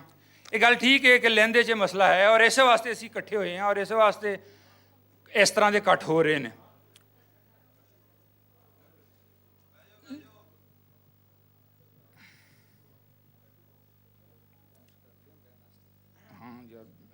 ਬਹੁਤ ਸ਼ੋਰ ਹੋ ਰਿਹਾ ਜੀ। ਦੋਸਤੋ, ਕਲਚਰ ਦੀ ਗੱਲ ਹੋ ਰਹੀ ਹੈ ਤੇ ਤੁਸੀਂ ਵੀ ਕਲਚਰਲ ਵੈਲਿਊਜ਼ ਵਿਖਾਉਂਦੇ ਹੋਏ ਬਹਿ ਜਾਓ, ਇੰਨਾ ਕੋਈ ਕਹਿ ਸਕਨੇ ਆ ਸਟ੍ਰੇਟ ਅਵੇ। ਤੇ ਬਵੋਗੇ ਤੇ ਇਕਰਾਮ ਸਾਹਿਬ ਤੁਹਾਨੂੰ ਉਹ ਗੱਲ ਦੱਸਣਗੇ ਜਿਹੜੀ ਕਿ ਉਹਨਾਂ ਨੇ ਰਿਸਰਚ ਕੀਤੀ ਹੈ।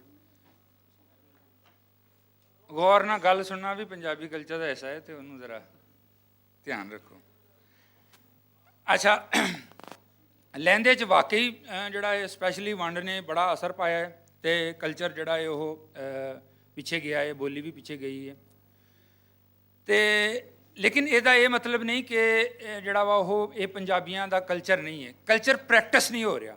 ਕਲਚਰ ਪ੍ਰੈਕਟਿਸ ਨਾ ਹੋਣਾ ਔਰ ਕਲਚਰ ਹੋਣਾ ਦੋ ਡਿਫਰੈਂਟ ਚੀਜ਼ਾਂ ਨੇ। ਅਗਰ ਲੋਕ ਆਪਣੇ ਆਪ ਨੂੰ ਪੰਜਾਬੀ ਕਹਿੰਦੇ ਨੇ, ਪੰਜਾਬੀ ਸ਼ਨਾਖਤ ਨਾਲ ਜੁੜਦੇ ਨੇ, ਇਹਦਾ ਮਤਲਬ ਕਿ ਉਹ ਸਟਿਲ ਉਹਨਾਂ ਦਾ ਕਲਚਰ ਹੈ ਨਾ। ਕਿ ਅਗਰ ਫਰਜ਼ ਕਰੋ ਕਿ ਮੈਂ ਜਿਹੜਾ ਵਾ ਉਹ ਨਮਾਜ਼ ਨਹੀਂ ਪੜ੍ਹਦਾ, ਤੇ ਇਹਦਾ ਇਹ ਮਤਲਬ ਤਾਂ ਨਹੀਂ ਕਿ ਮੈਂ ਮੁਸਲਮਾਨ ਨਹੀਂ ਰਿਹਾ ਨਾ। ਪੰਜਾਬੀ ਕਲਚਰ ਪ੍ਰੈਕਟਿਸ ਨਹੀਂ ਕਰ ਰਹੇ, ਬਹੁਤ ਸਾਰੇ ਕਰ ਵੀ ਰਹੇ ਨੇ। ਮਤਲਬ ਚੜ੍ਹਦੇ ਵਾਲੀ ਸਾਈਡ 'ਤੇ ਸਾਨੂੰ ਜਿਹੜਾ ਵਾ ਅੱਧਾ ਪੰਜਾਬ ਜਿਹੜਾ ਹੈ ਉਹ ਤਾਂ ਲੋਹੜੀ ਨੂੰ ਬੜੇ ਧੂਮਧਾਮ ਨਾਲ ਮਨਾਉਂਦਾ ਹੈ।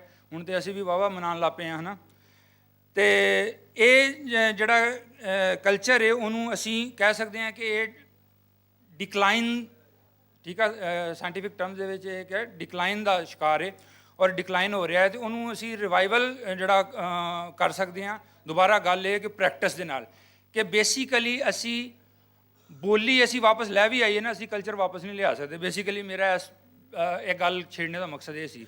ਉਹਦੀ ਵਜ੍ਹਾ ਇਹ ਕਿ ਬੋਲੀ ਜਿਹੜੀ ਆ ਉਹਦੇ ਵਿੱਚ ਅੱਧਾ ਕਲਚਰ ਹੁੰਦਾ ਹੈ, ਬਾਕੀ ਕਲਚਰ ਅਮਲ ਦੇ ਵਿੱਚ ਹੈ ਨਾ। ਜਿੱਦਾਂ ਸਾਡੇ ਬਾਬਿਆਂ ਨੇ ਸਾਨੂੰ ਸਿਖਾਇਆ ਕਿ ਅਮਲਾਂ ਨਾ ਹੋਣੇ ਨੇ ਨਿਬੇੜੇ। ਅਤੇ ਉਸ ਕਲਚਰ ਨੂੰ ਵਾਪਸ ਲਿਆਉਣ ਵਾਸਤੇ ਜਿਹੜਾ ਵਾ ਮੈਂ ਗੱਲ ਨੂੰ ਹੁਣ ਕੰਕਲੂਡ ਕਰਨ ਦੀ ਕੋਸ਼ਿਸ਼ ਕਰਾਂਗਾ ਕਿ ਜਿਹੜੀ ਮੈਂ ਸ਼ੁਰੂ 'ਚ ਕਨਸੈਪਟ ਜਿਹੜਾ ਇੰਟਰੋਡਿਊਸ ਕਰਾਇਆ ਸੀ ਕਿ ਮੀਮੈਟਿਕ ਟਰਾਂਸਫਾਰਮੇਸ਼ਨ, ਕਿ ਮੀਮਸ ਕਲਚਰਲ ਯੂਨਿਟਸ ਜਿਹੜੇ ਆ ਉਹ ਮੀਮਸ ਦੇ ਥਰੂ ਟਰਾਂਸਫਰ ਹੁੰਦੇ ਆ, ਔਰ ਉਹ ਹੁੰਦਾ ਹੈ ਨਕਲ ਦੇ ਨਾਲ। ਉਹ ਜਿਹੜਾ ਇਹ ਸ਼ੌਰੀ ਤੌਰ 'ਤੇ ਟਰਾਂਸਫਰ ਨਹੀਂ ਹੁੰਦੇ ਆ। ਜਦੋਂ ਅਸੀਂ ਪ੍ਰੈਕਟਿਸ ਕਰਾਂਗੇ, ਅਸੀਂ ਤਿਉਹਾਰ ਮਨਾਵਾਂਗੇ, ਉਹ ਤਿਉਹਾਰਾਂ ਦੇ ਨਾਲ ਜੁੜੇ ਹੋਈਆਂ ਚੀਜ਼ਾਂ ਸਾਰੀਆਂ ਆਉਣਗੀਆਂ।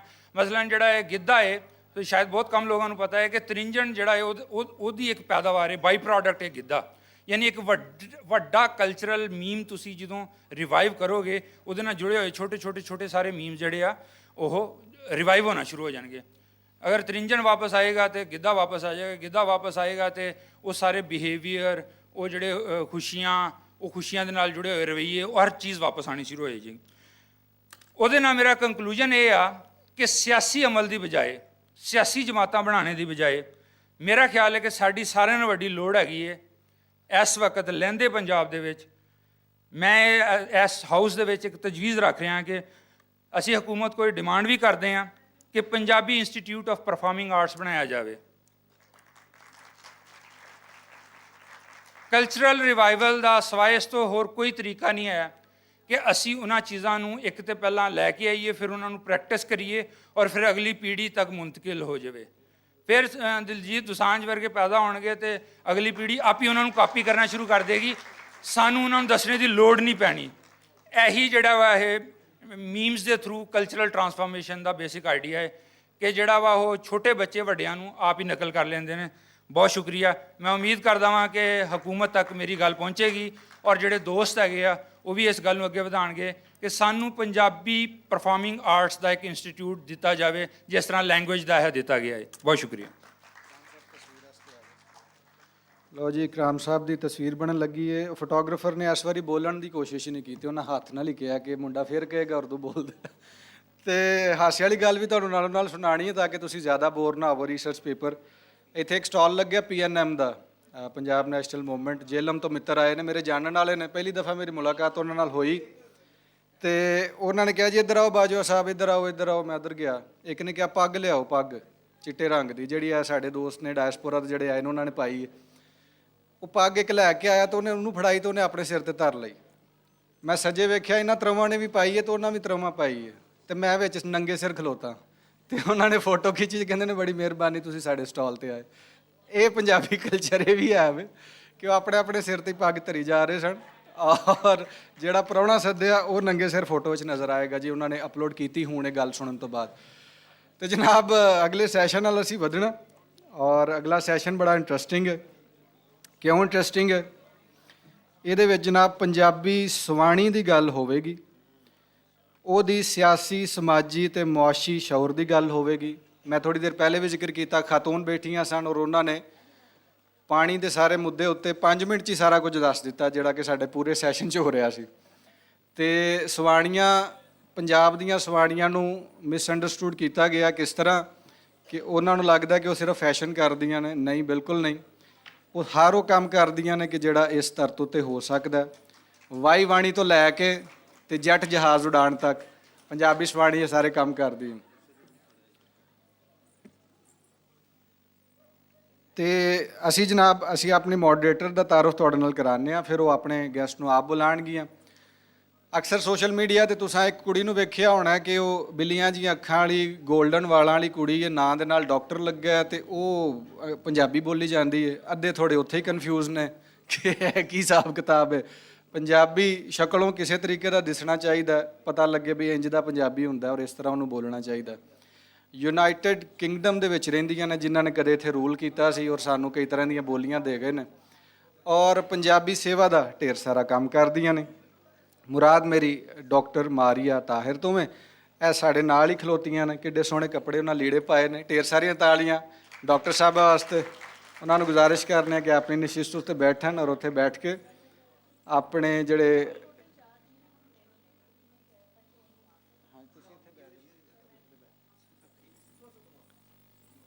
ਤੇ ਆਪਣੇ ਜਿਹੜੇ ਪ੍ਰਾਹੁਣੇ ਨੇ ਉਹਨਾਂ ਦਾ ਤਾਰਫ ਕਰਾਉਣਗੀਆਂ ਔਰ ਅਸੀਂ ਜਾਣਨ ਦੀ ਕੋਸ਼ਿਸ਼ ਕਰਾਂਗੇ ਪੰਜਾਬੀ ਸਵਾਣੀ ਦਾ ਸਿਆਸੀ, ਸਮਾਜੀ ਤੇ ਮੁਆਸ਼ੀ ਸ਼ਊਰ, Punjabi women's political insight, social agency and economic wisdom. ਤੇ ਵੇਖਦੇ ਹਾਂ ਕਿ ਬਈ ਇਹਦੇ ਵਿੱਚ ਸਾਨੂੰ ਸਿੱਖਣ ਨੂੰ ਕੀ ਲੱਭਦਾ। ਤੁਸੀਂ ਆਪਣੇ ਸਵਾਲ ਵੀ ਤਿਆਰ ਰੱਖਣਾ, ਜਿਹੜੇ ਤੁਹਾਡੇ ਮਨ 'ਚ ਆਉਣਗੇ ਉਹ ਜ਼ਰੂਰ ਸਾਡੇ ਨਾਲ ਸਾਂਝੇ ਕਰਨਾ, ਪੁੱਛਣਾ ਔਰ ਉਹਦਾ ਜਵਾਬ ਦੇਣਗੇ ਸਾਡੇ ਪੈਨਲਿਸਟ ਕੌਣ ਨੇ ਇਹ ਡਾਕਟਰ ਸਾਹਿਬਾਂ ਦੱਸਣਗੀਆਂ ਜੀ। ਓਵਰ ਟੂ ਯੂ ਡਾਕਟਰ ਸਾਹਿਬ। ਸ਼ੁਕਰੀਆ। ਤੁਹਾਡਾ ਆਵਾਜ਼ ਆ ਰਹੀ ਹੈ ਮੇਰੀ? ਮੈਂ ਹਮੇਸ਼ਾ ਕਹਿੰਦੀ ਹਾਂ ਮੈਨੂੰ ਮਾਈਕ ਦੀ ਲੋੜ ਨਹੀਂ, ਮੈਂ ਪੰਜਾਬਣ ਆ, ਇਸ ਤੋਂ ਹੀ ਪਤਾ ਲੱਗ ਜਾਣਾ ਚਾਹੀਦਾ ਤੁਹਾਨੂੰ। ਉਹ ਸਾਰੀ ਸੰਗਤ ਕੂ ਜੀ ਸਤ ਬਿਸਮਿਲ੍ਲਾ ਹੋ ਗਿਆ, ਠੀਕ ਹੈ। ਹਾਂਜੀ, ਤੇ ਜਿਹੜੇ ਸਾਡੇ ਪੈਨਲਿਸਟ ਨੇ ਉਹ ਤੇ ਮੈਂ ਉਹਨਾਂ ਦੇ ਬਾਰੇ ਤੁਹਾਨੂੰ ਹੁਣੇ ਦੱਸਣੀ ਆ, ਪਰ ਉਹਦੇ ਵਿੱਚ ਇੱਕ ਜਿਹੜੀ ਪੈਨਲਿਸਟ ਨੇ ਉਹਨਾਂ ਨੇ ਮੈਨੂੰ ਹੁਣੇ ਦੱਸਿਆ ਕਿ ਉਹ ਨਹੀਂ ਆ ਸਕਦੇ, ਕੋਈ ਫੌਤਗੀ ਹੋ ਗਈ ਹੈ। ਤੇ ਉਹ ਬਸ ਸਾਰੇ ਜਿਹੜੇ ਨਾ ਦੁਆ ਕਰ ਲਓ। ਅੱਛਾ, ਸਾਰੇ ਪੈਨਲਿਸਟ ਮੈਨੂੰ ਦਿਸ ਨਹੀਂ ਰਹੇ ਆਪਣੇ, ਨਹੀਂ ਇੱਕ ਤੇ ਹੈ ਨੇ। ਸਵਾਣੀਆਂ ਦੀ ਗੱਲ ਹੈ ਤੇ ਸਵਾਣੀ ਮੈਨੂੰ ਦਿਸਦੀ ਨਹੀਂ ਪਈ ਕੋਈ। ਠੀਕ ਹੈ ਜੀ।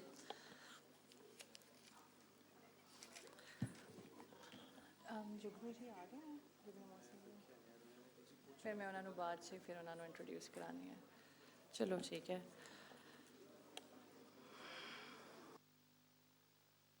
ਮੈਂ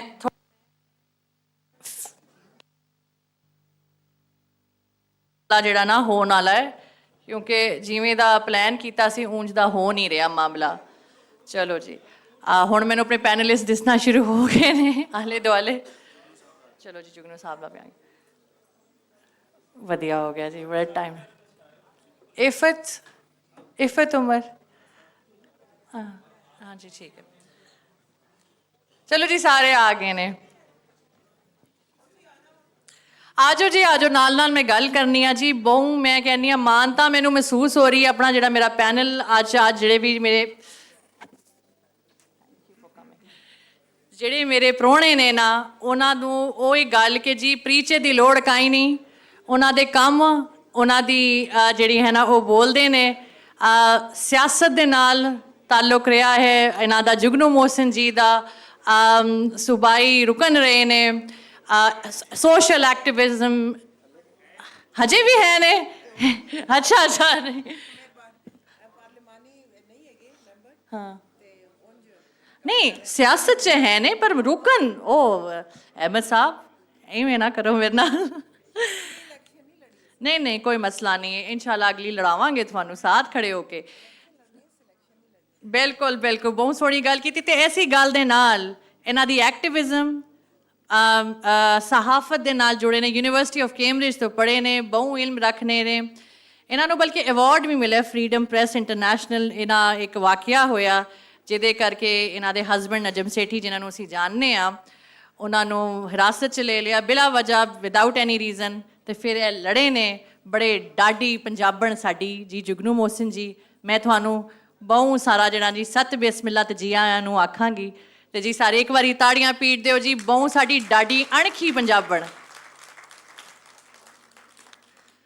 ਅਗਲੇ ਜਿਹੜੇ ਮੇਰੇ ਪ੍ਰਾਹੁਣੇ ਹੈਗੇ ਨੇ ਉਹਨਾਂ ਦੀ ਕਿਤਾਬਾਂ ਤੋਂ ਅਸੀਂ ਬਹੁਤ ਕੁਝ ਸਿੱਖਿਆ ਹੈ ਤੇ ਬਲਕਿ ਪੰਜਾਬੀ ਜਿਹੜੀ ਸਿੱਖਣੀ ਹੈ ਨਾ, ਜਿਹੜੀ ਸਾਡੀ, ਕਿਉਂਕਿ ਸਾਨੂੰ ਸਕੂਲਾਂ 'ਚ ਤੇ ਪੜ੍ਹਾਈ ਨਹੀਂ ਗਈ, ਜੇ ਤੁਸੀਂ ਠੇਠ ਲਫ਼ਜ਼ਾਲੀ ਜਿਹੜੀ ਸਿੱਖਣੀ ਹੈ ਤੇ ਉਹ ਮੈਂ ਤੁਹਾਨੂੰ ਆਖਾਂਗੀ ਕਿ ਨੈਣ ਸੁਖ ਜੀ ਦੀ ਜਿਹੜੀਆਂ ਕਿਤਾਬਾਂ ਨੇ, ਉਹ ਜੋ ਪੇਸ਼ੇ ਦੇ ਹਿਸਾਬ ਨਾਲ ਵਕੀਲ ਨੇ, ਪ੍ਰੈਕਟਿਸਿੰਗ ਸੋਸ਼ਲ ਐਕਟਿਵਿਸਟ ਉਹ ਵੀ ਨੇ। ਮੈਂ ਕਹਿੰਦੀ ਹਾਂ ਹਰ ਪੰਜਾਬੀ ਨਾ, ਜਿਹੜਾ ਵੀ ਪੰਜਾਬੀ ਬੋਲਦਾ ਹੈ ਨਾ, ਉਹ ਸੋਸ਼ਲ ਐਕਟਿਵਿਸਟ ਜਨਮ ਨਾਲ ਹੀ ਹੁੰਦਾ ਹੈ। ਉਹਦੇ ਅੰਦਰ ਇੱਕ ਇਹ ਵੀ ਹੁੰਦਾ ਹੈ ਕਿ ਜੀ ਉਹਨੇ ਕਰਨੀ ਹੈ, ਕਿਸੇ ਤਰ੍ਹਾਂ ਆਪਣਾ ਪ੍ਰਚਾਰ ਕਰਨਾ ਹੈ, ਇਹ ਪੰਜਾਬੀਅਤ ਦਾ ਹਿੱਸਾ ਹੈ। ਤੇ ਕਿਤਾਬਾਂ ਤੇ ਬਹੁਤ ਸਾਰੀਆਂ ਲਿਖੀਆਂ ਨੇ ਇਹਨਾਂ ਨੇ ਤੇ ਅਵਾਰਡ ਵੀ ਇਹਨਾਂ ਨੇ ਬਹੁਤ ਸਾਰੇ ਲੱਭੇ ਨੇ, ਪਰ ਮੇਰੀ ਫੇਵਰਿਟ ਕਿਤਾਬਾਂ ਜਿਹੜੀਆਂ ਹਨ ਉਹ ਜੀ ਮਾਧੂ ਲਾਲ ਹੁਸੈਨ ਲਾਹੌਰ ਦੀ ਵੇਲ ਤੇ ਧਰਤੀ ਪੰਜ ਦਰਿਆਏ। ਉਹ ਇਸ ਕਰਕੇ ਕਿ ਉਹ ਮੈਂ ਖਤਮ ਕਰ ਲਿਆ ਨੇ, ਜਦੋਂ ਬਾਕੀ ਪੜ੍ਹ ਲਾਂਗੀ ਤਾਂ ਉਹ ਵੀ ਫੇਵਰਿਟ ਹੋ ਜਾਣਗੀਆਂ। ਤੇ ਮੈਂ ਤੁਹਾਡੇ ਸਾਹਮਣੇ ਬੁਲਾਉਣਾ ਚਾਹਾਂਗੀ ਖਾਲਿਦ ਮਹਿਮੂਦ ਸਾਹਿਬ ਨੂੰ। ਨੈਣ ਸੁਖ ਜੀ ਜੀ ਪਲੀਜ਼, ਇਹ ਸਾਡੇ ਉਚੇਚੇ ਪ੍ਰਾਹੁਣੇ ਜਿਹੜੇ ਨੇ ਨਾ, ਇਹਨਾਂ ਦੇ ਵਾਸਤੇ ਪਲੀਜ਼ ਤਾੜੀਆਂ ਪੀ।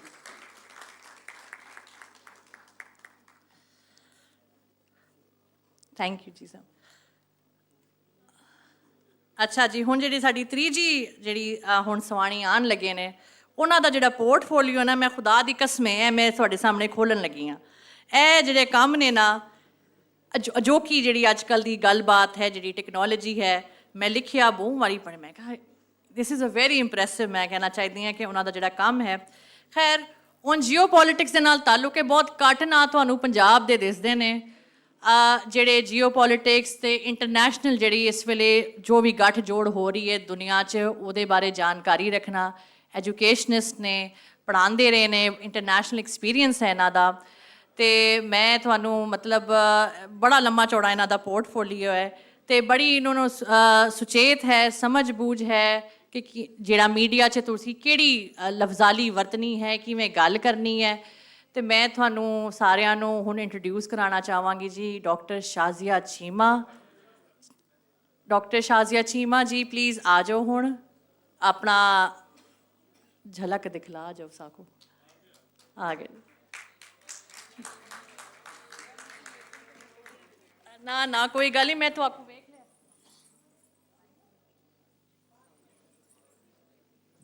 ਮੇਰੀ ਫੁਲਕਾਰੀ ਨੇ ਰੌਲਾ ਪਾਇਆ। ਨਹੀਂ, ਉਹਨਾਂ ਦੀ ਨਾ ਫੌਤਗੀ ਹੋ ਗਈ ਹੈ ਤੇ ਉਹਨਾਂ ਨੇ ਹੁਣੇ ਹੀ ਮੈਨੂੰ ਮੈਸੇਜ ਕੀਤਾ ਹੈ ਤੇ ਮੈਂ ਚਲ ਕਰਨੇ ਗੱਲ।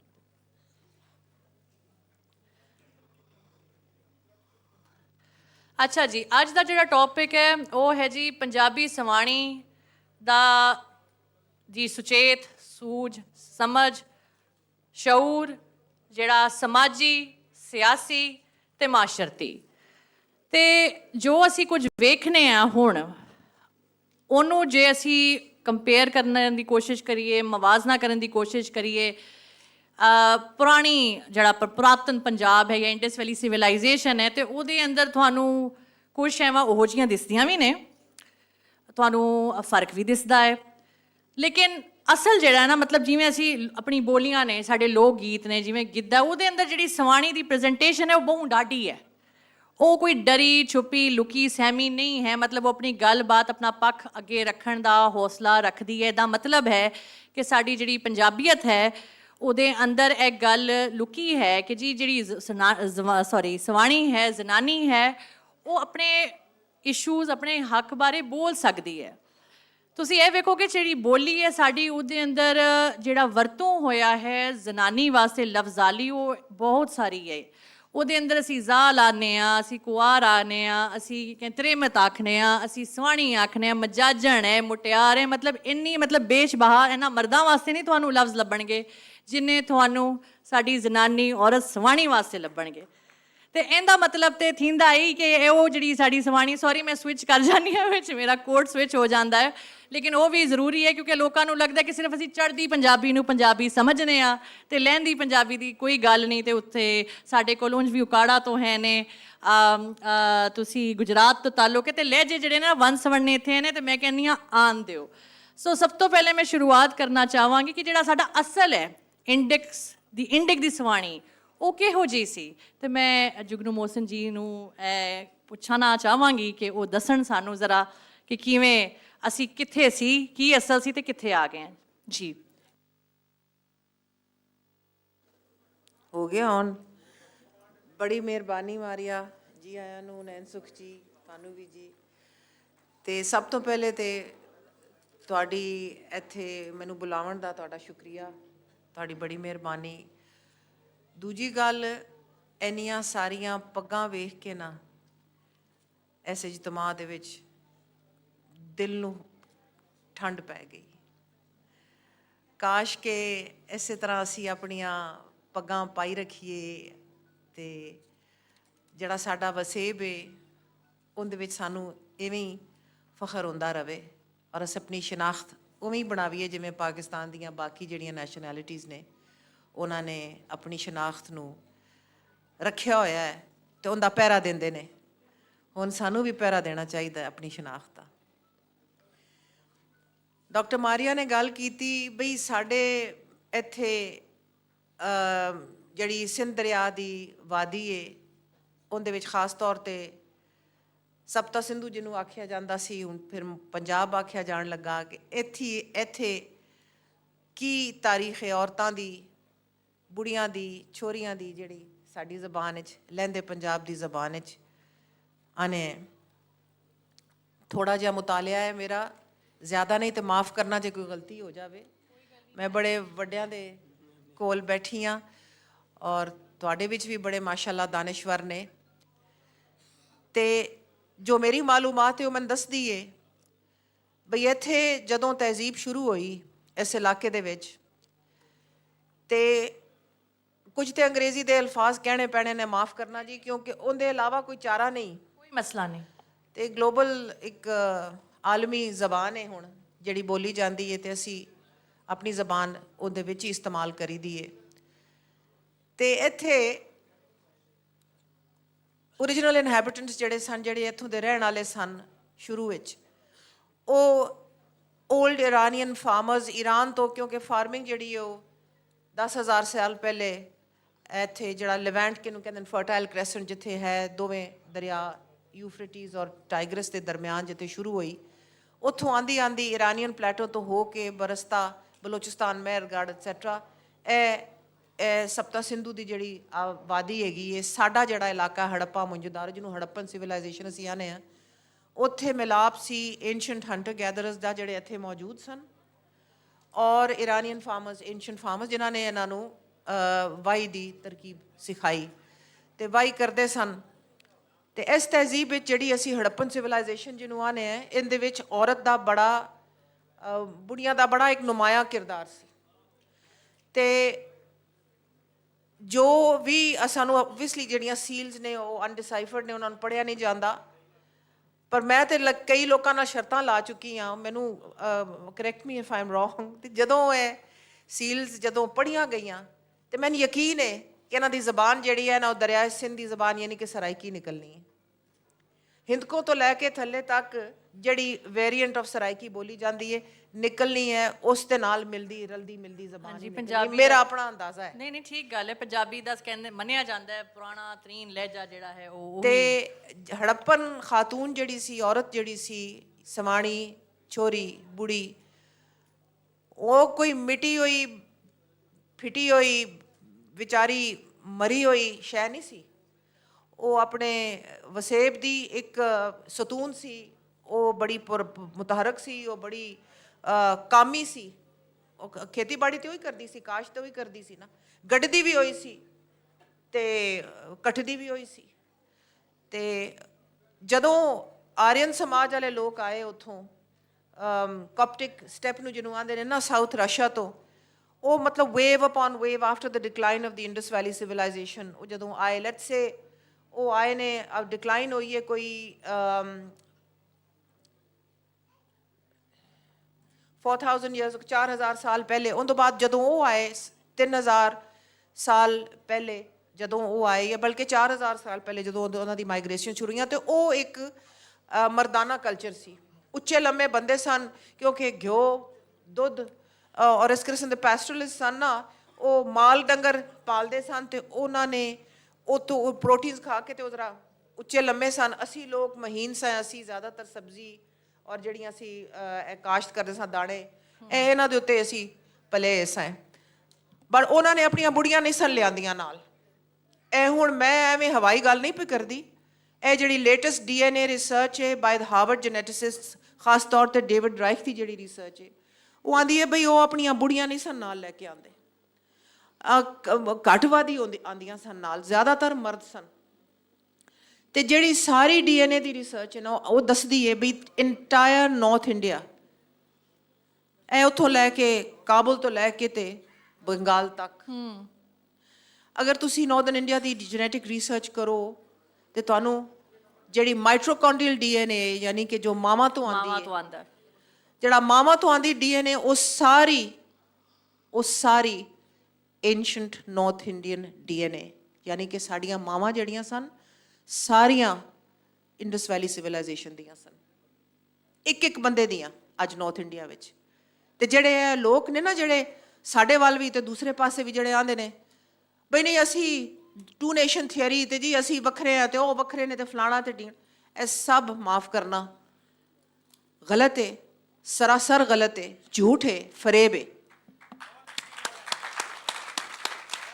ਅਸੀਂ ਇੱਕੋ ਲੋਕ ਹੈ ਤੇ DNA ਝੂਠ ਨਹੀਂ ਜੇ ਮਾਰਦਾ, ਇਹ ਲੋਕ ਮਾਰਦੇ ਨੇ ਝੂਠ ਸਵੇਰ ਸ਼ਾਮ।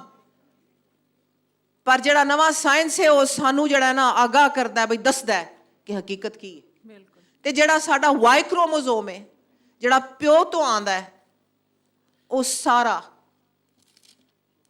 ਉਹ ਸਾਰੇ ਦਾ ਸਾਰਾ ਸਟੈਪਲੈਂਡਸ ਦਾ ਹੈ। ਸਦਰਨ ਯੂਰਪੀਅਨ, ਸਦਰਨ ਰਸ਼ੀਅਨ ਸਟੈਪਲੈਂਡਸ ਦਾ Y ਕ੍ਰੋਮੋਸੋਮ ਹੈ ਸਾਡਾ। ਤਮਾਮ ਨਾਰਥ ਇੰਡੀਆ ਵਿੱਚ ਔਰ ਜ਼ਿਆਦਾ ਕੌਨਸਨਟ੍ਰੇਸ਼ਨ ਪੰਜਾਬ ਤੇ ਖੈਬਰ ਪਖਤੂਨਖਵਾ ਤੇ ਜਿਹੜੇ ਇਹ ਇਲਾਕੇ ਨੇ, ਇਹ ਜ਼ਿਆਦਾ ਉੱਥੇ ਟੈਂਡੈਂਸੀ ਨਜ਼ਰ ਆਉਂਦੀ ਹੈ ਵੀ ਇਹ ਜਿਹੜਾ Y ਕ੍ਰੋਮੋਸੋਮ ਹੈ, ਇਹ ਸਾਰੇ ਦਾ ਸਾਰਾ ਉਹ ਆਰੀਅਨ ਪਿਓ ਸਨ ਤੇ ਮਾਵਾਂ ਸਾਡੀਆਂ ਜਿਹੜੀਆਂ ਸਨ ਉਹ ਇੰਡਸ ਵੈਲੀ ਸਿਵਲਾਈਜੇਸ਼ਨ ਦੀਆਂ ਪੁਰਾਣੀਆਂ ਬੁੜੀਆਂ ਛੋਰੀਆਂ ਸਨ। ਠੀਕ ਹੋ ਗਿਆ ਜੀ। ਤੇ ਜਦੋਂ ਮਾਂ ਘਰ ਬਣਾਉਣ ਵਾਲੀ, ਬੱਚਿਆਂ ਨੂੰ ਸਾਂਭਣ ਵਾਲੀ, ਪੈਦਾ ਕਰਨ ਵਾਲੀ, ਪਰਵਾਨ ਚੜਾਉਣ ਵਾਲੀ, ਜੋ ਚਾਹਵੇ ਉਹ ਬੱਚਿਆਂ ਦੇ ਦਿਮਾਗ 'ਚ ਪਾ ਦਿੰਦੀ। ਤੇ ਅਸੀਂ ਆਪਣੀਆਂ ਉਹਨਾਂ ਮਾਵਾਂ ਦਾ ਜਿਹੜਾ ਵਸੇਬ ਸੀ, ਜੋ ਉਹਨਾਂ ਦਾ ਰਹਿਣ ਸਹਿਣ ਸੀ, ਜੋ ਉਹ ਜਿਹੜੇ ਨਵੇਂ ਆਏ ਉਹਨਾਂ ਨੂੰ ਉਹਦੇ ਨਾਲ ਗੁਜ਼ਾਰਾ ਕਰਨਾ ਪਿਆ। ਉਹਨਾਂ ਮਾਵਾਂ ਨੇ ਉਹ ਲੈ ਕੇ ਆਂਦਾ, ਉਹ ਸਾਰਾ ਰਹਿਣ ਸਹਿਣ, ਉਹ ਸਾਰਾ ਬੋਲ ਚਾਲ ਵਗੈਰਾ ਉਹਦੇ ਵਿੱਚ। ਮਤਲਬ ਮੈਂ ਨਾਮ ਜੰਪਿੰਗ ਸੈਂਚੁਰੀਜ਼, ਜਦੋਂ ਸਿਕੰਦਰ ਆਜ਼ਮ ਆਇਆ ਉਹਦੇ ਨਾਲ ਉਹਦੇ ਆਰੀਅਨ ਵਗੈਰਾ ਜਿਹੜੇ ਉਹਦੇ ਹੈਗੇ ਸਨ, ਉਹਦੇ ਜਿਹੜੇ ਤਾਰੀਖਦਾਨ ਉਹਦੇ ਨਾਲ ਆਏ, ਉਹ ਵੀ ਆਂਦੇ ਨੇ। ਔਰ ਮੈਂ ਇੱਕ ਉਹਨਾਂ ਦਾ ਤਰਜੁਮਾ ਪੜ੍ਹਿਆ ਸੀ ਜਿਹੜਾ ਚੰਡੀਗੜ੍ਹ ਪੰਜਾਬ ਯੂਨੀਵਰਸਿਟੀ ਦੇ ਇੱਕ ਸਕਾਲਰ ਨੇ ਕੀਤਾ ਸੀ, ਸਰਦਾਰ ਸਾਹਿਬ ਸਨ, ਮੈਂ ਨਾਂ ਭੁੱਲਦੀ ਪਈ ਹਾਂ ਉਹਨਾਂ ਦਾ। ਤੇ ਉਹਨਾਂ ਨੇ ਆਖਿਆ ਤੁਹਾਨੂੰ ਸੁਣ ਕੇ ਖੁਸ਼ੀ ਹੋਏਗੀ, ਬਲਕਿ ਉਹਨਾਂ ਆਖਿਆ ਬਈ ਉਹ ਗ੍ਰੀਕਸ ਆਂਦੇ ਨੇ ਵੀ ਐਡੀਆਂ ਬਦਤਮੀਜ਼ ਔਰਤਾਂ ਅਸੀਂ ਕਦੀ ਨਹੀਂ ਵੇਖੀਆਂ ਜਿੰਨੀਆਂ ਅਸਾਂ ਪੰਜਾਬ ਵਿੱਚ ਵੇਖੀਆਂ। ਤਾੜੀ ਹੋ ਜਾਏ। ਮਤਲਬ ਸਰਾਸਰ ਬਦਤਮੀਜ਼, ਸਰਾਸਰ ਮਤਲਬ ਮੂੰਹ ਜ਼ੋਰ ਔਰਤਾਂ, ਐਡੀਆਂ ਗਾਲਾਂ ਕੱਢਣ ਵਾਲੀਆਂ, ਐਡੀਆਂ ਬੰਦਿਆਂ ਨੂੰ ਮਾਰਨ ਕੁੱਟਣ ਵਾਲੀਆਂ ਅਸੀਂ ਕਦੀ ਨਹੀਂ ਵੇਖੀਆਂ। ਤੇ ਅੱਲਾ ਇਹਨਾਂ ਕੋਲੋਂ ਬਚਾਏ, ਯਾਨੀ ਕਿ ਜੋ ਵੀ ਉਹਨਾਂ ਦਾ ਜ਼ਿਊਸ ਸੀ ਜਾਂ ਜੁਪੀਟਰ ਸੀ, ਜੋ ਵੀ ਅੱਜ ਵੀ ਇੰਝ ਹੀ ਹੈ। ਇਹ ਕੋਈ ਵਿਆਹਿਆ ਹੀ ਬੋਲਿਆ ਪਿੱਛੇ, ਹੈ ਨਾ? ਅਸੀਂ ਤੁਹਾਨੂੰ ਬਰਦਾਸ਼ਤ ਕੀਤਾ ਹੋਇਆ ਸਦੀਆਂ ਤੋਂ, ਹਜ਼ਾਰਾਂ ਸਾਲਾਂ ਨੂੰ ਤੁਸੀਂ ਬਰਦਾਸ਼ਤ ਕਰ ਲਿਆ ਤੇ ਕਿਹੜੀ ਵੱਡੀ ਗੱਲ ਹੈ, ਛੱਡੋ। ਤੇ ਤੁਸੀਂ ਵੇਖਿਆ, ਹੁਣ ਮੈਂ ਅੱਗੇ ਚੱਲਣ ਤੇ ਮੈਂ ਬਸ ਛੋਟੀ ਜਿਹੀ ਗੱਲ ਹੈ ਕਰਾਂ ਵੀ ਹੁਣ ਮੈਂ ਸਦੀਆਂ ਟੱਪ ਕੇ ਜਿਹੜਾ ਮੇਰਾ ਆਪਣਾ ਐਕਸਪੀਰੀਅੰਸ ਰਿਹਾ ਹੈ ਸਿਆਸਤ ਵਿੱਚ, ਕਮਿਊਨਿਟੀ ਆਰਗੇਨਾਈਜੇਸ਼ਨ ਵਿੱਚ, ਲੋਕਾਂ ਦੇ ਵਿੱਚ ਫਿਰਨ ਟੁਰਨ ਦਾ, ਮੈਂ ਤੁਹਾਨੂੰ ਦੱਸਾਂ ਇਹ ਗੱਲ, ਭਾਵੇਂ ਬੁੜੀ ਹੋਵੇ ਤੇ ਭਾਵੇਂ ਬੰਦਾ ਹੋਵੇ, ਜੇ ਕੋਈ ਬੰਦਾ ਜਾਂ ਬੁੜੀ ਲੋਕਾਂ ਦਾ ਹਾਮੀ ਹੋਵੇ ਨਾ, ਤੇ ਉਹ ਦਿਲੋਂ ਕੋਈ ਲੋਕਾਂ ਦੀ ਖਿਦਮਤ ਕਰਨਾ ਚਾਹੁੰਦਾ ਹੋਵੇ ਜਾਂ ਕੋਈ ਕੰਮ ਕਰਦਾ ਹੋਵੇ, ਕਰਦੀ ਹੋਵੇ, ਤੇ ਭਾਵੇਂ ਉਹ ਇਲੈਕਸ਼ਨ ਤੇ ਖਲੋ ਜਾਵੇ, ਉਦੋਂ ਲੋਕਾਂ ਦੇ ਜ਼ਿਹਨਾਂ ਵਿੱਚ, ਦਿਮਾਗਾਂ ਦੇ ਵਿੱਚ ਬੰਦੇ ਬੁੜੀ ਦੀ ਤਮੀਜ਼ ਨਹੀਂ ਰਹਿੰਦੀ। We then become gender neutral. A woman is as much a prince as a man. ਵਾਹ। In the Punjab. ਮੈਨੂੰ ਲੋਕ ਆਂਦੇ ਸਨ ਜਦੋਂ ਮੈਂ ਇਲੈਕਸ਼ਨ ਤੇ ਖੜੀ ਹੋਈ ਤੇ ਮੈਂ ਆਖਿਆ ਮੈਂ ਆਜ਼ਾਦ ਖਲੋਵਾਂਗੀ, ਮੈਂ ਕਿਸੇ ਪਾਰਟੀ ਦਾ ਟਿਕਟ ਨਹੀਂ ਲੈਣਾ। ਉਹਨਾਂ ਆਖਿਆ ਆਮੀਨ। ਤੇ ਮੈਂ ਆਖਿਆ ਸੋਚ ਲਵੋ। ਆਖਣ ਲੱਗੇ ਬੀਬੀ ਤੂੰ ਸ਼ੇਰ ਹੈ, ਤੇ ਸ਼ੇਰ ਜਿਹੜਾ ਹੈ ਨਾ ਉਹ ਜੈਂਡਰ ਨਿਊਟਰਲ ਹੈ। ਆਹਾ। ਤੇ ਪੰਜਾਬ ਵਿੱਚ ਇਹ ਨਹੀਂ ਕਰਦੇ ਲਓ ਜੀ ਬੁੜੀ ਨੂੰ ਵੋਟ ਪਾਣਾ ਫਲਾਣਾ ਨਾ। ਜਿਹੜਾ ਤੁਹਾਡੇ ਵਿੱਚੋਂ ਹੈ, ਜਿਹੜਾ ਤੁਹਾਡਾ ਆਪਣਾ ਜਿਹੜਾ ਸੱਕਾ ਹੈ, then it doesn't matter who you are. ਇਹ ਸਾਡਾ ਵਸੇਬ ਹੈ ਤੇ ਐਸੀ ਲੋਕ ਹੈ। ਮਿਹਰਬਾਨੀ। ਬਹੁਤ ਸੋਹਣਾ ਤੁਸੀਂ ਦੱਸਿਆ ਲੋਕਾਂ ਨੂੰ ਕਿ ਜਿਹੜੀ ਪੰਜਾਬ ਦੀ ਸਵਾਣੀ ਹੈ। ਅਕਸਰ ਲੋਕ ਕਹਿੰਦੇ ਨੇ ਨਾ ਪੰਜਾਬੀ ਨਹੀਂ ਬੋਲਦੀ। ਮੈਂ ਕਿਹਾ ਪੰਜਾਬੀ ਬੋਲਣ ਵਾਸਤੇ ਨਾ ਤੁਹਾਨੂੰ ਇੱਕ ਅਣਖ ਦੀ ਲੋੜ ਹੈ, ਇੱਕ ਆਪਣੀ ਪੰਜਾਬੀਅਤ ਤੁਹਾਡੇ ਅੰਦਰ, ਤੁਹਾਡੀ ਰਗਾਂ ਨਾੜਾਂ 'ਚ ਹੋਣੀ ਚਾਹੀਦੀ ਹੈ, ਤੇ ਫਿਰ ਹੀ ਤੁਸੀਂ ਬੋਲ ਸਕਦੇ ਹੋ। ਜਦੋਂ ਤੱਕ ਉਹ ਨਹੀਂ ਹੋਏਗੀ, ਡਰੀ ਸਹਿਮੀ ਲੁਕੀ ਛੁਪੀ ਸਵਾਣੀ ਪੰਜਾਬੀ ਨਹੀਂ ਬੋਲ ਸਕਦੀ। ਤੇ ਅੱਗੇ ਜਨਾਬ ਸਾਡੇ ਨਾਲ ਹੈ ਜੀ ਨੈਣ ਸੁਖ ਜੀ। ਤੇ ਮੈਂ ਥੋੜਾ ਜਿਹਾ ਇਹਨੂੰ ਜ਼ਰਾ ਅਸੀਂ ਸੈਂਚਰੀ ਟੱਪੀ ਹੈ, ਅਸੀਂ ਜਾ ਰਹੇ ਹਾਂ ਟਾਈਮ-ਲਾਈਨ ਜਿਹੜਾ ਹੈ ਇੰਡਸ ਵੈਲੀ ਸਿਵਲਾਈਜੇਸ਼ਨ ਤੋਂ ਸ਼ੁਰੂ ਹੋਏ ਹਾਂ। ਥੋੜਾ ਜਿਹਾ ਮੈਂ ਚਾਹਾਂਗੀ ਕਿ ਇਹਨਾਂ ਦਾ ਬਹੁਤ ਇਲਮ ਹੈ, ਪੜ੍ਹਾਈ ਹੈ, ਇਹਨਾਂ ਨੇ ਕਿਤਾਬਾਂ ਬਹੁਤ ਸੋਹਣੀਆਂ ਲਿਖੀਆਂ ਨੇ, ਕਿ ਇਹ ਜਿਹੜਾ ਪੋਸਟ ਕਲੋਨੀਅਲ ਇੱਕ ਵਰਲਡ ਆਰਡਰ ਹੀ ਕਵਾਂਗੀ ਆਇਆ, ਜਿਹਦੇ ਕਰਕੇ ਸਾਡੇ ਸਮਾਜ 'ਚ ਤੇ ਸਾਡੇ ਸੱਭਿਆਚਾਰ 'ਚ ਤੇ ਰਹਿਤਲ ਵਸੇਬ 'ਚ ਇੱਕ ਪਰਿਵਰਤਨ ਅਸੀਂ ਵੇਖਿਆ, ਕਿ ਜਿਹਦੇ ਅੰਦਰ ਅਸੀਂ ਜਦੋਂ ਕੰਸਟਰਕਸ਼ਨਸ ਕੀਤੀਆਂ, ਸਾਡੇ ਆਉਂਦੇ ਸੀ ਜੀ ਕੋਠੇ ਕਨੈਕਸ਼ਨ, ਕੋਠੇ ਤੇ ਸਵਾਣੀਆਂ ਨੇ ਆਪਸ 'ਚ ਗੱਲਬਾਤ ਹੋ ਰਹੀ ਹੈ, ਡਿਸਕਸ਼ਨ ਹੋ ਰਹੀ ਹੈ, ਉਹ ਕਨੈਕਟਡ ਨੇ। ਫਿਰ ਬੰਗਲੇ ਦਾ ਕਨਸੈਪਟ ਆਇਆ, ਸਵਾਣੀ ਨੂੰ ਅਸੀਂ ਕੀਤਾ ਕਿ ਨਹੀਂ ਤੂੰ ਤੇ ਬਸ ਅੰਦਰ ਲੋਕ ਕੇ ਬਹਿ ਜਾ। ਸੋ ਉਹਦੇ ਤੇ ਜ਼ਰਾ ਚਾਨਣਾ ਪਾਓ ਜੀ, ਸਾਨੂੰ ਦੱਸੋ ਕਿ ਕਿਵੇਂ ਕਲੋਨੀਅਲ ਜੇ ਗੋਰੇ ਜਿਨ੍ਹਾਂ ਨੂੰ ਅਸੀਂ ਸਮਝਦੇ ਹਾਂ ਕਿ ਜੀ ਉਹ ਤੇ ਬੜੇ ਮੁਹੱਜ਼ਬ ਲੋਕ ਨੇ ਤੇ ਬੜਾ ਸਵਾਣੀ ਬਾਰੇ ਗੱਲ ਕਰਦੇ ਨੇ, ਤੇ ਉਹਨਾਂ ਨੇ ਕਿਵੇਂ ਸਾਨੂੰ ਡੱਕਿਆ? ਵੇਖੋ ਜਿਹੜੀ ਪੰਜਾਬ ਦੀ ਸਵਾਣੀ ਹੈ, ਉਹਨੂੰ ਅਸੀਂ ਅਗਰ ਜਿਹੜਾ ਤੁਸੀਂ ਮੇਰੇ ਕੋਲ ਸਵਾਲ ਕੀਤਾ, ਅਗਰ ਉਸ ਤਰ੍ਹਾਂ ਅਸੀਂ ਵੇਖੀਏ ਤਾਂ ਪੁਰਾਣੇ ਵੇਲੇ ਜਿਹੜੀਆਂ ਸਾਡੇ ਕਹਾਣੀਆਂ ਨੇ ਜਾਂ ਸਾਡੇ ਅਖਾਣ ਨੇ ਜਾਂ ਜਿਹੜੀ ਸਾਡਾ ਵਸੇਬ ਹੈ ਜਿਵੇਂ ਰਹਿੰਦੇ ਸਾਂ, ਉਹਨੂੰ ਅਸੀਂ ਵੇਖੀਏ ਤਾਂ ਸਾਡੀ ਜਿਹੜੀ ਪੰਜਾਬ ਦੀ ਸਵਾਣੀ ਹੈ ਉਹ ਬਿਲਕੁਲ ਮਰਦ ਦੇ ਬਰਾਬਰ ਹੀ ਹੈ। ਬਲਕਿ ਮੈਨੂੰ ਇੰਝ ਵੀ ਲੱਗਦਾ, ਮੈਨੂੰ ਕੀ ਲੱਗਦਾ, ਤੁਸੀਂ ਖੁਦ ਪੜ੍ਹ ਕੇ ਵੇਖ ਲਵੋ ਕਿ ਜਿਹੜਾ ਪੰਜਾਬ ਦੇ ਸਾਡੇ ਇਸ਼ਕ ਦੇ ਕਿੱਸੇ ਨੇ, ਉਹਨਾਂ ਦੇ ਵਿੱਚ ਮਰਦ ਜਿਹੜਾ ਉਹ ਮਸ਼ੂਕ ਹੈ, ਬਿਲਕੁਲ, ਔਰਤ ਆਸ਼ਿਕ ਹੈ।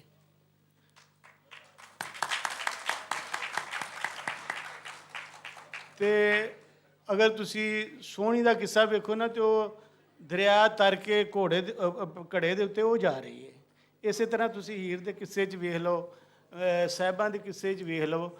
ਫਿਰ ਤੁਸੀਂ ਇੱਕ ਹੋਰ ਚੀਜ਼ ਕਿ ਜਿਹੜੇ ਸਾਡੇ ਸੂਫੀ ਸ਼ਾਇਰ ਸਨ, ਉਹਨਾਂ ਨੇ ਜਿਹੜੀ ਆਪਣੀ ਸ਼ਾਇਰੀ ਕੀਤੀ ਤੇ ਉਹ ਹੀਰ ਬਣ ਕੇ ਕੀਤੀ।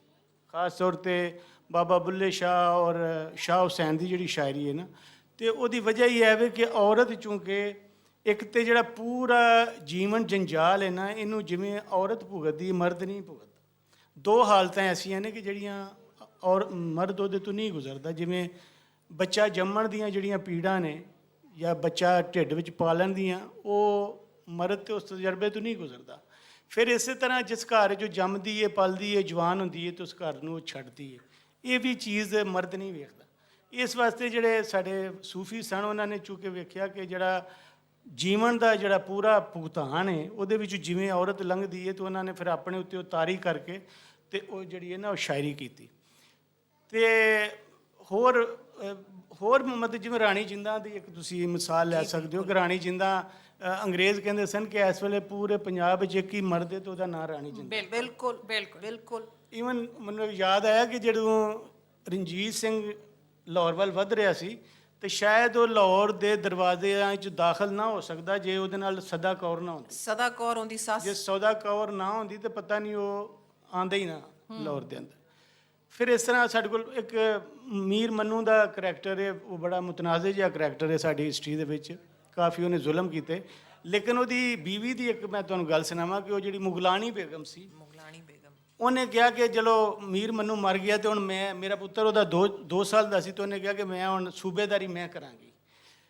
ਤੇ ਹੁਣ ਸਾਰੇ ਜਿਹੜੇ ਉਸ ਵਕਤ ਖਾਜਗਾਨ ਸਨ, ਖਾਜਾ ਅਬਦੁੱਲਾ, ਖਾਜਾ ਸਈਦ, ਖਾਜਾ ਮਿਰਜ਼ਾ, ਜਿਹੜੇ ਉਸ ਵੇਲੇ ਸਨ ਕਿ ਹੁਣ ਮੀਰ ਮੰਨੂ ਤੋਂ ਅਸੀਂ ਬਾਅਦ ਵਿੱਚ ਅਸੀਂ ਬਣੀਏ, ਤੇ ਉਹਨੇ ਉਹਨਾਂ ਨਾਲ ਲੜ ਕੇ ਖੁਦ ਹਕੂਮਤ ਸਾਂਭ ਲਈ।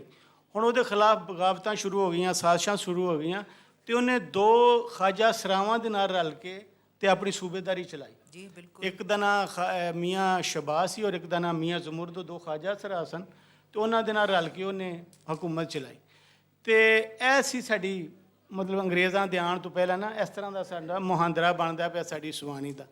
ਜਦੋਂ ਅੰਗਰੇਜ਼ ਆਉਂਦਾ ਤੇ ਉਹ ਇੱਥੇ ਆ ਕੇ ਉਹਨੇ ਪੰਜਾਬ ਚੀਫਸ ਬਣਾਏ। ਜਿਹੜੇ ਪੰਜਾਬ ਚੀਫਸ ਬਣਾਏ ਨੇ, ਇਹਨਾਂ ਨੂੰ ਸਾਡੇ ਪੰਜਾਬ ਵਿੱਚ ਕਿਹਾ ਜਾਂਦਾ ਦੇ ਖੁਦਾ। ਪਿੰਡਾਂ ਦੇ ਜਿਹੜੇ ਪੂਰੇ ਫੈਸਲੇ ਸਨ ਦਿਹਾਤਾਂ ਦੇ, ਉਹ ਇਹ ਲੋਕਾਂ ਦੇ ਹੱਥ ਵਿੱਚ ਕਰਦੇ ਸਨ। ਇਹਨਾਂ ਇੱਕ ਸ਼ਰਮ ਹਯਾ ਦਾ ਤਸੱਵਰ, ਇੱਕ ਸ਼ਰਮਾਂ ਦੇ ਕੁੰਡ ਬਣਾਏ, ਇੱਜ਼ਤਾਂ ਦੇ ਉੱਚੇ ਸ਼ਮਲੇ ਬਣਾਏ। ਉਹਦੇ ਨਾਲ ਜਿਹੜਾ ਸਾਡਾ ਵਸੇਬ ਬਣਿਆ, ਉਹਦੇ ਵਿੱਚ ਬੜੀਆਂ ਇੱਕ ਇਸ ਤਰ੍ਹਾਂ ਦੀਆਂ ਚੀਜ਼ਾਂ ਆਈਆਂ ਕਿ ਔਰਤ ਨੂੰ ਲੁਕਾ ਕੇ ਰੱਖਣਾ ਹੈ, ਔਰਤ ਨੂੰ ਹਰ ਥਾਂ ਤੇ ਤੁਸੀਂ ਸਾਹਮਣੇ ਨਹੀਂ ਰੱਖਣਾ। ਹੁਣ ਵੇਖੋ ਨਾ, ਉੱਤੇ ਤੇ ਮਲਕਾ ਵਿਕਟੋਰੀਆ ਹੈ, ਖੁਦ ਜਿਹੜੀ ਰਾਣੀ ਹੈ ਉਹ ਮਲਕਾ ਹੈ, ਲੇਕਿਨ ਇੱਥੋਂ ਜਿੱਥੇ ਉਹਨਾਂ ਦੀਆਂ ਕਲੋਨੀਆਂ ਨੇ ਉੱਥੇ ਔਰਤਾਂ ਨੂੰ ਉਹ ਅੰਦਰ ਰੱਖ ਰਹੇ ਨੇ। ਇੱਥੋਂ ਤੱਕ ਹੋਇਆ ਕਿ ਜਿਸ ਵਕਤ ਇਹ ਡਰਾਮੇ ਬਣਨ ਲੱਗੇ ਤੇ ਡਰਾਮੇ ਦੇ ਵਿੱਚ ਜਿਹੜੀ ਔਰਤ ਦਾ ਕਿਰਦਾਰ ਸੀ ਉਹ ਵੀ ਮਰਦ ਕਰਦੇ ਸਨ। ਜੀ ਹਾਂ, ਬਿਲਕੁਲ। ਨੂਰ ਜਹਾਂ ਦੀ ਵੱਡੀ ਭੈਣ ਜਿਹੜੀ ਸੀ ਹੈਦਰ ਬਾਂਦੀ, ਉਹਨੇ ਹਿੰਮਤ ਕੀਤੀ, ਉਹਨੇ ਕਿਹਾ ਕਿ ਇਹ ਕੀ ਹੋਈ, ਉਹ ਅੱਗੇ ਵਧੀ, ਉਹਨੇ ਕਿਹਾ ਕਿ ਨਹੀਂ, ਔਰਤ ਦਾ ਕਿਰਦਾਰ ਔਰਤ ਕਰੇਗੀ, ਤੇ ਫਿਰ ਆਈ।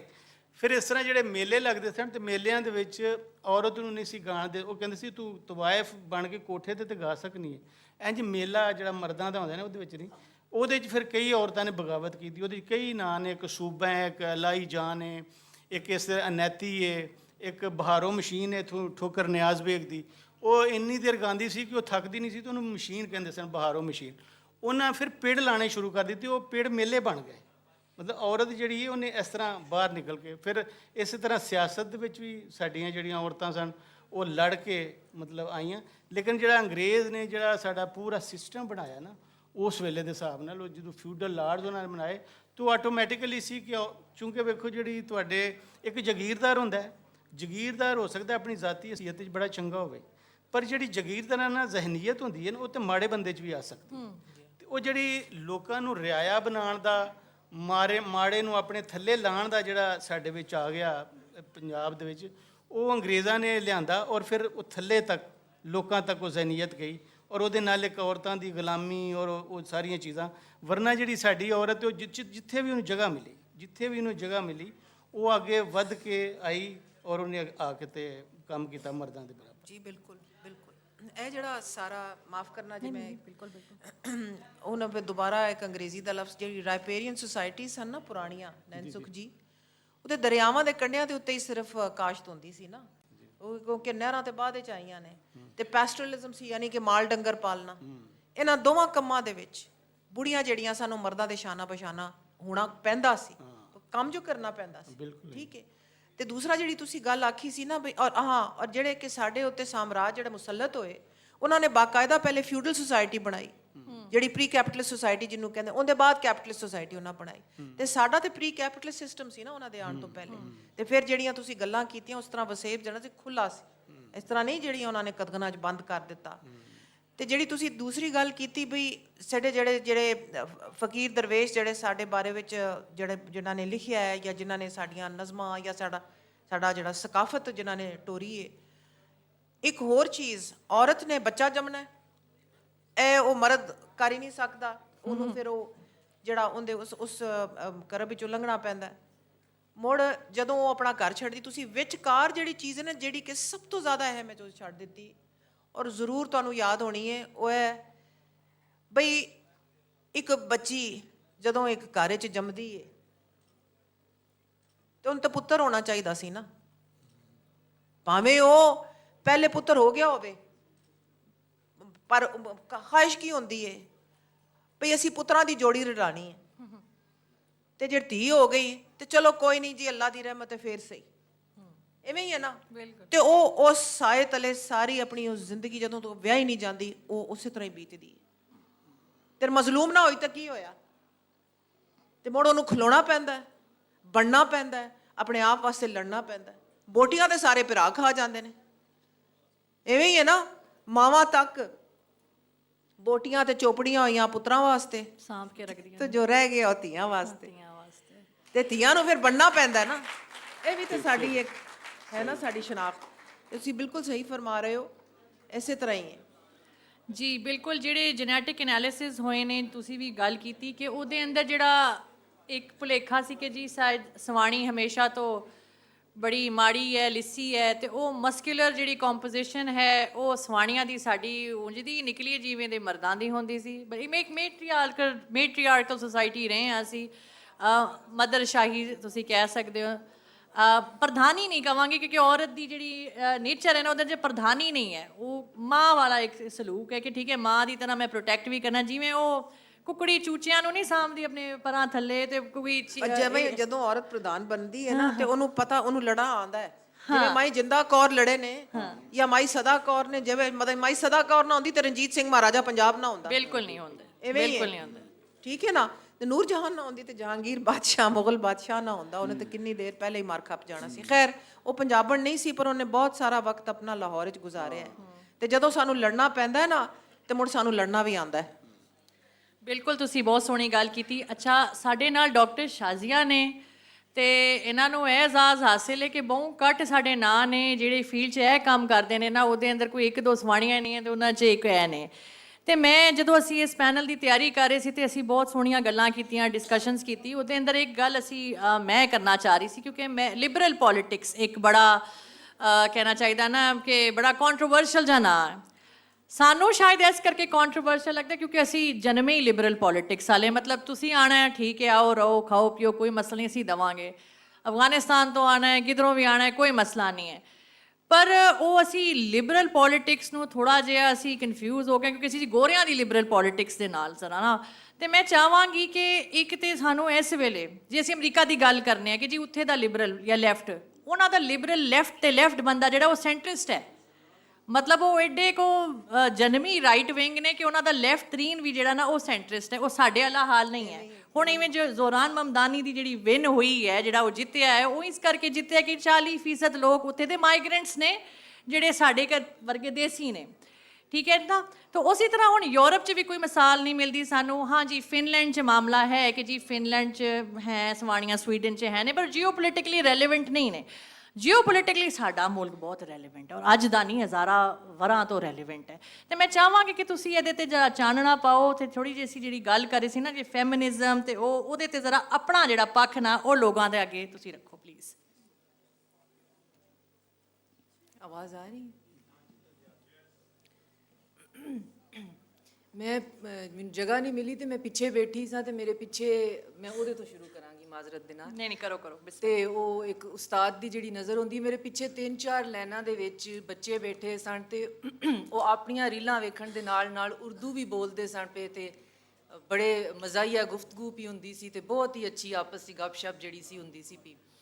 ਤੇ ਉਹ ਫਿਰ ਮੈਂ ਜ਼ਿਹਨ 'ਚ ਇਹ ਸੋਚਿਆ ਕਿ ਸ਼ਾਇਦ ਤੁਸੀਂ ਇਹ ਸੋਚ ਕੇ ਆਉਂਦੇ ਹੋ ਕਿ ਅਸੀਂ ਜਿਹੜੇ ਨਾ ਕੋਈ ਮੇਲਾ ਸ਼ੇਲਾ ਵੇਖਣ ਚੱਲੇ ਹਾਂ ਤੇ ਫਿਰ ਜਦੋਂ ਤੁਹਾਨੂੰ ਕੰਬੀਨੇਸ਼ਨ ਲੱਭ ਜਾਂਦਾ ਤੇ ਫਿਰ ਕੋਈ ਸੰਜੀਦਾ ਗੱਲ ਜਿਹੜੀ ਹੈ ਉਹ ਥੋੜੀ ਚੁਭਣ ਲੱਗਦੀ ਹੈ, ਫਿਰ ਤੁਸੀਂ ਅਗਲੇ ਜਿਹੜੇ ਹੋ ਨਾ ਉਹ ਇੱਕ ਮੇਲੇ ਦਾ ਇੰਤਜ਼ਾਰ ਕਰਨਾ ਸ਼ੁਰੂ ਕਰ ਦਿੰਦੇ ਹੋ। ਤੇ ਉਹਦੇ 'ਚ ਕੋਈ ਨਹੀਂ, ਠੀਕ ਹੈ, ਤੁਸੀਂ ਮੇਲਾ ਵੇਖਣ ਆਏ ਹੋ, ਸੰਜੀਦਾ ਗੱਲ ਸੁਣਨ ਆਏ ਹੋ, ਤੁਹਾਡੀ ਮਰਜ਼ੀ ਹੈ। ਪਰ ਇਹ ਜਿਹੜਾ ਉਰਦੂ ਬੋਲਣ ਵਾਲੀ ਗੱਲ ਸੀ ਨਾ, ਇਹ ਬਹੁਤ ਚੁਭਦੀ ਹੈ।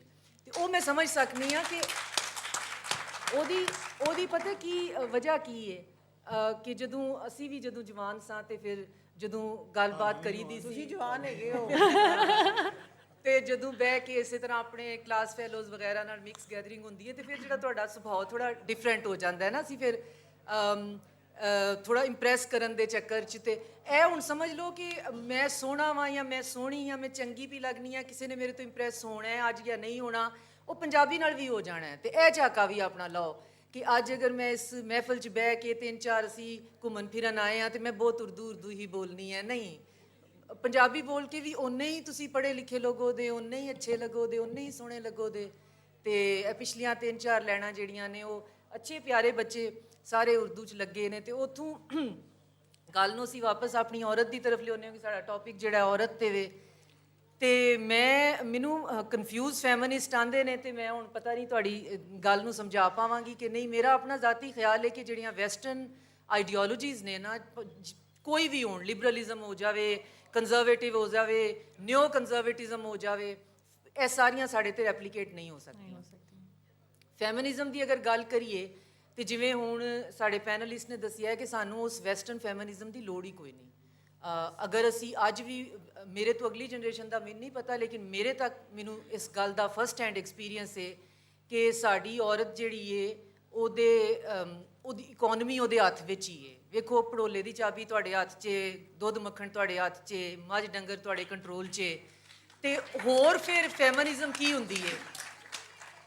ਤੇ ਜੇ ਚੌਧਰੀ ਸਾਹਿਬ ਨੇ ਵੀ ਘਰ ਵੜਨਾ ਹੈ ਤੇ ਜੀ ਬਿਲਕੁਲ ਓਨਰ ਕਿਲਿੰਗ ਜਿਹੜਾ ਉਹ ਕ੍ਰਾਈਮ ਹੈ, ਉਹਦੇ ਤੇ ਵੀ ਗੱਲ ਹੋ ਜਾਏਗੀ। ਲੇਕਿਨ ਮੈਂ ਤੁਹਾਨੂੰ ਇਸੇ ਵਾਸਤੇ ਕਿਹਾ ਕਿ ਮੈਂ ਫੈਮਿਨਿਸਟ ਨਹੀਂ। ਮੈਂ ਆਨੇ ਆਸੀ ਉਸ ਮੁੱਦੇ ਤੇ ਨਾ ਤੁਸੀਂ ਆਪਣਾ ਕੁਐਸਚਨ, ਸੌਰੀ ਮੈਂ ਜ਼ਰਾ ਥੋੜੀ ਮਾੜੀ ਜੀ ਕੈਟ ਫਾਈਟ ਹੋ ਗਈ, ਪਰ ਪੰਜਾਬਣਾਂ ਦੇ ਨਹੀਂ, ਵਿੱਚ ਕੋਈ ਹੋ ਮਸਲਾ ਜਾਂਦਾ ਨਹੀਂ, ਹੈ, ਕੋਈ ਮਸਲਾ ਹੋ ਨਹੀਂ। ਜਾਂਦਾ ਹੈ ਜਦੋਂ ਨਹੀਂ, ਇਹ ਦੋ cat ਪੰਜਾਬਣਾਂ ਮੱਥੇ ਲੱਗਦੀਆਂ ਨੇ ਤੇ ਹੋ ਜਾਂਦਾ। ਤੁਸੀਂ ਕਰੋ ਗੱਲ ਕਰੋ। ਫਾਈਟ ਵਾਲੀ ਕੋਈ ਗੱਲ ਨਹੀਂ, ਉਹਨਾਂ ਦਾ ਬੜਾ ਵੈਲਿਡ ਪੁਆਇੰਟ ਹੈ, ਉਹ ਗੱਲ ਸਹੀ ਕਰ ਰਹੇ ਨੇ। ਹਾਂ, ਉਹ ਸਵਾਲ ਜਦੋਂ ਹੋਏਗਾ ਤਾਂ ਉਹਦੇ 'ਚ ਚੌਧਰੀ ਸਾਹਿਬ ਜਦੋਂ ਘਰ ਵੜਨਗੇ ਤੇ ਉਹ ਖੰਗੂਰਾ ਮਾਰ ਕੇ ਵੜਨਗੇ ਤੇ ਸਾਨੂੰ ਫਿਰ ਉਸ ਵੈਸਟਰਨ ਫੈਮਿਨਿਜ਼ਮ ਦੀ ਕੋਈ ਜ਼ਰੂਰਤ ਨਹੀਂ। ਅਸੀਂ ਉਹਨੂੰ ਜ਼ਬਰਦਸਤੀ ਆਪਣੇ ਉੱਤੇ ਲਾਗੂ ਕਰੀਏ ਤੇ ਜਿਹੜੇ ਕ੍ਰਾਈਮ ਨੇ ਉਹਨਾਂ ਨੂੰ ਅਸੀਂ ਸੋਸ਼ਲ ਇਸ਼ੂ ਬਣਾ ਕੇ ਪੇਸ਼ ਕਰੀਏ ਤੇ ਨਾ ਉਹ ਕ੍ਰਾਈਮ ਹੱਲ ਹੋ ਸਕਦੇ ਨੇ, ਨਾ ਅਸੀਂ ਉਹਨਾਂ ਨੂੰ ਐਜ਼ ਅ ਕ੍ਰਿਮੀਨਲ ਐਕਟੀਵਿਟੀ ਵੇਖ ਸਕਨੇ ਆ ਤੇ ਨਾ ਹੀ ਅਸੀਂ ਆਪਣੀ ਸੁਸਾਇਟੀ ਨੂੰ, ਆਪਣੇ ਮੁਆਸ਼ਰੇ ਨੂੰ ਅਸੀਂ ਓਨ ਕਰ ਸਕਨੇ ਆ। ਤੇ ਉਹਦੇ ਵਿੱਚ ਅਗਰ ਅਸੀਂ ਉਸ ਵੈਸਟਰਨ ਟਰਾਂਸਲੇਸ਼ਨ ਨਾਲ ਖੜੇ ਹੋਈਏ ਤੇ ਅਸੀਂ ਕਿਹਦੇ ਖਿਲਾਫ ਖੜੇ ਹੋਣਾ ਹੈ? ਆਪਣੇ ਭਰਾ ਦੇ,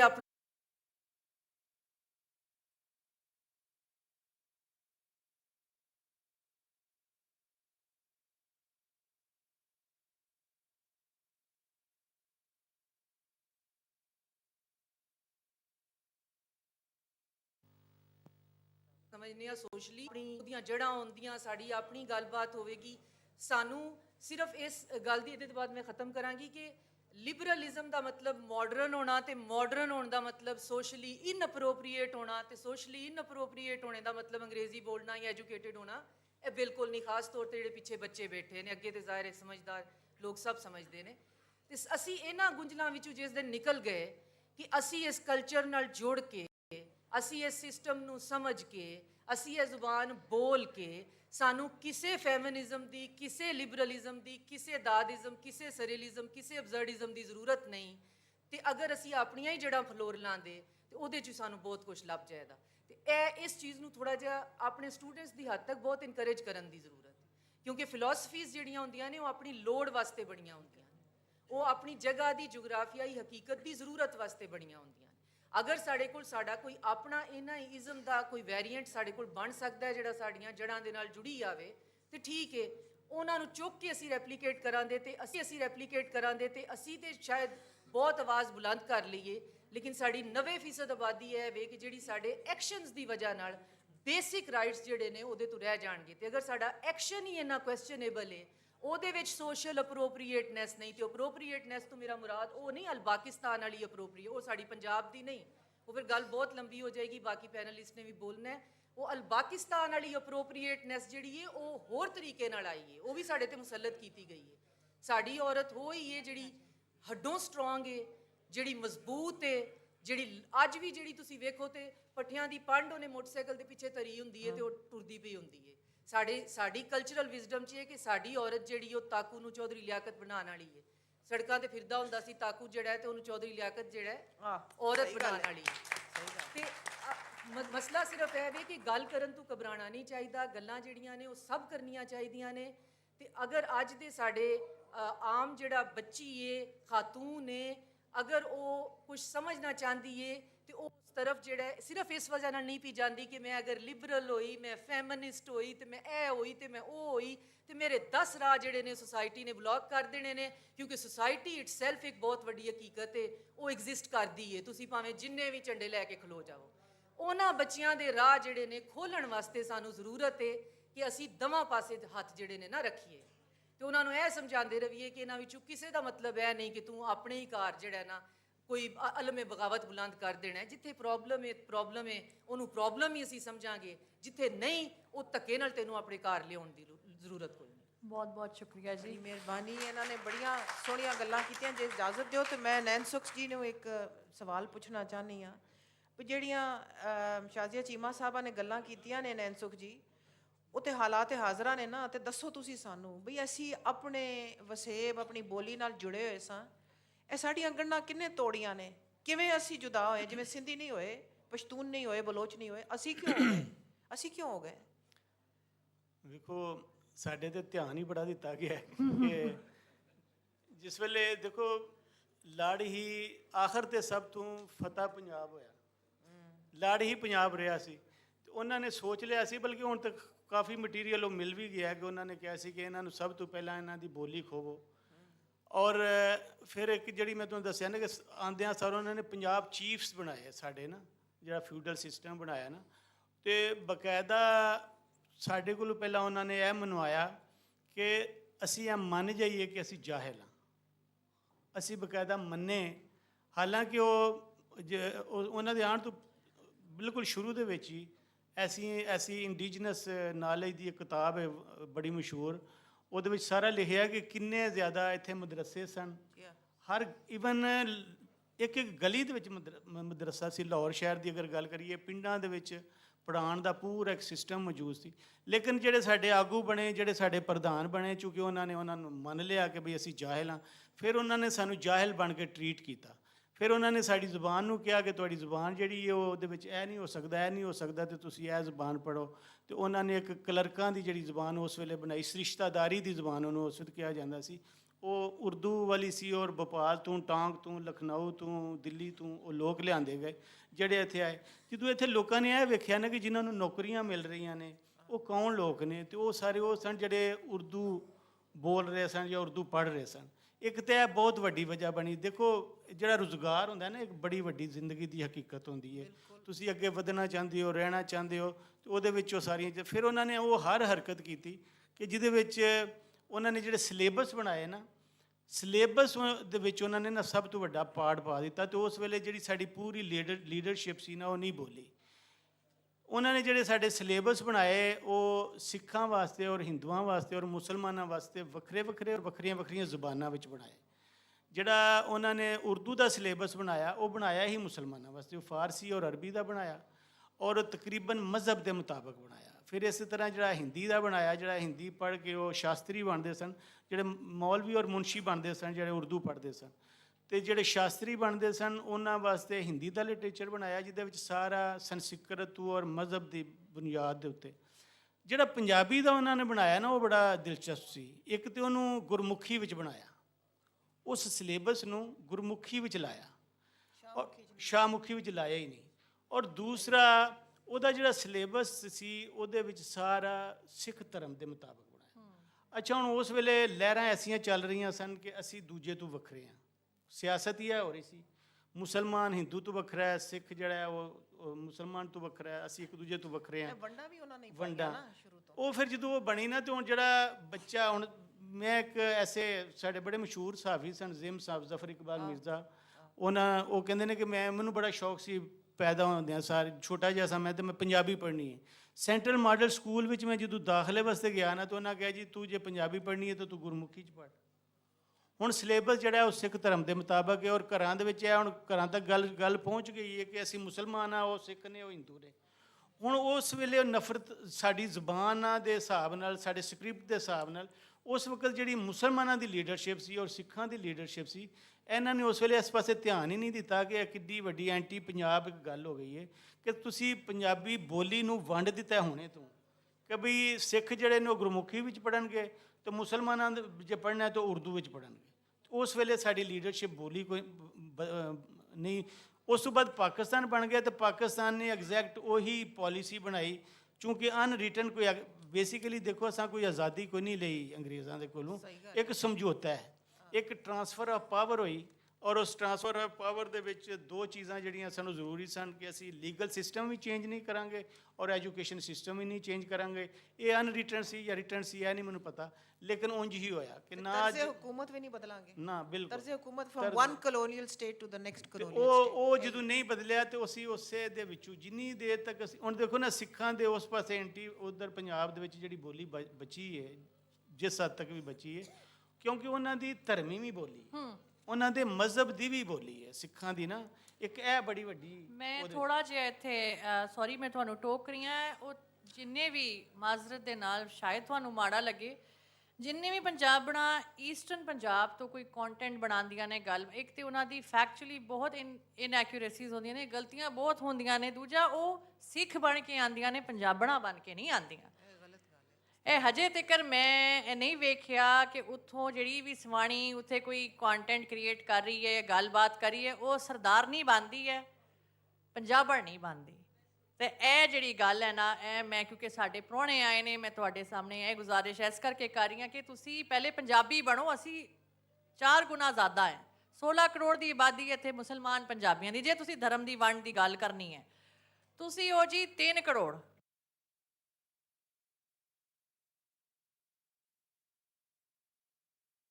है ही है। तो ਤੋ ਇਹ ਗੱਲ ਕਿ ਦੂਜੀ ਤੁਸੀਂ ਜਿਹੜੀ ਗੱਲ ਉਹਨਾਂ ਨੇ ਆਨਰ ਕਿਲਿੰਗ ਵਾਲੀ ਕਹੀ ਸੀ, ਮੈਂ ਜ਼ਰੂਰ ਆ ਕਿ ਜੀ ਇਸ ਤਰ੍ਹਾਂ ਦੇ ਇਸ਼ੂਜ਼ ਹੁੰਦੇ ਨੇ, ਤੁਸੀਂ ਸਾਨੂੰ ਸਟੈਟਿਸਟਿਕਸ ਵੀ ਦਿਓ ਨਾ ਕਿ ਕਿਹੜੇ ਸੂਬੇ 'ਚ ਕਿੰਨੇ ਹੁੰਦੇ ਨੇ, ਕੌਣ ਲੋਕ ਨੇ, ਠੀਕ ਹੈ ਨਹੀਂ? ਉਹ ਸਟੈਟਿਸਟਿਕਸ ਮੇਰੇ ਕੋਲ ਵੀ ਨੇ ਸਰਕਾਰ। ਗੱਲ ਇਹ ਵੇ ਕਿ ਆਨਰ ਕਿਲਿੰਗ ਕਰਨ ਵਾਲਾ ਬੰਦਾ ਪੰਜਾਬੀ ਹੋ ਹੀ ਨਹੀਂ ਸਕਦਾ।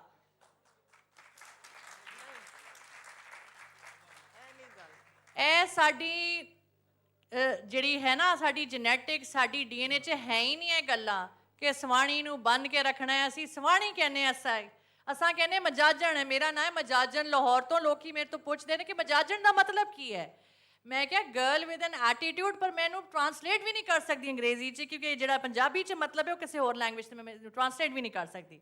ਸੋ ਜਿਨ੍ਹਾਂ ਨੇ ਇਹ ਲਫ਼ਜ਼ ਕੱਢੇ ਨੇ ਉਹ ਕਿਵੇਂ ਆਨਰ ਕਿਲਿੰਗ ਕਰਨਗੇ? ਮਤਲਬ ਤੁਸੀਂ ਆਪ ਕਰ ਲੈਂਦੇ ਨੇ ਨਹੀਂ, ਮਤਲਬ ਮੈਂ ਇਹ ਗੱਲ ਨਹੀਂ ਕਰ ਰਹੀ। ਅਸੀਂ ਪੰਜਾਬੀ ਕਿੱਥੇ ਆ ਜੁਗਨੂ ਜੀ? ਅਸੀਂ ਪੰਜਾਬੀ ਬਣੇ ਹੀ ਨਹੀਂ, ਅਸੀਂ ਬੋਲੀ ਆਪਣੀ ਜਿਹੜੀ ਹੈ ਉਹ ਰਾਈਜ਼ ਨਹੀਂ ਕਰ ਸਕੇ। ਮੈਂ ਗੱਲ ਇਹ ਨਹੀਂ ਕਰੀ ਕਿ ਹੁਣ ਦੀ ਕਿ ਜਿਹੜੀ ਹੈ ਸਾਡੀ ਲੋਕ ਨੇ ਉਹ ਇਵੇਂ ਦੇ ਹੈ ਨੇ ਕਿ ਨਹੀਂ ਨੇ। ਉਹ ਮਾਰੀਆਂ ਸਿਆਲਾਂ ਨੇ ਵੀ ਤੇ ਹੀਰ ਨੂੰ ਨਾ ਖੇੜਿਆਂ ਵੱਲ ਕੱਲ ਦਿੱਤਾ ਸੀ, ਕਿਸੇ ਗੱਲਾਂ ਕਰਦੇ ਹੋ? ਉਹ ਆਨਰ ਕਿਲਿੰਗ ਨਹੀਂ ਸਿਰ ਕੀ ਸੀ? ਹਾਂ ਨਹੀਂ ਅਸੀਂ ਵੀ ਸਭ ਕੁਝ ਕਰ ਲੈਨੇ ਇੱਥੇ, ਇਹ ਗੱਲ ਨਹੀਂ ਉਹ ਕਰ ਲੈਣੇ ਹੈ ਪਰ ਲੇਕਿਨ ਕੀ ਤੁਸੀਂ ਉਹਨੂੰ ਐਜ਼ ਏ ਪੰਜਾਬੀ ਜਸਟੀਫਾਈ ਕਰ ਸਕਦੇ ਹੋ ਕਿ ਜੀ ਇਹ ਪੰਜਾਬੀਅਤ ਦਾ ਹਿੱਸਾ ਹੈ? ਕਿਉਂਕਿ ਅਸੀਂ ਤੇ ਆਪਣਾ ਮੋਢਿਆਂ ਤੇ ਰੱਖਤਾ ਹੈ ਔਰਤ ਦੇ ਕੇ ਜੀ ਸਾਰਾ ਜਿਹੜਾ ਧਰਮ ਵੀ ਹੈ ਤੇ ਕਲਚਰ ਵੀ ਇੰਨੇ ਟੋਰਨਾ ਹੈ। ਅਸੀਂ ਜੀਨਸ ਵੀ ਪਾਵਾਂਗੇ ਤੇ ਅਸੀਂ ਪੰਜਾਬੀ ਹਾਂ। ਤੁਸੀਂ ਤੁਹਾਡੀ ਸ਼ਕਲ, ਮੇਰੀ ਸ਼ਕਲ ਤੇ ਕਿੰਨੇ ਲੋਕ ਗੱਲ ਕਰਦੇ ਨੇ ਕਿ ਤੁਹਾਡੇ ਵਾਲ ਪਿੰਕ ਕਿਉਂ ਨੇ, ਇਹ ਕਿਉਂ ਨੇ, ਤੇ ਆਪ ਮੈਂ ਕਿਹਾ ਸਰ ਮੈਨੂੰ ਉਹ ਲੋਕ ਆ ਕੇ ਮੈਸੇਜ ਕਰਦੇ ਨੇ ਜਿਨ੍ਹਾਂ ਨੇ ਆਪ ਪੱਗਾਂ ਨਹੀਂ ਪਾਈਆਂ ਹੁੰਦੀਆਂ, ਕਹਿੰਦੇ ਨੇ ਕਿ ਤੁਸੀਂ ਚੁੰਨੀ ਨਹੀਂ ਲਈ। ਮੈਂ ਕਿਹਾ ਸਰ ਤੁਹਾਡੀ ਪੱਗ ਵੀ ਨਹੀਂ ਹੈ ਸਿਰ ਤੇ ਜਿਹੜਾ ਤੁਸੀਂ ਮੈਨੂੰ ਗੱਲ ਕਰ ਰਹੇ ਹੋ। ਸੋ ਉਹ ਮੁਨਾਫਕਤ ਤੇ ਹੈ, ਪਰ ਉਹ ਇਸ ਕਰਕੇ ਕਿਉਂਕਿ ਅਸੀਂ ਪੰਜਾਬੀਅਤ ਤੋਂ ਬਹੁਤ ਦੂਰ ਹੋ ਗਏ ਹਾਂ। ਹਿਸਟਰੀ 'ਚ ਸਾਰੀ ਹਰ ਸ਼ੈ ਹੈ, ਪੋਜ਼ਿਟਿਵ ਵੀ ਹੈ, ਨੈਗੇਟਿਵ ਵੀ ਹੈ, ਲੇਕਿਨ ਅਸੀਂ ਗੋਰਿਆਂ ਤੋਂ ਬਹੁਤ ਪ੍ਰਭਾਵਿਤ ਹੁੰਦੇ ਨੇ। ਤੁਸੀਂ ਮਾਰੀਆ ਦੇਖੋ ਥੋੜੀ ਜੀ ਨਾ ਹਕੀਕਤ ਨੂੰ ਮੰਨਣਾ ਹੀ ਚਾਹੀਦਾ। ਵੇਖੋ ਅਗਰ ਰਾਂਝਾ ਸੀ ਨਾ ਤੇ ਕੈਦੋ ਵੀ ਪੰਜਾਬੀ ਸੀ। ਲੇਕਿਨ ਜਿਹੜੀ ਗੱਲ ਹੈ ਨਾ ਪੰਜਾਬੀਆਂ ਦੀ, ਦੇਖੋ ਹੀਰ ਨੂੰ ਓਵਰਆਲ ਪੰਜਾਬੀ ਜੇ ਮਾੜਾ ਸਮਝਦੇ ਤਾਂ ਉਹਦਾ ਕਿੱਸਾ ਕੁਰਾਨ ਵਾਂਗੂ ਹਿਫਜ਼ ਨਾ ਕਰਦੇ। ਅਸੀਂ ਅੱਜ ਤੱਕ ਅਗਰ ਉਸ ਕਿੱਸੇ ਨੂੰ ਯਾਦ ਰੱਖਿਆ ਤੇ ਇਹਦਾ ਮਤਲਬ ਪੰਜਾਬੀਆਂ ਨੇ ਪੰਜਾਬੀ ਹੋਣ ਦੀ ਹਸੀਅਤ ਵਿੱਚ ਹੀਰ ਦੇ ਇਸ਼ਕ ਨੂੰ ਬੁਰਾ ਨਹੀਂ ਸਮਝਿਆ ਤੇ ਅਸੀਂ ਉਹਨੂੰ ਅੱਜ ਤੱਕ ਜ਼ਿੰਦਾ ਰੱਖਿਆ। ਜਿਹੜੀ ਮੈਂ ਪਹਿਲਾਂ ਵੀ ਗੱਲ ਕੀਤੀ ਨਾ, ਜਦੋਂ ਫਿਊਡਲ ਲਾਰਡਸ ਆਏ ਤੇ ਹਰ ਉਸ ਪਿੰਡ ਦੇ ਵਿੱਚ ਜਿਹਦੇ 'ਚ ਕੋਈ ਵੱਡਾ ਜ਼ਗੀਰਦਾਰ ਰਹਿੰਦਾ ਸੀ ਉੱਥੇ ਤੁਸੀਂ ਹੀਰ ਨਹੀਂ ਸੋ ਪੜ੍ਹ ਸਕਦੇ ਕਿ ਇਹ ਧੀਆਂ ਹੀਰ ਸੁਣਨਗੀਆਂ ਤੇ ਉਹ ਕਿਧਰੇ ਆਪੀ ਵੀ ਹੀਰ ਬਣਨ ਦੀ ਕੋਸ਼ਿਸ਼ ਨਾ ਕਰਨ। ਤੇ ਲੇਕਿਨ ਇਹ ਵੀ ਕਿ ਜਿਹੜੀ ਸਾਡਾ ਗੈਰਤ ਦਾ ਜਾਂ ਇੱਜ਼ਤ ਦੇ ਜਿਹੜੇ ਸਟੈਂਡਰਡ ਬਣਾਏ ਗਏ ਨਾ, ਉਹਦੇ ਵਿੱਚ ਸਾਡੇ ਵਿੱਚ ਵੀ ਕੋਝਾਂ ਹੈ ਨੇ ਔਰ ਉਹਨਾਂ ਨੂੰ ਠੀਕ ਕਰਨ ਦੀ ਲੋੜ ਹੈ। ਨਹੀਂ ਅਸੀਂ ਕਹਿ ਸਕਦੇ ਕਿ ਨਹੀਂ। ਬਿਲਕੁਲ 100%। ਹੁਣ ਤੁਸੀਂ ਖੁਸ਼ ਹੋ ਗਏ? ਕੋਝਾਂ ਹੈਗੀਆਂ ਨੇ, ਕੋਝਾਂ ਨੂੰ ਠੀਕ ਕਰਨ ਦੀ ਲੋੜ ਨਹੀਂ ਬਿਲਕੁਲ ਹੈ ਇਸ਼ੂਜ਼ ਹੈ ਨੇ, ਲੇਕਿਨ ਜਿਸ ਵੇਲੇ ਅਸੀਂ ਕੀ ਆਂਦੇ ਨੇ ਆਪਣਾ ਸਵਾਲ ਜਵਾਬ ਨਾ ਕਰ ਲਈ। ਹਾਂਜੀ ਸਵਾਲ ਜਵਾਬ ਦਾ ਮਤਲਬ ਟਾਈਮ ਮੈਂ ਥੋੜਾ ਜਿਹਾ ਇਹਨਾਂ ਨੂੰ ਆਈ ਥਿੰਕ ਕਾਫੀ ਲੋਕ ਨੇ ਤੇ ਅਸੀਂ ਥੋੜਾ ਜਿਹਾ ਇਹਨੂੰ ਅਬਰਪਟ ਬੈਠੇ ਨੇ ਸਾਹਮਣੇ। ਹਾਂਜੀ ਇਹਨਾਂ ਨੂੰ ਮਾਈਕ ਦਿਓ ਜੀ। ਪਹਿਲੇ ਸਵਾਣੀ ਨੂੰ ਦੇ ਦਈਏ ਅਸੀਂ। ਹਾਂ ਪਹਿਲੇ ਅਸੀਂ ਬੀਬੀ ਨੂੰ ਦੇਣਾ ਚਾਹੁੰਦੇ ਹਾਂ। ਆਹਾ ਨਹੀਂ ਤੁਹਾਡੇ ਕੋਲ ਮਾਈਕ ਸੀ ਤੇ ਤੁਸੀਂ ਬੋਲ ਲੈਂਦੇ। ਚਲੋ ਕੋਈ ਨਹੀਂ, ਚਲੋ ਹਾਏ ਤੁਹਾਡੇ ਦੁੱਖ ਨਹੀਂ ਦੇਖੇ ਜਾਂਦੇ। ਅਸੀਂ ਜਿਹੜੀ ਸਾਡੀ ਆਨਰ ਕਿਲਿੰਗ ਵਾਲੀ ਸਵਾਣੀ ਹੈ ਨਾ, ਉਹਨਾਂ ਨੂੰ ਅਸੀਂ ਸੈਟੀਸਫਾਈ ਕਰਨਾ ਹੈ।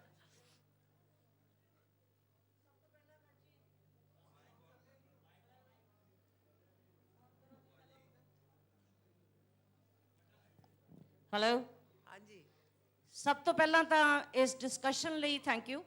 ਮੈਂ ਉਦੋਂ ਦੀ ਸੁਣ ਰਹੀ ਹਾਂ ਔਰ 3-4 ਗੱਲਾਂ ਮੈਂ ਕੈਚ ਕੀਤੀਆਂ ਜਿਨ੍ਹਾਂ ਨੂੰ ਮੈਂ ਜ਼ਰੂਰ ਕਰਨਾ ਚਾਹੂੰਗੀ। ਸੌਰੀ ਮੈਂ ਸ਼ਾਇਦ ਥੋੜਾ ਜਿਹਾ ਲੰਬਾ ਟਾਈਮ ਲੈ ਲਵਾਂ। ਹਾਂਜੀ ਬਿਲਕੁਲ ਕਰਾਉਂਗੀ ਜੀ। ਮੇਰਾ ਨਾਮ ਹਰਿੰਦਰ ਸੈਣੀ ਆ ਜੀ, ਇੰਡੀਆ ਨੂੰ ਬਿਲੋਂਗ ਕਰਦੀ ਹਾਂ। ਕੈਨੇਡਾ 'ਚ ਪਿਛਲੇ 45-46 ਸਾਲਾਂ ਤੋਂ ਰਹਿ ਰਹੀ ਹਾਂ। ਬੜੀ ਖੁਸ਼ੀ ਆ ਕਿ ਇਸ ਵੇਲੇ ਨੰਬਰਸ ਥੋੜ੍ਹੇ ਜਿਹੇ ਜ਼ਿਆਦਾ ਆ। ਜਦੋਂ ਅਸੀਂ ਪ੍ਰੈਜੈਂਟੇਸ਼ਨ ਕੀਤੀ ਉਹਦੇ ਨਾਲੋਂ ਹੁਣ ਨੰਬਰ ਵਧੇ ਹੋਏ ਆ। ਖੁਸ਼ ਹਾਂ ਉਸ ਗੱਲ 'ਚ। ਮੈਂ ਕਹਿਣਾ ਇਹ ਚਾਹੁੰਦੀ ਹਾਂ ਕਿ ਸਭ ਤੋਂ ਪਹਿਲਾਂ ਇੱਕ ਗੱਲ ਤੇ ਬਹੁਤ ਸਾਨੂੰ ਨਾ ਇੱਥੇ ਗੌਰ ਕਰਨ ਦੀ ਜ਼ੋਰ ਹੈ। ਰਜ਼ਾ ਸਾਹਿਬ ਪਲੀਜ਼ ਗੌਰ ਕਰਿਓ। ਮੈਨੂੰ ਪਤਾ ਤੁਸੀਂ ਅਨਾਉਂਸ ਕੀਤਾ ਸੀ, ਜਦੋਂ ਉੱਧਰ ਡਿਸਕਸ਼ਨ ਚੱਲ ਰਹੀ ਲੋਕੀ ਇੰਨਾ ਰੌਲਾ ਪਾ ਰਹੇ ਆ, ਕੁਛ ਖਾਸ ਸ਼ਾਇਦ ਮਹਿਮਾਨ ਆਉਂਦੇ ਆ, ਆਲ ਆਫ ਅ ਸਡਨ ਤੁਹਾਡੇ ਸੋਸ਼ਲ ਮੀਡੀਆ ਵਾਲੇ ਯੂਟਿਊਬਰਸ, ਇੱਕ ਤਾਂ ਹੈਗਾ ਤੁਸੀਂ ਰਿਕਾਰਡ ਕਰ ਰਹੇ ਹੋ, ਇੱਕ ਤੁਸੀਂ ਨਾਲ ਆਪਣੀ ਕਮੈਂਟਰੀ ਵੀ ਕਰ ਰਹੇ ਹੋ। I'm sorry, this is not acceptable.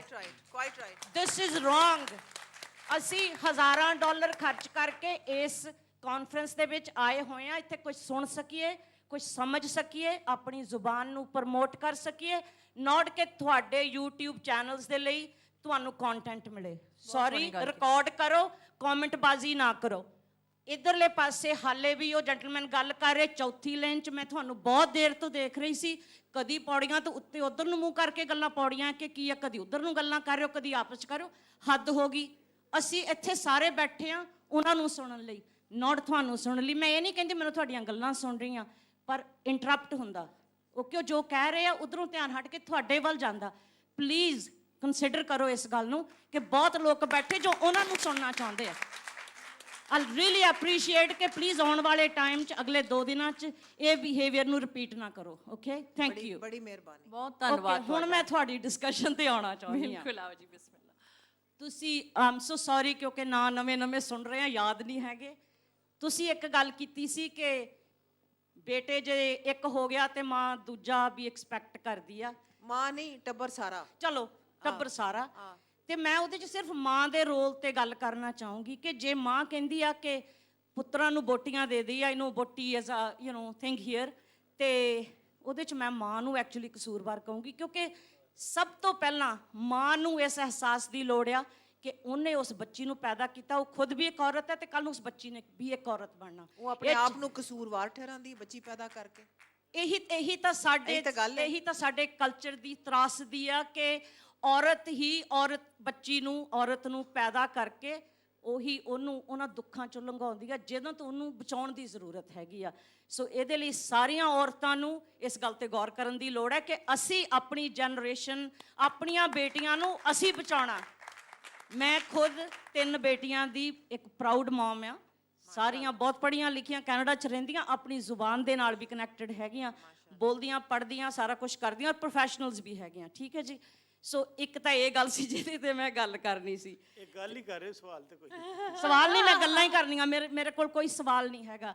ਇੱਕ ਡਾਕਟਰ ਮਾਰੀਆ, ਤੁਸੀਂ ਗੱਲ ਕੀਤੀ ਕਿ ਕੰਟੈਂਟ ਕ੍ਰੀਏਟਰਸ, ਯਸ, ਮੈਂ ਕੀ ਕਹਿਣ ਲੱਗੀ ਹਾਂ।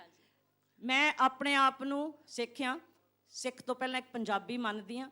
ਪੰਜਾਬੀ ਜ਼ੁਬਾਨ ਬੋਲਦੀ ਪੜ੍ਹਦੀ ਨਹੀਂ, ਗਾਉਂਦੀ ਵੀ ਹਾਂ, ਫੋਕ ਸਿੰਗਰ ਆ। ਉਹਨਾਂ ਮੁਲਕਾਂ 'ਚ ਰਹਿ ਕੇ ਪਿਛਲੇ ਆਲਮੋਸਟ 50 ਸਾਲਾਂ ਤੋਂ ਆਪਣੀ ਜ਼ੁਬਾਨ ਨੂੰ ਦੱਬ ਕੇ ਪ੍ਰਮੋਟ ਕਰ ਰਹੇ ਹਾਂ। ਠੀਕ ਹੈ ਜੀ। ਪਾਕਿਸਤਾਨ, ਇੰਡੀਆ ਦੋਨਾਂ ਦੇ ਪੰਜਾਬਾਂ ਨੂੰ ਰਲਾ ਕੇ ਉਤੋਂ ਵੀ ਜ਼ਿਆਦਾ ਵੱਡਾ ਪੰਜਾਬ ਹੁਣ ਉੱਥੇ ਬਣ ਚੁੱਕਾ, ਜਿਹਦੇ ਲਈ ਅਸੀਂ ਆਪਣੇ ਆਪ ਨੂੰ ਸਮਝਦੇ ਹਾਂ ਕਿ ਸਾਡਾ ਉਹਦੇ ਵਿੱਚ ਕਾਫੀ ਯੋਗਦਾਨ ਹੈ। ਨਾਟ ਮੀ ਐਜ਼ ਐਨ ਇੰਡੀਵਿਜੂਅਲ, ਪਰ ਅਸ ਪੰਜਾਬੀਜ਼ ਐਜ਼ ਅ ਕਮਿਊਨਿਟੀ। ਇੱਥੇ ਲੋਕਾਂ ਨੂੰ ਦੌਰਾ ਪਿਆ ਆ ਕਿ ਉਰਦੂ ਬੋਲੀ ਜਾਈਏ, ਹਿੰਦੀ ਬੋਲੀ ਜਾਈਏ। ਸੌਰੀ, ਮੈਨੂੰ ਬੋਲਦੇ ਸਾਹ ਵੀ ਚੜ ਰਿਹਾ, ਮੈਂ ਇੰਨੀ ਐਕਸਾਈਟਡ ਹੋਈ ਆ। ਪਰ ਉੱਥੇ ਇਹ ਦੌਰਾ ਨਹੀਂ ਹੈਗਾ। ਅਸੀਂ ਬਹੁਤ ਖੁਸ਼ ਹਾਂ। ਬਲਕਿ ਉੱਥੇ ਹਾਲੇ ਵੀ ਕੋਈ ਹਿੰਦੀ ਬੋਲਦਾ ਜਾਂ ਉਰਦੂ ਬੋਲਦਾ ਸੁਣੇ ਤਾਂ ਪਿੱਛੇ ਨੂੰ ਮੁੜ ਕੇ ਦੇਖੀਦਾ ਕਿ ਇਹ ਕੌਣ ਹੈ, ਵੀ ਇੱਥੇ ਕੌਣ ਆ ਗਿਆ ਹਿੰਦੀ ਬੋਲਣ ਵਾਲਾ, ਕਿਉਂਕਿ ਉੱਥੇ ਦੀ ਜਿਹੜੀ ਕਮਿਊਨਿਟੀ ਆ ਉਹ ਬਹੁਤ ਪੰਜਾਬੀ ਹੈਗੀ ਆ। ਤੇ ਜੇ ਇੱਕ ਤੁਸੀਂ ਕੰਟੈਂਟ ਵਾਲੀ ਗੱਲ ਨਾਲ ਮੈਂ ਬਿਲਕੁਲ ਸਹਿਮਤ ਨਹੀਂ, ਕਿਉਂਕਿ ਮੈਂ ਪਰਸਨਲੀ ਸੋਚਦੀ ਹਾਂ ਕਿ ਪੰਜਾਬੀਨੈਸ ਸਾਡੇ ਰਿਲੀਜਨ ਤੋਂ ਪਹਿਲਾਂ ਆਉਂਦੀ ਆ, ਔਰ ਮੈਂ ਕਦੇ ਕੋਈ ਇਹੋ ਜਿਹਾ ਕੰਟੈਂਟ ਦੇਖਿਆ ਵੀ ਨਹੀਂ। ਤੁਸੀਂ ਬਹੁਤ ਪੰਜਾਬੀ ਲੱਗਦੇ ਹੋ। ਲਵ ਦਾ ਫੁਲਕਾਰੀ ਮੈਂ ਬਹੁਤ ਸਾਰੀਆਂ ਓਨ ਕਰਦੀ ਹਾਂ, ਐਂਡ ਆਈ ਰੀਲੀ ਐਪਰੀਸ਼ੀਏਟ ਕਿ ਤੁਸੀਂ ਫੁਲਕਾਰੀ ਲੈ ਕੇ ਆਏ ਹੋ। ਇਹ ਸਾਡੇ ਵਿਰਸੇ ਦਾ, ਸਾਡੇ ਕਲਚਰ ਦਾ ਇਹ ਹਿੱਸਾ ਹੈਗਾ। ਮੈਨੂੰ ਪਤਾ ਹੁੰਦਾ ਕਿ ਫੁਲਕਾਰੀ ਇੰਨੀ ਸੋਹਣੀ ਲੱਗਣੀ ਤਾਂ ਮੈਂ ਵੀ ਲੈ ਕੇ ਆਣੀ ਸੀ, ਪਰ ਅਗਲੇ ਸਾਲ ਸੀ। ਠੀਕ ਹੈ ਜੀ। ਤੇ ਤੁਸੀਂ 1-2 ਗੱਲਾਂ ਹੋਰ ਵੀ ਕਹੀਆਂ ਸੀ, ਪਰ ਮੈਂ ਹੁਣ ਹੋਰ ਟਾਈਮ ਨਹੀਂ ਲੈਣਾ, ਕਿਉਂਕਿ ਜਿਹੜੀਆਂ ਜ਼ਿਆਦਾ ਜ਼ਰੂਰੀ ਸੀਗੀਆਂ ਉਹ ਮੈਂ ਕਰ ਲਈਆਂ। ਸਭ ਤੋਂ ਜ਼ਿਆਦਾ ਜ਼ਰੂਰੀ ਸੀ ਚੁੱਪ ਦੇ ਦਾਨ ਵਾਲੀ, ਕਿ ਪਲੀਜ਼ ਚੁੱਪ ਦਾ ਦਾਨ ਬਖਸ਼ੋ ਜਦੋਂ ਕੋਈ ਵੀ ਡਿਸਕਸ਼ਨ ਚੱਲ ਰਹੀ, ਕੋਈ ਵੀ ਬੋਲ ਰਿਹਾ। ਠੀਕ ਹੈ ਜੀ। Thank you so much. ਮਿਹਰਬਾਨੀ।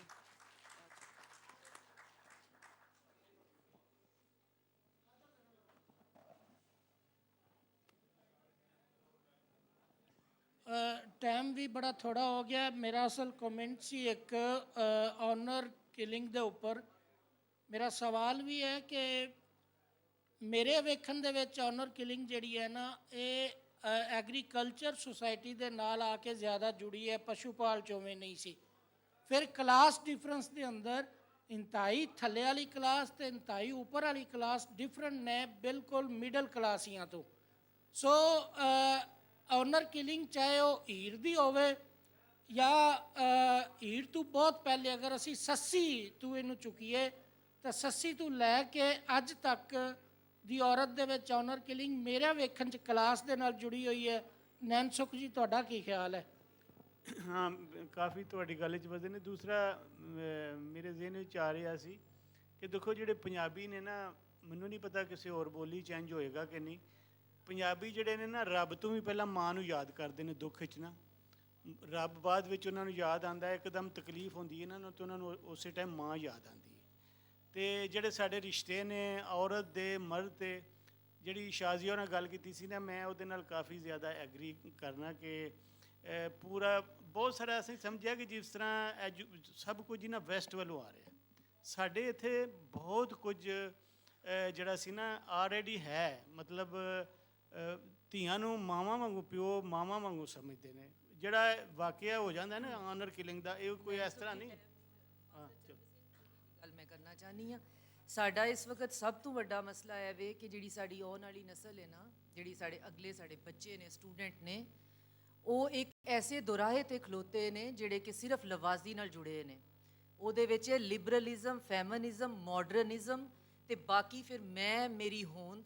ਇਹ ਤੁਸੀਂ ਜਿਸ ਦਿਨ ਕਿਸੇ ਵੀ ਇਲਾਜ ਨਾਲ ਮੁਕਾ ਦਿੱਤਾ ਨਾ, ਜਾਂ ਤਾਂ ਉਹਨਾਂ ਨੂੰ ਸਮਝਾ ਕੇ ਕਿ ਫਿਲਹਾਲ ਸਾਨੂੰ ਇਹਨਾਂ ਦੀ ਜ਼ਰੂਰਤ ਨਹੀਂ, ਜਾਂ ਉਹਨਾਂ ਨੂੰ ਦੇ ਕੇ, ਲੇਕਿਨ ਇਹ ਰੋਲੇ ਜਿਸ ਦਿਨ ਮੁੱਕ ਜਾਣਗੇ, ਉਸ ਦਿਨ ਫਿਰ ਸਾਨੂੰ ਪਤਾ ਲੱਗੇਗਾ ਕਿ ਸਾਡੇ ਕੋਲ ਹਰ ਚੀਜ਼ ਦਾ ਵਿਜ਼ਡਮ ਮੌਜੂਦ ਹੈ। ਸਾਨੂੰ ਸਿਰਫ ਜਾ ਕੇ ਵੇਖਣ ਦੀ ਲੋੜ ਹੈ। ਅਸੀਂ ਉਹਨੂੰ ਵੇਖ ਕੇ ਆਪਣੀ ਲਾਈਫ 'ਤੇ ਰੈਪਲੀਕੇਟ ਕਰਕੇ ਆਪਣੇ ਸਾਰੇ ਪ੍ਰੋਬਲਮ ਹੱਲ ਕਰ ਸਕਦੇ ਹਾਂ। ਸਾਨੂੰ ਵੈਸਟ ਵੱਲ ਵੇਖਣ ਦੀ ਲੋੜ ਨਹੀਂ, ਕਿਉਂਕਿ ਉਹਨਾਂ ਦੇ ਆਪਣੇ ਇੰਡੀਜਨਸ ਮਾਡਲ ਨੇ। ਅਸਾਂ ਅੱਜ ਤੱਕ ਆਪਣਾ ਕੋਈ ਫਿਲੋਸੋਫੀਕਲ ਇੰਡੀਜਨਸ ਮਾਡਲ ਨਹੀਂ ਵੇਖਿਆ। ਅਤੇ ਅਗਰ ਤੁਹਾਨੂੰ ਇਹ ਦੱਸਿਆ ਜਾਏ ਕਿ ਸਾਡੇ ਕੋਲ ਮੌਜੂਦ ਨੇ, ਤਾਂ ਫਿਰ ਇਹ ਬਹੁਤ ਹੈਰਤ ਹੋਵੇਗੀ।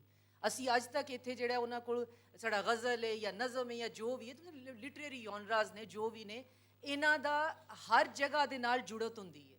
ਮੇਰਾ ਪੁਆਇੰਟ ਸਿਰਫ ਇਹ ਵੇ, ਅਗਰ ਕਿਸੇ ਦੀ ਆਨਰ ਕਿਲਿੰਗ ਵੀ ਹੁੰਦੀ ਹੈ ਤਾਂ ਇੱਕ ਕ੍ਰਾਈਮ ਹੈ, ਹਰ ਬੰਦੇ ਨੂੰ ਉਹਦੇ ਵਾਸਤੇ ਉੱਠਣਾ ਚਾਹੀਦਾ ਹੈ। ਅਤੇ ਆਨਰ ਕਿਲਿੰਗ ਦਾ ਤਾਲੁਕ ਜਿਹੜਾ ਹੈ ਉਹ ਬਹੁਤ ਸਾਰੀਆਂ ਚੀਜ਼ਾਂ ਨਾਲ ਹੋ ਸਕਦਾ ਹੈ। ਤੁਹਾਡਾ ਬਲੱਡ ਪ੍ਰੈਸ਼ਰ ਹਾਈ ਹੋਵੇ, ਤੁਸੀਂ ਮਾਰ ਕੇ ਉਹਦੇ ਬਾਅਦ ਤੁਸੀਂ ਪ੍ਰਾਪਰਟੀ ਲੈਣੀ ਹੋਵੇ, ਉਹ ਇੱਕ ਬਿਲਕੁਲ ਸਾਈਡ ਹੈ। ਜੋ ਹੀ ਤੁਸੀਂ ਆਨਰ ਕਿਲਿੰਗ ਨੂੰ ਆਪਣੀ ਜ਼ਿੰਦਗੀ 'ਚ, ਆਪਣੀ ਬੱਚੀ ਦੀ ਜ਼ਿੰਦਗੀ 'ਚ ਲੈ ਕੇ ਆਉਂਦੇ ਹੋ ਅਤੇ ਇਸ ਚੀਜ਼ਾਂ ਨੂੰ ਇਸ ਤਰ੍ਹਾਂ ਬਾਈਨਰੀ ਅਪੋਜੀਸ਼ਨ 'ਚ ਪਾਉਂਦੇ ਹੋ, ਉਹ ਬਾਈਨਰੀ ਅਪੋਜੀਸ਼ਨ 'ਚ ਪਾ ਕੇ ਇੱਕ ਤਰਫ ਉਹ ਖਲੋਤੀ ਹੈ ਕਿ ਹੁਣ ਮੈਂ ਮਾਡਰਨ ਬਣੀ ਅਤੇ ਮੈਂ ਪੰਜਾਬਣ ਨਹੀਂ ਬਣ ਸਕਦੀ, ਮੈਂ ਪੰਜਾਬਣ ਬਣੀ ਅਤੇ ਮੈਂ ਮਾਡਰਨ ਨਹੀਂ ਬਣ ਸਕਦੀ, ਮੈਂ ਪੇਂਡੂ ਹਾਂ, ਮੈਂ ਨਹੀਂ ਪੇਂਡੂ ਹਾਂ। ਅਸੀਂ ਪਹਿਲਾਂ ਉਹਨਾਂ ਨੂੰ ਇਹ ਤਾਂ ਦੱਸ ਲਈਏ ਕਿ ਤੂੰ ਪੇਂਡੂ ਹੋਣ ਦੇ ਬਾਅਦ ਵੀ ਬਹੁਤ ਜ਼ਿਆਦਾ ਮਾਡਰਨ ਹੋ ਸਕਦੀ। ਅਗਰ ਅਸੀਂ ਇਹ ਲਫ਼ਜ਼ ਹੀ ਇਸਤੇਮਾਲ ਕਰਨਾ, ਮੈਨੂੰ ਇਹਦੇ ਤੋਂ ਬਹੁਤ ਚਿੜ ਹੈ।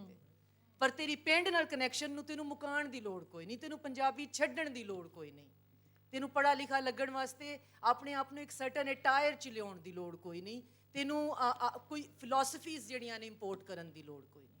ਮੇਰਾ ਇਹ ਜ਼ਾਤੀ ਖਿਆਲ ਹੈ, ਇਹਦੇ ਨਾਲ ਡਿਸਐਗਰੀ ਤੇ ਐਗਰੀ ਕੀਤਾ ਜਾ ਸਕਦਾ ਜੀ। ਇੱਕ ਛੋਟੀ ਜਿਹੀ ਗੱਲ, ਮੁਹੰਮਦ ਬੂਟਾ ਮੇਰਾ ਨਾਮ ਹੈ, ਪੱਤੋ ਕਿਤੋਂ ਤਸ਼ਰੀਫ ਲੈ ਆਇਆ।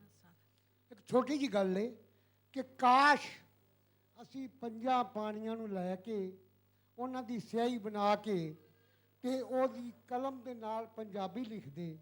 ਅਸੀਂ ਦੂਜੇ ਪਾਸੇ ਟੁਰ ਪਏ, ਪੰਜਾਂ ਪਾਣੀਆਂ ਨੂੰ ਲੈ ਕੇ ਪਾਣੀ ਅਸੀਂ ਪੰਜਾਬੀ ਨੂੰ ਧੋਣ ਤੇ ਲੱਕ ਬੱਧਾ ਹੋਇਆ, ਬਜਾਏ ਕਿ ਅਸੀਂ ਸਿਆਹੀ ਲੈ ਪੰਜਾਂ ਪਾਣੀਆਂ ਦੀ ਤੇ ਪੰਜਾਬ ਦੀ ਆਵਾਜ਼ ਨੂੰ ਬੁਲੰਦ ਕਰਦੇ। ਬਹੁਤ ਸੋਹਣੀ ਗੱਲ।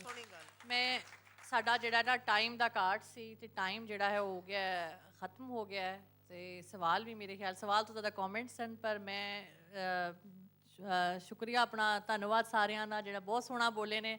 ਮੈਨੂੰ ਤਾਂ ਬੋਲਣ ਦੀ ਲੋੜ ਹੀ ਨਹੀਂ ਪਈ, ਸਾਰਾ ਇਹਨਾਂ ਨੇ ਬਹੁਤ ਸੋਹਣਾ ਹੈਂਡਲ ਕਰ ਲਿਆ, ਤੇ ਥੈਂਕ ਯੂ ਸੋ ਮਚ। ਅਸੀਂ ਫਿਰ I think over to Usman. ਬਹੁਤ ਸ਼ੁਕਰੀਆ ਜੀ, ਥੈਂਕ ਯੂ ਸੋ ਮਚ। ਆਪਣੇ ਪਰੋਣੇ ਵਾਸਤੇ ਢੇਰ ਸਾਰੀਆਂ ਤਾਲੀਆਂ, ਔਰ ਮੋਡਰੇਟਰ ਵਾਸਤੇ ਵੀ। ਇੱਥੇ ਅਗਰ ਫਰੰਟ ਤੇ ਆ ਜੋ ਇੱਕ ਯਾਦਗਾਰੀ ਤਸਵੀਰ ਬਣ ਜਾਏ, ਔਰ ਕਾਨਫਰੰਸ ਦੀ ਤਰਫੋਂ ਕੁਝ ਤੋਹਫੇ ਨੇ, ਕੁਝ ਤਹਾਇਫ ਨੇ, ਵੀ ਤੁਹਾਨੂੰ ਦੇ ਦਿੱਤੇ ਜਾਣ। ਜਲਦੀ ਨਾਲ ਤਸਵੀਰ ਸੋਹਣੀ ਜੀ ਬਣਾ ਦਿਓ ਫੋਟੋਗ੍ਰਾਫਰ ਸਾਹਿਬ।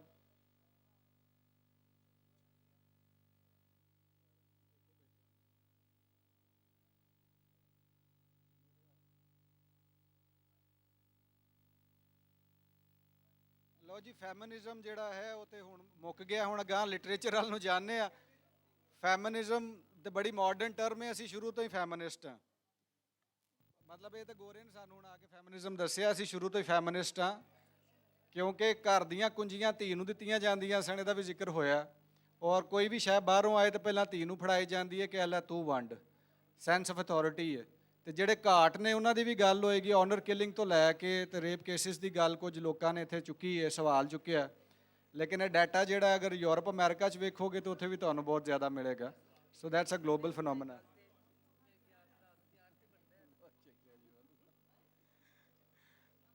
ਜੀ ਅਗਲੇ ਸੈਸ਼ਨ ਨਾਲ ਅਸੀਂ ਜਾਣਾ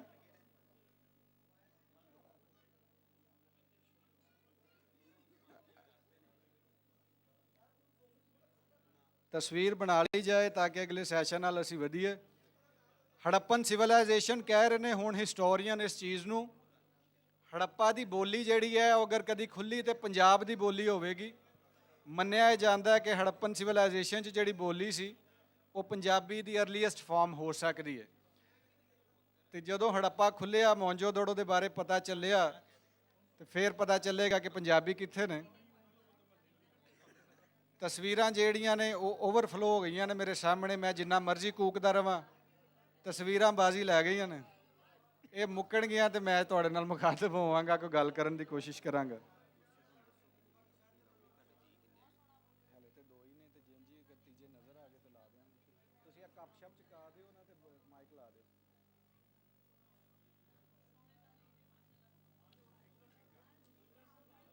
ਜੀ ਦੋਸਤੋ, ਦੋ ਪੰਜਾਬਾਂ 'ਚ ਵੀ ਕੰਧ ਹੈ ਤੇ ਇਸ ਵੇਲੇ ਮੇਰੇ ਔਰ ਤੁਹਾਡੇ 'ਚ ਵੀ ਇੱਕ ਛੋਟੀ ਜਿਹੀ ਮੁਹੱਬਤ ਭਰੀ ਤਸਵੀਰਾਂ ਵਾਲੀ ਕੰਧ ਹੈ। ਜਿੰਝ ਹੀ ਹਟੇਗੀ ਮੈਂ ਤੁਹਾਡੇ ਨਾਲ ਗੱਲਬਾਤ ਸਾਂਝੀ ਕਰਾਂਗਾ। ਤੇ ਡਾਕਟਰ ਮਾਰੀਆ ਆਪਣੀ ਨਸ਼ਿਸ਼ ਤੇ ਅਗਰ ਬੈਠ ਜਾਣ, ਬਾਕੀ ਦੋਸਤ ਵੀ ਬੈਠ ਜਾਣ ਤੇ ਮੈਡਮ ਦੁਬਾਰਾ ਤੁਹਾਨੂੰ ਲੈਕਚਰ ਨਹੀਂ ਦੇਣਗੀਆਂ ਕਿ ਪੰਜਾਬੀ ਚੁੱਪ ਕਰਕੇ ਗੱਲ ਨਹੀਂ ਸੁਣਦੇ। ਜਿਨ੍ਹਾਂ ਦੋਸਤਾਂ ਨੂੰ ਕਿਹਾ ਗਿਆ ਵੀ ਆਪਣੀ ਗੱਲ ਤੇ ਗੌਰ ਕਰਨ, ਅਗਲੇ ਵੀ 2 ਦਿਨ ਇੱਥੇ ਹੀ ਆਉਣਾ ਤੇ ਚੁੱਪ ਕਰਕੇ ਅਗਰ ਗੱਲ ਸੁਣ ਲੋਗੇ ਤੇ ਚੰਗਾ ਰਹੇਗਾ। ਇਹ ਜਗ੍ਹਾ ਖਾਲੀ ਕਰਾ ਦਿਓ। ਆਰਗੇਨਾਈਜ਼ਰਸ ਜਿਹੜੇ ਨੇ, ਸੈਸ਼ਨ ਸ਼ੁਰੂ ਹੋਣ ਲੱਗਾ ਤੇ ਦੋਸਤ ਮੈਨੂੰ ਬਾਏ ਬਾਏ ਕਰਕੇ ਬਾਹਰ ਨੂੰ ਜਾ ਰਹੇ ਨੇ। ਕਿਆਸੀ ਸੋਹਣੀ ਰੰਗ ਬਣਾਇਆ ਜੀ। ਜੀ ਮੇਰਾ ਸੈਸ਼ਨ ਜਿਹੜੇ ਦੋਸਤ ਸੁਣਨ ਆਏ ਨੇ ਉਹ ਤੇ ਬਹਿ ਹੀ ਜਾਓ। ਜਿਹੜੇ ਜਾ ਰਹੇ ਨੇ ਉਹਨਾਂ ਨੂੰ ਡੱਕ ਨਹੀਂ ਸਕਦੇ, ਲੇਕਿਨ ਕੁਝ ਦੋਸਤ ਖਾਸ ਮੇਰੀ ਦਾਵਤ ਤੇ ਆਏ ਨੇ, ਉਹਨਾਂ ਦਾ ਢੇਰ ਧੰਨਵਾਦ ਔਰ ਬਾਕੀਆਂ ਦਾ ਉਸ ਤੋਂ ਦੂਣਾ ਧੰਨਵਾਦ ਹੈ। ਇਹ ਜਗ੍ਹਾ ਖਾਲੀ ਅਗਰ ਕਰ ਦਿਓ ਤਾਂ ਕਿ ਇਹਨੂੰ ਸ਼ੁਰੂ ਕਰੀਏ। ਬਾਜਵਾ ਸਾਹਿਬ ਦੇ ਸੈਸ਼ਨ ਤੇ ਨਾ ਬਹਿਣ ਵਾਲੇ ਸੱਜਣਾ ਦੇ ਨਾਂ ਇੱਕ ਲਤੀਫਾ ਹੈ। ਮੌਲਵੀ ਅਜ਼ਾਨ ਪਿਆ ਦਿੰਦਾ ਆਇਆ, ਸਰਦਾਰ ਜਿਹੜੇ ਇਹ ਫੈਮਿਨਿਜ਼ਮ ਇੱਥੇ ਤੇ ਨਹੀਂ ਲੜਨ ਲੱਗ ਪਿਆ। ਭੈਣ ਮੇਰੀ ਚੁੱਪ ਕਰ ਜਾਓ। ਉਹ ਮੌਲਵੀ ਅਜ਼ਾਨ ਪਿਆ ਦਿੰਦਾ ਆਇਆ ਨਾ ਤੇ ਇੱਕ ਜੱਟ ਨੇ ਘਰ ਨੂੰ ਦੌੜ ਲਾ ਦਿੱਤੀ ਤੇ ਦੂਰੂ ਸੱਤ ਆਦੀ ਬੁੱਢੀ ਨੂੰ ਕਹਿੰਦਾ ਹੈ ਕਿ ਨੀ ਫੱਤੋ ਕਲਮਾ ਨਾ ਭਰੀ। ਇਹ ਉਹੀਓ ਮੌਲਵੀ ਜਿਹੜਾ ਮੇਰੇ ਨਾਲ ਲੜਿਆ ਸੀ। ਮੈਨੂੰ ਇਹ ਲੱਗਦਾ ਹੈ ਕਿ ਬਾਜਵਾ ਸਾਹਿਬ ਦੇ ਜ਼ਾਤੀ ਇਖਤਲਾਫ ਦੀ ਵਜ੍ਹਾ ਤੋਂ ਸਾਰਾ ਹਾਲ ਵੇਲਾ ਹੋ ਗਿਆ ਤੇ ਬਾਜਵਾ ਸਾਹਿਬ ਨੂੰ ਇੰਨੀ ਵਾਰੀ ਰੋਕਿਆ ਕਿ ਬੰਦਿਆਂ ਨਾਲ ਨਾ ਲੜੇ ਕਰੋ, ਨਹੀਂ ਤਾਂ ਫਿਰ ਇਹ ਵੀ ਫੈਮਿਨਿਸਟ ਹੀ ਨਿਕਲਣਗੇ। ਉਹ ਚਲੇ ਤਾਂ ਗਏ ਨਾ।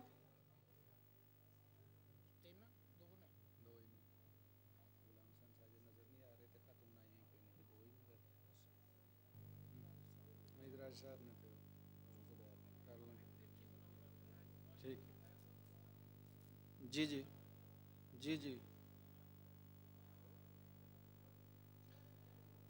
ਉਹ ਸੈਟਿੰਗ ਅਸੀਂ ਵੇਖ ਰਹੇ ਸਾਂ। ਮੈਂ ਨਹੀਂ ਜੀ ਘੁਲਦਾ, ਕਿਸੇ ਨਾਲ ਨਹੀਂ ਲੜਦਾ। ਮੈਂ ਕੋਸ਼ਿਸ਼ ਕਰਨਾ ਨਾ ਲੜਿਆ ਜਾਵੇ ਤੇ ਜਿਹੜੇ ਦੋਸਤ ਮੇਰੇ ਤੋਂ ਨਾਰਾਜ਼ ਨੇ ਉਹ ਰਾਜ਼ੀ ਹੋ ਜਾਣ, ਕਿਉਂਕਿ ਮੈਂ ਕਿਸੇ ਦੀ ਲੜਾਈ ਜਿਹੜੀ ਉਹ ਨਹੀਂ ਚੱਕ ਸਕਦਾ ਭਾਰ ਇਸ ਗੱਲ ਦਾ। ਸੋ ਜਨਾਬ ਆਪਣੇ ਆਪ ਨੂੰ ਆਪ ਹੀ ਦਾਵਤ ਦੇਣ ਲੱਗੇ ਹਾਂ, ਕਿਉਂਕਿ ਮੈਂ ਮੋਡਰੇਟ ਕਰ ਰਿਹਾ ਇਸ ਸੈਸ਼ਨ ਨੂੰ ਤੇ ਇਸ ਲਈ ਆਪਣੇ ਆਪ ਨੂੰ ਆਪ ਹੀ ਦਾਵਤ ਦੇਣਾ। ਜਨਾਬ ਇੱਥੇ ਇੱਕ ਮੁੰਡਾ ਲਗਾ ਫਿਰਦਾ, ਉਹਦਾ ਨਾਂ ਅਲੀ ਉਸਮਾਨ ਬਾਜਵਾ ਹੈ। ਉਹ ਕਹਾਣੀ ਲਿਖਦਾ, ਰੇਡੀਓ ਦੇ ਨਾਲ ਜੌਬ ਕਰਦਾ, ਐਕਟਿੰਗ ਕਰਦਾ ਔਰ ਕਹਿ ਲਓ ਕਿ ਮੀਡੀਆ ਪਰਸਨ ਹੈ ਔਰ ਇਸ ਸੈਸ਼ਨ ਨੂੰ ਮੋਡਰੇਟ ਕਰੇਗਾ। ਹੁਣ ਉਸ ਕੁਰਸੀ ਤੇ ਜਾ ਕੇ ਮੈਂ ਦੱਸਾਂਗਾ ਕਿ ਉਹ ਕੀ ਕਹੇਗਾ।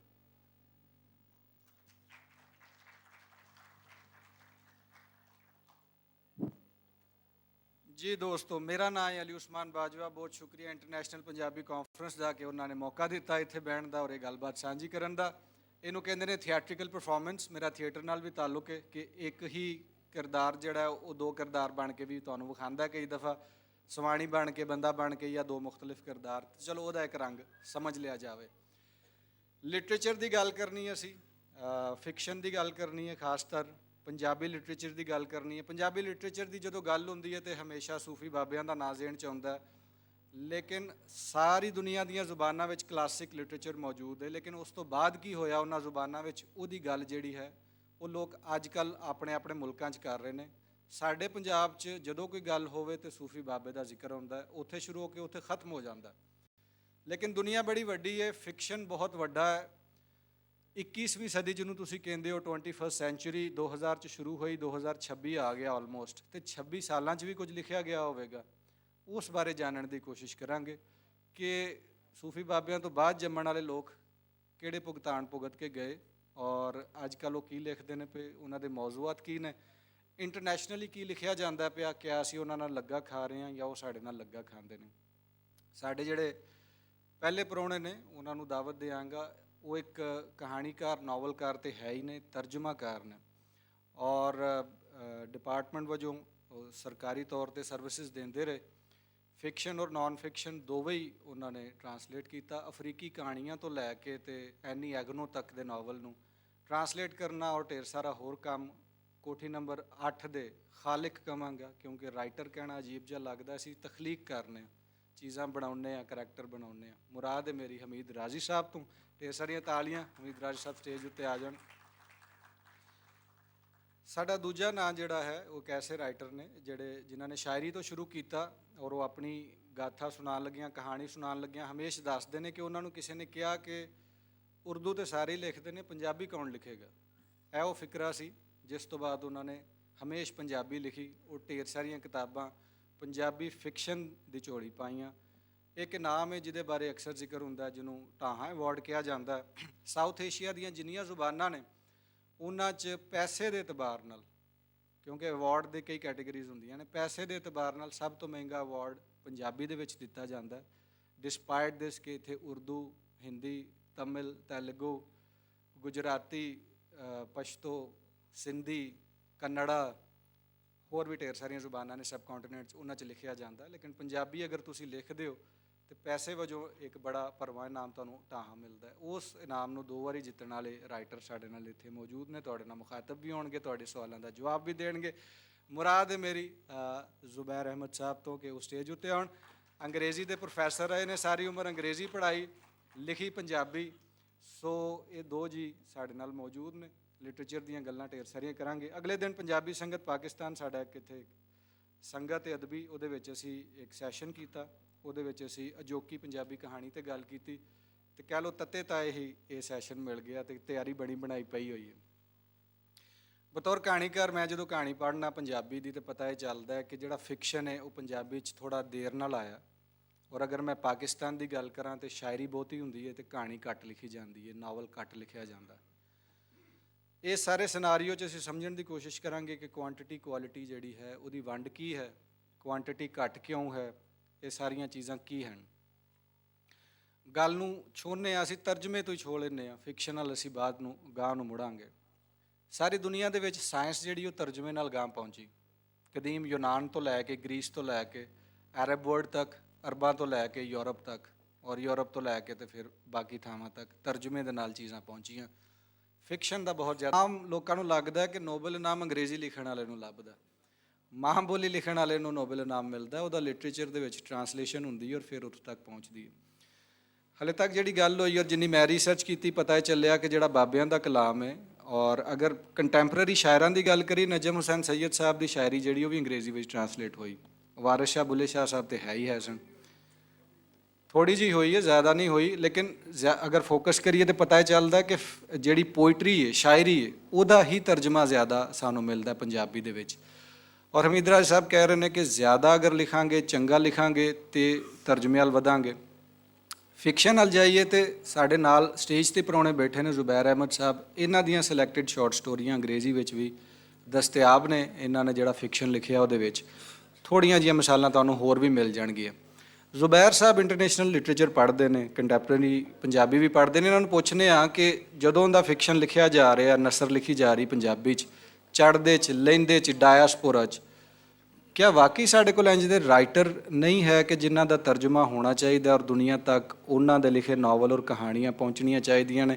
ਮਿਆਰ ਦੇ ਬਾਰੇ ਦੱਸਿਆ ਜੇ ਕਿ ਕਿਆ ਵਾਕਈ ਪੰਜਾਬੀ ਨਸਰ 'ਚ ਇੰਨੀ ਕੁਆਲਿਟੀ ਨਹੀਂ ਕਿ ਉਹਦਾ ਤਰਜਮਾ ਹੋ ਸਕੇ, ਇਸ ਲਈ ਅਸੀਂ ਪੋਇਟਰੀ ਕਰੀ ਜਾ ਰਹੇ ਹਾਂ। बहुत शुक्रिया। आवाज़ आ रही? हाँ जी, बहुत शुक्रिया।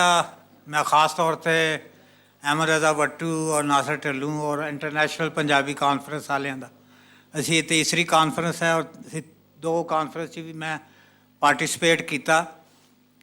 ऐतकी जड़ा है सरदारां दी जड़ी कमी है बड़ी महसूस हो रही है। मेरी दुआ है, मेरी आस है कि असी दो ही मुल्क नਵੇਂ ਤੋਂ ਨਵੇਂ ਮਜ਼ਾਇਲ ਵੀ ਬਣਾਈ ਜਾ ਰਹੇ ਹਾਂ, ਤਾਂ ਪਤਾ ਨਹੀਂ ਕਿਹੜੇ ਕਿਹੜੇ ਜਹਾਜ਼ ਵੀ ਬਣਾਈ ਜਾ ਰਹੇ ਹਾਂ। ਅਸੀਂ ਕਬੀਰ ਦੀ ਤੇ ਵਾਰਿਸ ਸ਼ਾਹ ਦੀ ਬੋਲੀ ਵਿੱਚ ਇੱਕ ਦੂਜੇ ਨਾਲ ਗੱਲ ਕਰੀਏ, ਅਸੀਂ ਅਮਨ ਦੀ ਗੱਲ ਕਰੀਏ। ਔਰ ਮੈਂ ਆਸ ਰੱਖਣਾ ਵਾਂ ਕਿ ਅਗਲੀ ਵਾਰੀ ਅਸੀਂ ਬਹੁਤ ਜ਼ਿਆਦਾ ਜਿਹੜੇ ਨੇ ਪਰਲੇ ਪੰਜਾਬ ਦੇ ਪੰਜਾਬੀ ਜਿਹੜੇ ਨੇ ਉਹਨਾਂ ਨੂੰ ਅਸੀਂ ਮਿਲਾਂਗੇ, ਦੇਖਾਂਗੇ। ਔਰ ਇਸ ਦਫਾ ਬੜਾ ਉਹਨਾਂ ਦਾ ਜਿਹੜੀ ਉਹਨਾਂ ਨੇ ਜਿਹੜੀ ਰੌਣਕ ਲਾਉਂਦੇ ਨੇ, ਹੁਣ ਕੈਨੇਡਾ ਤੋਂ ਤੇ USA ਤੋਂ ਜ਼ਿਆਦਾ ਲੋਕ ਆਏ ਹੋਏ ਨੇ, ਥੋੜ੍ਹੀ ਜਿਹੀ ਰੌਣਕ ਲੱਗੀ, ਲੇਕਿਨ ਜੋ ਪਰਲੇ ਪੰਜਾਬ ਤੋਂ ਆ ਕੇ ਰੌਣਕ ਲੱਗਦੀ ਹੈ ਉਹਦੀ ਗੱਲ ਨਹੀਂ ਬਣੀ। ਹੁਣ ਮੈਂ ਆਨਾ ਵਾਂ ਇਹ ਜਿਹੜਾ ਇਹਨਾਂ ਨੇ ਸਵਾਲ ਕੀਤਾ ਬਾਜਵਾ ਜੀ ਨੇ, ਬਾਜਵਾ ਆਪ ਵੀ ਬੜੇ ਸੋਹਣੇ ਕਹਾਣੀਕਾਰ ਨੇ, ਥੋੜ੍ਹਾ ਜਿਹਾ ਆਜਜ਼ੀ ਤੋਂ ਕੰਮ ਲਿਆ ਇਹਨਾਂ ਨੇ। ਮੇਰੀ ਕਿਤਾਬ ਜਿਹੜੀ ਅੰਗਰੇਜ਼ੀ 'ਚ ਜਿਹੜੀ ਤਰਜਮਾ ਹੋਈ ਸੀ ਉਹ ਪ੍ਰੋਫੈਸਰ ਐਨ ਮਰਫੀ ਨੇ UBC ਦੇ ਵਿੱਚ ਉਹਨਾਂ ਨੇ ਕੀਤੀ ਸੀ। ਸ਼ਾਇਦ ਮੈਂ ਲਹਿੰਦੇ ਪੰਜਾਬ ਦਾ ਪਹਿਲਾ ਰਾਈਟਰ ਹਾਂ, ਕਹਾਣੀਕਾਰ ਜਿਹਦੀਆਂ ਕਹਾਣੀਆਂ ਜਿਹੜੀਆਂ ਹੈ ਤੁਸੀਂ ਕਹਿ ਸਕਦੇ ਹੋ ਕਿ ਮੇਮ ਨੇ ਕੀਤੀਆਂ ਨੇ। ਅਤੇ ਉਹਦਾ ਇੱਕ ਲੋਕਲ ਐਡੀਸ਼ਨ ਵੀ ਇੱਥੇ ਸ਼ਾਇਦ ਕੀਤਾ ਸੀ ਰੀਡਿੰਗ ਵਾਲਿਆਂ ਨੇ, ਜਿਹੜਾ ਇੱਕ ਬਹੁਤ ਵੱਡਾ ਪਬਲਿਸ਼ਿੰਗ ਅਦਾਰਾ ਹੈ, ਔਰ 1100 ਕਾਪੀ ਉਹਨਾਂ ਨੇ ਛਾਪੀ ਸੀ, ਔਰ ਪਹਿਲਾ ਐਡੀਸ਼ਨ ਉਹਦਾ ਖ਼ਤਮ ਹੋ ਗਿਆ, ਹੁਣ ਦੂਜਾ ਐਡੀਸ਼ਨ ਜਾ ਰਿਹਾ। ਜਿਹੜਾ ਇਹਦਾ ਟੌਪਿਕ ਹੈ ਅੱਜ ਦਾ, ਜਿਹੜਾ ਸਵਾਲ ਵੀ ਹੈ ਬਾਜਵਾ ਜੀ ਦਾ, ਕਿ ਜਿਹੜਾ ਪੰਜਾਬੀ ਲਿਟਰੇਚਰ ਦੇ ਵਿੱਚ ਅਜਿਹਾ ਕੀ ਹੈ ਜਿਹਨੂੰ ਅਸੀਂ ਇੰਟਰਨੈਸ਼ਨਲ ਤੌਰ 'ਤੇ ਸਾਹਮਣੇ ਰੱਖ ਸਕੀਏ, ਫਿਕਸ਼ਨ ਦੇ ਵਿੱਚ ਖਾਸ ਤੌਰ 'ਤੇ। ਜਿਹੜਾ ਟੌਪਿਕ ਵੀ ਹੈ ਕਿ ਜਿਹੜਾ ਇੰਟਰਨੈਸ਼ਨਲ ਹੈ ਉਹਦਾ ਸਾਡੇ 'ਤੇ ਇੰਪੈਕਟ ਕੀ ਹੈ। ਹੁਣੀ ਜਿਹੜੀ ਸਵਾਣੀਆਂ ਦੇ ਬਾਰੇ ਜਿਹੜਾ ਪ੍ਰੋਗਰਾਮ ਹੋ ਰਿਹਾ ਸੀ ਉਹਦੇ ਵਿੱਚ ਗੱਲ ਹੋ ਰਹੀ ਸੀ ਕਿ ਸਾਨੂੰ ਵੈਸਟ ਤੋਂ ਲੈਣ ਦੀ ਕੋਈ ਬਹੁਤ ਜ਼ਿਆਦਾ ਲੋੜ ਨਹੀਂ ਹੈ, ਸਾਡੇ ਕੋਲ ਆਪਣਾ ਬਹੁਤ ਕੁਛ ਹੈ।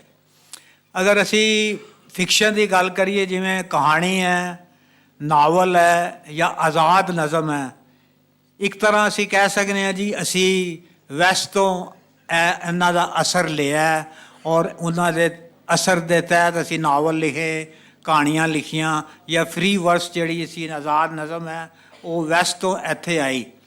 ਅਜਿਹੀ ਕੋਈ ਗੱਲ ਨਹੀਂ ਹੈ। ਜਿਹੜਾ ਸਾਡਾ ਹਿੰਦੁਸਤਾਨ ਹੈ, ਜਿਹੜਾ ਸਾਊਥ ਏਸ਼ੀਆ ਜਿਹੜਾ ਸਾਡਾ ਹੈ, ਅਸੀਂ ਦੁਨੀਆ ਦੀਆਂ ਬਹੁਤ ਵੱਡੀਆਂ ਗ੍ਰੇਟ ਐਪਿਕਸ ਲਿਖੀਆਂ ਨੇ। ਸਾਡੀ ਆਪਣੀ ਪੰਜਾਬੀ ਦੇ ਵਿੱਚ ਕਿੱਸਾ ਰੀਤ ਜਿਹਨੂੰ ਅਸੀਂ ਕਹਿੰਦੇ ਹਾਂ, ਜਿਹਦੇ ਵਿੱਚ ਹੀਰ ਰਾਂਝਾ, ਸੱਸੀ ਬੰਨੂ, ਮਿਰਜ਼ਾ ਸਾਹਿਬਾਂ ਦੀਆਂ ਕਹਾਣੀਆਂ ਮੌਜੂਦ ਨੇ। ਅਸੀਂ ਰਾਮਾਇਣ ਲਿਖੀ ਹੈ, ਅਸੀਂ ਮਹਾਭਾਰਤਾ ਲਿਖੀ ਹੈ, ਔਰ ਐਸੀ ਰਾਵੀ ਦੇ ਕੰਢੇ ਲਿਖੀਆਂ ਗਈਆਂ ਨੇ। ਅਸੀਂ ਇਹ ਸਾਡੀ ਸਾਰੀ ਟ੍ਰੈਡੀਸ਼ਨ ਸਾਡੇ ਕੋਲ ਮੌਜੂਦ ਸੀ।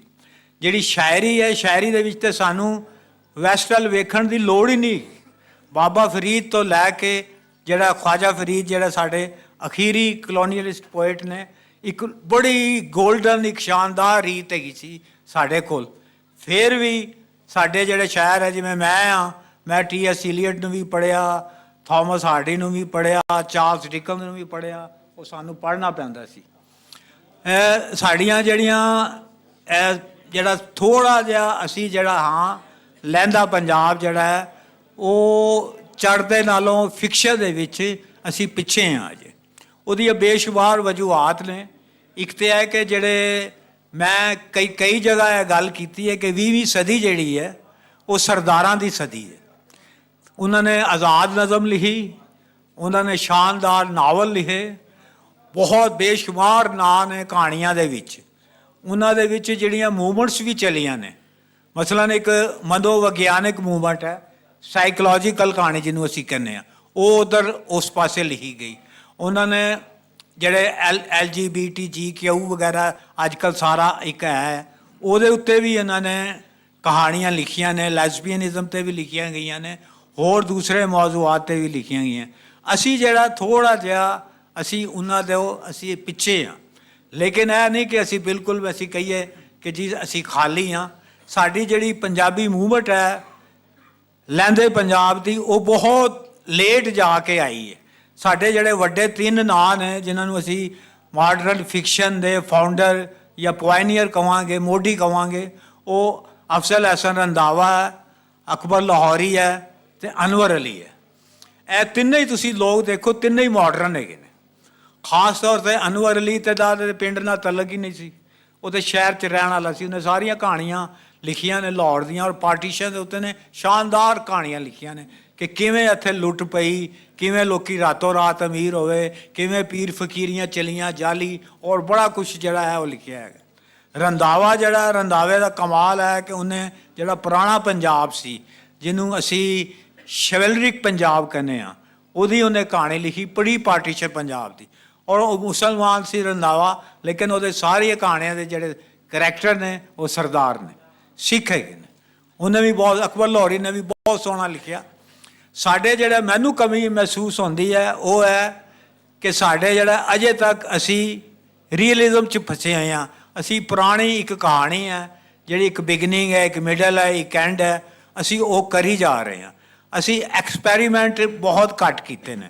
ਮਤਲਬ ਵੈਸਟ ਇਹ ਕਹਿੰਦਾ ਹੈਗਾ ਕਿ ਕਾਫਕਾ ਦੇ ਬਾਅਦ ਰੀਅਲਿਜ਼ਮ ਮਰ ਗਿਆ ਸੀ, ਉਹਦੇ ਬਾਅਦ ਸਿੰਬੋਲਿਕ ਮੂਵਮੈਂਟ ਉੱਥੇ ਸ਼ੁਰੂ ਹੋਈ, ਐਗਜ਼ਿਸਟੈਂਸ਼ੀਅਲਿਸਟ ਮੂਵਮੈਂਟ ਹੋਈ, ਸੁਰੀਅਲਿਸਟ ਹੋਈ, ਫਿਰ ਗਾਰਸ਼ੀਆ ਆ ਗਿਆ, ਮਿਲਾਨ ਕੁੰਦੇਰਾ ਆ ਗਿਆ, ਮੈਜਿਕ ਰੀਅਲਿਜ਼ਮ ਆ ਗਿਆ। ਉਹ ਸਾਰੀਆਂ ਉੱਥੇ ਇੰਨੀਆਂ ਮੂਵਮੈਂਟ ਹੋਈਆਂ ਨੇ।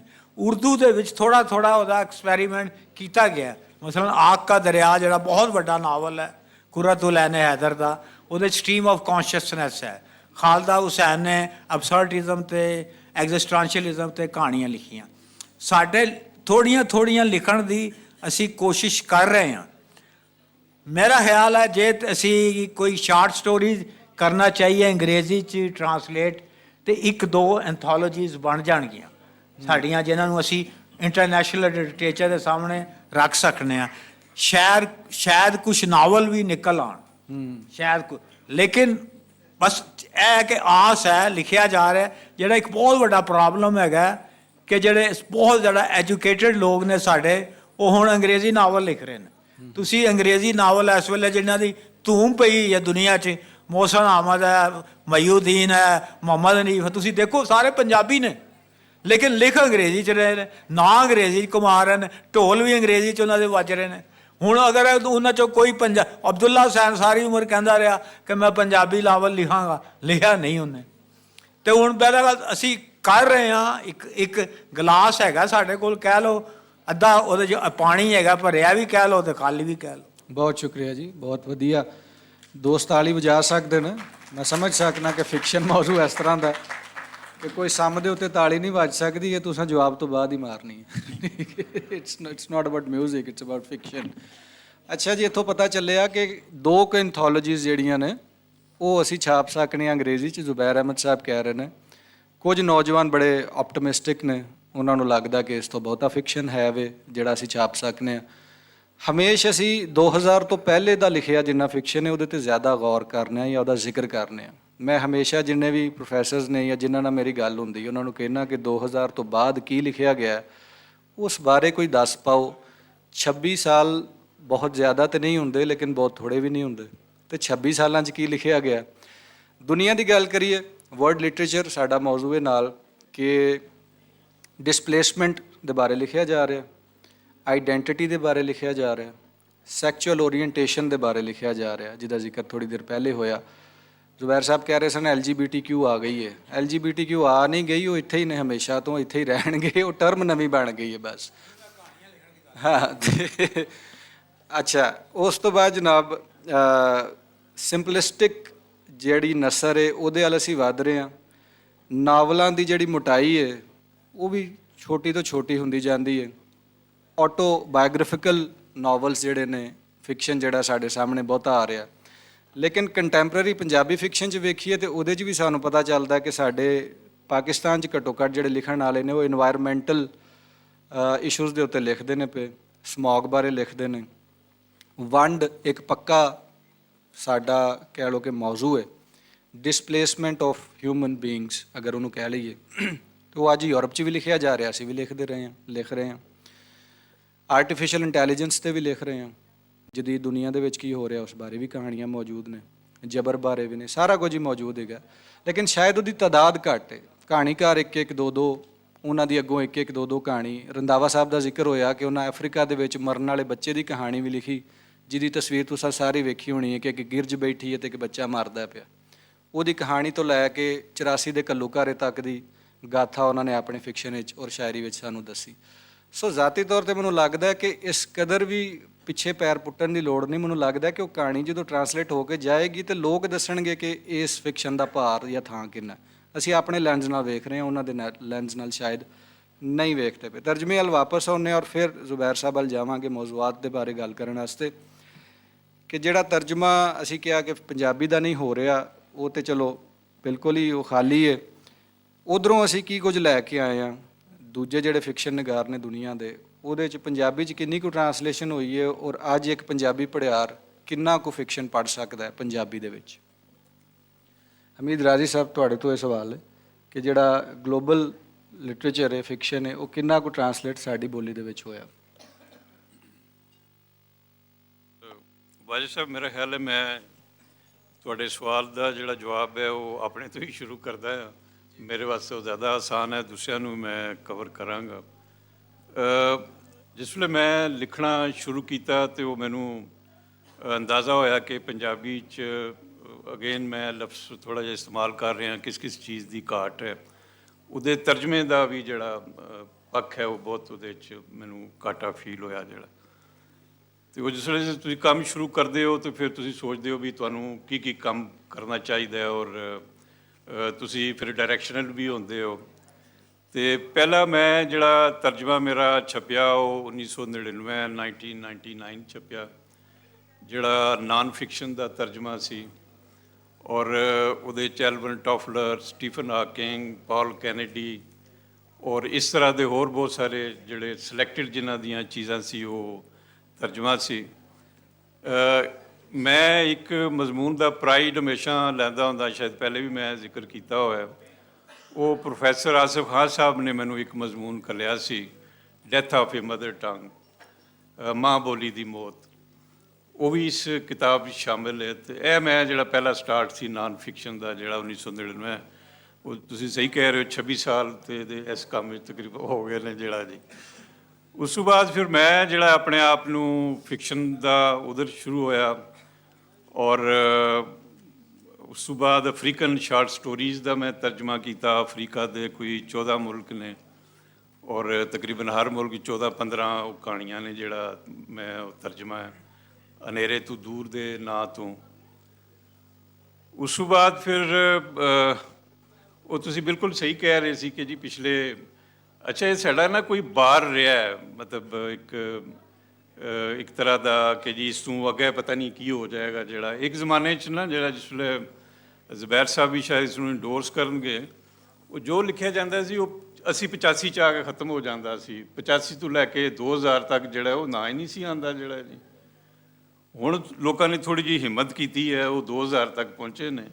ਔਰ ਪਿਛਲਾ ਜਿਹੜਾ 2 ਡੈਕੇਡਸ ਜਿਹੜੇ ਨੇ ਉਹਨਾਂ ਦੇ ਬਾਰੇ ਗੱਲ ਕਰਨਾ, ਉਹ ਜ਼ਾਹਿਰ ਹੈ ਉਹਦੇ ਬਾਰੇ ਲਿਖਣਾ ਇਸ ਵਾਸਤੇ ਔਖਾ ਹੈ ਕਿ ਉਹਨਾਂ ਦੇ ਬਾਰੇ ਪਹਿਲੇ ਲਿਖਿਆ ਨਹੀਂ ਗਿਆ ਜਿਹੜਾ ਜੀ।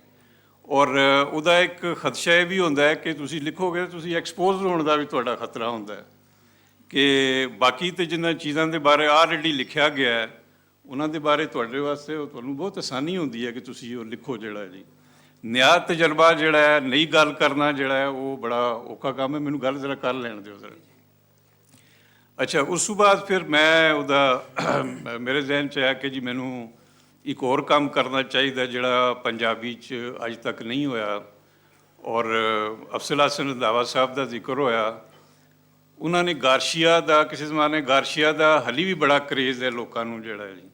ਔਰ ਉਹਨਾਂ ਨੇ ਉਹਦਾ ਇਹ ਨਾਵਲ ਦਾ ਤਰਜਮਾ ਕੀਤਾ ਜਿਹੜਾ death chronicle of a death foretold, ਮੇਰੇ ਖਿਆਲ ਸ਼ਾਇਦ 1984 'ਚ ਉਹਨਾਂ ਦੀ ਛਪੀ ਜੀ। ਅਤੇ ਅਗਰ ਨੋਬਲ ਪ੍ਰਾਈਜ਼ ਵਿਨਰਸ ਦੀ ਅਸੀਂ ਗੱਲ ਕਰੀਏ ਤਾਂ ਸਾਡੇ ਇੱਥੇ ਬਹੁਤ ਘੱਟ ਉਹਨਾਂ ਦਾ ਤਰਜਮਾ ਕੀਤਾ ਗਿਆ। ਪਹਿਲਾਂ ਮੈਂ ਤਰਜਮਾ ਕੀਤਾ ਨਜੀਬ ਮਹਿਫੂਜ਼ ਦੇ ਨਾਵਲ ਦਾ ਜਿਹੜਾ ਸੀ death of a mother tongue, who killed the day the president was killed. I am sorry. ਜਿਹੜਾ ਅਨਵਰ ਸਾਦਾਤ ਦੇ ਉਸ ਜ਼ਮਾਨੇ 'ਚ ਸਾਰਾ ਉਹ ਉਸ ਨੂੰ ਕਵਰ ਕਰਦਾ ਹੈ ਔਰ ਉਹਦੇ 'ਚੋਂ ਸਪੈਸ਼ਲੀ ਜਦੋਂ ਤੁਹਾਡੇ ਜਿਹੜੇ ਮਾਲੀਆਤੀ ਅਦਾਰੇ ਨੇ ਜਦੋਂ ਤੁਹਾਡੇ ਮੁਲਕ 'ਚ ਉਹਦਾ ਇਨਫਲੂਐਂਸ ਹੁੰਦਾ ਹੈ ਤੇ ਕਿਸ ਤਰ੍ਹਾਂ ਦਾ ਜਿਹੜਾ ਲੋਕਾਂ ਦੀ ਜ਼ਿੰਦਗੀ ਔਰ ਉਸ 'ਤੇ ਡਾਇਰੈਕਟ ਜਿਹੜਾ ਹੈ ਉਹ ਅਸਰ ਆਉਂਦਾ ਹੈ ਜਿਹੜਾ ਜੀ। ਔਰ ਦੂਜਾ ਮੇਰਾ ਨਾਵਲ ਮੈਂ ਤਰਜਮਾ ਇਹ ਸੀ ਜਿਹੜਾ ਜੀ। ਅੱਛਾ, ਤੀਜਾ ਜਿਹੜਾ ਤੁਸੀਂ ਤਜਰਬੇ ਦੀ ਗੱਲ ਕਰ ਰਹੇ ਸੀ ਨਾ ਕਿ ਜੀ ਮਤਲਬ ਨਵੇਂ ਤਜਰਬੇ ਨੇ ਦੁਨੀਆ 'ਚ ਹੋ ਰਹੇ ਨੇ ਜਿਹੜਾ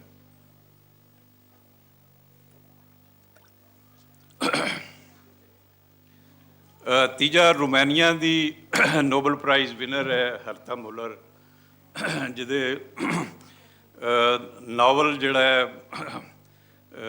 ਟਰੈਵਲਿੰਗ ਔਨ ਵਨ ਲੈਗ, ਜਿਹਦਾ ਮੈਂ ਤਰਜਮਾ ਕੀਤਾ ਹੈ ਔਖੇ ਪੈਂਡੇ। ਉਹਦੇ ਬਾਕੀ ਜਿਹੜੇ ਨਾਵਲ ਨੇ ਪਾਸਪੋਰਟ ਹੈ ਔਰ 2-4 ਇਸ ਤਰ੍ਹਾਂ ਦੇ ਹੋਰ ਨਾਵਲ ਨੇ ਜਿਹੜੇ ਉਸ ਵਕਤ ਦੇ ਰੋਮਾਨੀਆ ਜਦੋਂ ਚਾਹੋ ਸ਼ਿਸਕੋ ਦਾ ਜ਼ਮਾਨਾ ਸੀ ਉਸ ਨੂੰ ਉਹ ਕਵਰ ਕਰਦਾ ਹੈ। ਅਤੇ ਨਾਵਲ ਹੁਣ ਜਿਸ ਤਰ੍ਹਾਂ ਜ਼ੁਬੈਰ ਸਾਹਿਬ ਨੇ ਕਿਹਾ ਕਿ ਨਾਵਲ ਹੁਣ ਉਹ ਉਸ ਤਰ੍ਹਾਂ ਦਾ ਨਹੀਂ ਰਹਿ ਗਿਆ ਕਿ ਜੀ ਇੱਕ ਤੁਸੀਂ ਕਹਾਣੀ ਹੈ ਔਰ ਕਹਾਣੀ ਸ਼ੁਰੂ ਹੁੰਦੀ ਹੈ ਅਤੇ ਆਗਾਜ਼ ਹੈ ਅਤੇ ਉਹਦਾ ਅਰੂਜ ਹੈ ਅਤੇ ਦੈਨ ਜ਼ਵਾਲ ਹੈ। ਕਹਾਣੀ ਹੁਣ ਕਿਤੋਂ ਵੀ ਸ਼ੁਰੂ ਹੋ ਸਕਦੀ ਹੈ। ਹਰਤਾ ਮੁਲਰ ਨੇ ਜਿਹੜੇ ਨਾਵਲ ਲਿਖੇ ਨੇ ਉਹ ਉਸ ਤਰ੍ਹਾਂ ਦਾ ਉਹ ਪਲਾਟਲੈਸ ਨਾਵਲ ਨੇ ਜਿਹੜਾ ਜੀ। ਸੈਂਟਰਲ ਥੀਮ ਉਸਦੇ ਜ਼ਰੂਰ ਰਹਿੰਦਾ ਹੈ, ਲੇਕਿਨ ਉਹ ਮੈਂ ਸਮਝਦਾ ਕਿ ਆਪਣੇ ਟੈਕਨੀਕ ਦੇ ਹਵਾਲੇ ਨਾਲ ਉਹ ਬਿਲਕੁਲ ਇੱਕ ਨਿਆ ਤਜਰਬਾ ਹੈ। ਅੱਛਾ, ਉਸ ਤੋਂ ਬਾਅਦ ਫਿਰ ਹਰਤਾ ਮੁਲਰ ਤੋਂ ਬਾਅਦ ਜਿਹੜਾ ਹੈ ਉਹ ਫਿਰ ਮੈਂ ਜਿਹੜਾ ਤਰਜਮਾ ਕੀਤਾ ਉਹਦਾ ਮਾਰੀਓ ਵਰਗਸ ਯੂਸਾ ਪੇਰੋ ਦਾ ਜਿਹੜਾ, ਔਰ ਪੇਰੋ ਦਾ ਅਗੇਨ ਮੈਂ ਬੜਾ ਪ੍ਰਾਈਡ ਲੈਂਦਾ ਹੁੰਦਾ ਉਸ ਨੂੰ ਛਪਿਆਂ 6 ਸਾਲ ਹੋ ਗਏ ਨੇ। ਔਰ ਪਾਕਿਸਤਾਨ ਦੀ ਕਿਸੇ ਵੀ ਜ਼ੁਬਾਨ ਵਿੱਚ ਔਰ ਉਹਦੇ ਕਿਸੇ ਵੀ ਨਾਵਲ ਦਾ ਪੰਜਾਬੀ 'ਚ ਪਹਿਲਾ ਤਰਜਮਾ ਹੈ ਜਿਹੜਾ ਜੀ ਹਾਲੇ ਤੱਕ, ਮਤਲਬ 2025 ਅਸੀਂ ਜਾ ਰਹੇ ਹਾਂ ਜਿਹੜਾ ਜੀ। ਅਤੇ ਉਸ ਤੋਂ ਬਾਅਦ ਜਿਹੜਾ ਲਾਸਟ ਤੁਸੀਂ ਜ਼ਿਕਰ ਕਰ ਰਹੇ ਸੀ ਜਿਹੜਾ ਨੋਬਲ ਪ੍ਰਾਈਜ਼ 22 'ਚ ਮਿਲਿਆ ਆਨੀ ਐਗਨੋ ਜਿਹੜੀ ਫਰਾਂਸ ਦੀ ਹੈ, ਉਹਦਾ ਸਾਰਾ ਜਿਹੜਾ ਕੰਮ ਹੈ ਉਹ ਤੁਸੀਂ ਆਟੋਬਾਇਓਗ੍ਰਾਫੀਕਲ ਦਾ ਵੀ ਜ਼ਿਕਰ ਕੀਤਾ, ਉਹਦਾ ਸਾਰਾ ਜਿਹੜਾ ਕੰਮ ਹੈ ਉਹ ਸਾਰਾ ਆਟੋਬਾਇਓਗ੍ਰਾਫੀਕਲ ਹੈ। ਜਿਹੜਾ ਮੈਂ ਤਰਜਮਾ ਕੀਤਾ ਹੈ ਉਹਦੀ ਡਾਇਰੀ ਹੈ ਜਿਹੜੀ ਉਹਦੀ ਮਾਂ ਦੇ ਬਾਰੇ 'ਚ, ਜਿਹੜੇ ਉਹਦੇ ਲਾਸਟ 2 ਇਅਰਸ ਨੇ ਉਹ ਹਸਪੀਟਲ ਰਹਿੰਦੀ ਹੈ, ਉਸ ਨੂੰ ਉਹਨੇ ਕਵਰ ਕੀਤਾ ਜਿਹੜਾ ਜੀ। ਉਹਦਾ ਨਾਂ ਸੀ ਆਈ ਰਿਮੇਨ ਇਨ ਡਾਰਕਨੈਸ, ਔਰ ਮੈਂ ਹਨੇਰ ਦੇ ਨਾਂ ਤੋਂ ਜਿਹੜਾ ਉਹਦਾ ਉਹ ਤਰਜਮਾ ਕੀਤਾ।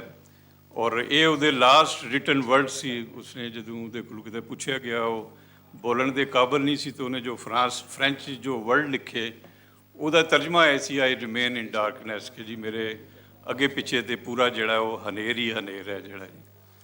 ਅਤੇ ਨੋਬਲ ਪ੍ਰਾਈਜ਼ ਵਿਨਰ ਜਿਹੜੇ ਨੇ ਉਹ ਮੈਂ 4 ਜਿਹੜੇ ਨੇ ਉਹਨਾਂ ਨੂੰ ਤਰਜਮਾ ਕਰ ਚੁੱਕੇ ਹਾਂ। ਦਿਸ ਇਜ਼ ਅਨਪ੍ਰੈਸੀਡੈਂਟਡ, ਔਰ ਮੇਰਾ ਖਿਆਲ ਹੈ ਪਾਕ ਪੰਜਾਬੀ ਜਿਹੜਾ ਪਹਿਲੀ ਦਫਾ ਹੋਇਆ ਹੈ ਕਿ ਜੀ ਇਤਨਾ ਮਤਲਬ ਕਿਸੇ ਨੇ ਜਿਹੜਾ ਉਹ 4 novel local Nobel prize winner ਜਿਹਨੇ ਤਰਜਮਾ ਕੀਤੇ ਨੇ। 5ਵਾਂ ਮੈਂ VS ਨੈਪਾਲ ਦਾ ਤਰਜਮਾ ਕੀਤਾ ਹੋਇਆ, ਉਹ ਦੇਖੋ ਕਦੋਂ ਜਿਹੜਾ ਛਾਇਆ ਹੁੰਦਾ। ਲੇਕਿਨ ਮੈਂ ਥੋੜ੍ਹਾ ਜਿਹਾ ਮਤਲਬ ਬਾਕੀ ਜਿਹੜੇ ਦੋਸਤਾਂ ਨੇ ਕੰਮ ਕੀਤਾ ਹੋਇਆ, ਅਫਜ਼ਲ ਹਸਨ ਰੰਧਾਵਾ ਸਾਹਿਬ ਦਾ ਜ਼ਿਕਰ ਕੀਤਾ ਹੈ, ਜਮੀਲ ਪਾਲ ਸਾਹਿਬ ਨੇ ਉਹਦੇ ਤਰਜਮਾ ਕੀਤਾ ਹੈ, ਮਕਸੂਦ ਸਾਕਿਬ ਸਾਹਿਬ ਨੇ ਤਰਜਮਾ ਕੀਤਾ ਹੋਇਆ ਜਿਹੜਾ ਜੀ। ਅੱਛਾ, ਨੌਜਵਾਨ ਹੈ ਇਰਫਾਨ, ਪਤਾ ਨਹੀਂ ਮੈਨੂੰ ਨਹੀਂ ਦੱਸਦਾ ਇੱਥੇ ਬੈਠਾ ਹੈ ਜਾਂ ਨਹੀਂ, ਉਸਨੇ ਬੜਾ ਜ਼ਬਰਦਸਤ ਤਰਜਮੇ ਕੀਤੇ ਨੇ, ਨੋਬਲ ਪ੍ਰਾਈਜ਼ ਵਿਨਰ ਦੇ ਕੀਤੇ ਨੇ। ਔਰ ਬਾਕੀ ਵੀ ਜਿਹੜੇ ਅਦਰਵਾਈਜ਼ ਲੋਕ ਦੁਨੀਆ ਦੇ ਅਹਿਮ ਲੋਕ ਨੇ ਉਹਨਾਂ ਦੇ ਉਹ। ਅਤੇ ਉਸ ਲਿਹਾਜ਼ ਨਾਲ ਖਾਲਿਦ ਫਰਹਾਦ ਨੇ ਜਿਹੜਾ ਉਹ ਨੋਬਲ ਪ੍ਰਾਈਜ਼ ਵਿਨਰ ਹੈ, ਜਾਨ ਫੋਸਾ ਦੇ ਨਾਵਲ ਦਾ ਸੀ ਐਲਿਸ ਆਨ ਫਾਇਰ, ਉਹਦਾ ਤਰਜਮਾ ਕੀਤਾ ਹੈ। ਹਾਂਜੀ, ਉਹਦਾ ਤਰਜਮਾ ਆਇਆ। ਅਤੇ ਮੈਂ ਸਮਝਦਾ ਕਿ ਜੀ ਤਰਜਮੇ ਦੇ ਹਵਾਲੇ ਨਾਲ ਜਿਹੜਾ ਉਹ ਕੋਈ ਐਸੀ ਮਾਯੂਸੀ ਦੀ ਕੋਈ ਜ਼ਰੂਰਤ ਨਹੀਂ ਹੈ। ਇਨਸ਼ਾਅੱਲਾ ਹਮ ਠੀਕ ਜਾ ਰਹੇ ਹਾਂ, ਅਸੀਂ ਬਿਲਕੁਲ ਸਹੀ ਹਾਂ। ਲੇਕਿਨ ਉਹਦਾ ਜਿਹੜਾ ਮੌਜ਼ੂ ਹੈ ਨਾ, ਮੈਂ ਉਹਦੇ ਹਵਾਲੇ ਨਾਲ ਜ਼ਰੂਰ ਅਰਜ਼ ਕਰਾਂਗਾ ਕਿ ਜੀ ਅੱਜ ਦਾ ਜਿਹੜਾ ਮੌਜ਼ੂ ਹੈ ਦੁਨੀਆ 'ਚ, ਲਾਸਟ ਟਾਈਮ ਮੈਂ ਇੱਕ ਡਾਇਲਾਗ ਪੜ੍ਹਿਆ ਉਹਦਾ, ਅਲਬਾਨੀਆ ਦੀ ਲੀ ਐਪੇ ਹੈ ਔਰ ਦੂਸਰੀ ਟਰਕੀ ਦੀ ਜਿਹੜੀ ਹੈ ਐਲਫ ਸ਼ਫਕ ਹੈ। ਇਹਨਾਂ ਦੇ ਦੁਆਵਾਂ ਦਾ ਜਿਹੜਾ ਉਹ ਇੱਕ ਡਾਇਲਾਗ ਹੋਇਆ ਕਿ ਜੀ ਦੁਨੀਆ 'ਚ ਅੱਜ ਕੱਲ੍ਹ ਜਿਹੜਾ ਉਹ ਕੀ ਲਿਖਿਆ ਜਾ ਰਿਹਾ ਔਰ ਉਹਦਾ ਕੀ ਮੌਜ਼ੂ ਹੈ। ਉਹਦੇ 'ਚ ਜਿਹੜੀ ਖਾਤੂਨ ਹੈ ਅਲਬਾਨੀਆ ਦੀ, ਉਹਦੀ ਜਿਹੜੀ ਕਿਤਾਬ ਹੈ ਇਨਡਿਗਨਿਟੀ, ਉਹ ਪੂਰੇ ਫਿਰ ਜਿਤਨਾ ਰਿਪਰੈਸ਼ਨ ਹੈ ਉਹਦੇ ਉੱਤੇ ਹੈ, ਔਰ ਜਿਤਨਾ ਉਹਨਾਂ ਨੂੰ ਜਬਰ ਹੈ ਉਸਦਾ ਉਹਨਾਂ ਨੇ ਜ਼ਿਕਰ ਕੀਤਾ ਹੈ। ਐਲਫ ਸ਼ਫਕ ਦੇ ਆਪਣਾ ਨਾਵਲ ਜਿਹੜਾ ਉਹਦਾ ਬਾਸਟਰਡ ਆਫ ਇਸਤੰਬੁਲ ਉਹਦਾ ਜ਼ਿਕਰ ਕੀਤਾ ਹੈ ਕਿ ਕਿਸ ਤਰ੍ਹਾਂ ਉਹਦੇ ਜਿਹੜਾ ਹੈ ਉਹਦੇ ਨਾਵਲ ਦੇ ਫਿਕਸ਼ਨਲ ਜਿਹੜੇ ਕਰੈਕਟਰਸ ਨੇ ਉਹਨਾਂ ਨੂੰ ਉਹਦੇ ਖਿਲਾਫ ਪੇਸ਼ ਕੀਤਾ ਗਿਆ ਅਦਾਲਤ ਕਿ ਜੀ ਨੇ ਇਹ ਕਿਹਾ ਜਿਹੜਾ ਹੈ। ਤੋ ਕਹਿਣ ਦਾ ਮਕਸਦ ਹੈ ਕਿ ਜੀ ਅੱਜ ਕੱਲ੍ਹ ਦੇ ਜਿਹੜੇ ਬੜੇ ਮੌਜ਼ੂਆਤ ਨੇ ਉਹਦੇ ਜ਼ਾਹਿਰ ਹੈ ਤੁਹਾਡੇ ਜਿਹੜੇ ਮੁੱਢਲੇ ਹੱਕ ਨੇ, ਸੈਂਸਰਸ਼ਿਪ ਹੈ, ਰਿਪਰੈਸ਼ਨ ਹੈ, ਸੁਪਰੈਸ਼ਨ ਹੈ, ਔਰ ਇਸ ਤਰ੍ਹਾਂ ਦੀਆਂ ਸਾਰੀਆਂ ਚੀਜ਼ਾਂ ਨੇ। ਔਰ ਨਾ ਦੋਹਾਂ ਦਾ ਜਿਹੜਾ ਫਿਰ ਕੰਸੈਂਸਸ ਸੀ ਉਹ ਇਹ ਸੀ ਕਿ ਜੀ ਅੱਜ ਦਾ ਜਿਹੜਾ ਫਿਕਸ਼ਨ ਹੈ it is a means to resistance, ਕਿ ਅੱਜ ਦਾ ਜਿਹੜਾ ਅਦਬ ਹੈ ਉਹ ਜਿਤਨਾ ਤੁਸੀਂ ਜਿਹੜਾ ਰੈਜ਼ਿਸਟੈਂਸ 'ਤੇ ਲਿਖਿਆ ਜਾਂਦਾ ਹੈ ਉਹਦੀ ਉਹ ਮੰਗ ਜ਼ਿਆਦਾ ਹੈ। ਸੈਕਿੰਡ ਜਿਹੜੀ ਚੀਜ਼ ਮੈਨੂੰ ਮਤਲਬ ਸਮਝ ਆਈ ਹੈ ਇਸ ਪੂਰੇ ਪ੍ਰੋਸੈਸ ਜਿਹੜਾ ਹੈ, ਫਿਕਸ਼ਨ ਜਿਹੜਾ ਹੈ ਅਗਰ ਉਹਦਾ ਕੋਈ ਕਿਰਦਾਰ ਹੈ ਔਰ ਉਸ ਨੂੰ ਜਿਹੜਾ ਪੇਂਟ ਕੀਤਾ ਜਾਂਦਾ ਹੈ, ਪੇਂਟ ਕਰਨਾ ਚਾਹੀਦਾ ਹੈ, ਉਹ ਹੀ ਹੈ ਉਹ ਪਛੜੇ ਲੋਕਾਂ ਦਾ ਜਿਹੜਾ ਅਦਬ ਹੈ ਉਹ ਲਿਖਿਆ ਜਾਏ ਤੇ ਉਹ ਬਾਕੀ ਦੁਨੀਆ 'ਚ ਵੀ ਉਸ ਨੂੰ ਮੰਨਿਆ ਜਾਏਗਾ ਜਿਹੜਾ।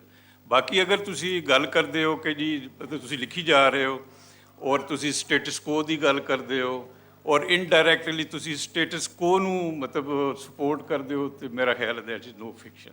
Thank you. ਬਹੁਤ ਸ਼ੁਕਰੀਆ, ਬਹੁਤ ਧੰਨਵਾਦ ਇੰਨੀ ਵਿਸਥਾਰ ਨਾਲ ਡਿਟੇਲ ਨਾਲ ਦੱਸਣ ਦਾ। ਬਿਲਕੁਲ ਨੌਜਵਾਨ ਤਰਜਮਾਕਾਰਾਂ ਦਾ ਵੀ ਜ਼ਿਕਰ ਕਰਨਾ ਚਾਹੀਦਾ ਕਿਉਂਕਿ ਸਾਹਮਣੇ ਦੋ ਬੈਠੇ ਨੇ, ਇੱਕ ਦਾ ਨਾਂ ਹੈ ਇਹਤਸ਼ਾਮ ਕਾਜ਼ਮ, ਦੂਸਰੇ ਦਾ ਨਾਂ ਹੈ ਅਦੀਲ ਅब्बास।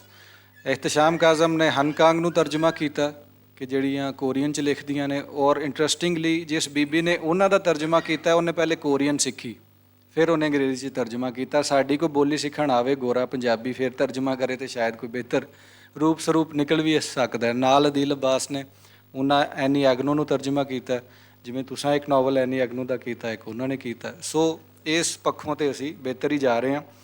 ਜ਼ੁਬੈਰ ਸਾਹਿਬ ਵੱਲ ਆਉਂਦੇ ਹਾਂ।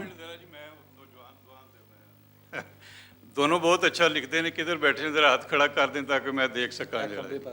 हाँ जी ओके। अदील इहतशाम दा ते मैं लास्ट टाइम भी संगत च कहा सी कि मैं ते इहनूं फॉलो करदा हां, माशाअल्लाह बहुत अच्छा लिख रहा। अदील नाल मेरा हुण ही तारफ होया और इन्हें उहदा आनी एगनो दा जिहड़ा नावल है वो मैं जिक्र कर रहा सी कि वो सारा उहदा ऑटोबायोग्राफिकल है, उहदा वो हैपनिंग नावल है जी ਔਰ ਉਹਦੀ ਪੂਰੀ ਡਿਟੇਲ ਹੈ। ਅੱਛਾ ਇਹਨਾਂ ਨੇ ਉਹਦਾ ਤਰਜਮਾ ਕੀਤਾ ਹੋਣੀ ਦੇ ਨਾਂ ਤੋਂ ਜੀ ਹਾਂ, ਔਰ ਉਹਦਾ ਜਸਟ 2-4 ਦਿਨ ਪਹਿਲੇ ਉਹਦਾ ਉਰਦੂ ਦਾ ਤਰਜਮਾ ਆਇਆ ਜੀ ਜੀ, ਅਨਵਰ ਸਿੰਘ ਰਾਏ ਸਾਹਿਬ ਨੇ ਉਹਦਾ ਤਰਜਮਾ ਕੀਤਾ। ਲੇਕਿਨ ਜਿਸ ਵੇਲੇ ਮੈਂ ਇਹਨਾਂ ਦਾ ਉਹ ਪੜ੍ਹਦਾ ਨਾ ਉਹਦਾ ਜਿਹੜਾ ਇਹਨਾਂ ਨੇ ਉਹਦਾ ਉਨਵਾਨ ਰੱਖਿਆ ਦਾ ਹੋਣੀ ਜਿਹੜਾ ਹੋਣੀ ਦਾ ਕੋਈ ਜਵਾਬ ਨਹੀਂ ਹੈ ਜਿਹੜਾ ਹੋਣੀ ਵਰਤ ਕੇ ਰਹਿੰਦੀ ਜੀ, ਹੋਣੀ ਦਾ ਜਿਹੜਾ ਹੈ ਨਾ ਉਹ ਹੋਣੀ ਹੋ ਕੇ ਰਹਿੰਦੀ। ਉਹ ਜਸਟ 1 ਮਿੰਟ 'ਚ ਮੈਂ ਚੁੱਕੇ ਤੁਸੀਂ ਮਾਸ਼ਾਅੱਲਾ ਦੋਨੋਂ ਬੜੇ ਜ਼ਬਰਦਸਤ ਨੇ। ਆਈ ਐਮ ਸੌਰੀ ਮੈਂ ਥੋੜ੍ਹਾ ਜ਼ਿਆਦਾ ਟਾਈਮ ਲੈ ਰਿਹਾ। ਅੱਛਾ ਉਹ ਜਿਹੜਾ ਮੈਂ ਜ਼ਿਕਰ ਕੀਤਾ ਕਿ ਉਹ ਆਨੀ ਅਗਲੋਂ ਦੇ ਜਿੰਨੇ ਨਾਵਲ ਨੇ ਉਹ ਸਾਰੇ ਆਟੋਬਾਇਓਗ੍ਰਾਫੀਕਲ ਨੇ ਔਰ ਕਿਸੇ ਜ਼ਮਾਨੇ 'ਚ ਫਰਾਂਸ 'ਚ ਜਿਹੜਾ ਹੈ ਉਹ ਬਾਰਸ਼ਨ 'ਤੇ ਚੁੱਕੇ ਕਾਨੂੰਨੀ ਤੌਰ 'ਤੇ ਪਾਬੰਦੀ ਲਗਾਈ ਗਈ ਸੀ ਜਿਹੜਾ ਜੀ, ਔਰ ਉਹਨੂੰ ਜਿੰਨਾ ਫਿਰ ਉਹ ਸਫ਼ਰ ਕਰਨਾ ਪਿਆ ਉਹਦਾ ਸਾਰਾ ਉਹ ਇਜ਼ਹਾਰ ਹੈ ਜੋ ਮੈਂ ਮਤਲਬ ਸਾਲ 1.5 ਸਾਲ ਪਹਿਲੇ ਪੜ੍ਹਿਆ ਸੀ ਜਿਹੜਾ ਜੀ। ਔਰ ਇਹਨਾਂ ਨੇ ਜੋ ਤਰਜਮਾ ਕੀਤਾ ਹੈ ਯਕੀਨਨ ਬਹੁਤ ਅੱਛਾ ਹੈ ਔਰ ਉਹਦਾ ਟਾਈਟਲ ਬੜਾ ਜ਼ਬਰਦਸਤ ਹੈ, ਮੈਨੂੰ ਬਹੁਤ ਅੱਛਾ ਲੱਗਾ। ਬਹੁਤ ਸ਼ੁਕਰੀਆ, ਬਹੁਤ ਧੰਨਵਾਦ। ਚਲੋ ਇਹ ਤਰਜਮਾਕਾਰ ਵੀ ਸਾਡੇ ਕੋਲ ਮੌਜੂਦ ਨੇ। ਗੱਲ ਹੋਈ ਕਿ ਜਨਾਬ ਪੰਜਾਬੀ ਫਿਕਸ਼ਨ ਜਿਹੜਾ ਉਹ ਬਿਹਤਰ ਲਿਖਿਆ ਜਾਣਾ ਚਾਹੀਦਾ, ਇੰਟਰਨੈਸ਼ਨਲ ਲੈਵਲ ਦਾ ਲਿਖਿਆ ਜਾਣਾ ਚਾਹੀਦਾ, ਗਲੋਬਲ ਲੈਵਲ ਦਾ ਲਿਖਿਆ ਜਾਣਾ ਚਾਹੀਦਾ। ਅਸੀਂ ਇਹ ਗੱਲ ਕਰਦੇ ਹਾਂ ਭੁੱਲ ਜਾਂਦੇ ਹਾਂ ਕਿ ਅਸੀਂ ਵੀ ਗਲੋਬਲ ਆ। ਸਾਨੂੰ ਕੱਢਿਓ ਬਗੈਰ ਸਾਨੂੰ ਕੱਢ ਦਿਓਗੇ ਤੇ ਗਲੋਬਲ ਪੂਰਾ ਨਹੀਂ ਹੁੰਦਾ। ਪੰਜਾਬੀ ਫਿਕਸ਼ਨ ਸਾਰੀ ਦੁਨੀਆ ਦੀਆਂ ਜ਼ੁਬਾਨਾਂ ਦੇ ਫਿਕਸ਼ਨ 'ਚ ਸ਼ਾਮਲ ਹੋਏਗਾ ਤੇ ਗਲੋਬਲ ਕਹਾਏਗਾ ਤਾਂ ਗਲੋਬਲ ਪੂਰਾ ਹੁੰਦਾ। ਇਹਨੂੰ ਗਲੋਬਲ ਵਿਲੇਜ ਕਿਹਾ ਜਾਂਦਾ। ਦੂਸਰਾ ਹੈ ਕਿ ਜ਼ੁਬੈਰ ਸਾਹਿਬ ਇੱਕ ਪੰਜਾਬੀ ਕਹਾਣੀਕਾਰ ਜਾਂ ਨਾਵਲਕਾਰ ਉਹਨੂੰ ਕਿੰਨੀ ਕੁ ਆਜ਼ਾਦੀ ਹੈ ਲਿਖਣ ਦੀ ਜਦੋਂ ਅਸੀਂ ਗਲੋਬਲ ਦੀ ਗੱਲ ਕਰਨੇ ਆ, ਉਹਨਾਂ ਦੇ ਮੌਜ਼ੂਆਤ ਦੀ ਗੱਲ ਕਰਨੇ ਆ, ਉਹਨਾਂ ਦੀ ਲੈਂਗੁਏਜ ਦੀ ਗੱਲ ਕਰਨੇ ਆ ਜਿਹੜੀ ਉਹ ਵਰਤਦੇ ਨੇ। ਕਿਉਂਕਿ ਸਾਡੇ ਸਾਹਮਣੇ ਨੈਨਸੋਕ ਸਾਹਿਬ ਇੱਥੇ ਮੌਜੂਦ ਨੇ। ਅਗਰ ਮਾਧੋ ਲਾਲ ਹੁਸੈਨ ਲਾਹੌਰ ਦੀ ਵੇਲ ਦੀ ਗੱਲ ਕਰੀਏ ਤੇ ਮਾਧੋ ਔਰ ਲਾਲ ਹੁਸੈਨ ਦੇ ਤਾਲੁਕ ਦੇ ਬਾਰੇ ਉਹਦੇ ਵਿੱਚ ਜਿਹੜੀਆਂ ਗੱਲਾਂ ਨੇ ਕੁਝ ਲੋਕਾਂ ਨੂੰ ਉਹਦੇ ਤੇ ਇਤਰਾਜ਼ ਆ ਗਿਆ। ਅਹਿਮਦੀ ਦਾ ਕਿਰਦਾਰ ਬਣਾਇਆ ਤੇ ਲੋਕਾਂ ਦੇ ਮੱਥੇ ਤੇ ਤਿਉੜੀ ਆ ਗਈ।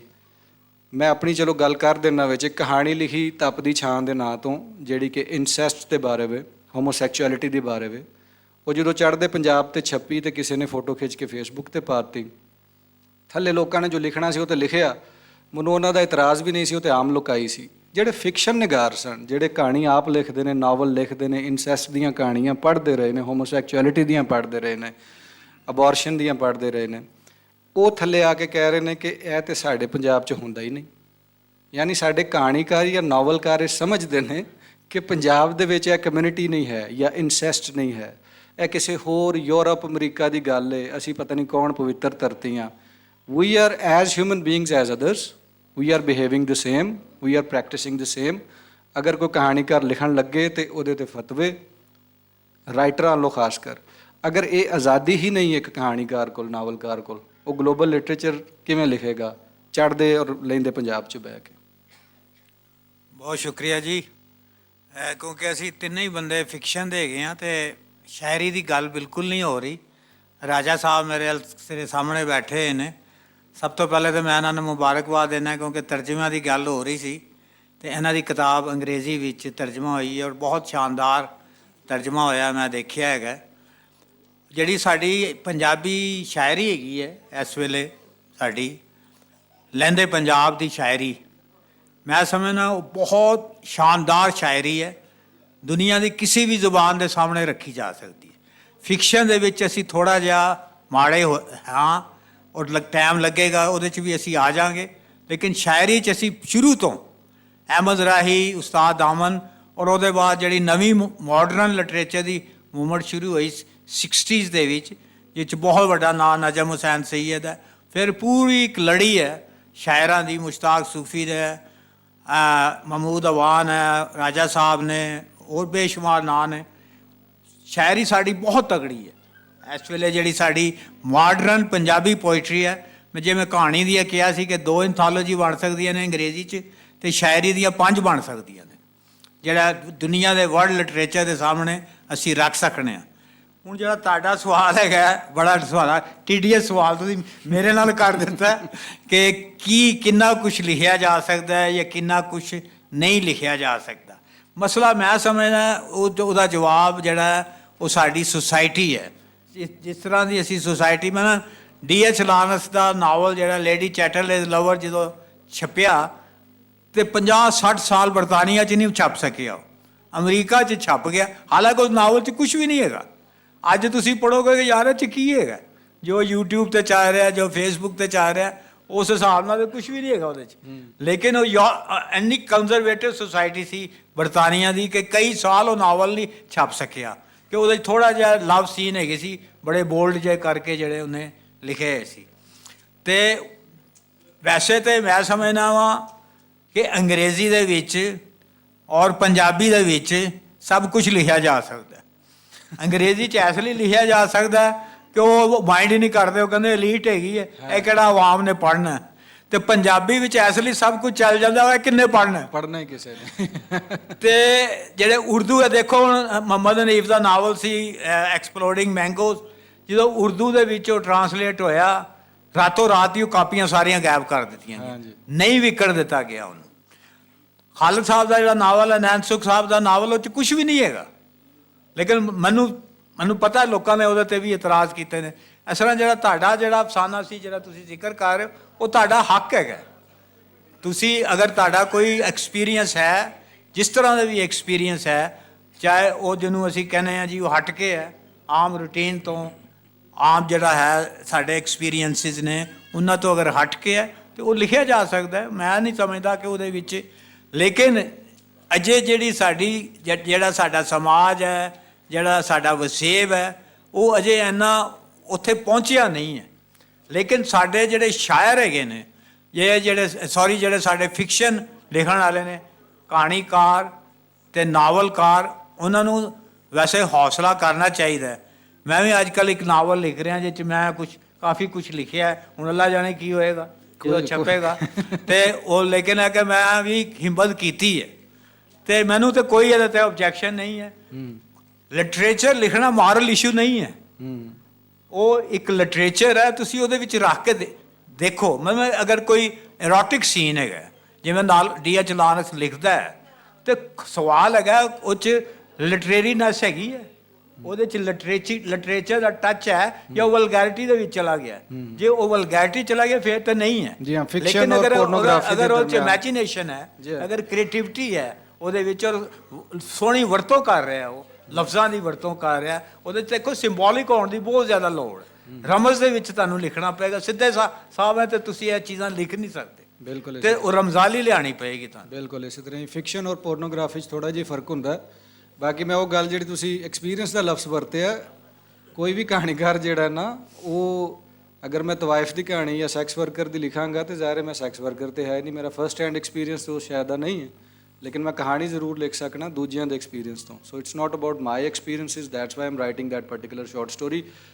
ਐਕਸਪੀਰੀਅੰਸ ਦਾ ਲਫ਼ਜ਼ ਮੈਂ ਕਹਿ ਰਿਹਾ ਕਿ ਸ਼ਾਇਦ ਜ਼ਿਆਦਾ ਮੁਨਾਸਿਬ ਨਹੀਂ ਕਿਸੇ ਵੀ ਕਹਾਣੀਕਾਰ ਵਾਸਤੇ। ਉਹ ਦੁਨੀਆ 'ਤੇ ਜੋ ਵਾਪਰਦੀ ਹੈ, ਕਿਸੇ ਦੀ ਕਹਾਣੀ ਸੁਣਦਾ ਹੈ ਜਾਂ ਉਹਦੇ 'ਤੇ ਆਪਣੇ 'ਤੇ ਵੀ ਜੋ ਵਾਪਰਦੀ ਹੈ, ਉਹਨਾਂ ਨੂੰ ਮਿਲਾ ਕੇ ਉਹਦੇ 'ਚੋਂ ਇੱਕ ਫਿਕਸ਼ਨ ਕ੍ਰੀਏਟ ਕਰਦਾ। ਸੋ ਇਹ ਥੋੜਾ ਜਿਹਾ ਮੈਂ ਚਾਹ ਰਿਹਾ ਸੀ ਕਿ ਕਰੈਕਟ ਹੋ ਜਾਏ। ਦੋਸਤਾਂ ਦੇ ਦਿਲਾਂ 'ਚ ਮਨਾਂ 'ਚ ਬਹੁਤ ਜ਼ਿਆਦਾ ਸਵਾਲ ਨੇ, ਆਖਰੀ 10 ਮਿੰਟ ਨੇ, ਤੁਸੀਂ ਸਵਾਲ ਸਾਡੇ ਪੈਨਲਿਸਟ ਕੋ ਕਰ ਸਕਦੇ ਹੋ, ਇਹ ਭਰਵਾਂ ਜਵਾਬ ਦੇਣਗੇ। ਰਾਜਾ ਸਾਦੁਕੁਲਰ ਸਾਹਿਬ ਨੇ ਹੱਥ ਖੜਾ ਕਰ ਦਿੱਤਾ ਹੈ, ਦੋਸਤ ਅਗਰ ਮਾਈਕ ਉਹਨਾਂ ਤੱਕ ਪਹੁੰਚਾ ਦੇਣ ਤੇ ਉਹ ਸਵਾਲ ਕਰਨ ਜੀ। ਉਸ ਤੋਂ ਬਾਅਦ ਤੁਹਾਡੀ ਵਾਰੀ ਹੁਜ਼ੂਰ। ਰਾਜਾ ਸਾਹਿਬ ਨੂੰ ਪਹਿਲੇ ਦੇ ਦਿਓ ਔਰ ਨਾਲ ਬੋਲਣਾ, ਆਵਾਜ਼ ਆ ਰਹੀ ਹੈ ਜੀ? ਜੀ ਜੀ। ਸਲਾਮ ਵਾਲੇਕੁਮ। ਪਹਿਲੇ ਤਾਂ ਬੜਾ ਬਾਕਮਾਲ ਹੋ ਇਹ ਜਿਹੜਾ ਸੈਸ਼ਨ ਹੈ ਤੇ ਇਹਦੀ ਸਾਰਿਆਂ ਨੂੰ ਵਧਾਈ ਮੈਂ ਸਮਝਦਾ ਵਾਂ। ਅਹਿਮਦ ਰਜ਼ਾ ਤੋਂ ਲੈ ਸਾਰਿਆਂ ਤੁਹਾਡੇ ਤੱਕ। ਦੂਸਰਾ ਮਾਈਕ ਲੈ ਲਓ ਜੀ। ਬੜੀ ਅੱਛੀ ਔਰ ਬੜੀ ਸੀਰੀਅਸ ਗੱਲਬਾਤ ਹੋਈ ਹੈ। ਮੈਂ ਇੱਕ ਦਰਖਾਸਤ ਕਰਨ ਲਗਾ, ਉਹ ਕੀ ਹੈ, ਗ੍ਰੈਗਰੀ ਰਬਾਸਾ ਇੱਕ ਬੰਦਾ ਹੈ ਜਿਹਨੇ 100 years of solitude ਕੀਤਾ ਨਾ ਜਿਸ ਵੇਲੇ ਜੀ, ਤੇ ਉਹਦੇ ਬਾਅਦ ਜਗ ਧੁੰਮਿਆ ਗਾਰਸ਼ੀਆ। ਲੋਕਾਂ ਨੂੰ ਪਤਾ ਕਿ ਗਾਰਸ਼ੀਆ ਮਾਰਕੀਜ਼ ਹੈ ਕੌਣ ਹੈ। ਗੱਲ ਸਮਝ ਰਹੇ ਹੋ? ਮੈਂ ਐਗਰੀ ਕਰਨਾ ਸ਼ਾਇਦ ਕਿਸੇ ਹੱਦ ਤੱਕ ਰਾਜੀ ਸਾਹਿਬ ਨਾਲ ਕਿ ਜਿਹੜੀ ਸਾਡੀ ਫਿਕਸ਼ਨ ਹੈ ਉਸ 'ਤੇ ਨਹੀਂ ਪਹੁੰਚੀ, ਲੇਕਿਨ ਮੈਂ ਦੂਜੇ ਪਾਸੇ ਵੀ ਵੇਖਣਾ, ਪ੍ਰੋਫੈਸਰ ਜ਼ੁਬੈਰ ਨੇ ਗੱਲ ਕਾਫੀ ਸਾਰੀ ਕਰ ਦਿੱਤੀ ਕਿ ਸਾਡੀ ਜਿਹੜੀ ਪੋਇਟਿਕ ਟ੍ਰੈਡੀਸ਼ਨ ਹੈ ਉਹ ਤਾਂ ਐਡੀ ਤਗੜੀ ਔਰ ਐਡੀ ਡਾਢੀ ਹੈ। ਔਰ ਫਿਰ ਇੱਕ ਹੋਰ ਹੈ, ਮੈਂ ਦਾਅਵੇ ਨਾਲ ਕਹਿਣਾ, ਦਾਅਵੇ ਨਾਲ ਕਹਿ ਰਿਹਾ, ਤੁਸੀਂ ਦੁਨੀਆ ਦੇ ਜਿਹੜੇ ਬੜੇ ਨੇ ਨਾ ਸ਼ਾਇਰੀ ਵਾਲੇ, ਉਹ ਪੜ੍ਹ ਕੇ ਵੇਖ ਲਓ, ਪੜ੍ਹ ਲਿਓ। ਨਜ਼ਮਾਂ ਐਸੀਆਂ ਉਹਦੇ ਸਾਰਾ ਕੁਝ ਘੁੰਮਦਾ ਰਹਿੰਦਾ। ਕਹਿਣ ਦਾ ਮਤਲਬ ਹੈ 5 ਨੋਬਲ ਪ੍ਰਾਈਜ਼ਾਂ ਇਹਨਾਂ ਤਰਜਮਾ ਕੀਤਾ ਹੈ ਇਹ ਅਮੀਦ ਰਾਜੀ ਸਾਹਿਬ ਨੇ, ਇਹਨਾਂ ਖੂਹ ਗੇੜਿਆ। ਅਮੀਦ ਰਾਜੀ ਸਾਹਿਬ ਜਿਹਾ ਬੰਦਿਆਂ ਕੋਲੋਂ ਅਸਾਂ ਪੁੱਠਾ ਖੂਹ ਗੜਵਾਉਣਾ ਹੈ। ਇਹਨਾਂ ਸਾਡੇ ਪੰਜਾਬੀ ਦੇ ਸ਼ਾਇਰਾਂ ਨੂੰ ਵੀ, ਪੰਜਾਬੀ ਦੇ ਰਾਈਟਰਸ ਨੂੰ ਵੀ ਇਹਨਾਂ ਨੇ ਇੰਟਰਨੈਸ਼ਨਲ ਸੁੱਟਣਾ ਹੈ, ਪਤਾ ਲੱਗੇ ਅਸੀਂ ਖਲੋਤੇ ਕਿੱਥੇ ਹੋਏ ਹਾਂ। ਕੋਈ ਐਡੀ ਮਾੜੀ ਗੱਲ ਨਹੀਂ ਜੀ, ਕਿਸੇ ਕੰਪਲੈਕਸ ਦੀ ਗੱਲ ਕੋਈ ਨਹੀਂ। ਦੁਨੀਆ ਦਾ ਸਾਰਾ ਲਿਟਰੇਚਰ ਪੜ੍ਹ ਕੇ ਵੇਖ ਲਓ, ਤੁਸੀਂ ਕਿਉਂ ਨਹੀਂ ਕਰ ਸਕਦੇ ਤਜਰਬਾ ਸ਼ਾਇਰੀ ਦਾ? ਇਹ ਠੀਕ ਹੈ ਨਾ ਕਿ ਕੋਈ ਮੇਰੀ ਕਿਤਾਬ ਇੱਕ 40 ਸਾਲ ਪੜ੍ਹਾ ਕੇ ਅਮਰੀਕਾ ਤੋਂ ਆਇਆ ਪ੍ਰੋਫੈਸਰ ਨੇ ਆ ਕੇ ਉਹ ਕਿਤਾਬ ਪੂਰੀ ਮੇਰੀ ਕਰ ਛੱਡੀ ਅੰਗਰੇਜ਼ੀ 'ਚ ਸ਼ਾਇਰੀ ਦੀ। ਇਹ ਪ੍ਰੋਫੈਸਰ ਨੇ ਤੁਸੀਂ ਨਾਲ ਗੱਲ ਕੀਤੀ ਤੇ ਮੈਂ ਉਹਨੂੰ ਆਖਿਆ ਕਿਉਂ ਪੇ ਕਰਦੇ ਹੋ? ਉਹ ਆਪ ਹੁੰਦਾ ਤੇ ਆਪ ਗੱਲ ਕਰਦਾ। ਉਹਨੇ ਆਖਿਆ 2 ਵਜ੍ਹਾ ਤੇ, ਇੱਕ ਤਾਂ ਇਹ ਵੇ ਕਿ ਤੁਸੀਂ ਪੰਜਾਬੀ ਨਲਾਇਕ ਬਹੁਤ ਹੋ, ਉਹਦੇ ਕੋਲ 44,000 ਕਿਤਾਬਾਂ ਨੇ ਜਿਹੜੀਆਂ ਕਿ ਦੁਨੀਆ ਦੇ ਮੁਖਤਲਿਫ। ਉਹਨੇ ਕਿਹਾ ਤੁਹਾਡਾ ਪ੍ਰੈਜ਼ੈਂਸ ਹੀ ਕੋਈ ਨਹੀਂ ਉੱਧਰ, ਜੇ ਹੈ ਨੇ ਤੇ ਚੰਦ ਬਾਬੇ, ਉਹ ਬਾਬਿਆਂ ਤੋਂ ਸ਼ੁਰੂ ਹੁੰਦੀ ਹੈ ਬੁੱਲੇ ਸ਼ਾਹ ਤੋਂ, ਤੇ ਬੁੱਲੇ ਸ਼ਾਹ ਦੀ ਉਹ ਆ ਕੇ ਕਿੱਥੇ ਮੁੱਕ ਜਾਂਦੀ, ਅੱਗੇ ਤੁਹਾਡਾ ਸਮਝਦੇ ਹੋ ਕਿ ਜ਼ਿੰਦਗੀ ਖਤਮ ਹੋ ਗਈ। ਉਹਨੇ ਕਿਹਾ ਕਿ ਤੁਸੀਂ ਜਾਓ, ਤੁਹਾਨੂੰ ਸੁੱਟੋ ਉਹਦੇ ਵਿੱਚ। ਸੋ ਮੇਰੀ ਇਹ ਦਰਖਾਸਤ ਹੋਵੇਗੀ, ਇਹ ਜਿਹੜੇ ਤਰਜਮਾ ਕਰਨਾ, ਖਾਸ ਕਰ ਜਿਹੜੇ ਅੰਗਰੇਜ਼ੀ ਜਾਣਦੇ ਨੇ ਕਿ ਇਹ ਜਿਸ ਵੇਲੇ ਅਗਲੀ ਵਾਰ ਇਹ ਗੱਲ ਕਰਦੇ ਹੋਵਣ ਤੇ ਪਤਾ ਲੱਗੇ, ਮੈਂ ਆਪਣਾ ਨਹੀਂ ਮੈਂ ਕਹਿੰਦਾ, ਲੋਕਾਂ ਨੂੰ ਪਤਾ ਲੱਗਦਾ ਹੋਵੇ ਕਿ ਨੈਣ ਸੁਖ ਦਾ ਨਾਵਲ ਜਿਹੜਾ ਵੇ ਉਹ ਕਿਸੇ ਧਾਂ 'ਚ ਨਹੀਂ, ਉਹ ਧਾਨੇ ਕਿ ਧਾਂ ਹੈ ਮੈਨੂੰ ਕਦੀ ਨਹੀਂ ਸਮਝ ਆਈ, ਉਹਦੇ 'ਚ ਨਹੀਂ, ਕਿਸੇ ਹੋਰ ਥਾਂ 'ਤੇ ਪੜ੍ਹਿਆ ਹੋਇਆ। ਉਹ ਅਗਰ ਤਰਜਮਾ ਹੋਇਆ ਹੁੰਦਾ ਤਾਂ ਉੱਥੇ ਵੀ ਪੜ੍ਹਿਆ ਹੁੰਦਾ, ਜਿਹੜੇ ਬਹੁਤ ਸਾਰੇ ਇੰਟਰਨੈਸ਼ਨਲ ਪ੍ਰਾਈਜ਼ ਹੁੰਦੇ ਨੇ ਪੰਜਾਬੀ ਦੇ ਇਲਾਵਾ ਵੀ। ਸੋ ਤਰਜਮੇ ਦੀ ਜ਼ਰੂਰਤ ਹੈ ਤੇ ਇਹ ਰਾਜੀ ਸਾਹਿਬ ਜੇ ਬੰਦੇ ਕਰ ਸਕਦੇ ਨੇ, ਇਹ ਖੂਹ ਪੁੱਠਾ ਗੇੜ ਸਕਦੇ ਨੇ। ਚਲੋ ਜੀ, ਅਸੀਂ ਗੁਜ਼ਾਰਿਸ਼ ਹੀ ਕਰ ਸਕਨੇ ਆ ਕਿਉਂਕਿ ਰਾਜੀ ਸਾਹਿਬ ਇਕੱਲੇ ਬੰਦੇ ਨੇ। ਪੰਜਾਬੀਆਂ ਦਾ ਹੁੰਦਾ ਕਿਸੇ ਨੇ ਪੰਡ ਚੁੱਕੀ ਹੈ ਤੇ ਕਹਿੰਦਾ ਚੱਲ ਯਾਰ ਛਾਪਰ ਵੀ ਤੂੰ ਹੀ ਫੜ ਲੈ, ਤੂੰ ਤੇ ਅੱਗੇ ਹੀ ਚੁੱਕਿਆ ਨਾ। ਇੱਥੇ ਇੱਕ ਅਦਾਰਾ ਅਕੈਡਮੀ ਆਫ ਲੈਟਰਸ ਜਿਹਦੇ ਰੂਲਸ ਐਂਡ ਰੈਗੂਲੇਸ਼ਨਸ 'ਚ ਲਿਖਿਆ ਕਿ ਪਾਕਿਸਤਾਨੀ ਜ਼ੁਬਾਨਾਂ ਦੇ ਲਿਟਰੇਚਰ ਨੂੰ ਅੰਗਰੇਜ਼ੀ 'ਚ ਟਰਾਂਸਲੇਟ ਕਰਕੇ ਦੁਨੀਆ ਦੀਆਂ ਲਾਇਬ੍ਰੇਰੀਆਂ ਤੱਕ ਪਹੁੰਚਾਉਣਾ ਲਿਖਿਆ ਹੋਇਆ। ਕਿੰਨਾ ਕੁ ਫਿਕਸ਼ਨ ਉਹਨਾਂ ਨੇ ਪੰਜਾਬੀ 'ਚ ਕੀਤਾ ਹੈ, ਥੋੜ੍ਹਾ ਬਹੁਤ ਉਹਨਾਂ ਨੇ ਪੋਇਟਰੀ ਸ਼ਾਇਦ ਪਹੁੰਚਾਈ ਹੋਵੇ। ਆਕਸਫੋਰਡ ਯੂਨੀਵਰਸਿਟੀ ਪ੍ਰੈਸ ਨੇ ਵੀ ਕੁਝ ਕੰਮ ਕੀਤਾ ਹੈ। ਇਹ ਅਦਾਰਾ ਜਿੱਥੇ ਅਸੀਂ ਬੈਠੇ ਹਾਂ, ਤੁਹਾਡੇ ਔਰ ਮੇਰੇ ਬੋਝੇ ਤੋਂ ਟੈਕਸ ਜਾ ਕੇ ਇਹ ਸਾਰਾ ਚੱਲਦਾ ਪਿਆ, ਲੇਕਿਨ ਇਹਨਾਂ ਨੇ ਕਿੰਨਾ ਟਰਾਂਸਲੇਟ ਕੀਤਾ from Punjabi to English, that is the question. ਅਸੀਂ ਇਹਨਾਂ ਨੂੰ ਤੇ ਸਵਾਲ ਕਰ ਸਕਨੇ ਹਾਂ, ਰਾਜੀ ਸਾਹਿਬ ਨੂੰ ਗੁਜ਼ਾਰਿਸ਼ ਕਰ ਸਕਨੇ ਹਾਂ। ਸੋ ਇਨ ਐਨੀ ਕੇਸ ਜੀ ਮਾਈਕ ਦੇ ਦਿਓ ਜੀ, ਮਾਈਕ ਦੇ ਦਿਓ। ਕਿੱਧਰ ਲੈ ਗਏ ਹੋ ਵਾਪਸ? ਮੈਂ ਜ਼ਬਾਨ ਇੱਕ ਹੋਇਆ ਦਾ ਮਸਲਾ ਹੈ ਤੇ ਇਸ ਪਾਸੇ ਜੀ ਜੀ ਮੈਂ ਜ਼ੁਬੈਰ ਨੂੰ ਪੁੱਛਾਂਗਾ ਕਿਵੇਂ ਸ਼ਹੀਦ ਭੁੱਟਰ ਦੀ ਕਹਾਣੀਆਂ ਲਿਖੀਆਂ ਨੇ, ਕੈਂਪਰ ਨੇ ਵੀ ਪੰਜਾਬ ਦੀਆਂ ਫੌਜ ਕਹਾਣੀਆਂ ਲਿਖੀਆਂ ਸਨ ਤੇ ਜਮ੍ਹਾਂ ਕੀਤੀਆਂ ਸਨ। ਇਹਦੀਆਂ ਜਿਹੜੀਆਂ ਫੌਜ ਕਹਾਣੀਆਂ ਨੇ ਫਿਕਸ਼ਨ ਤੇ ਨਹੀਂ ਆਉਂਦੀਆਂ, ਮਤਲਬ ਸਾਡੇ ਫਿਕਸ਼ਨ ਦੀ ਰਵਾਇਤ ਹੈ ਉਹ ਤੋਂ ਨਹੀਂ ਸ਼ੁਰੂ ਹੁੰਦੀ।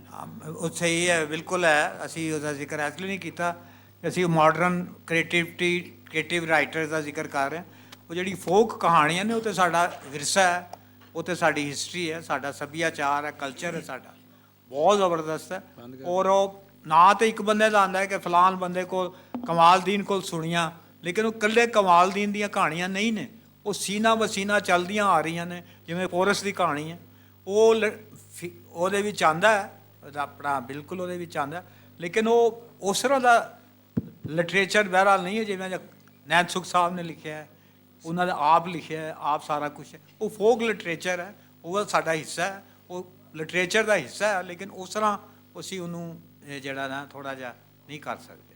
ਬਹੁਤ ਸ਼ੁਕਰੀਆ, ਬਹੁਤ ਧੰਨਵਾਦ ਦੋਸਤੋ। ਉਮੀਦ ਹੈ ਕਿ ਤੁਹਾਨੂੰ ਇਹ ਆਖਰੀ ਸਵਾਲ ਕਰ ਲਓ ਜਲਦੀ ਨਾਲ, 1 ਮਿੰਟ ਜੇ ਅਸੀਂ ਫਿਰ ਅਗਲੇ ਸੈਸ਼ਨ ਨਾਲ ਜਾਣਾ, ਸੈਲੈਬ੍ਰਿਟੀਜ਼ ਦੇ ਨਾਲ ਮਿਲਣਾ। ਉਹ ਦੇ ਦਿਓ ਸਵਾਲ, ਅਗਰ ਤੁਸੀਂ ਨਾਲ ਹੀ ਪਿੱਛੇ ਪੈਰ ਪੁੱਟ ਗਏ। ਸਵਾਲ ਹੀ ਕਰਨਾ ਨਾ, ਪੁੱਛ ਲਓ। ਚਲੋ ਜੀ, ਬਹੁਤ ਸ਼ੁਕਰੀਆ। ਐਸਾ ਹੀ ਪੁੱਛ ਲਓ। ਹਾਂ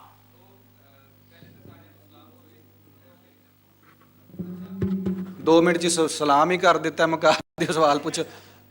ਚਲੋ ਰਹਿਣ ਦਿਓ, ਨਹੀਂ ਦਿਲ ਕਰਦਾ ਪਿਆ। ਬਹੁਤ ਸ਼ੁਕਰੀਆ ਜੀ ਤੁਹਾਡਾ ਸਭ ਦਾ, ਤੁਸੀਂ ਆਏ, ਤੁਸੀਂ ਗੱਲਬਾਤ ਸੁਣੀ ਔਰ ਸਵਾਲ ਜਵਾਬ ਜਿਹੜੇ ਨੇ ਉਹਨਾਂ ਦੇ ਨਾਲ ਗੱਲ ਨੂੰ ਇਸ ਪਾਸੇ ਮੋੜਿਆ ਕਿ ਪੰਜਾਬੀ ਫਿਕਸ਼ਨ ਵਿੱਚ ਥਾਂ ਹੈ ਵੇ। ਹੁਣ ਇਸ ਫੋਟੋ ਵਾਸਤੇ ਦੋਸਤ ਇੱਥੇ ਆ ਜਾਣ ਔਰ ਕਾਨਫਰੰਸ ਵੱਲੋਂ ਤੁਹਾਨੂੰ ਗਿਫਟ ਜਿਹੜੇ ਨੇ ਉਹ ਦਿੱਤੇ ਜਾਣਗੇ ਤਾਂ ਕਿ ਉਹ ਯਾਦਗਾਰੀ ਰਹਿ ਜਾਣ। ਬਹੁਤ ਸ਼ੁਕਰੀਆ ਜੀ, ਫਿਰ ਤੋਂ ਤਾਲੀਆਂ।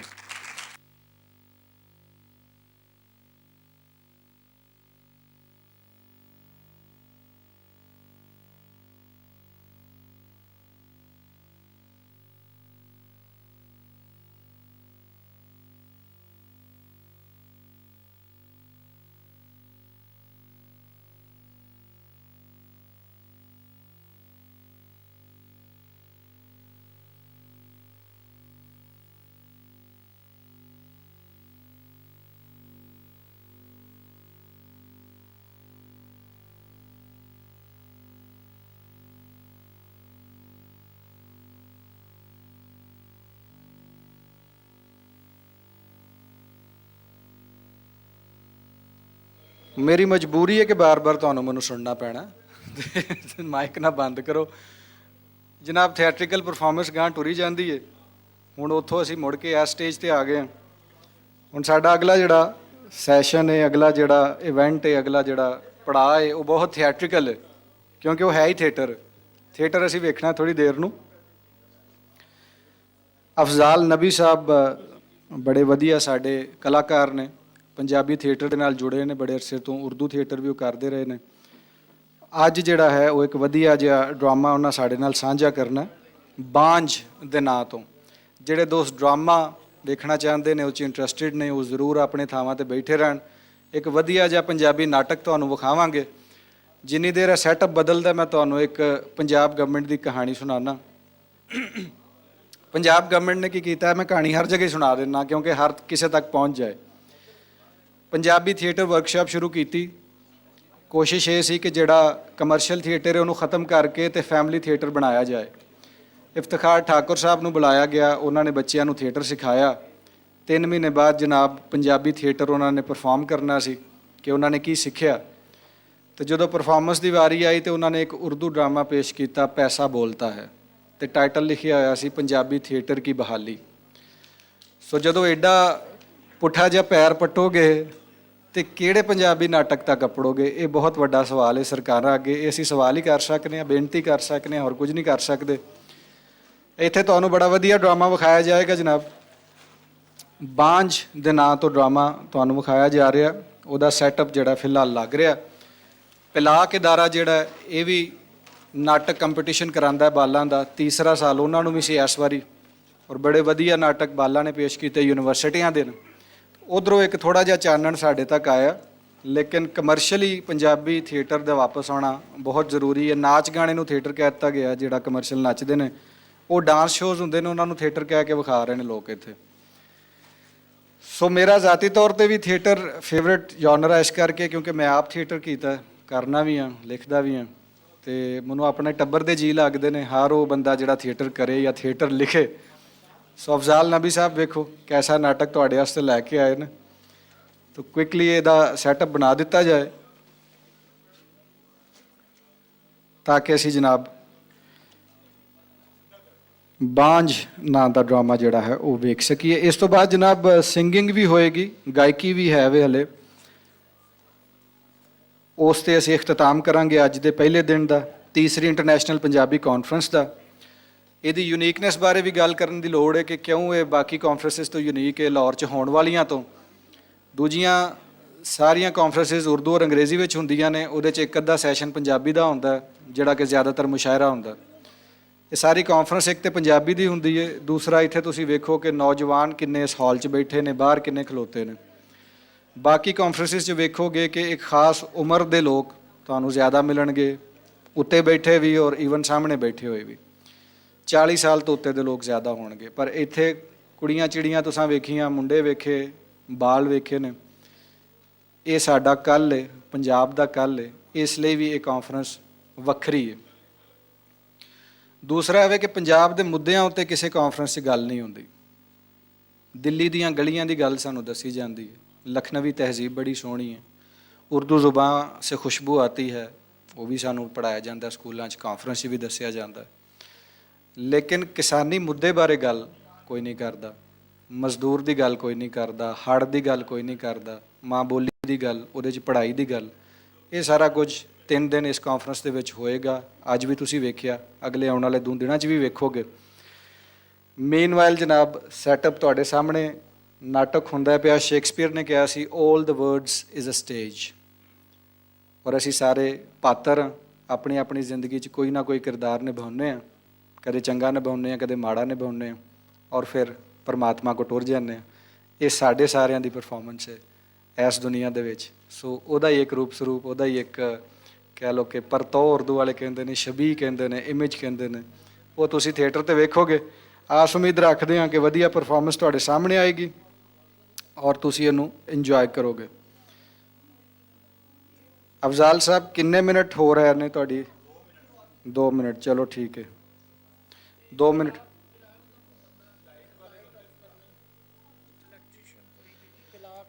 ਜੀ ਪਿਲਾਕ ਦੇ ਰਿਪਰੈਜ਼ੈਂਟੇਟਿਵ ਜਾਂ ਉਹਨਾਂ ਦੇ ਕੋਈ ਬੰਦੇ ਇੱਥੇ ਮੌਜੂਦ ਨੇ, ਤੇ ਕੁਝ ਲਾਈਟਸ ਅਸੀਂ ਆਫ ਕਰਨੀਆਂ ਨੇ ਜੋ ਕਿ ਥੀਏਟਰ ਦੀ ਰਿਕੁਆਇਰਮੈਂਟ ਹੈ। ਅਗਰ ਇੱਥੇ ਮੌਜੂਦ ਨੇ ਜਾਂ ਉਹਨਾਂ ਤੱਕ ਕੋਈ ਖਬਰ ਪਹੁੰਚਾ ਸਕਦਾ, ਜਾਂ ਸਾਡੇ ਵੋਲੰਟੀਅਰ ਉਹਨਾਂ 'ਚੋਂ ਕਿਸੇ ਬੰਦੇ ਨੂੰ ਲੱਭ ਲਿਆਉਣ ਜਾਂ ਉਹਨਾਂ ਤੱਕ ਸੁਨੇਹਾ ਪਹੁੰਚਾ ਦੇਣ। ਪਹਿਲੇ ਜ਼ਮਾਨੇ 'ਚ ਤਾਂ ਕਬੂਤਰ ਨੂੰ ਘੱਲੀਦਾ ਸੀ, ਉੱਡ ਕੇ ਚਿੱਠੀ ਫੜਾ ਹੁੰਦਾ ਸੀ, ਹੁਣ ਜ਼ਰਾ ਟੈਕਨੋਲੋਜੀ ਬਦਲ ਗਈ ਹੈ। ਇਸ ਲਈ ਅਗਰ ਕੋਈ ਦੋਸਤ ਹੈ ਲਾਈਟਾਂ ਦਾ ਕੁਝ ਕੰਮ ਸਾਡਾ ਕਰ ਦੇਣ। ਪੱਥਰ ਤੇ ਨਹੀਂ ਵੱਜ ਸਕਦਾ, ਅਸੀਂ ਪੱਥਰ ਮਾਰਨ ਵਾਲੇ ਨਹੀਂ ਹਾਂ, ਸਾਨੂੰ ਮਾਰੇ ਜਾਂਦੇ ਨੇ, ਔਰ ਅਸੀਂ ਉਹ ਪੱਥਰ ਇਕੱਠੇ ਕਰਕੇ ਉਸਾਰਨ ਦੀ ਕੋਸ਼ਿਸ਼ ਕਰ ਰਹੇ ਹਾਂ ਪੰਜਾਬ ਨੂੰ, ਔਰ ਕਹਿੰਦੇ ਹਾਂ ਕਿ ਪੱਥਰ ਨਾ ਮਾਰੋ। ਅਸੀਂ ਪੱਥਰਾਂ ਵਾਲੇ ਹੈ ਨਹੀਂ, ਅਮਨ ਵਾਲੇ ਹਾਂ।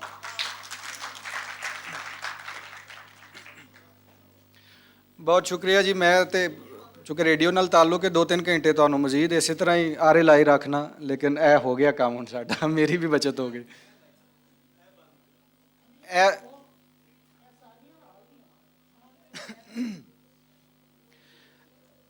ਫਿਲਹਾਲ ਕੀ ਦਰਕਾਰ ਹੈ? ਸਾਰੀਆਂ ਬੰਦ ਕਰ ਦਈਏ? ਲਾਈਟ ਵਾਲਾ ਬੰਦਾ ਅਗਰ ਪਹੁੰਚ ਜਾਏ, ਸਾਰੀਆਂ ਲਾਈਟਾਂ ਆਫ ਕਰ ਦੇ। ਮੇਰਾ ਖਿਆਲ ਹੈ ਪਿੱਛੇ ਕੋਈ ਬਟਨ ਐਮਰਜੈਂਸੀ ਸਾਨੂੰ ਆਪ ਹੀ ਕੋਸ਼ਿਸ਼ ਕਰਨੀ ਪੈਣੀ ਹੈ, ਜਿੱਥੇ ਤੱਕ ਮੈਨੂੰ ਯਾਦ ਹੈ ਇਸ ਹਾਲ ਦਾ। ਕੋਈ ਵਾਲੰਟੀਅਰ ਹੈ? ਕਿਉਂਕਿ ਪਿਲਾਕ ਵਾਲੇ ਦੋਸਤ ਨਹੀਂ ਇੱਥੇ ਕੋਈ ਵੀ ਮੌਜੂਦ ਮੇਰਾ ਖਿਆਲ ਹੈ, ਆਪ ਹੀ ਕੋਸ਼ਿਸ਼ ਕਰਨੀ ਪੈਣੀ। ਸ਼ਾਹ ਇੱਥੇ ਮੌਜੂਦ ਹੈ, ਰਿਜ਼ਵਾਨ ਅਗਰ ਮੌਜੂਦ ਹੈ, ਇਹ ਸਾਰੀਆਂ ਲਾਈਟਾਂ ਆਫ ਕਰੋ ਤਾਂ ਕਿ ਅਸੀਂ ਥੀਏਟਰ ਦੀ ਦੁਨੀਆ 'ਚ ਵੜ ਸਕੀਏ।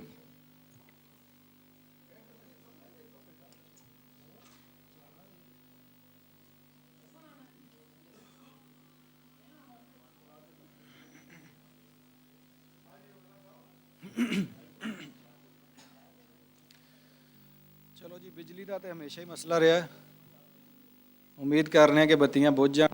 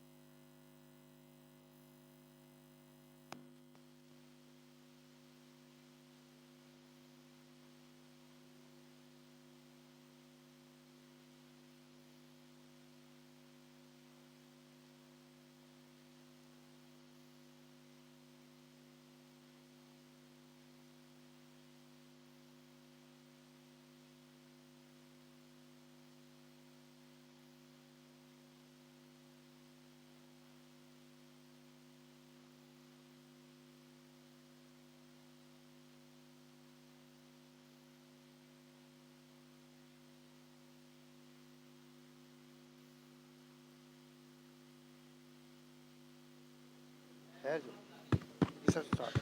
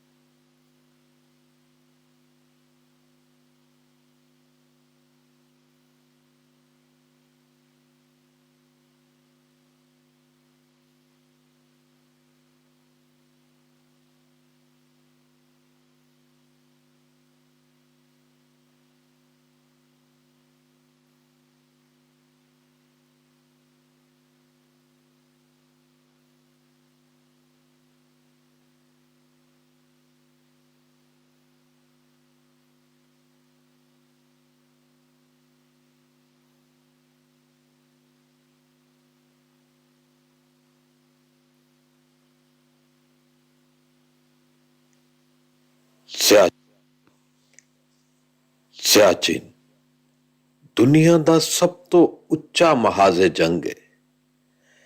40 ਵਰਿਆਂ ਤੋਂ ਬਾਅਦ ਵੀ ਪਾਕਿਸਤਾਨ ਹੁਣ ਸਾਰੇ ਯਾਤੀ ਇੱਥੇ ਥੋੜੀ ਬੈਠੇ ਰਹਿਣਾ ਚੀਜ਼ ਹੈ ਜਿੰਨੀ ਦੇਰ ਜੀਣਾ ਬਸ ਨਾ ਬੇਬੇ ਨਾ ਇੰਜ ਨਾ ਅਜੇ ਤੂੰ ਬੜੀ ਲੰਮੀ ਜ਼ਿੰਦਗੀ ਜੀਣੀ ਹੈ ਤੂੰ ਆਪਣੇ ਪੋਤਰੇ ਇਮਾਮ ਦੀਨ ਦਾ ਵਿਆਹ ਕਰਕੇ ਕਿਤੇ ਜਾਏਂਗੀ।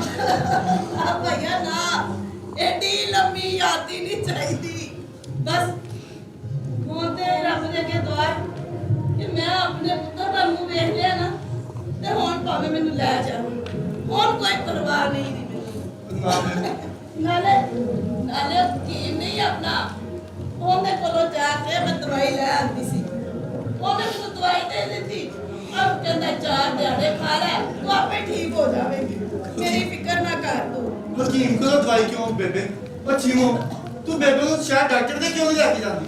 ਮੈਂ ਤੇ ਬੇਬੇ ਨੂੰ ਕਿੰਨੀ ਵਾਰੀ ਕਿਹਾ ਪਰ ਬੇਬੇ ਜਾਂਦੀ ਹੀ ਨਹੀਂ ਮੈਂ ਕੀ ਕਰਾਂ ਬੇਬੇ ਨੂੰ ਤੇ ਉਹ ਇੱਕੋ ਹੀ ਹਕੀਮ ਪਸੰਦ ਹੈ ਜਿਹੜੇ ਹਰ ਮਰਜ਼ ਦੀ ਇੱਕੋ ਹੀ ਕੁੜੀ ਦਿੰਦਾ ਹੈ। ਵੇ ਪੁੱਤਰਾ ਉਮੀਦਾ ਕੀ ਬੜਾ ਹੀ ਚੰਗਾ ਉਹ ਇੱਕ ਕੁੜੀ ਦੇ ਦਿੰਦਾ ਤੇ ਮੈਨੂੰ ਆਰਾਮ ਆ ਜਾਂਦਾ ਆ ਮੈਂ ਸ਼ਾਇਦ ਡਾਕਟਰਾਂ ਤੇ ਕੋਈ ਨਹੀਂ ਜਾਣਾ ਉਹ ਐਡੀ ਲੰਮੀ ਸੂਈ ਲਾ ਦਿੰਦੇ ਨੇ। ਉਹ ਬੇਬੇ ਉੱਠ ਬੇਬੇ ਅੰਦਰ ਚੱਲ ਜਾ ਕੇ ਆਰਾਮ ਕਰ ਤੇ ਨਾਲੇ ਨਾ ਸਵੇਰ ਡਾਕਟਰ ਦੇ ਜਾਣਾ ਟਾਂਗੇ ਦੇ ਬੈਠ ਕੇ ਚੱਲ ਅੱਗੇ ਦਾ ਕੋਈ ਨਹੀਂ ਜਾਣਾ ਹੀ ਜਾਣਾ ਕਿਉਂ ਨਹੀਂ ਜਾਣਾ ਤੂੰ ਮੈਨੂੰ ਕੀ ਕਹਿਣਾ ਆ ਕੁਝ ਨਹੀਂ ਹੁੰਦਾ ਬੇਬੇ।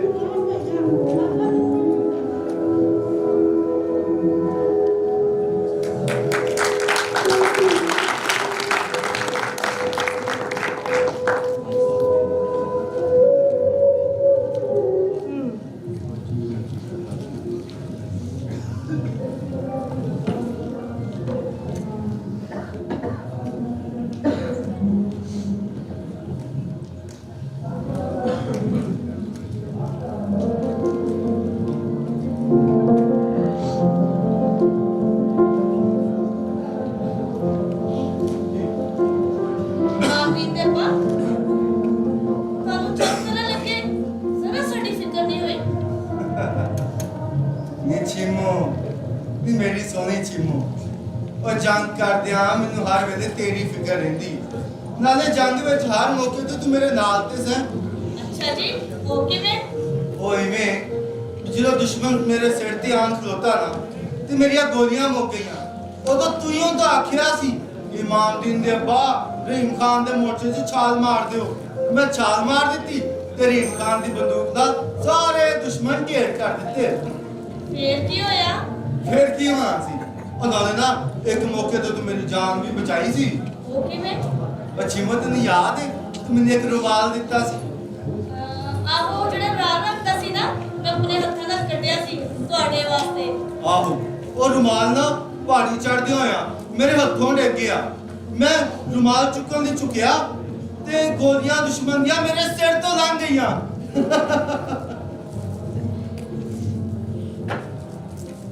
ਮਾਮਦੀਨ ਦੇ ਅੱਬਾ ਮੈਂ ਸੋਚਦੀ ਆ ਕਿ ਜੇ ਦੁਨੀਆ ਤੇ ਜੰਗ ਨਾ ਹੁੰਦੀ ਤੇ ਦੁਨੀਆ ਕਿੰਨੀ ਸੋਹਣੀ ਹੋਣੀ ਸੀ ਨਾ।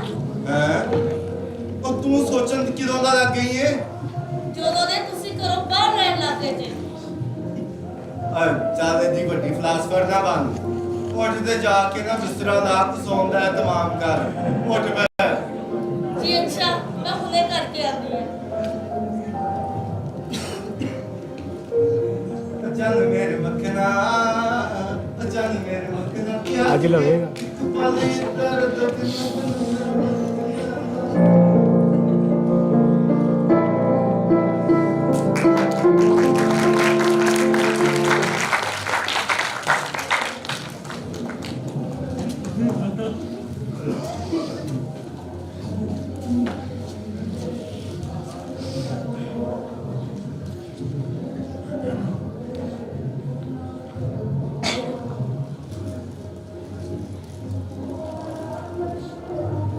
सरदार दी मां बीमार घरे की होया इनकी मां चलो पूछने गुड़दा गुड़दा गुड़दा गुड़दा सरदारा की होया तेरी मां नू तू तेरी मैं मां नू तेरी सरदारा हौसला हौसला ਉਹ ਯਾਰ ਮੈਂ ਤੇਰੀ ਮਾਂ ਦਾ ਪੁੱਛਣ ਡਿਆ ਵਾਂ ਤੇ ਤੂੰ ਮੈਨੂੰ ਗਾਲਾਂ ਕੱਢੀ ਜਾਂਦਾ। ਤੂੰ ਮੇਰਾ ਦੁਸ਼ਮਣ ਆ ਤਾਂ ਵਾਹਿਗੁਰੂ ਦੀ ਸੌ ਕਿਤੇ ਤੂੰ ਮੇਰੇ ਸਾਹਮਣੇ ਹੋਵੇ ਨਾ ਤਾਂ ਮੈਂ ਤੈਨੂੰ ਪ੍ਰਸ਼ਾਦ ਦੇ ਕੜਾਹ 'ਚ ਪਾ ਕੇ ਸਾੜ ਦੂੰ ਸਾਲਾ ਪਟਿਆਲੇ ਦਾ। ਉਹ ਸਰਦਾਰਾ, ਉਹ ਮੰਨਿਆ ਮੈਂ ਤੇਰਾ ਦੁਸ਼ਮਣ ਆ ਤੇ ਜਦੋਂ ਤੇਰੇ ਸਾਹਮਣੇ ਆ ਜਾਵਾਂ ਨਾ ਤੇ ਕੜਾਹ 'ਚ ਪਾ ਕੇ ਭਾਵੇਂ ਸਾੜ ਦੇ, ਪਰ ਮੈਨੂੰ ਇਹ ਦੱਸ ਦੇ ਯਾਰ ਤੇਰੀ ਮਾਂ ਨੂੰ ਕੀ ਹੋਇਆ ਸੀ? ਓਏ ਮਾਵਾਂ ਤੇ ਸਭ ਦੀਆਂ ਸਾਂਝੀਆਂ ਹੁੰਦੀਆਂ ਨੇ ਨਾ, ਉਹ ਦੱਸ ਦੇ ਕੀ ਹੋਇਆ ਤੇਰੀ ਮਾਂ ਨੂੰ? ਪਤਾ ਨਹੀਂ ਇਸ ਕੈਂਪ 'ਚੋਂ ਵਾਇਰਲੈਸ ਆਈ ਆ, ਮੇਰੀ ਮਾਂ ਹਸਪਤਾਲ ਦਾਖਲ ਆ, ਪਰ ਤੂੰ ਕਿਉਂ ਪੁੱਛ ਰਿਹਾ? ਓ ਸਰਦਾਰਾ, ਉਹ ਤੇਰਾ ਤੇ ਮੇਰਾ ਦੁੱਖ ਸਾਂਝਾ ਹੈ। ਕੀ ਮਤਲਬ? ਮਤਲਬ ਇਹ ਕਿ ਜਦੋਂ ਮੈਂ ਘਰੋਂ ਆਇਆ ਸੀ ਨਾ ਤੇ ਮੇਰੀ ਮਾਂ ਵੀ ਡਾਢੀ ਪਰੇਸ਼ਾਨ ਸੀ, ਬਿਮਾਰ ਸੀ, ਅਜੀਬ ਜੀਆਂ ਗੱਲਾਂ ਵੀ ਕਰਦੀ ਸੀ। ਵਾਹਿਗੁਰੂ ਜੀ ਕੁੱਲ ਜਹਾਨ ਦੀਆਂ ਮਾਵਾਂ ਨੂੰ ਸਲਾਮਤ ਰੱਖੀ। ਆਮੀਨ। ਉਹ ਸਰਦਾਰਾ, ਉਹ ਕੀ ਨਾਂ ਹੈ ਤੇਰਾ? ਹਰਨਾਮ ਸਿਆ। ਤਾਂ ਤੇਰਾ? ਗੁਲਾਬ ਦੀ। ਤੇ ਸਰਦਾਰਾ ਕਿੱਥੋਂ ਦਾ ਰਹਿਣ ਵਾਲਾ ਹੈ? ਅੰਮ੍ਰਿਤਸਰ ਦਾ। ਤਾਂ ਤੂੰ? ਮੈਂ ਗੁਜਰਾਤ ਦਾ ਰਹਿਣ ਵਾਲਾ। ਗੁਜਰਾਵਾਲੇ ਦਾ? ਗੁਜਰਾਵਾਲੇ ਦਾ ਤਾਂ ਮੇਰਾ ਦਾਦਾ ਵੀ ਸੀ। ਸਾਰੀ ਉਮਰ ਆਪਣੇ ਯਾਰਾਂ ਨੂੰ ਦੱਸਦਾ ਰਿਹਾ। ਕੀ ਮਤਲਬ? ਗੁਜਰਾਵਾਲੇ ਵਿੱਚ ਮੇਰੇ ਦਾਦੇ ਦੇ 4 ਯਾਰ ਸਨ। ਰਮਜ਼ਾਨ ਆੜਤੀ, ਤਾਰਿਕ ਲੋਹਾਰ, ਮਾਮਦੀਨ, ਸ਼ਕੂਰਾ ਮੋਚੀ। ਦਾਦਾ ਮੇਰਾ ਸਾਰੀ ਉਮਰ ਉਹਨਾਂ ਦੀਆਂ ਗੱਲਾਂ ਕਰਦਾ ਰਿਹਾ ਤੇ ਜਦੋਂ ਮੈਂ ਨਿੱਕਾ ਜਿਹਾ ਹੁੰਦਾ ਸੀ ਨਾ ਤਾਂ ਮੈਨੂੰ ਆਪਣੀ ਝੋਲੀ 'ਚ ਪਾ ਕੇ ਉਹਨਾਂ ਦੇ ਕਿੱਸੇ ਸੁਣਾਉਂਦਾ ਹੁੰਦਾ ਸੀ। ਅੱਛਾ ਵੀ ਸਰਦਾਰਾ, ਉਹ ਦਾਦੇ ਦਾ ਮੇਰੇ ਦਾ ਨਾਮ ਹੀ ਇਮਾਮਦੀਨ ਹੀ ਸੀ, ਪਰ ਇਹ ਨਹੀਂ ਪਤਾ ਕਿ ਉਹ ਤੇਰੇ ਦਾਦੇ ਦਾ ਯਾਰ ਸੀ ਜਾਂ ਨਹੀਂ। ਕਿਉਂ ਜੇ ਮੇਰਾ ਅੱਬਾ 14 ਸਾਲਾਂ ਦਾ ਸੀ ਜਦੋਂ ਮੇਰਾ ਦਾਦਾ ਟਰੱਕ ਲਿਆ ਕੇ ਮਰ ਗਿਆ ਤੇ ਮੈਂ ਅੱਜ 4 ਸਾਲਾਂ ਦਾ ਸਾਂ ਉਹ ਜਦੋਂ ਮੇਰਾ ਅੱਬਾ ਵੀ ਟੁਰ ਗਿਆ। ਕੀ ਪਤਾ ਹੈ ਯਾਰ, ਤੇਰਾ ਦਾਦਾ ਤਾਂ ਮੇਰਾ ਦਾਦਾ ਆਪਸ ਵਿੱਚ ਯਾਰ ਹੀ ਹੋਣ। ਤੇਰੀ ਕੀ ਸਲਾਹ ਹੈ ਸਰਦਾਰਾ ਵੀ ਹੁਣ ਆਪਾਂ ਦੋਵੇਂ ਯਾਰ ਬਣ ਜਾਈਏ? ਉਹ ਸੋਹਣਿਆ, ਓਏ ਆਪਾਂ ਇੱਕ ਦੂਜੇ ਦੇ ਦੁਸ਼ਮਣ ਆ, ਦੁਸ਼ਮਣ। ਉਹ ਠੀਕ ਆ, ਆਪਾਂ ਦੁਸ਼ਮਣ ਹੀ ਸਹੀ, ਪਰ ਸਾਡੀਆਂ ਸਰਕਾਰਾਂ ਸਾਨੂੰ ਇੱਕ ਦੂਜੇ ਉੱਤੇ ਗੋਲੀ ਚਲਾਉਣ ਦੇ ਪੈਸੇ ਦਿੰਦੀਆਂ ਨੇ। ਦੁਸ਼ਮਣੀ ਆਪਣੀ ਥਾਂ ਤੇ। ਵੇਖਣਾ ਕੀ ਪਤਾ ਹੈ ਤੂੰ ਮੇਰੇ ਦਾਦੇ ਦੇ ਯਾਰ ਦਾ ਪੋਤਰਾ ਹੋਵੇਂ ਤੇ ਹਾਲਾਤ ਨੇ ਸਾਨੂੰ ਤੁਝੇ ਸਾਹਮਣੇ ਲਿਆ ਖੜਾ ਕੀਤਾ ਆ, ਤਾਂ ਅਸੀਂ ਕੋਈ ਦੋ ਗੱਲਾਂ ਕਰਕੇ ਆਪਣੇ ਦਾਦੇ ਦੀ ਰੂਹਾਂ ਨੂੰ ਖੁਸ਼ ਨਹੀਂ ਕਰ ਸਕਦੇ? ਉਹ ਸਰਦਾਰਾ, ਉਹ ਜੇ ਰੂਹਾਂ ਨੂੰ ਖੁਸ਼ ਕਰਨ ਦੀ ਗੱਲ ਹੀ ਆ ਨਾ ਤੇ ਫਿਰ 10 ਭਾਈਆ ਪਿੰਡ ਵਿੱਚ ਘਰ ਕੌਣ ਆ? ਘਰ ਭਾਈਆ, ਭਾਬੋ, ਬੇਬੇ ਦਾ ਨਿੱਕੀ ਭੈਣ ਸੀਗੀ ਜਿਹਦਾ ਵਿਆਹ ਕਰ ਦਿੱਤਾ ਆ। ਅੱਛਾ, ਉਹ ਤੇ ਸਰਦਾਰਾ ਤੇਰਾ ਵਿਆਹ ਨਹੀਂ ਹੋਇਆ? ਯਾਰ ਇਹ ਬੜੀ ਦੁੱਖ ਭਰੀ ਕਹਾਣੀ ਆ। ਕਿਉਂ? ਉਹ ਹਕੀਮ ਨੇ ਇਲਾਜ ਕਰਨ ਤੋਂ ਇਨਕਾਰ ਕਰਤਾ ਸੀ। ਯਾਰ ਮਜ਼ਾਕ ਨਾ ਡਾ। 2 ਵਰੇ ਪਹਿਲਾਂ ਨਾ ਮੈਂ ਛੁੱਟੀ ਲੈ ਕੇ ਵਿਆਹ ਵਾਸਤੇ ਤੇ ਘਰ ਗਿਆ ਸਾਂ ਤਾਂ ਮੇਰਾ ਸਹੁਰਾ ਪੁਰ ਹੋ ਗਿਆ। ਤਾਂ ਪਿਛਲੇ ਸਾਲ ਜਦੋਂ ਮੈਂ ਛੁੱਟੀ ਲੈ ਕੇ ਵਿਆਹ ਵਾਸਤੇ ਘਰ ਗਿਆ ਨਾ ਤਾਂ ਮੇਰੀ ਸੱਸ ਹਸਪਤਾਲ ਦਾ ਸਹੁਰੀ ਦੀ ਆਪ ਤਾਂ ਬਚ ਗਈ ਪਰ ਮੇਰਾ ਵਿਆਹ ਲਮਕਾ ਗਈ। ਤਾਂ ਮੈਂ ਵੀ ਹੁਣ ਘਰ ਕਹਿ ਕੇ ਆਇਆ ਭਾਈ ਭਾਵੇਂ ਕਿਆਮਤ ਆ ਜਾਏ, ਹੁਣ ਮੈਂ ਜਦੋਂ ਛੁੱਟੀ ਤੇ ਆਇਆ ਨਾ ਤਾਂ ਮੈਂ ਵਿਆਹ ਕਰਾ ਕੇ ਜਾਊਂਗਾ।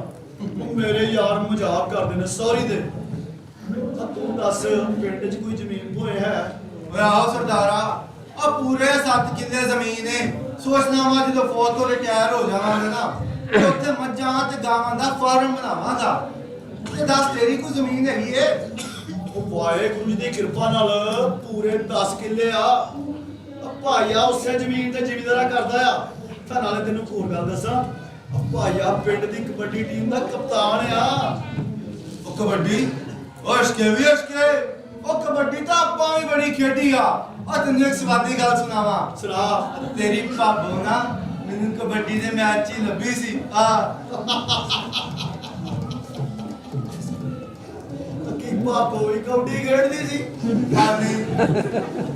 ਓਏ ਸਰਦਾਰਾ ਯਾਰ ਐਂਜਨਾ ਆ ਗਿਆ ਯਾਰ ਉਹ ਨਾ ਅਗਰ ਤੈਨੂੰ ਲੱਭੀ ਕਿਥੋਂ ਦੱਸਣਾ ਨਾ ਉਹ ਮੈਂ ਵਜ਼ੀਰਾਬਾਦ ਕਬੱਡੀ ਖੇਡਣ ਗਿਆ ਹੈ ਉੱਥੇ ਜਦੋਂ ਮੈਂ ਕਬੱਡੀ ਪਾਉਣ ਗਿਆ ਨਾ ਕਬੱਡੀ ਉਹ ਗੱਲ ਤੇ ਸੁਣ ਲੈ और ਜਦੋਂ मैं कोठी पान गया ना तो ਉੱਥੇ मेरी नजर पई सामने पंगूरे थे ਉਹ ਪੰਗੂਰੇ ਤੇ ਤੇਰੀ ਭਰਜਾਈ ਬੈਠੀ ਸੀ ਹਾਂ ਬਈ ਉਹ ਮੇਰੀ ਤੇਰੀ ਭਰਜਾਈ ਨਾਲ ਨਜ਼ਰ ਮਿਲੀ ਤੇ ਬਸ ਫਿਰ ਨਾ ਕੋਟੀ ਦੀ ਹੋਸ਼ ਰਹੀ ਤੇ ਨਾ ਹੀ ਆਪਣੀ ਬੱਲੇ ਬਈ ਬੱਲੇ ਓਏ ਅੱਗੇ ਦੱਸ ਫਿਰ ਕੀ ਹੋਇਆ ਓਏ ਅੱਗੇ ਕੀ ਹੋਣਾ ਸੀ ਓ ਯਾਰ ਮੇਰਾ ਸੋਹਰਾ ਨਹੀਂ ਸੀ ਮੰਨਦਾ ਉਹ ਬੜੀਆਂ ਮਿੰਤਾਂ ਕੀਤੀਆਂ ਬੜੇ ਹੀ ਤਰਦੇ ਪਾਏ ਲੇਕਿਨ ਭਾਈ ਸੋਹਰਾ ਨਾ ਮੰਨਿਆ ਉਹ ਫਿਰ ਇੱਕ ਦਿਨ ਕੀ ਕੀਤਾ ਉਹ ਮੇਰੇ ਖੂਨ ਨੇ ਜੋਸ਼ ਮਾਰਿਆ ਤੇ ਮੈਂ ਤੇਰੀ ਭਰਜਾਈ ਨੂੰ ਨਸਾ ਕੇ ਘਰ ਲੈ ਆਇਆ ਅਸ਼ਕੇ ਬਈ ਅਸ਼ਕੇ ਉਹ ਯਾਰ ਕੀਤਾ ਹੀ ਜਵਾਨਾ ਵਾਲਾ ਕੰਮ ਉਹ ਨਾ ਫਿਰ ਕੀ ਹੋਣਾ ਸੀ ਭਰਾਵਾ ਬੜੀਆਂ ਪਰੇ ਪਚਾਤਾ ਬੈਠੀਆਂ ਬੜੇ ਰੋਦੇ ਪਏ ਔਰ ਤੇਰੀ ਭਾਬੋ ਚੀਮੋ ਦਾ ਇੱਕੋ ਹੀ ਕਹਿਣਾ ਸੀ ਕਿ ਮੈਂ ਤੇ ਆਪਣੇ ਗੁਲਾਬਦੀਨ ਦੇ ਨਾਲ ਹੀ ਰਹਿ ਬੱਲੇ ਬਈ ਬੱਲੇ ਉਹ ਬੱਲੇ ਬਈ ਇਸ ਲੇਕੀ ਦੇ ਉਹ ਭਾਬੋ ਦਾ ਬੜਾ ਜਿਗਰੇ ਵਾਲੀ ਨਿਕਲੀ ਬਈ ਸਰਦਾਰਾ ਤੇਰਾ ਇਗਲੂ ਕਿੱਥੇ ਹੈ ਵੇ मेरा इग्लू सब तो ऊंची चोटी थे सब तो ऊंची चोटी ओ ते लाल रंग का झंडा लगा है ਉੱਥੇ ਆਹੋ ਤਾਂ ਹਾਂ ਤੇਰਾ ਇਗਲੂ ਕਿੱਥੇ ਆ ਸਰਦਾਰਾ ਉਹ ਤੇਰੇ ਬਿਲਕੁਲ ਸਾਹਮਣੇ ਆ ਜਿੱਥੇ ਹਰੇ ਰੰਗ ਦਾ ਝੰਡਾ ਲੱਗਾ ਹੈ ਅੱਛਾ ਬਿਲਕੁਲ ਸਾਹਮਣੇ ਆ ਸਰਦਾਰਾ ਯਾਰ ਇਹ ਗੱਲ ਤੇ ਦੱਸ ਜੇ ਤੇਰੇ ਸੀਓ ਸਾਹਿਬ ਨੇ ਤੈਨੂੰ ਹੁਕਮ ਦੇ ਦਿੱਤਾ ਵੀ ਗੋਲੀ ਚਲਾ ਦਿਓ ਤੇ ਫਿਰ ਕੀ ਕਰੇਗਾ ਸੋਹਣਿਆ ਗੋਲੀ ਤਾਂ ਆਪਾਂ ਜ਼ਰੂਰ ਚਲਾਉਂਗੇ ਹੁਕਮ ਵੀ ਆਪਾਂ ਮੰਨੂਗੇ ਪਰ ਗੋਲੀਆਂ ਜਾਣਗੀਆਂ ਤੇਰੇ ਇਗਲੂ ਦੇ ਸੱਜੇ ਖੱਬੇ ਅੱਛਾ ਔਰ ਜੇ ਤੇਰਾ ਟਾਈਮ ਆਊਟ ਹੋ ਗਿਆ ਤਾਂ ਫਿਰ ਨਹੀਂ ਟਾਈਮ ਆਊਟ ਹੁੰਦਾ ਯਾਰ ਫਿਕਰ ਨਾ ਕਰ ਓਏ ਆਪਾਂ ਯਾਰਾਂ ਦੇ ਯਾਰ ਆ ਉਹ ਯਾਰ ਮਾਰਨੀ ਏ ਹਾਂ ਉਹ ਸਰਦਾਰਾ ਆਪਾਂ ਯਾਰ ਬਣ ਗਏ ਆਹੋ ਪੱਕੇ ਤੇ ਗੂੜੇ ਯਾਰ ਲੈ ਵੀ ਸਰਦਾਰਾ ਜੇ ਆਪਾਂ ਯਾਰ ਬਣ ਨਹੀਂ ਗਏ ਆ ਤੇ ਫਿਰ ਆਪਾਂ ਆਪਣੇ ਵਾਰਡਸ ਦਾ ਕੋਡ ਵੀ ਬਦਲ ਲਈਏ ਉਹ ਦੱਸ ਕਾ ਬਲਾ ਕੀ ਕੋਡ ਹੋਣਾ ਚਾਹੀਦਾ ਆਹੋ ਯਾਰ ਆ ਤਾਂ ਗੱਲ ਬੜੀ ਜ਼ਰੂਰੀ ਆ ਤਾਂ ਮੈਂ ਤੈਨੂੰ ਕੀ ਦੱਸਾਂ ਤੂੰ ਹੀ ਦੱਸ ਆ ਵਾਰਡਸ ਦਾ ਕੋਡ ਹੋਣਾ ਚਾਹੀਦਾ ਏ ਤੇਰਾ ਕੋਡ ਹੈ ਗੁੱਡ ਲੱਕ ਤੇ ਉਹਦੇ ਨਾਲ ਆਪਾਂ ਰਲਾ ਦਿੰਨੇ ਆ ਬੈਡ ਲੱਕ ਤੇ ਕੋਡ ਬਣ ਜਾਏਗਾ ਗੁੱਡ ਲੱਕ ਬੈਡ ਲੱਕ ਆ ਠੀਕ ਆ ਭਾਈ ਗੁੱਡ ਲੱਕ ਦਾ ਮਤਲਬ ਯਾਰ ਕਿ ਆਪਾਂ ਦੋਵੇਂ ਯਾਰ ਆ ਤਾਂ ਬੈਡ ਲੱਕ ਦਾ ਮਤਲਬ ਆ ਕਿ ਸਾਡੇ ਦੋਵਾਂ ਦੇ ਮਿਲਣ ਵਿਚਕਾਰ ਆ ਡੂੰਗੀ ਖਾਈ ਆ ਓਏ ਹਾਂ ਸਰਦਾਰਾ ਉਹ ਬੜੀ ਗੱਲ ਕੀਤੀ ਹੋਈ ਯਾਰ ਆਪਾਂ ਦੋਵਾਂ ਦੇ ਮਿਲਣ 'ਚ ਰੁਕਾਵਟ ਇਹ ਹਜ਼ਾਰਾਂ ਫੁੱਟ ਡੂੰਗੀ ਖਾਈ ਹੈ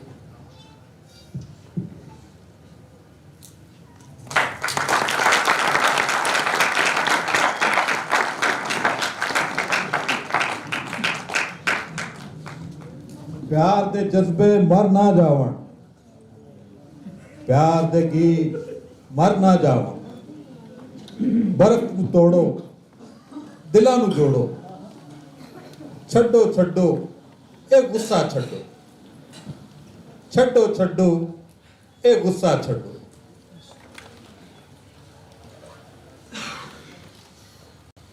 ਤੋਬਾ ਤੋਬਾ ਤੋਬਾ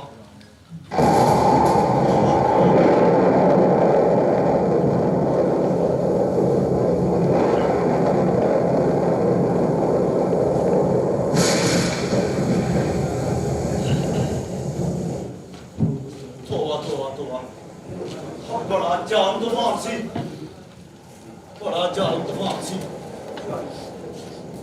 good luck bad luck good luck bad luck yes good luck bad luck ਆ ਮੁਸਲਿਆ ਤੱਕਿਆ ਹੀ ਕਿੱਡਾ ਜ਼ਾਲਮ ਤੂਫਾਨ ਸੀ।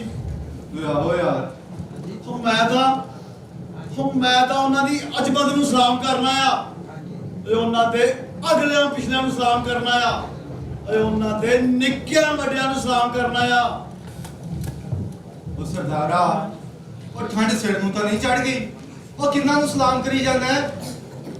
ਜਰਨੈਲਾਂ ਦੀ ਅਜ਼ਮਤ ਨੂੰ ਸਲਾਮ ਕਰਨਾ ਆ, ਜਿੰਨਾ ਫੌਜਾਂ ਨੂੰ ਇੱਥੇ ਐਡਵਾਂਸ ਕਰਾਇਆ, ਤਾਂ ਆਪ ਸੌਰੀ ਦੇ ਗਰਮ ਕਮਰਿਆਂ ਦੇ ਵਿੱਚ ਰਜਾਈਆਂ ਲੈ ਕੇ ਆਪਣੀਆਂ ਜਨਾਨੀਆਂ ਸੁੱਤੇ ਆ।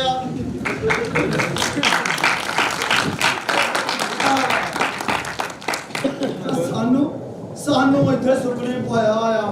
ਤੋਬਾ ਤੋਬਾ ਤੋਬਾ, ਬੜਾ ਜ਼ਾਲਮ ਤੂਫਾਨ ਸੀ ਵੀ। ਵਾਹਿਗੁਰੂ ਦੀ ਸੌ ਅੱਜ ਤੱਕ ਇਹੋ ਜਿਹਾ ਤੂਫਾਨ ਨਹੀਂ ਤੱਕਿਆ। ਸਰਦਾਰਾ, ਉਹ ਯਾਰ ਤੂੰ ਬੜੀ ਸਿਆਣੀ ਗੱਲ ਕੀਤੀ ਹੈ ਯਾਰ। ਯਾਰ ਮੈਂ ਸੋਚਣਾ ਵਾ ਵੀ ਜੇ ਐਸ ਇਗਲੂ ਦੇ ਵਿੱਚ ਨਾ ਨਾਲ ਜਨਾਨੀ ਹੁੰਦੀ ਨਾ ਤੇ ਹਾਏ ਹਾਏ ਹਾਏ ਕੀ ਜਨਾਨੀ।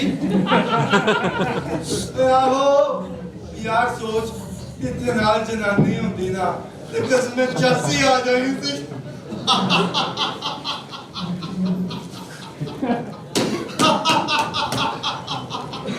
ਉਹ ਮੇਰਾ ਬਾਪੂ ਸਹੀ ਕਹਿੰਦਾ ਸੀ। ਬਾਪੂ ਤੂੰ ਵਾਹਿਗੁਰੂ ਜੀ ਦਾ ਸੱਚਾ ਖਾਲਸਾ ਆ। ਨਾ ਕੀ ਕਹਿੰਦਾ ਸੀ ਤੇਰਾ ਬਾਪੂ? ਭਾਈ ਮੇਰਾ ਬਾਪੂ ਕਹਿੰਦਾ ਸੀ ਵੀ ਮੁਸਲਾ ਜਿੱਥੇ ਵੀ ਹੋਵੇ ਨਾ ਤਾਂ ਜਨਾਨੀ ਤੋਂ ਬਗੈਰ ਨਹੀਂ ਰਹਿ ਸਕਦੇ।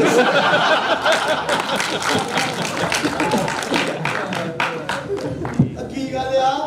ਭਾਬੋ ਯਾਦ ਆਉਣ ਲਈ ਆ। ਡਾਡੀ ਯਾਦ ਆਉਣ ਡਈ ਹੈ ਯਾਰ। ਯਾਦ ਤੇਰੀ ਆਊਗੀ, ਸਾਨੂੰ ਬੜਾ ਸਤਾਊਗੀ। ਆ ਚੁੱਪ ਕਰ ਬੇਸੁਰਿਆ। ਉਹ ਭਾਵੇਂ ਮੈਂ ਬੇਸੁਰਾਈਆਂ, ਪਰ ਯਾਦ ਤੇਰੀ ਆਊਗੀ, ਸਾਨੂੰ ਬੜਾ ਸਤਾਊਗੀ। ਯਾਦ ਚੁੱਪ ਕਰ ਜਾ, ਚੁੱਪ ਕਰ ਜਾ ਯਾਰ। ਐ ਸਰਦਾਰਾ, ਯਾਰ ਭਾਬੋ ਤੇ ਤੇਰੀ ਯਾਦ ਆਉਂਦੀ ਏ, ਪਰ ਇੱਕ ਦਿਨ ਹੋਰ ਗੱਲ ਦੱਸਾਂ ਯਾਰ, ਮੈਨੂੰ ਨਾ ਅੱਜ ਉਹ ਮੇਰਾ ਬਚਪਨ ਦਾ ਯਾਰ ਵੀ ਯਾਦ ਆ ਗਿਆ ਹੈ। ਖੁਸ਼ੀ ਮੁਹੰਮਦ। ਖੁਸ਼ੀ ਮੁਹੰਮਦ? ਇਹ ਆਹੋ ਮੇਰਾ ਸੱਚਾ ਤੇ ਗੂੜਾ ਯਾਰ। ਇਸ ਵੇਲੇ ਨਾ ਮੂੰਜੀ ਬੀਜਦਾ ਹੋਣਾ। ਇਹਦਾ ਮਤਲਬ ਆ ਕਿ ਤੇਰਾ ਡੂੰਘਾ ਯਾਰ ਆ। ਇਹ ਆਹੋ ਆ ਸਮੁੰਦਰ ਤੋਂ ਵੀ ਡੂੰਘਾ ਯਾਰ ਆ। ਓ ਯਾਰ, ਅਸੀਂ ਬੜੀਆਂ ਸ਼ਰਾਰਤਾਂ ਕਰਦੇ ਹੁੰਦੇ ਸਾਂ। ਓਏ ਹੋਏ ਹੋਏ, ਮੈਂ ਤੇ ਖੁਸ਼ੀ ਮੁਹੰਮਦ ਇੱਕੋ ਸਕੂਲੇ ਪੜ੍ਹਦੇ ਸਾਂ। ਇਕੱਠੇ ਖਾਣਾ, ਇਕੱਠੇ ਪੀਣਾ, ਇਕੱਠੇ ਖੇਡਣਾ, ਸਾਰਾ ਦਿਨ ਅਵਾਰਾਗਰਦੀ ਕਰਨੀ ਤੇ ਬੜੇ ਮਜ਼ੇ ਕਰਨੇ। ਤੇ ਇੱਕ ਦਿਨ ਕੀ ਹੋਇਆ ਕਿ ਮੇਰੇ ਚਾਚੇ ਨੇ ਖੁਸ਼ੀ ਮੁਹੰਮਦ ਦੇ ਪਿਓ ਦਾ ਪਾਣੀ ਵੱਢ ਲਿਆ। ਕੀ ਵੱਢ ਲਿਆ? ਆ ਪੈਲੀਆਂ ਦਾ ਪਾਣੀ ਵੱਢ ਲਿਆ। ਉਹ ਫਿਰ ਕੀ ਹੋਇਆ ਸੀ? ਉਹ ਡਾਂਗਾ ਸੋਟੇ ਚੱਲ ਗਏ, ਸਿਰ ਖੁੱਲ ਗਏ, ਲੜਾਈਆਂ ਪੈ ਗਈਆਂ ਤੇ ਲੜਾਈਆਂ ਵਾਦੀਆਂ ਥਾਣੇ ਕੋਰਟ ਕਚਹਿਰੀਆਂ ਤੱਕ ਪਹੁੰਚ ਗਈ। ਘਰ ਵਾਲਿਆਂ ਨੇ ਨਾ ਮੇਰਾ ਤੇ ਖੁਸ਼ੀ ਮੁਹੰਮਦ ਦਾ ਮਿਲਣਾ ਵੀ ਅਲੱਗ ਕਰਤਾ ਸਾਨੂੰ। ਮਿਲਣ ਨਹੀਂ ਸੀ ਦਿੰਦੇ ਫਿਰ। ਪਰ ਅਸੀਂ ਕੀ ਕਰਨਾ, ਸਾਨੂੰ ਘਰਦਿਆਂ ਨੇ ਕਰਨਾ ਸਕੂਲੇ, ਤੇ ਮੈਂ ਤੇ ਖੁਸ਼ੀ ਮੁਹੰਮਦ ਨੇ ਜਾਣਾ ਮੁਹੰਮਦ ਦੀ ਦੀਆਂ ਪੈਲੀਆਂ ਦੇ ਵਿੱਚ। ਉੱਥੇ ਗਾਗਰਾ ਬਾਂਟੇ ਖੇਡਨੇ, ਲੁਕਣ ਮਿੱਟੀ ਖੇਡਨੀ, ਕਬੱਡੀ ਖੇਡਣੀ। ਤੇ ਫਿਰ ਜਦੋਂ ਥੱਕ ਜਾਣਾ ਨਾ, ਫਿਰ ਇੱਕ ਦੂਜੇ ਦੇ ਘਰੋਂ ਆਈ ਰੋਟੀ ਖਾਣੀ ਰਲ ਮਿਲ ਕੇ। ਯਾਰ ਉਹ ਬੜਾ ਹੀ ਮਜ਼ਾ ਆਉਂਦਾ ਸੀ। ਪਰ ਐਂਡ ਤੇ ਨਾ ਉਹ ਕੀ ਹੋਇਆ ਵੀ ਨਾ, ਮੈਂ ਇੱਕ ਵਾਰ ਨਾ ਸਾਡੇ ਪਿੰਡ ਪਰਿਆ ਬੈਠੀ ਤੇ ਉਹਨਾਂ ਨਾ ਮੇਰੇ ਚਾਚੇ ਤੇ ਖੁਸ਼ੀ ਮੁਹੰਮਦ ਦੇ ਪਿਓ ਦੀ ਸੁਲ੍ਹਾ ਕਰਾਤੀ। ਤੇ ਬਸ ਫਿਰ ਅਸੀਂ ਸਾਰੇ ਫਿਰ ਇੱਕੋ ਮਿੱਕ ਹੋ ਗਏ। ਓਏ ਹੋਏ, ਬੜਾ ਮਜ਼ਾ ਯਾਰ, ਬੜੇ ਮਜ਼ੇ ਕੀਤੇ। ਆਏ ਹਾਏ ਹਾਏ, ਵਾਹ ਸਰਦਾਰਾ ਵਾਹ। ਯਾਰ ਅੱਜ ਤੇ ਤੂੰ ਮੈਨੂੰ ਨਾ ਮੇਰਾ ਬਚਪਨ ਯਾਦ ਕਰਾਤਾ ਹੈ, ਤੇ ਨਾਲੇ ਮੇਰੇ ਬਚਪਨ ਦਾ ਯਾਰ ਖੁਸ਼ੀ ਮੁਹੰਮਦ ਵੀ ਯਾਦ ਕਰਾਤਾ ਹੈ। ਵਾਹ ਬਈ ਵਾਹ ਸਰਦਾਰ। ਸਰਦਾਰਾ ਬੋਲਦਾ ਨਹੀਂ। ਹਰਨਾਮ ਸਿੰਘ ਯਾਰ ਮੈਂ ਸੋਚਣ ਡਿਆ। ਹਾਂ ਤੂੰ ਵੀ ਸੋਚਦਾ?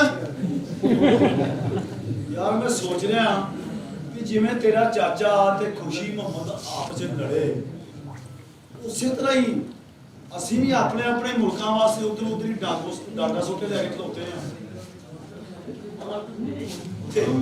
ਤੇ ਇਸ ਲੜਾਈ ਦੇ ਮਸਲੇ ਵਿੱਚ ਸਾਡੇ ਵਾਸਤੇ ਕੋਈ ਪਰਿਆ ਕਿਉਂ ਨਹੀਂ ਪੈਂਦੀ?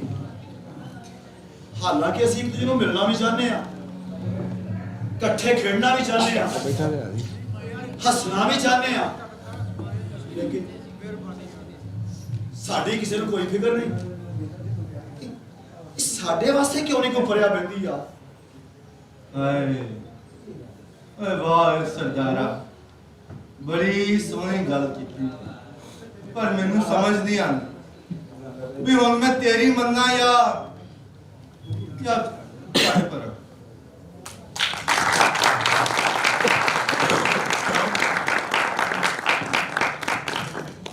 ਜਜ਼ਬੇ ਝੂਠੇ ਪੈ ਜਾਣਗੇ, ਮਰਨ ਵਾਲੇ ਮਰ ਜਾਣਗੇ, ਇਹ ਬਰਫ਼ ਫਿਰ ਵੀ ਜੰਮੀ ਰਹੇਗੀ, ਇਹ ਬਰਫ਼ ਫਿਰ ਵੀ ਜੰਮੀ ਰਹੇਗੀ।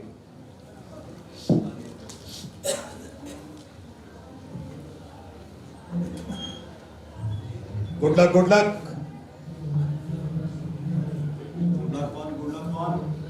हरनाम सिंह सर, मैं तुम्हारा कमांडिंग अफसर बोल रहा हूं। सर।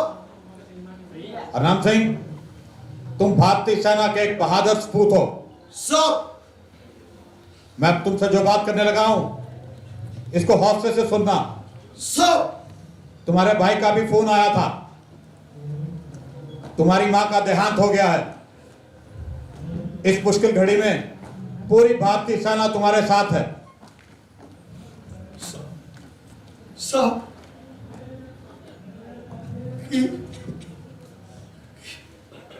मेरी मां मर गई? नहीं, मैं नहीं हो सकता। नहीं साहब, मेरी मां मर गई, मेरी मां मर गई। Good luck, bad luck. Yes, good luck, bad luck. की गल है सरदारा? गुलाबिया, अब मेरी मां मर गई वे। की मां मर गई? अब मैनू जम्मन वाली छड़ गई वे। अब मेरा मत्था चुम्मन वाली अज मर गई है। हौसला हौसला कर सरदारा, हौसला किवें हौसला करा? जिन्हां दियां मावां मर जाण उन्हां नूं हौसले नहीं हुंदे। हौसला कर सरदारा, तू एक फौजी जवान है सरदारा, ते फौजी जवान नहीं उनकी धरती जिहदी ओह हिफाजत करता है उनकी मां हुंदी है। नहीं, तू झूठ बोल रहा है, तू झूठा है। हे धरती मेरी मां नहीं हो सकती। हे धरती बांझे बांझे, धरती बांझे। मेरी धरती मां ते होए जिथे कणक उगदी है, सरों उगदी है, जिथे फुल खिलदे ने।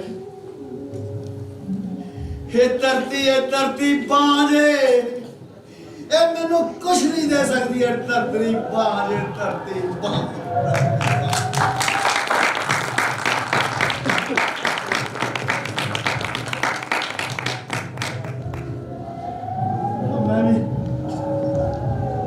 मैं भी दुनिया का किड्डा बदनसीब हाँ। मैं जिथे बैठा इत्थे तक कोई ऐसा सिर भी नहीं है, ऐसा मोटा भी नहीं है जिथे मैं सिर रख के रो सका।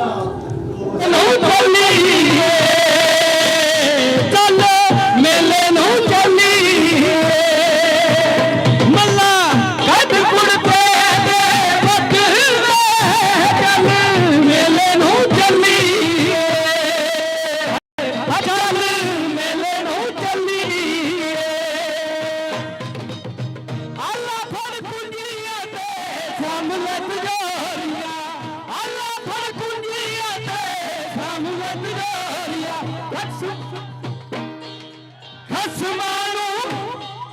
ਖਸਮਾਂ ਨੂੰ ਖਾਂਦਾ ਈ ਤੇਰਾ ਘਰ ਵੇ ਚੱਲ ਮੇਲੇ ਨੂੰ ਚੱਲੀਏ ਚੱਲ ਮੇਲੇ ਨੂੰ ਚੱਲੀਏ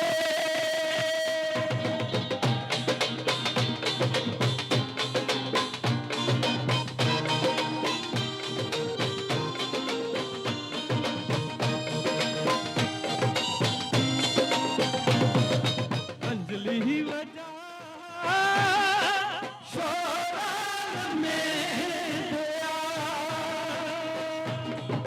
ਮੰਜਲੀ ਵਜਾ ਛੋੜਾ ਮੇਰਿਆ ਵਗਦੀ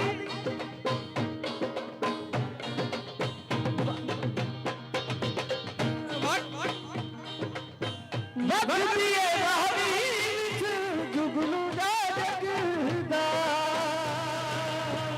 ਵਗਦੀ ਰਾਵੀ ਵਿੱਚ ਜੁਗਨੂ ਦਾ ਜਗਦਾ ਕਮਲਾ ਦਾ ਦਿਲ ਤੇਰੇ ਬਿਨਾ ਨਹੀਂ ਲੱਗਦਾ ਕਮਲਾ ਦਾ ਦਿਲ ਤੇਰੇ ਬਿਨਾ ਨਹੀਂ ਲੱਗਦਾ ਮੰਜਲੀ ਵਜਾ ਸੋਹਣਾ ਮੇਰਿਆ ਮੰਜਲੀ ਵਜਾ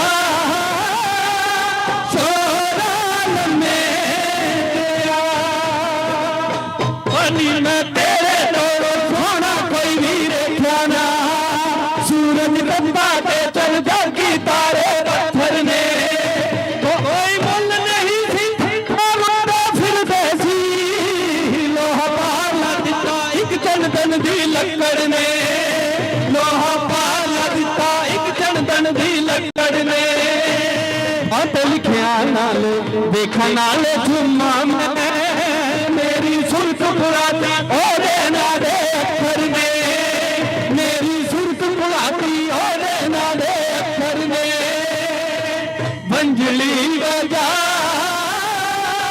ਸੋਹਣਾ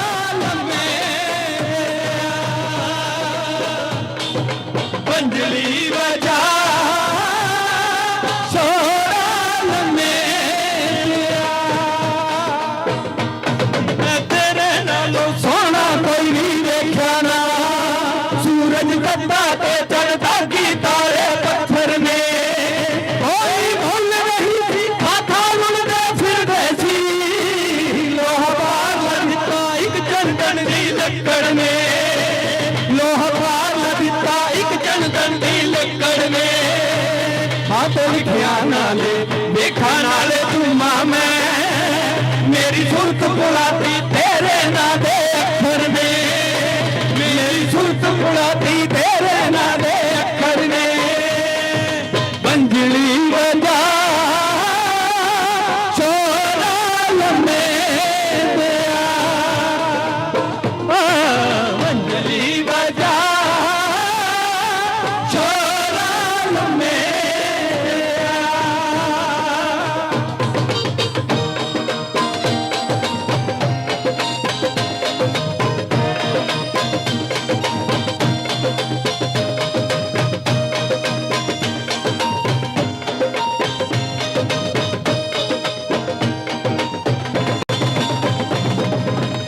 ਰੌਣਕ ਹੋ ਜੂ ਕੱਟ ਚੱਲ ਮੇਲੇ ਨੂੰ ਚੱਲੀਏ ਚੱਲ ਮੇਲੇ ਨੂੰ ਚੱਲੀਏ ਹਮਲਾ ਕੱਢ ਕੁੜਤੇ ਦੇ ਵਕਰ ਚੱਲ ਮੇਲੇ ਨੂੰ ਚੱਲੀਏ ਚੱਲ ਮੇਲੇ ਨੂੰ ਚੱਲੀਏ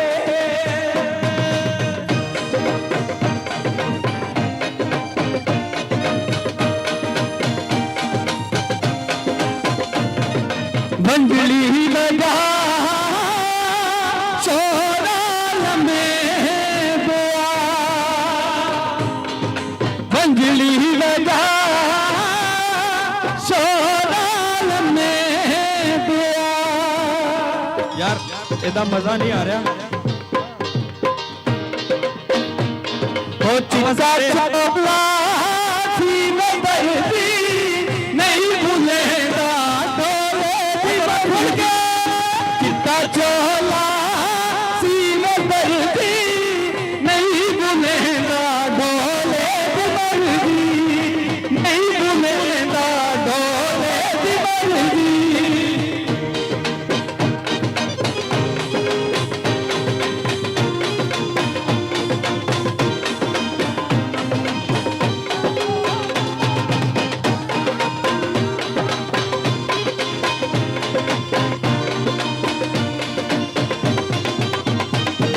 चिट्टा चोला सी मैं दर्दी नहीं भूलेगा डोले दी मर्जी चिट्टा चोला सी मैं दर्दी नहीं भूलेगा डोले दी मर्जी नहीं भूलेगा डोले दी मर्जी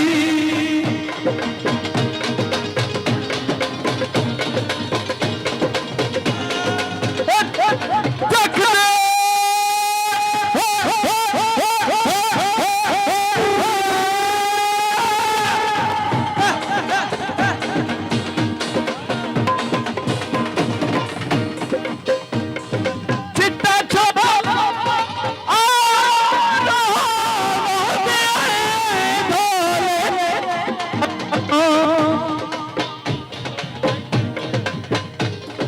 चिट्टा चोला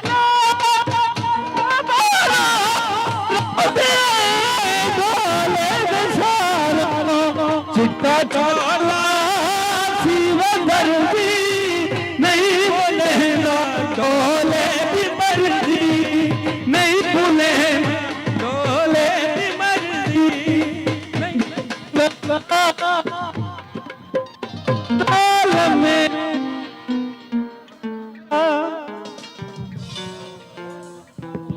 हेलो हेलो यार माइक बंद हो जाता विच hello hello hello hello hello hello hello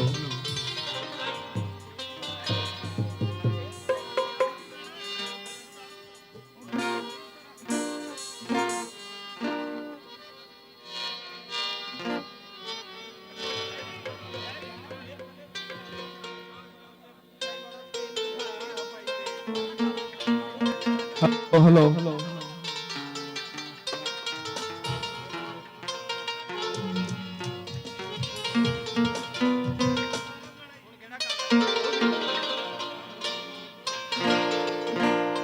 मैं लगता मजा नहीं आ रहा बोर हो रहे हो पंजाबी आ गए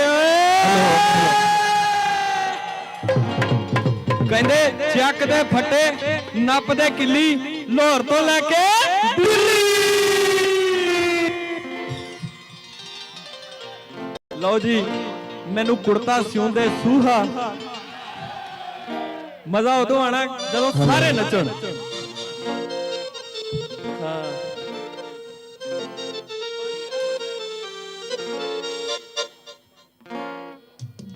थोड़ा थोड़ा पंडाल खाली कर दो पीछे भी मां है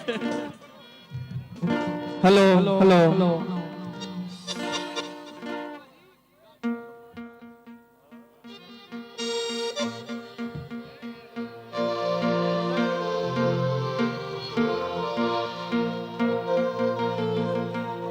तलियां ते मेहंदी ना मोर पौंदी होनियां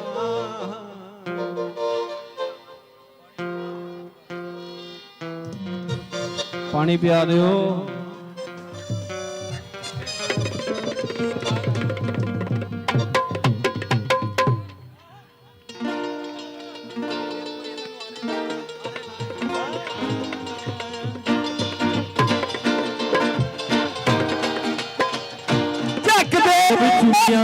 ਨੂੰ ਗੋਟੇ ਲਗਵਾਉਂਦੀ ਹੋਣੀਆਂ ਹਲੀਆਂ ਤੇ ਮਹਿੰਦੀ ਨਾ ਮੋਰ ਪਾਉਂਦੀ ਹੋਣੀਆਂ ਮੇਰੀ ਚੜ ਕੇ ਜੰਜ ਜਾਣੀ ਯਾਰ ਨੇ ਖੋਲਿਆ ਪਿਆਰ ਦਾ ਬੂਹਾ ਕੱਲ ਸੁਣ ਲਾ ਦਰਜੀਆ ਓਏ ਮੈਨੂੰ ਕੁੜਤਾ ਸਿਉਂਦੇ ਸੂਹਾ ਕੱਲ ਸੁਣ ਲਾ ਦਰਜੀਆ ਓਏ ਮੈਨੂੰ ਕੁੜਤਾ ਕੁੜਤਾ ਸੁੰਦੇ ਸੁਹਾ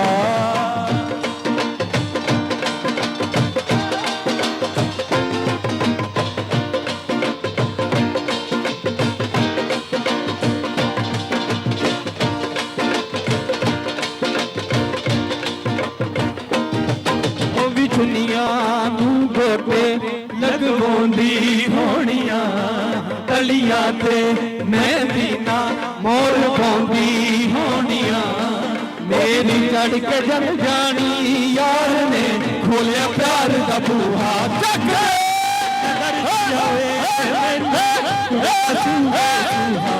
ਗੱਲ ਸੁਣ ਲਗਰ ਜਿਆ ਓਏ ਮੈਨੂੰ ਕੁੜਤਾ ਛੂੰਦੇ ਸੁਹਾ ਚੱਕ ਦੇ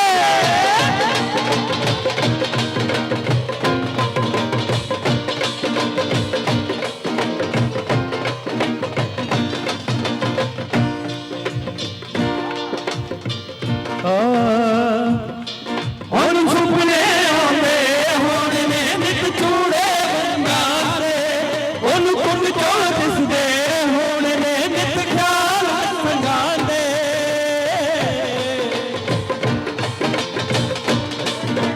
ਉਹਨੂੰ ਸੁਪਨੇ ਆਉਂਦੇ ਹੁਣ ਨੇ ਨਿਤ ਚੂੜੇ ਬੰਨਾਂ ਤੇ ਉਹਨੂੰ ਕੁੰਡ ਚੋਂ ਦਿਸਦੇ ਹੁਣ ਨੇ ਨਿਤ ਖਿਆਲ ਸੰਗਾਂ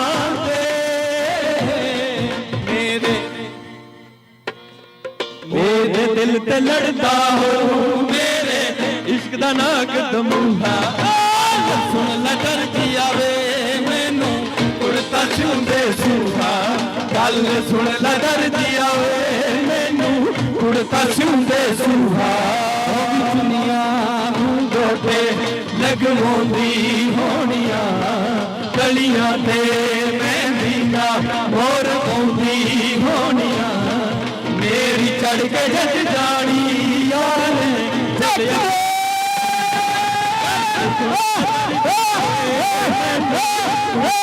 ਪੰਜਾਬੀਓ ਕਰ ਦਿਆ ਓਏ ਮੈਨੂੰ ਕੁੜਤਾ ਛੂੰਦੇ ਸੁਹਾ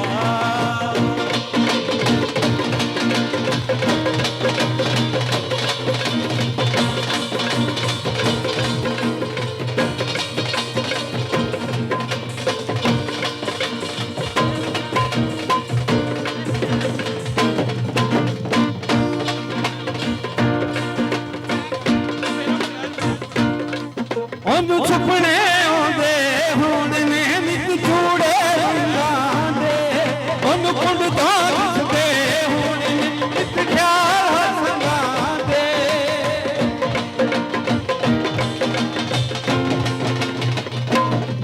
ਉਹਨੂੰ ਸੁਪਨੇ ਆਉਂਦੇ ਹੁਣ ਨੇ ਨਿਤ ਚੂੜੇ ਰੰਗਾਂ ਦੇ ਉਹਨੂੰ ਕੁੰਡ ਤੋਂ ਦਿਸਦੇ ਹੁਣ ਨੇ ਨਿਤ ਖਿਆਲ ਸੰਗਾਂ ਦੇ ਦਿਲ ਤੇ ਲੜਦਾ ਹੋ ਮੇਰੇ ਇਸ਼ਕ ਦਾ ਨਾਗ ਦਮੂਹਾ ਗੱਲ ਸੁਣ ਲੈ ਦਰਦੀ ਆਵੇ ਮੈਨੂੰ ਕੁੜਤਾ ਛੂੰਦੇ ਸੁਹਾ ਗੱਲ ਸੁਣ ਲੈ ਦਰਦੀ ਬਾਬਾ ਨਸਰਵਾ ਕੁੜਤਾ ਛੂੰਦੇ ਸੁਹਾ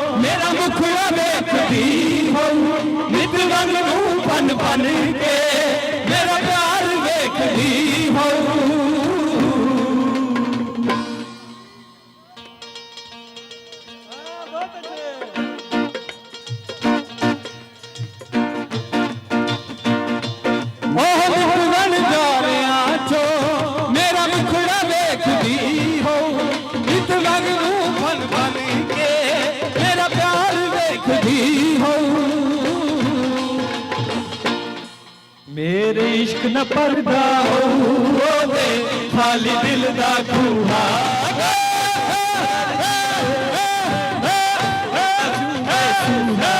ਗੱਲ ਸੁਣ ਲਾ ਦਰਜੀਆ ਓਏ ਮੈਨੂੰ ਕੁੜਤਾ ਛੂੰਦੇ ਸੁਹਾ ਉਹ ਵੀ ਦੁਨੀਆ ਨੂੰ ਗੋਡੇ ਲਗਵਾਉਂਦੀ ਹੋਣੀਆਂ ਤਲੀਆਂ ਤੇ ਮਹਿੰਦੀ ਨਾ ਹੋਰ ਪਾਉਂਦੀ ਹੋਣੀਆਂ ਇਹ ਵੀ ਚੜ ਕੇ ਜਗ ਜਾਣੀ ਯਾਰ ਚੱਕ ਦੇ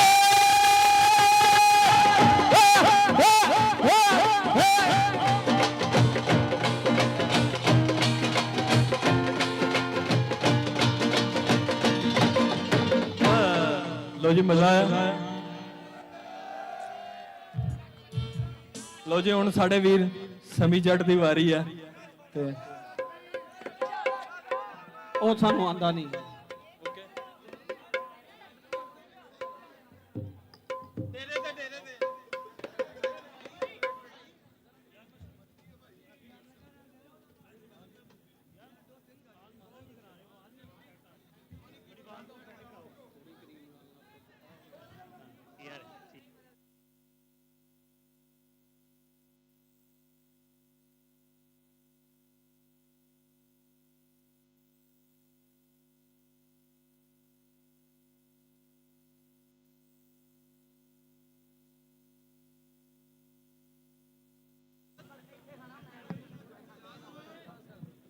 ਕਰ ਲਈਏ ਬੰਦਾ ਉੱਚਾ ਸੀ ਯਾਰ ਥੋੜੀ ਸੈਟਿੰਗ ਕਰ ਲਈਏ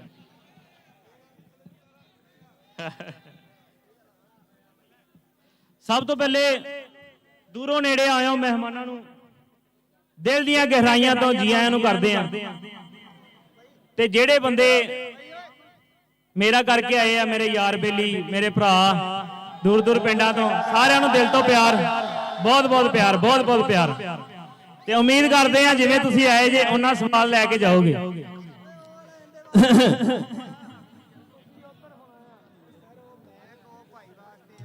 ਜਲਦੀ ਕਰੋ ਤੁਸੀਂ ਹੱਥ ਫੜ ਲਓ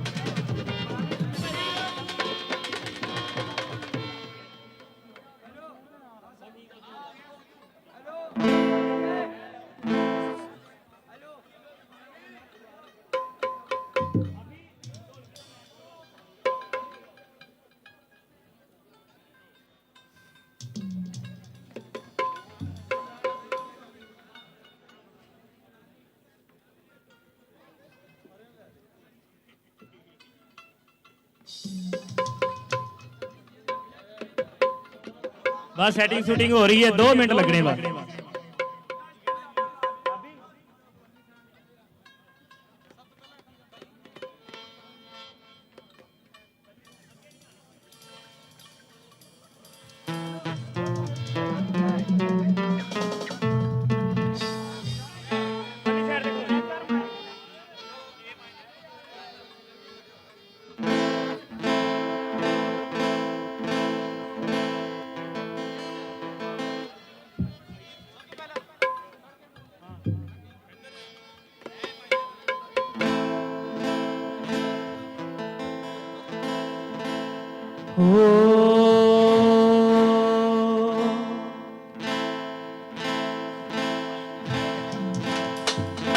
माइक चला दी यार भरा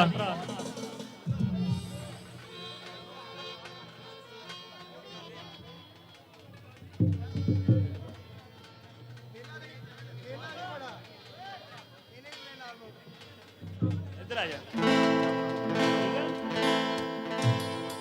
चलो यार चलो भाई वेट ना करायो यार आई दे बात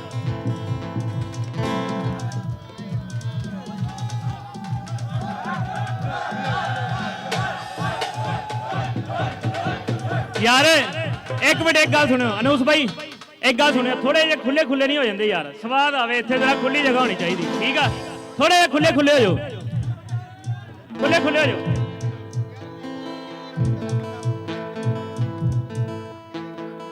ਇੱਧਰ ਇੱਧਰ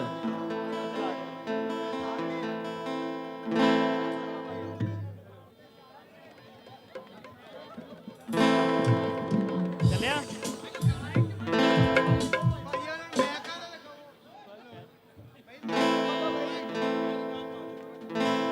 ਚਾਹ ਤੇ ਪਾ ਦੇਣਾ ਭਾਈ, ਬਸ 2 ਮਿੰਟ। ਮਾਈਕ ਔਨ ਹੋ ਰਿਹਾ।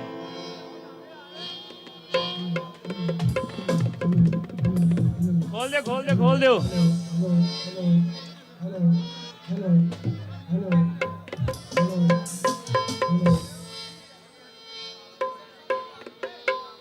ਨਹੀਂ ਭਾਈ ਖੋਲ ਦਿਓ ਹੋਰ ਖੋਲ ਦਿਓ ਮਾਈਕ।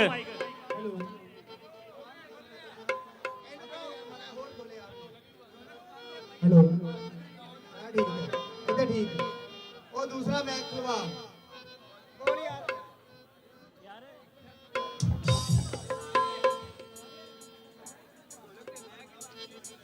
इधर ही वो मैच लाओ फरूक दे लागे खलोता है यार इनको माइक खोल दे भाई नु ते ढोलकी दे थोड़े माइक खोले जरा 2 मिनट बस। हैं कितों बना हिक तो अच्छा मैं खोली यार भा, ढोलकी की आवाज नहीं आ रही।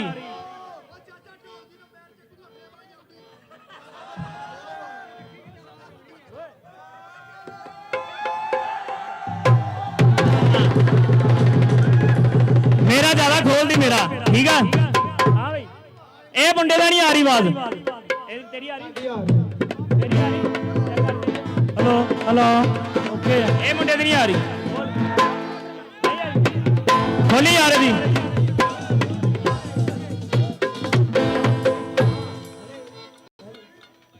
बहुत माठी है जी, आंदी है।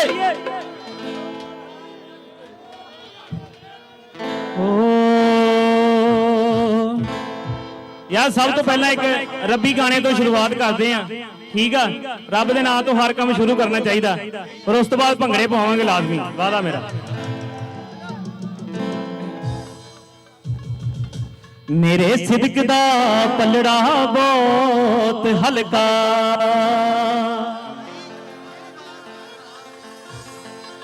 ਇਹਦੀ बात खोलते ही आ रहा है माइक दी। जी तेरियां बख्शिशां नाल ਇਹਨੂੰ ਤੋਲੀਏ ना,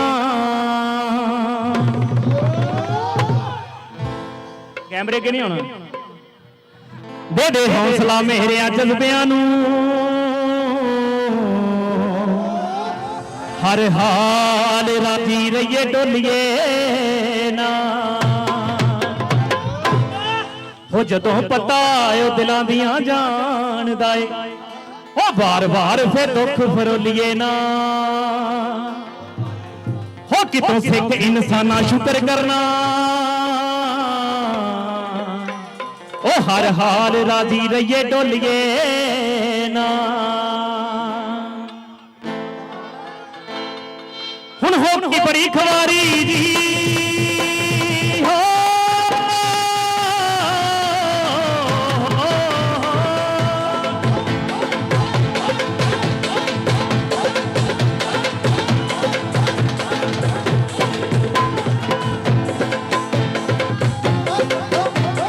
होगी बड़ी खवारी जी, जब जब भी आउंदी वारी जी, असी रह जाइए हर वारी, पर इस वारी रुकना नहीं।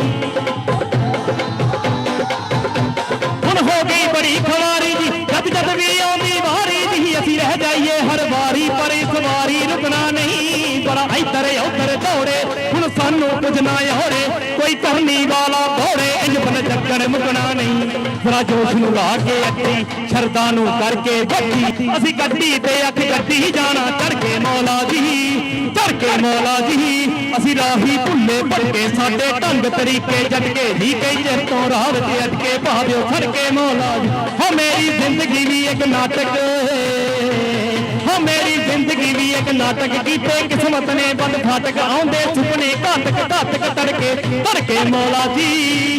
ਭੜਕੇ ਮੌਲਾ ਜੀ ਅਸੀਂ ਰਾਹੀ ਭੁੱਲੇ ਭੜਕੇ ਸਾਡੇ ਢੰਗ ਤਰੀਕੇ ਜਟਕੇ ਹੀ ਕਈ ਚਿਰ ਤੋਂ ਰਾਹ ਵਿੱਚ ਅਟਕੇ ਪਾ ਦਿਓ ਸੜਕੇ ਮੌਲਾ ਜੀ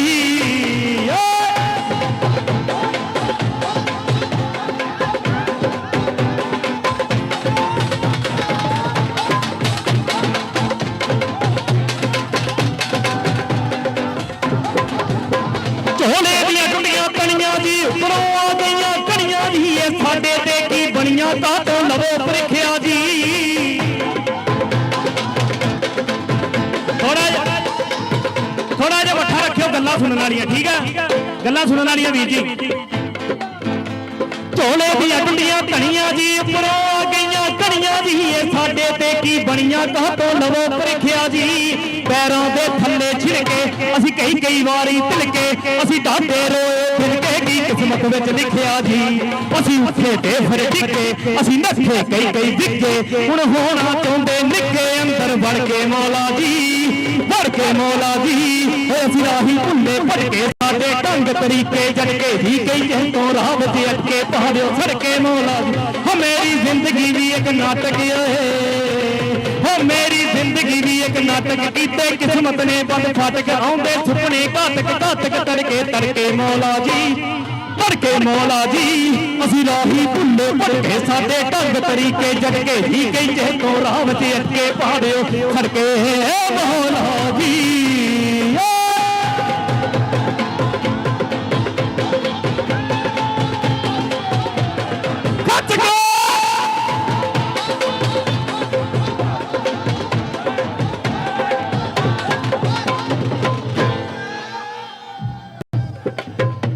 ਅਸੀਂ ਬੜੇ ਮੰਤਰ ਲੱਭੇ ਜੀ ਪਰ ਫਸ ਗਿਆ ਵਿੱਚ ਗੱਬੇ ਜੀ ਅਸੀਂ ਕਣੇ ਲੋਹੇ ਦੇ ਚੱਬੇ ਤੇ ਪੀੜਾਂ ਵੀ ਸਹਿ ਗਏ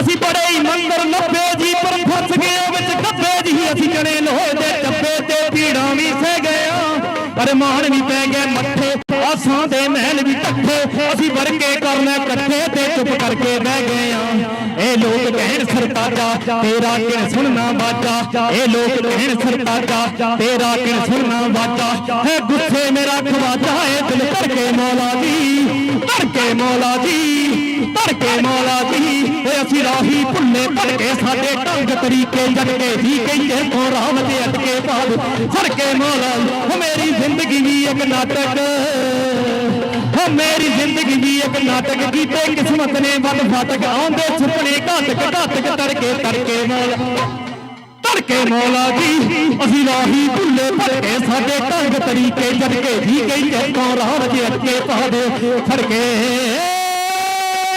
ਮੌਲਾ ਜੀ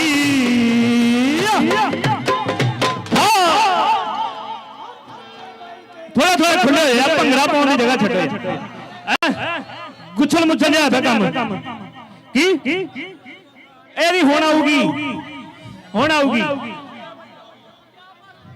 ਆਊਗੀ ਹਲੋ ਮਾਈਕ ਟੈਸਟ ਆ ਭਾਜੀ ਥੋੜਾ ਖੋਲਿਓ ਜਰਾ ਤੁੰਬੀ ਦੀ ਆਵਾਜ਼ ਆਵੇ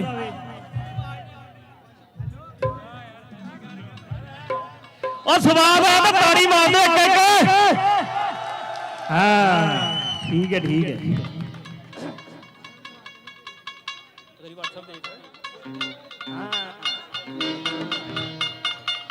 ਮੁੰਡਾ ਲੋਕ ਬੋਲੀਆਂ ਵਰਗਾ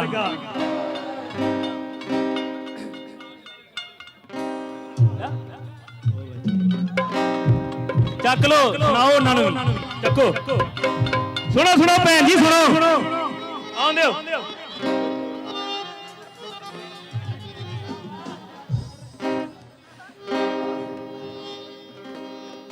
ਕਿ ਨਜ਼ਰ ਦਾ ਬੜਾ ਹੀ ਫਰਕ ਹੁੰਦਾ ਨਜ਼ਰ ਡੋਬ ਦਿੰਦੀ ਨਜ਼ਰ ਤਾਰ ਦਿੰਦੀ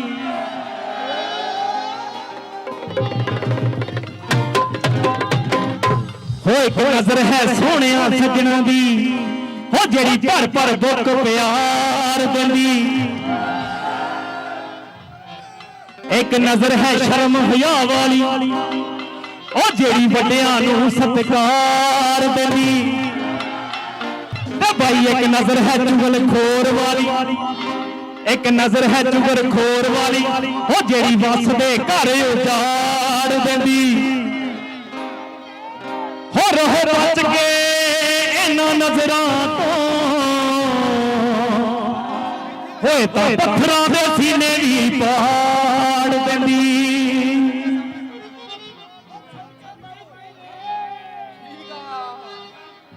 ਉਹ ਵਜਾ ਸਿੱਧੇ ਹੈ ਹੋ ਮੁੰਡਾ ਪੱਟਿਆ ਪੰਜਾਬੀ ਪੱਗ ਵਾਲਾ ਮੁੰਡਾ ਪੱਟਿਆ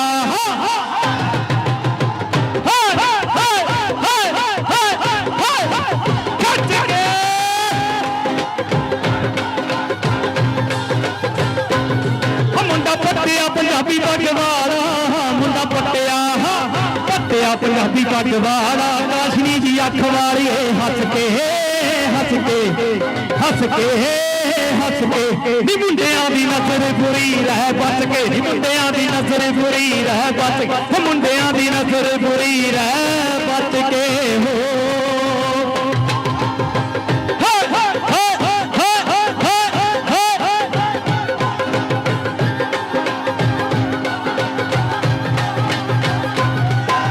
ਸੋਹਣੀ ਮਾਂ ਦੀ ਬਾੜੀਏ ਨੀ ਫੁੱਲਾਂ ਦੀ ਜਾਲੀਏ ਨੀ ਖੁਸ਼ੀਆਂ ਹੰਡਾਵੇਂ ਹਰ ਪਲ ਤੋਂ ਓ ਭਾਈ ਇੱਕ ਮਿੰਟ ਓ ਭਾਈ ਮੇਰੇ ਬੰਦਿਆਂ ਦੀ ਆਵਾਜ਼ ਨਹੀਂ ਆ ਰਹੀ ਯਾਰ ਇੰਨੀ ਦੂਰੋਂ ਲੈ ਕੇ ਆਏ ਇਹਨਾਂ ਦਾ ਜ਼ੋਰ ਲਵਾ ਯਾਰ ਇਹਨਾਂ ਦੀ ਆਵਾਜ਼ ਆਵੇ ਲੈ ਆ ਬੰਦੇ ਉਹ ਮੁਸਤੀ ਜ਼ੋਰ ਲੱਗੀ ਜਾਂਦਾ ਜੀ ਆਵਾਜ਼ ਆ ਰਹੀ ਕਿਸੇ ਨੂੰ ਦੱਸੋ ਜ਼ਰਾ ਖੋਲ ਯਾਰ ਮਾਈਕ ਖੋਲ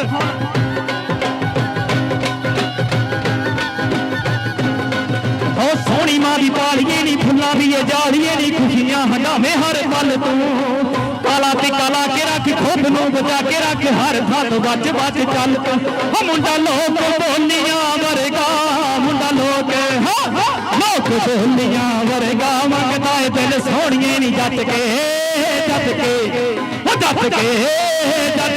ਨੀ ਮੁੰਡਿਆਂ ਦੀ ਨਜ਼ਰ ਬੁਰੀ ਰਹਿ ਬਚ ਕੇ ਹਾਂ ਮੁੰਡਿਆਂ ਦੀ ਨਜ਼ਰ ਬੁਰੀ ਰਹਿ ਬਚ ਹਾਂ ਮੁੰਡਿਆਂ ਦੀ ਨਜ਼ਰ ਬੁਰੀ ਰਹਿ ਬਚ ਕੇ ਹੋ ਦੇਖੋ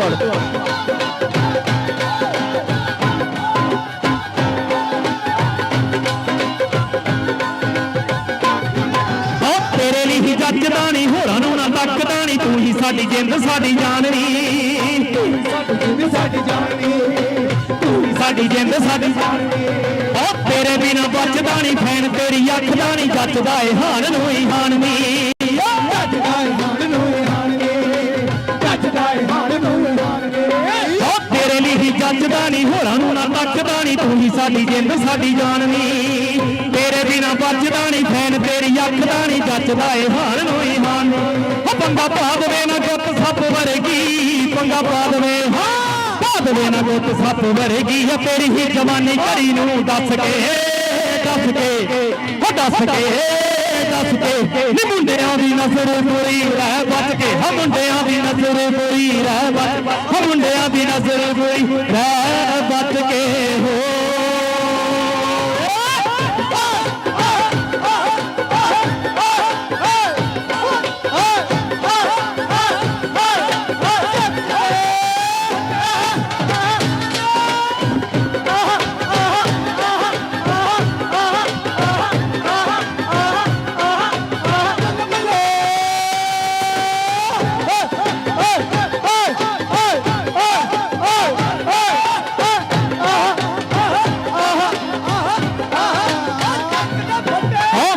ਹਜ਼ੂਰ ਤੈਨੂੰ ਲੈ ਜੂ ਛੇਤੀ ਦੂਰ ਤੈਨੂੰ ਖੁਸ਼ੀਆਂ ਦੇ ਵਾਜੇ ਜਾਣੇ ਵੱਜਣੀ ਵਾਜੇ ਜਾਣੇ ਵੱਜਣੀ ਖੁਸ਼ੀਆਂ ਦੇ ਵਾਜੇ ਜਾਣੇ ਵੱਜਣੀ ਓ ਗੁੱਸਾ ਪਰੇ ਸੁੱਟ ਹੁਣ ਪੈਰ ਅੱਗੇ ਪੁੱਟ ਹੁਣ ਸਿੱਖ ਲੈ ਮੁਹੱਬਤਾਂ ਦੇ ਚੱਜਣੀ ਸਿੱਖ ਲੈ ਮੁਹੱਬਤਾਂ ਦੇ ਚੱਜਣੀ ਸਿੱਖ ਲੈ ਮੁਹੱਬਤਾਂ ਓ ਮੰਗਲੇ ਹਜ਼ੂਰ ਤੈਨੂੰ ਲੈ ਜੂ ਛੇਤੀ ਦੂਰ ਤੈਨੂੰ ਖੁਸ਼ੀਆਂ ਦੇ ਵਾਜੇ ਜਾਣੇ ਵੱਜਣੀ ਗੁੱਸਾ ਪਰੇ ਸੁੱਟ ਹੁਣ ਪੈਰ ਅੱਗੇ ਪੁੱਟ ਹੁਣ ਸਿੱਖ ਲੈ ਮੁਹੱਬਤਾਂ ਦੇ ਚੱਜਣੀ ਓ ਤੇਰੇ ਨਾਂ ਤੇ ਬੋਲੀਆਂ ਪਾਉਂਦਾ ਤੇਰੇ ਨਾਂ ਤੇ ਬੋਲੀਆਂ ਪਾਉਂਦਾ ਮੰਗਦਾ ਏ ਦਿਲ ਸੋਹਣੀਏ ਨੱਚ ਕੇ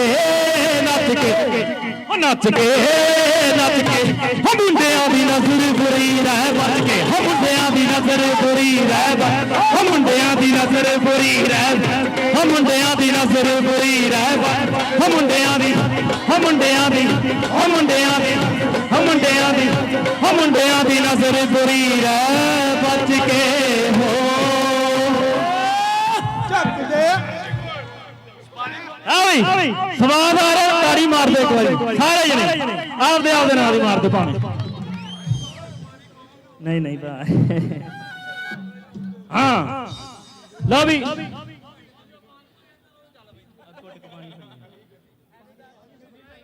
ਬਾਈ ਹੁਣ ਜਿਹੜਾ ਗੀਤ ਸੁਣਾਉਣ ਲੱਗੇ ਆ ਇਹਨੂੰ ਆਪਾਂ ਵਾਰ ਕਹਿ ਲੈਨੇ ਵਾਰ ਜਿਵੇਂ ਕਿਸੇ ਵੀ ਪੰਜਾਬ ਦੇ ਯੋਧੇ ਤੇ ਆਪਾਂ ਵਾਰ ਗਾਈਦੀ ਆ ਉਹਦੀਆਂ ਗੱਲਾਂ ਬਿਆਨ ਕਰੀਦੀਆਂ ਵਾਰ ਦੇ ਰਾਹੀਂ ਵੀ ਉਹ ਬੰਦਾ ਕੀ ਸੀ ਇਹ ਮੇਰੀ ਵਾਰ ਕਿਉਂਕਿ ਪੰਜਾਬ ਦਾ ਆਪਣੇ ਪੰਜਾਬੀਆਂ ਦਾ ਇਵੈਂਟ ਆ ਤੇ ਦੁੱਲੇ ਭੱਟੀ ਦੀ ਵਾਰ ਆਏ ਭੱਟੀ ਕਿਹੜੇ ਆ ਦੁੱਲੇ ਭੱਟੀ ਦੀ ਵਾਰ ਆ ਸੁਣ ਕੇ ਜ਼ਰਾ ਤੇ ਜਦੋਂ ਕਰਨਾ ਨਾ ਇਹ ਹਾ 3 ਵਾਰੀ ਕਰਨਾ ਸਾਰਿਆਂ ਨੇ ਇਕੱਠਿਆ ਕਰਨਾ ਠੀਕ ਹੈ ਵਾਹ ਉਹਨੇ ਅਸੀਂ ਆ ਬੱਲੇ ਆ ਕੀ ਕਹਿੰਦਾ ਪੰਜਾਬ ਸਾਡਾ ਭਾਈ ਇੱਕ ਮਿੰਟ ਬਾਜੀ ਇੱਕ ਤੇ ਮੇਰੇ ਬੰਦਿਆਂ ਦੀ ਆਵਾਜ਼ ਨਹੀਂ ਆ ਰਹੀ ਐਦਾਂ ਜਿਵੇਂ ਪਿੱਛੋਂ ਬਿੱਲੀਆਂ ਬੋਲਣ ਡਈਆਂ ਆਉਂ ਕਰਕੇ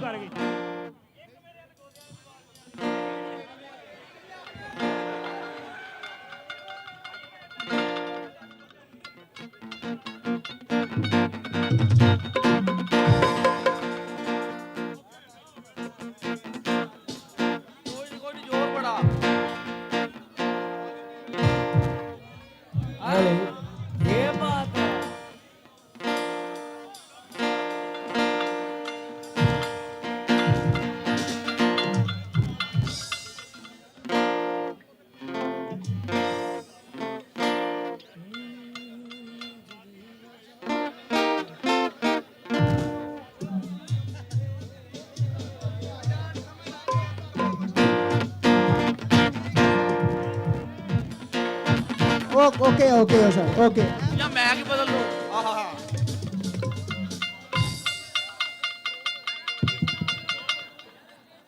हेलो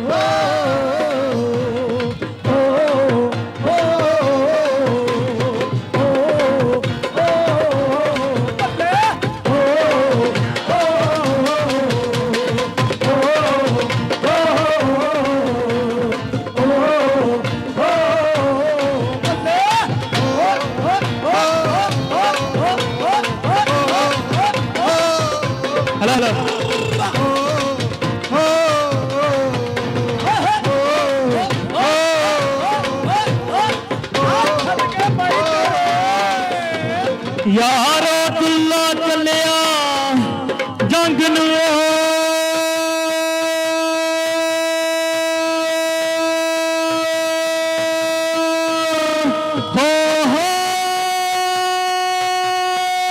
कुछ दिन खेड़ लै मौजा मार लै होते भज जामना कंगना कच दिया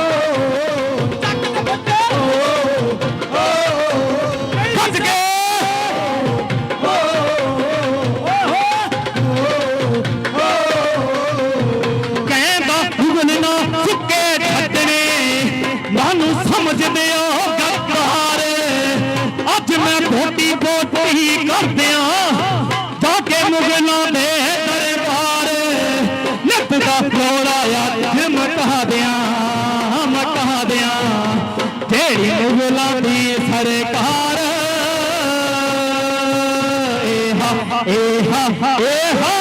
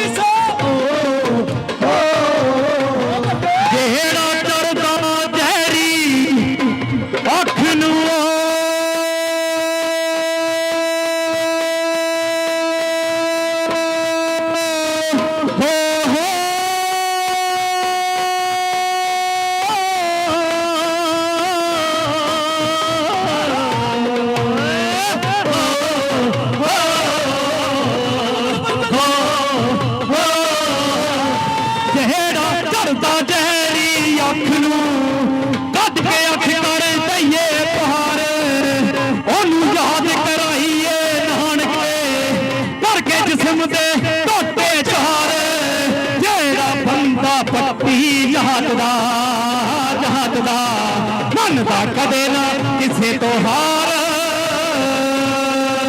ਏ ਹਾ ਏ ਹਾ ਏ ਹਾ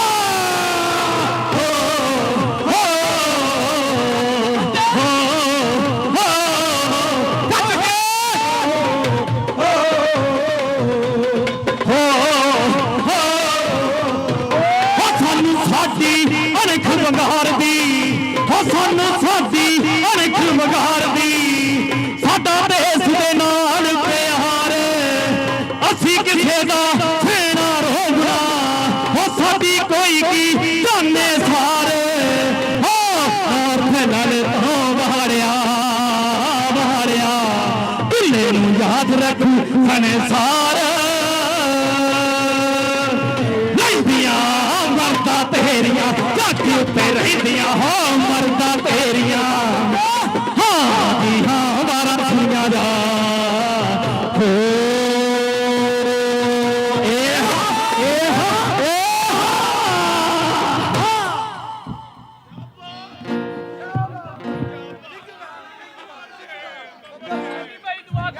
ਹੋ ਸਦਕੇ ਭਾਈ ਤੇਰੇ ਪਾਸ ਹੋ ਜਾਏਗਾ ਵੀਰ ਪਾਸੀਆਂ ਤੂੰ ਪਾਸੀਆਂ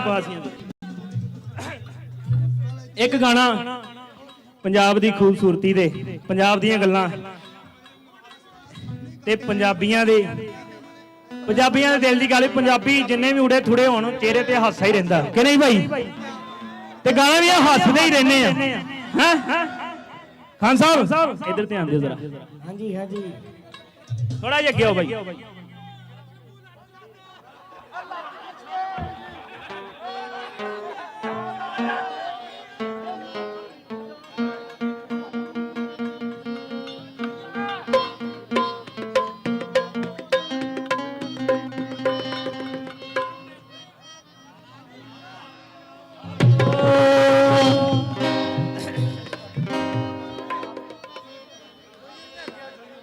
ਜਈਆ ਉਹ ਮੇਰਾ ਯਾਰ, ਉਹ ਮੇਰਾ ਅੰਤਾ ਵਾਲਾ ਭੰਗੜਾ ਕਿੱਥੇ ਆ? ਉਹ ਮੇਰਾ ਇੱਕ ਬੇਲੀ ਕਿੱਥੇ ਆ? ਜਈਏ ਕਿੱਥੇ ਆ ਯਾਰ? ਇਧਰ ਆ ਮੇਰੇ ਸਾਹਮਣੇ। ਅੱਖਾਂ ਤਰਸ ਗਈਆਂ ਤੇਰੀ ਦੀਦ ਵਾਸਤੇ ਸਜਣਾ। ਕਿਨੂੰ ਅਲੀ ਵਕਾਰ, ਉਹ ਵਕਾਰ ਕਿੱਧਰ ਗਿਆ? ਓਏ ਇੱਧਰ ਆ ਯਾਰ, ਤੁਹਾਡੇ ਘਰੇ ਮੈਂ ਆਇਆ ਵਾਂ ਏਡੀ ਦੂਰ। ਆਉਂਦੀ ਆ ਵੀ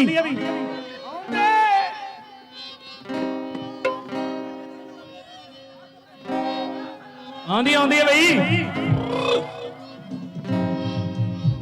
ਭਾਜੀ ਮਾੜਾ ਜਿਹਾ ਰਸ਼ ਘੱਟ ਕਰ ਦੇ, ਥੋੜਾ ਜਿਹਾ ਮਾਹੌਲ ਜਿਹਾ ਬਣਨ ਦਿਓ।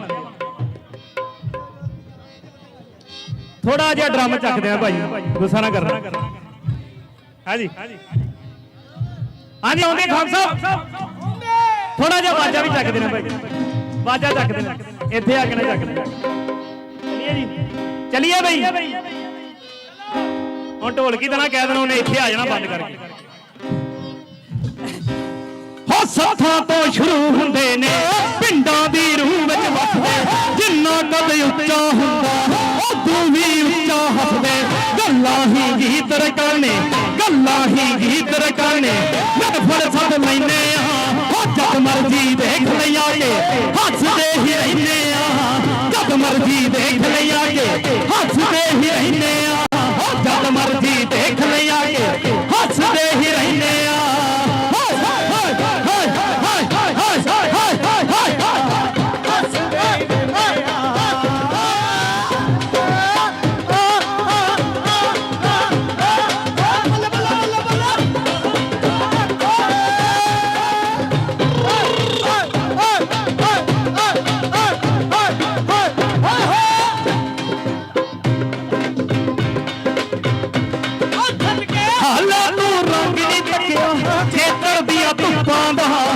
ਗੱਲਾਂ ਵੀ ਸੁਣਨ ਵਾਲੀਆਂ ਬਈ, ਹਾਲੇ ਤੋਂ ਰੰਗ ਨਹੀਂ ਤੱਕਿਆ ਚੇਤਰ ਦੀਆਂ ਧੁੱਪਾਂ ਦਾ। ਤੈਨੂੰ ਵੀ ਮੋਹ ਤੂੜੀ ਦੀਆਂ ਧੁੱਪਾਂ ਦਾ। ਕਿੰਨਾ ਹੀ ਵੱਡਾ ਮੰਨਦੇ, ਕਿੰਨਾ ਹੀ ਵੱਡਾ ਮੰਨਦੇ, ਕੇਸਾਂ ਵਿੱਚ ਕੰਗੀਆਂ ਨੂੰ ਸਾਫੇ ਵਿੱਚ ਬੰਨ੍ਹ ਕੇ ਰੱਖੀਏ ਜ਼ਿੰਦਗੀ ਦੀਆਂ ਤੰਗੀਆਂ ਨੂੰ। ਫਿਕਰਾਂ ਨੂੰ ਖਾਰਾ ਮੰਨ ਕੇ, ਫਿਕਰਾਂ ਨੂੰ ਚਾਹ ਮੰਨ ਕੇ, ਸ਼ਾਮੀ ਪੀ ਲੈਂਦੇ ਆ। ਜਦ ਮਰਜੀ, ਜਦ ਮਰਜੀ, ਜਦ ਮਰਜੀ ਦੇਖ ਲਈਆਗੇ, ਹੱਸਦੇ ਹੀ ਰਹਿੰਦੇ ਆ। ਜਦ ਮਰਜੀ ਦੇਖ ਲਈਆਗੇ, ਹੱਸਦੇ ਹੀ ਰਹਿੰਦੇ ਆ। ਜਦ ਮਰਜੀ ਦੇਖ ਲਈਆਗੇ, ਹੱਸਦੇ ਹੀ ਰਹਿੰਦੇ ਆ। ਜਦ ਮਰਜੀ ਦੇਖ ਲਈਆਗੇ, ਹੱਸਦੇ ਹੀ ਰਹਿੰਦੇ ਆ।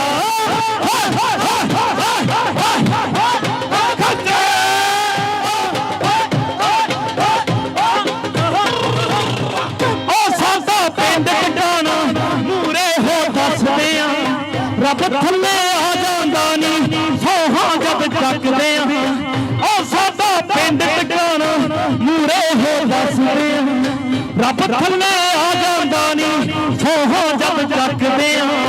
ਸਾਨੂੰ ਆ ਲੱਗਣੀ ਹੱਸੇ ਲੱਗਦੇ ਆ ਲਹਿਰ ਕੁੜੇ, ਪਿੰਡਾਂ ਦੇ ਹੱਥ ਨਹੀਂ ਆਉਣੇ।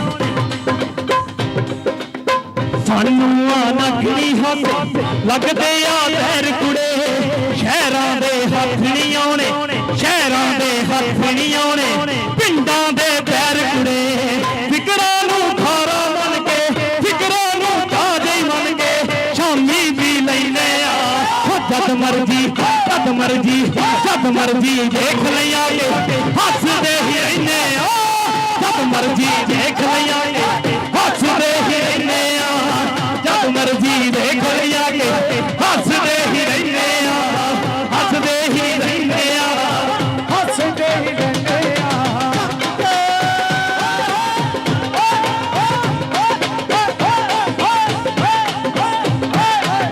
ਖੱਜ ਕੇ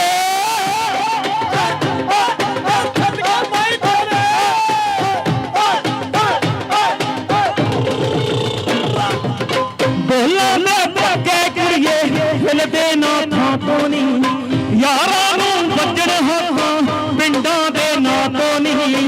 ਨਜ਼ਰਾਂ ਤੋਂ ਲਾ ਕੇ ਰੱਖੀਏ, ਨਜ਼ਰਾਂ ਤੋਂ ਲਾ ਕੇ ਰੱਖੀਏ, ਸਿਰ ਉੱਤੇ ਚੜਿਆਂ ਨੂੰ ਬਾਹਾਂ ਦਾ ਜ਼ੋਰ ਲਗਾਨੇ।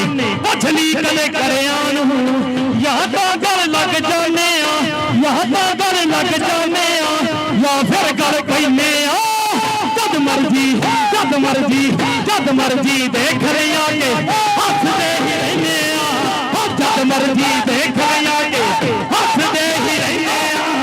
ਜਦ ਮਰਜੀ ਦੇਖ ਲਈਆਗੇ, ਹੱਸਦੇ ਹੀ ਰਹਿੰਦੇ ਆ। ਹੱਸਦੇ ਹੀ ਰਹਿੰਦੇ ਆ। ਜਦ ਮਰਜੀ ਦੇਖ ਲਈਆਗੇ, ਹੱਸਦੇ ਹੀ ਰਹਿੰਦੇ ਆ। ਜਦ ਮਰਜੀ ਦੇਖ ਲਈਆਗੇ, ਹੱਸਦੇ ਹੀ ਰਹਿੰਦੇ ਆ।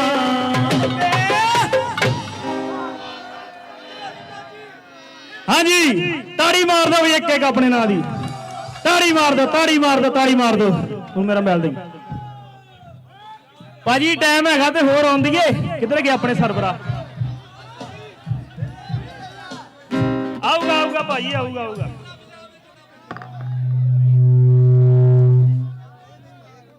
ਓ ਹੈਪੀ ਕਿੱਥੇ ਆ ਹੈਪੀ ਮੇਰਾ ਇੱਕ ਗਾਣਾ ਗਾਉਣ ਨੂੰ ਦਿਲ ਕਰ ਰਿਹਾ ਭਰਾ ਸੌਰੀ ਤੂੰ ਗਾ ਲਿਆ ਪਰ ਮੈਂ ਦੁਬਾਰਾ ਗਾਣਾ ਚਾਹੁੰਦਾ ਮੇਲੇ ਨੂੰ ਚੱਲੀਏ ਠੀਕ ਆ ਇੱਕ ਵਾਰ ਫਿਰ ਮਾਹੌਲ ਬਣਾਉਂਦੇ ਆ ਠੀਕ ਆ ਇੱਕ ਵਾਰ ਫਿਰ ਮਾਹੌਲ ਬਣਾਉਂਦੇ ਆ ਠੀਕ ਆ।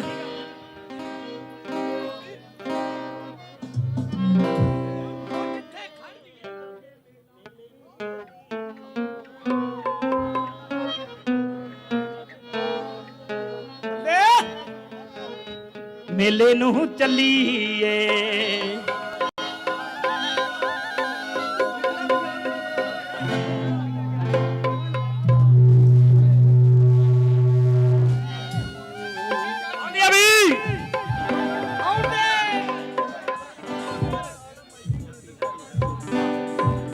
ਥੈਂਕ ਯੂ ਹੈਪੀ ਆਉਣ ਲੱਗਾ ਹੀ ਆ ਜਾ ਇੱਥੇ ਆ ਸਾਹਮਣੇ ਇੱਥੇ ਸਾਹਮਣੇ ਆ। ਰੌਣਕ ਹੋ ਜੂ ਘਟ ਵੇ ਚੱਲ ਮੇਲੇ ਨੂੰ ਚੱਲੀਏ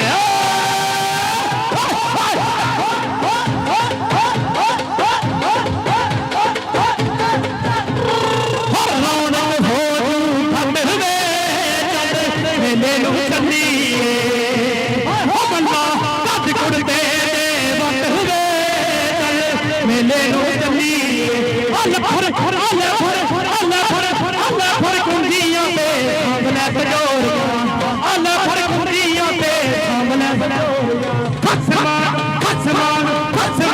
ਖਾਂਦਾ ਈ ਤੇਰਾ ਘਰ ਵੇ ਚੱਲ ਮੇਲੇ ਨੂੰ ਚੱਲੀਏ ਰੌਣਕ ਹੋ ਜੂ ਘਟ ਵੇ ਚੱਲ ਮੇਲੇ ਨੂੰ ਚੱਲੀਏ ਹੋ ਚੱਲ ਮੇਲੇ ਨੂੰ ਚੱਲੀਏ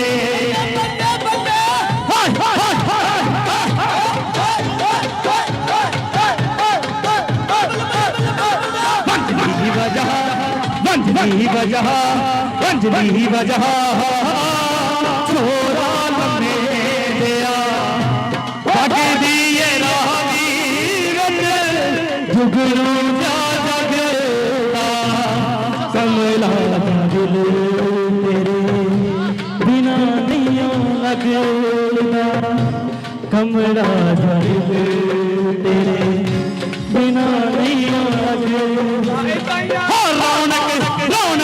ਰੌਣਕ ਹੋ ਘਟ ਵੇ ਮੇਲੇ ਨੂੰ ਚੱਲੀਏ ਮੱਲਾ ਕੱਢ ਕੁੜਤੇ ਵਟ ਵੇ ਚੱਲ ਮੇਲੇ ਨੂੰ ਚੱਲੀਏ ਅੱਲਾ ਫੁਰ ਕੁੰਡੀਆਂ ਤੇ ਸਾਂਭਲੇ ਬਜੋਰ ਅੱਲਾ ਫੁਰ ਕੁੰਡੀਆਂ ਤੇ ਸਾਂਭਲੇ ਬਜੋਰ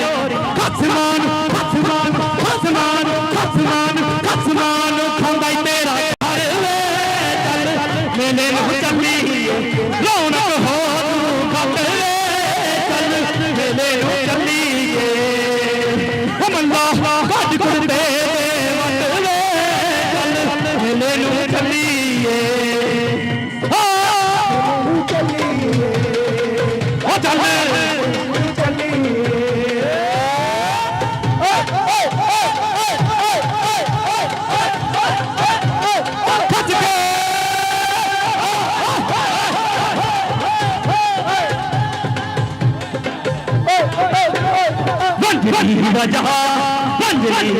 ਵੰਜਦੀ ਵਜ੍ਹਾ ਛੋਰਾ ਲੰਮੇ ਦਿਆ ਵਗਦੀ ਏ ਰਾਵੀ ਨਹੀਂ ਆਉਂਦੇ ਜਾਂਦੇ ਬਾਰ ਮੈਂ ਕਿਹੜੇ ਗੁਲਾਬ ਦੇ ਸੱਜਣਾ ਦੇ ਪਿਆਰ ਦੇ ਮੈਂ ਕਿਹੜੇ ਗੁਲਾਬ ਮੇਰੇ ਸੱਜਣਾ ਦੇ ਪਿਆਰ ਦੇ ਹੋਰ ਰੌਣਕ ਹੋ ਜੂ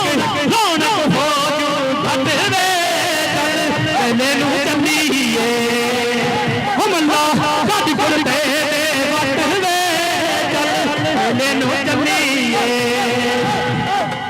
ਅੱਲਾ ਫੁਰ ਕੁੰਡੀਆਂ ਤੇ ਸਾਂਭਲੇ ਬਜੋਰ ਅੱਲਾ ਫੁਰ ਕੁੰਡੀਆਂ ਤੇ ਸਾਂਭਲੇ ਬਜੋਰ ਖਸਮਾਨ ਖਾਂਦਾ ਈ ਮੇਲੇ ਨੂੰ ਚੱਲੀਏ ਰੌਣਕ ਹੋ ਖੱਟ ਵੇ ਚੱਲ ਮੇਲੇ ਨੂੰ ਚੱਲੀਏ ਹੋ ਮੱਲਾ ਕੱਢ ਕੁੜ ਤੇਰੇ ਵੱਟ ਵੇ ਚੱਲ ਉਹ ਚੱਲੀ ਮੇਲੇ ਨੂੰ ਚੱਲੀਏ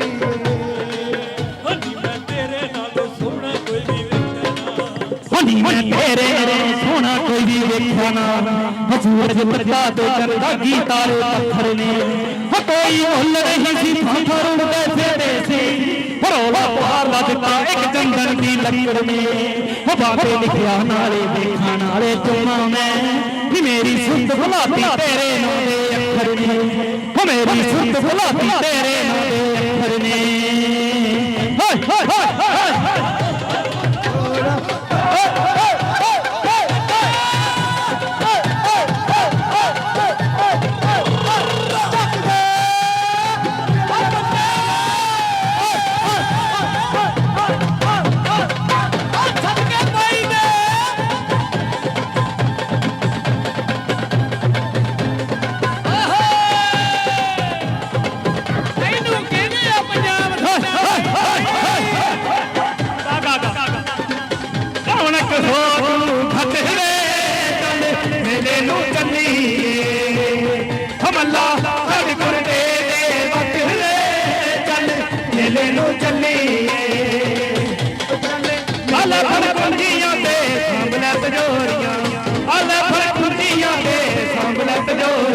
ਖਸਮਾਂ ਨੂੰ ਖਾਂਦਾ ਈ ਤੇਰਾ ਘਰ ਮੇਲੇ ਨੂੰ ਚੱਲੀਏ ਹੋ ਚੱਲ ਮੇਲੇ ਨੂੰ ਚੱਲੀਏ ਰੌਣਕ ਹੋ ਜੂ ਘੱਟ ਵੇ ਚੱਲ ਮੇਲੇ ਨੂੰ ਚੱਲੀਏ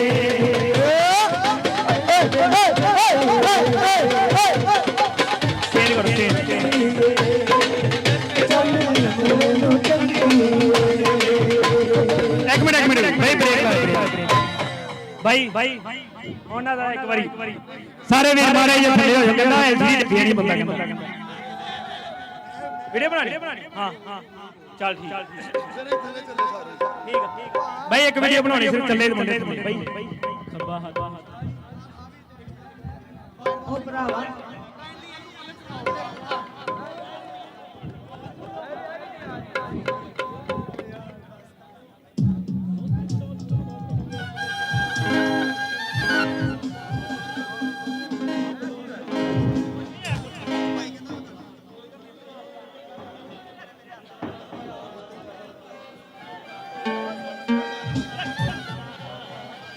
ਖੱਬਾ ਹੱਥ ਮੁੱਛਾਂ ਤੇ ਰੱਖੀਦਾ ਖੱਬਾ ਹੱਥ ਮੁੱਛਾਂ ਤੇ ਰੱਖੀਦਾ ਖੱਬਾ ਹੱਥ ਮੁੱਛਾਂ ਤੇ ਰੱਖੀਦਾ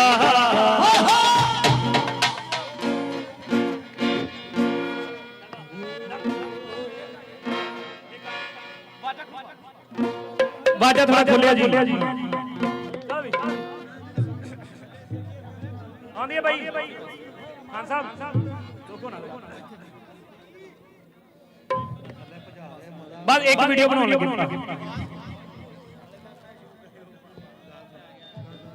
ਬਸ ਹੁਣੀ ਚੱਲ ਜਾਣਾ ਇੱਕ ਵੀਡੀਓ ਬਣਾਉਣੀ ਚੱਲ ਹੋ ਚਿੱਟਾ ਕੁੜਤਾ ਭਾਈਏ ਕਨੋਟਨ ਦਾ ਜਾਂ ਜੱਟ ਸ਼ੌਂਕੀ ਬੈਲ ਬੋਟਮ ਦਾ ਬਬਲੋ ਤੇ ਹੱਥੀ ਵਾਂਗੂ ਚੱਕੀ ਦਾਣੀ ਖੱਬਾ ਹੱਥ ਮੁੱਛਾਂ ਤੇ ਖੱਬਾ ਮੁੱਛਾਂ ਤੇ ਰੱਖੀਦਾ ਖੱਬਾ ਹੱਥ ਮੁੱਛਾਂ ਤੇ ਰੱਖੀਦਾ ਖੱਬਾ ਹੱਥ ਮੁੱਛਾਂ ਤੇ ਰੱਖੀਦਾ ਹੋ ਚਿੱਟਾ ਕੁੜਤਾ ਭਾਈਏ ਕਨੋਟਨ ਦਾ ਜਾਂ ਜੱਟ ਸ਼ੌਂਕੀ ਬੈਲ ਬੋਟਮ ਦਾ ਬਬਲੋ ਤੇ ਹੱਥੀ ਵਾਂਗੂ ਚੱਕੀ ਦਾਣੀ ਖੱਬਾ ਹੱਥ ਮੁੱਛਾਂ ਤੇ ਰੱਖੀਦਾ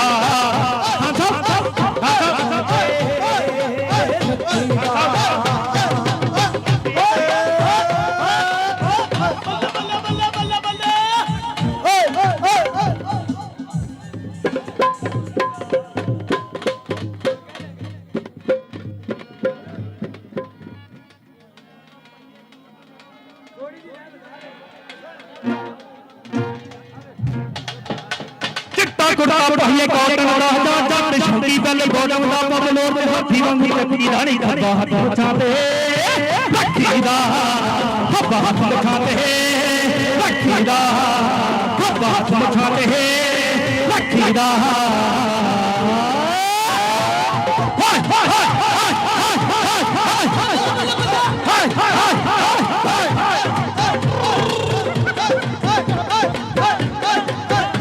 ਗੁੱਲੀ ਪਹਿਲੀ ਰਹੀਆਂ ਨੀਤਾਂ ਨੇ ਫਿਰਦੇ ਜੱਟ ਕੋਲ ਹੁੰਦੇ ਫਿਰਦੇ ਜੱਟ ਕੋਲ ਹੁੰਦੇ ਕੀਕਾਂ ਨੇ ਰੇਂਜਾਂ ਤੇ ਰੰਡੀਆਂ ਠੀਕਾਂ ਨੇ ਇੱਕ ਕਸਕਾ ਨੁਕਰੀ ਬਰੀ ਦਾ ਇੱਕ ਖੱਬਾ ਹੱਥ ਮੁਛਾਤੇ ਰੱਖੀ ਦਾ ਖੱਬਾ ਹੱਥ ਮੁਛਾਤੇ ਰੱਖੀ ਦਾ ਖੱਬਾ ਹੱਥ ਮੁਛਾਤੇ ਰੱਖੀ ਦਾ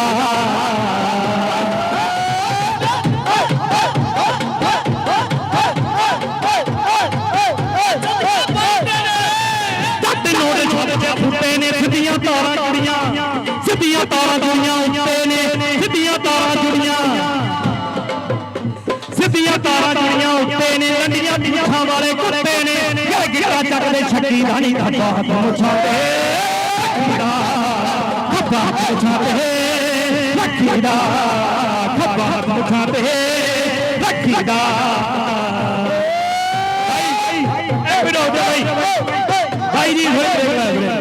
भाई जी भाई हम सारे थले चल जाओ यार वो बंदा बार बार कह रहा एलसीडी डिग जाए थले चल जाओ पिछो एलसीडी डिग जाए प्रोग्राम मर जाना फनी क्लिप बन जाना ये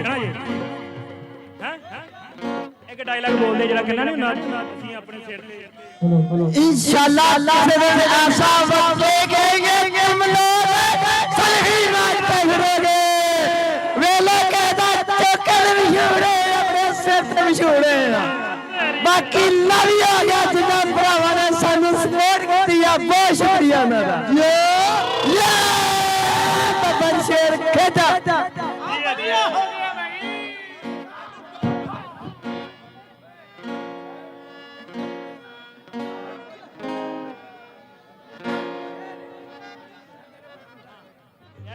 एक मिनट यार चले जाओ यार भाई चले जाओ यार थले यार चले जाओ यार मेहरबानी जेडे बंदे खड़े ना एवें भाई राज घटाओ यार थोड़ा पीछे हो राज घटाओ यार राज घटाओ थोड़ा पीछे पीछे हो जाओ भाई ओथे ठीक है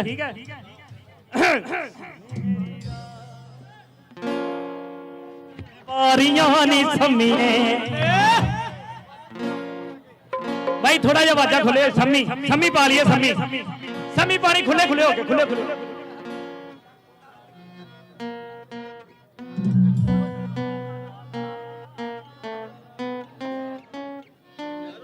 हाँ जी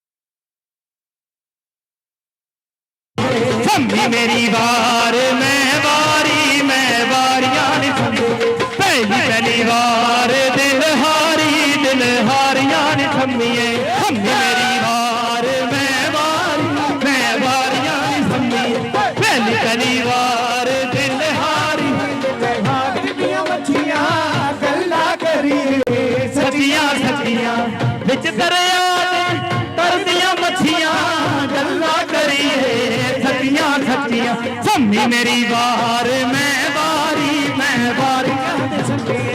पहली बार दिल हारियां नहीं समझो सम्मी मेरी बार मैं वारियां नहीं समझो पहली बार दिल हारियां नहीं सम्मी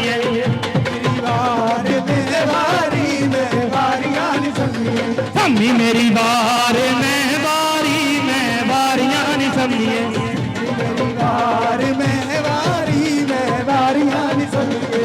चन दी रात दा चानन नहीं सम्मीए अखा दा दिल नहीं लामना नहीं सम्मीए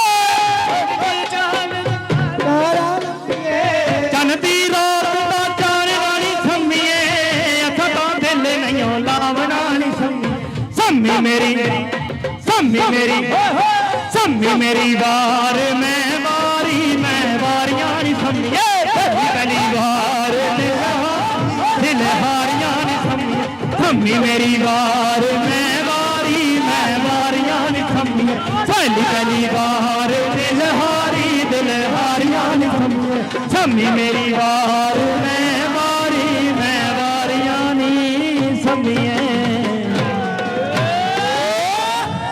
ਲਓ ਵੀ ਦੋਸਤੋ, ਸਾਰਿਆਂ ਦਾ ਬਹੁਤ ਬਹੁਤ ਸ਼ੁਕਰੀਆ, ਤੁਸੀਂ ਆਏ, ਸਾਡਾ ਮਾਣ ਵਧਾਇਆ। ਮੈਨੂੰ ਲੱਗਦਾ ਕਿ ਇਦਾਂ ਦੇ ਇਕੱਠ ਹੋਣੇ ਚਾਹੀਦੇ ਆ।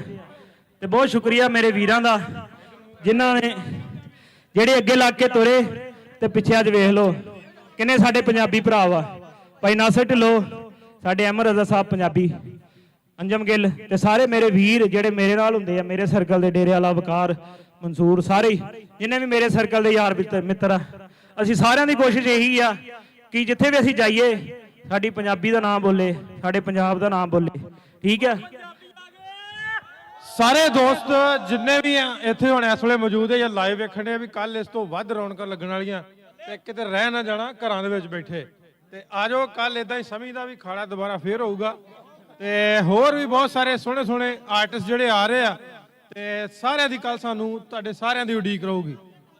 ਇਨਸ਼ਾਅੱਲਾ ਇਨਸ਼ਾਅੱਲਾ। ਲਓ ਜੀ, ਰੱਬ ਰੱਖਾ, ਕਰੋ ਇੰਜੋਏ। ਉਹ ਪੰਜਾਬੀ ਆ ਗਏ।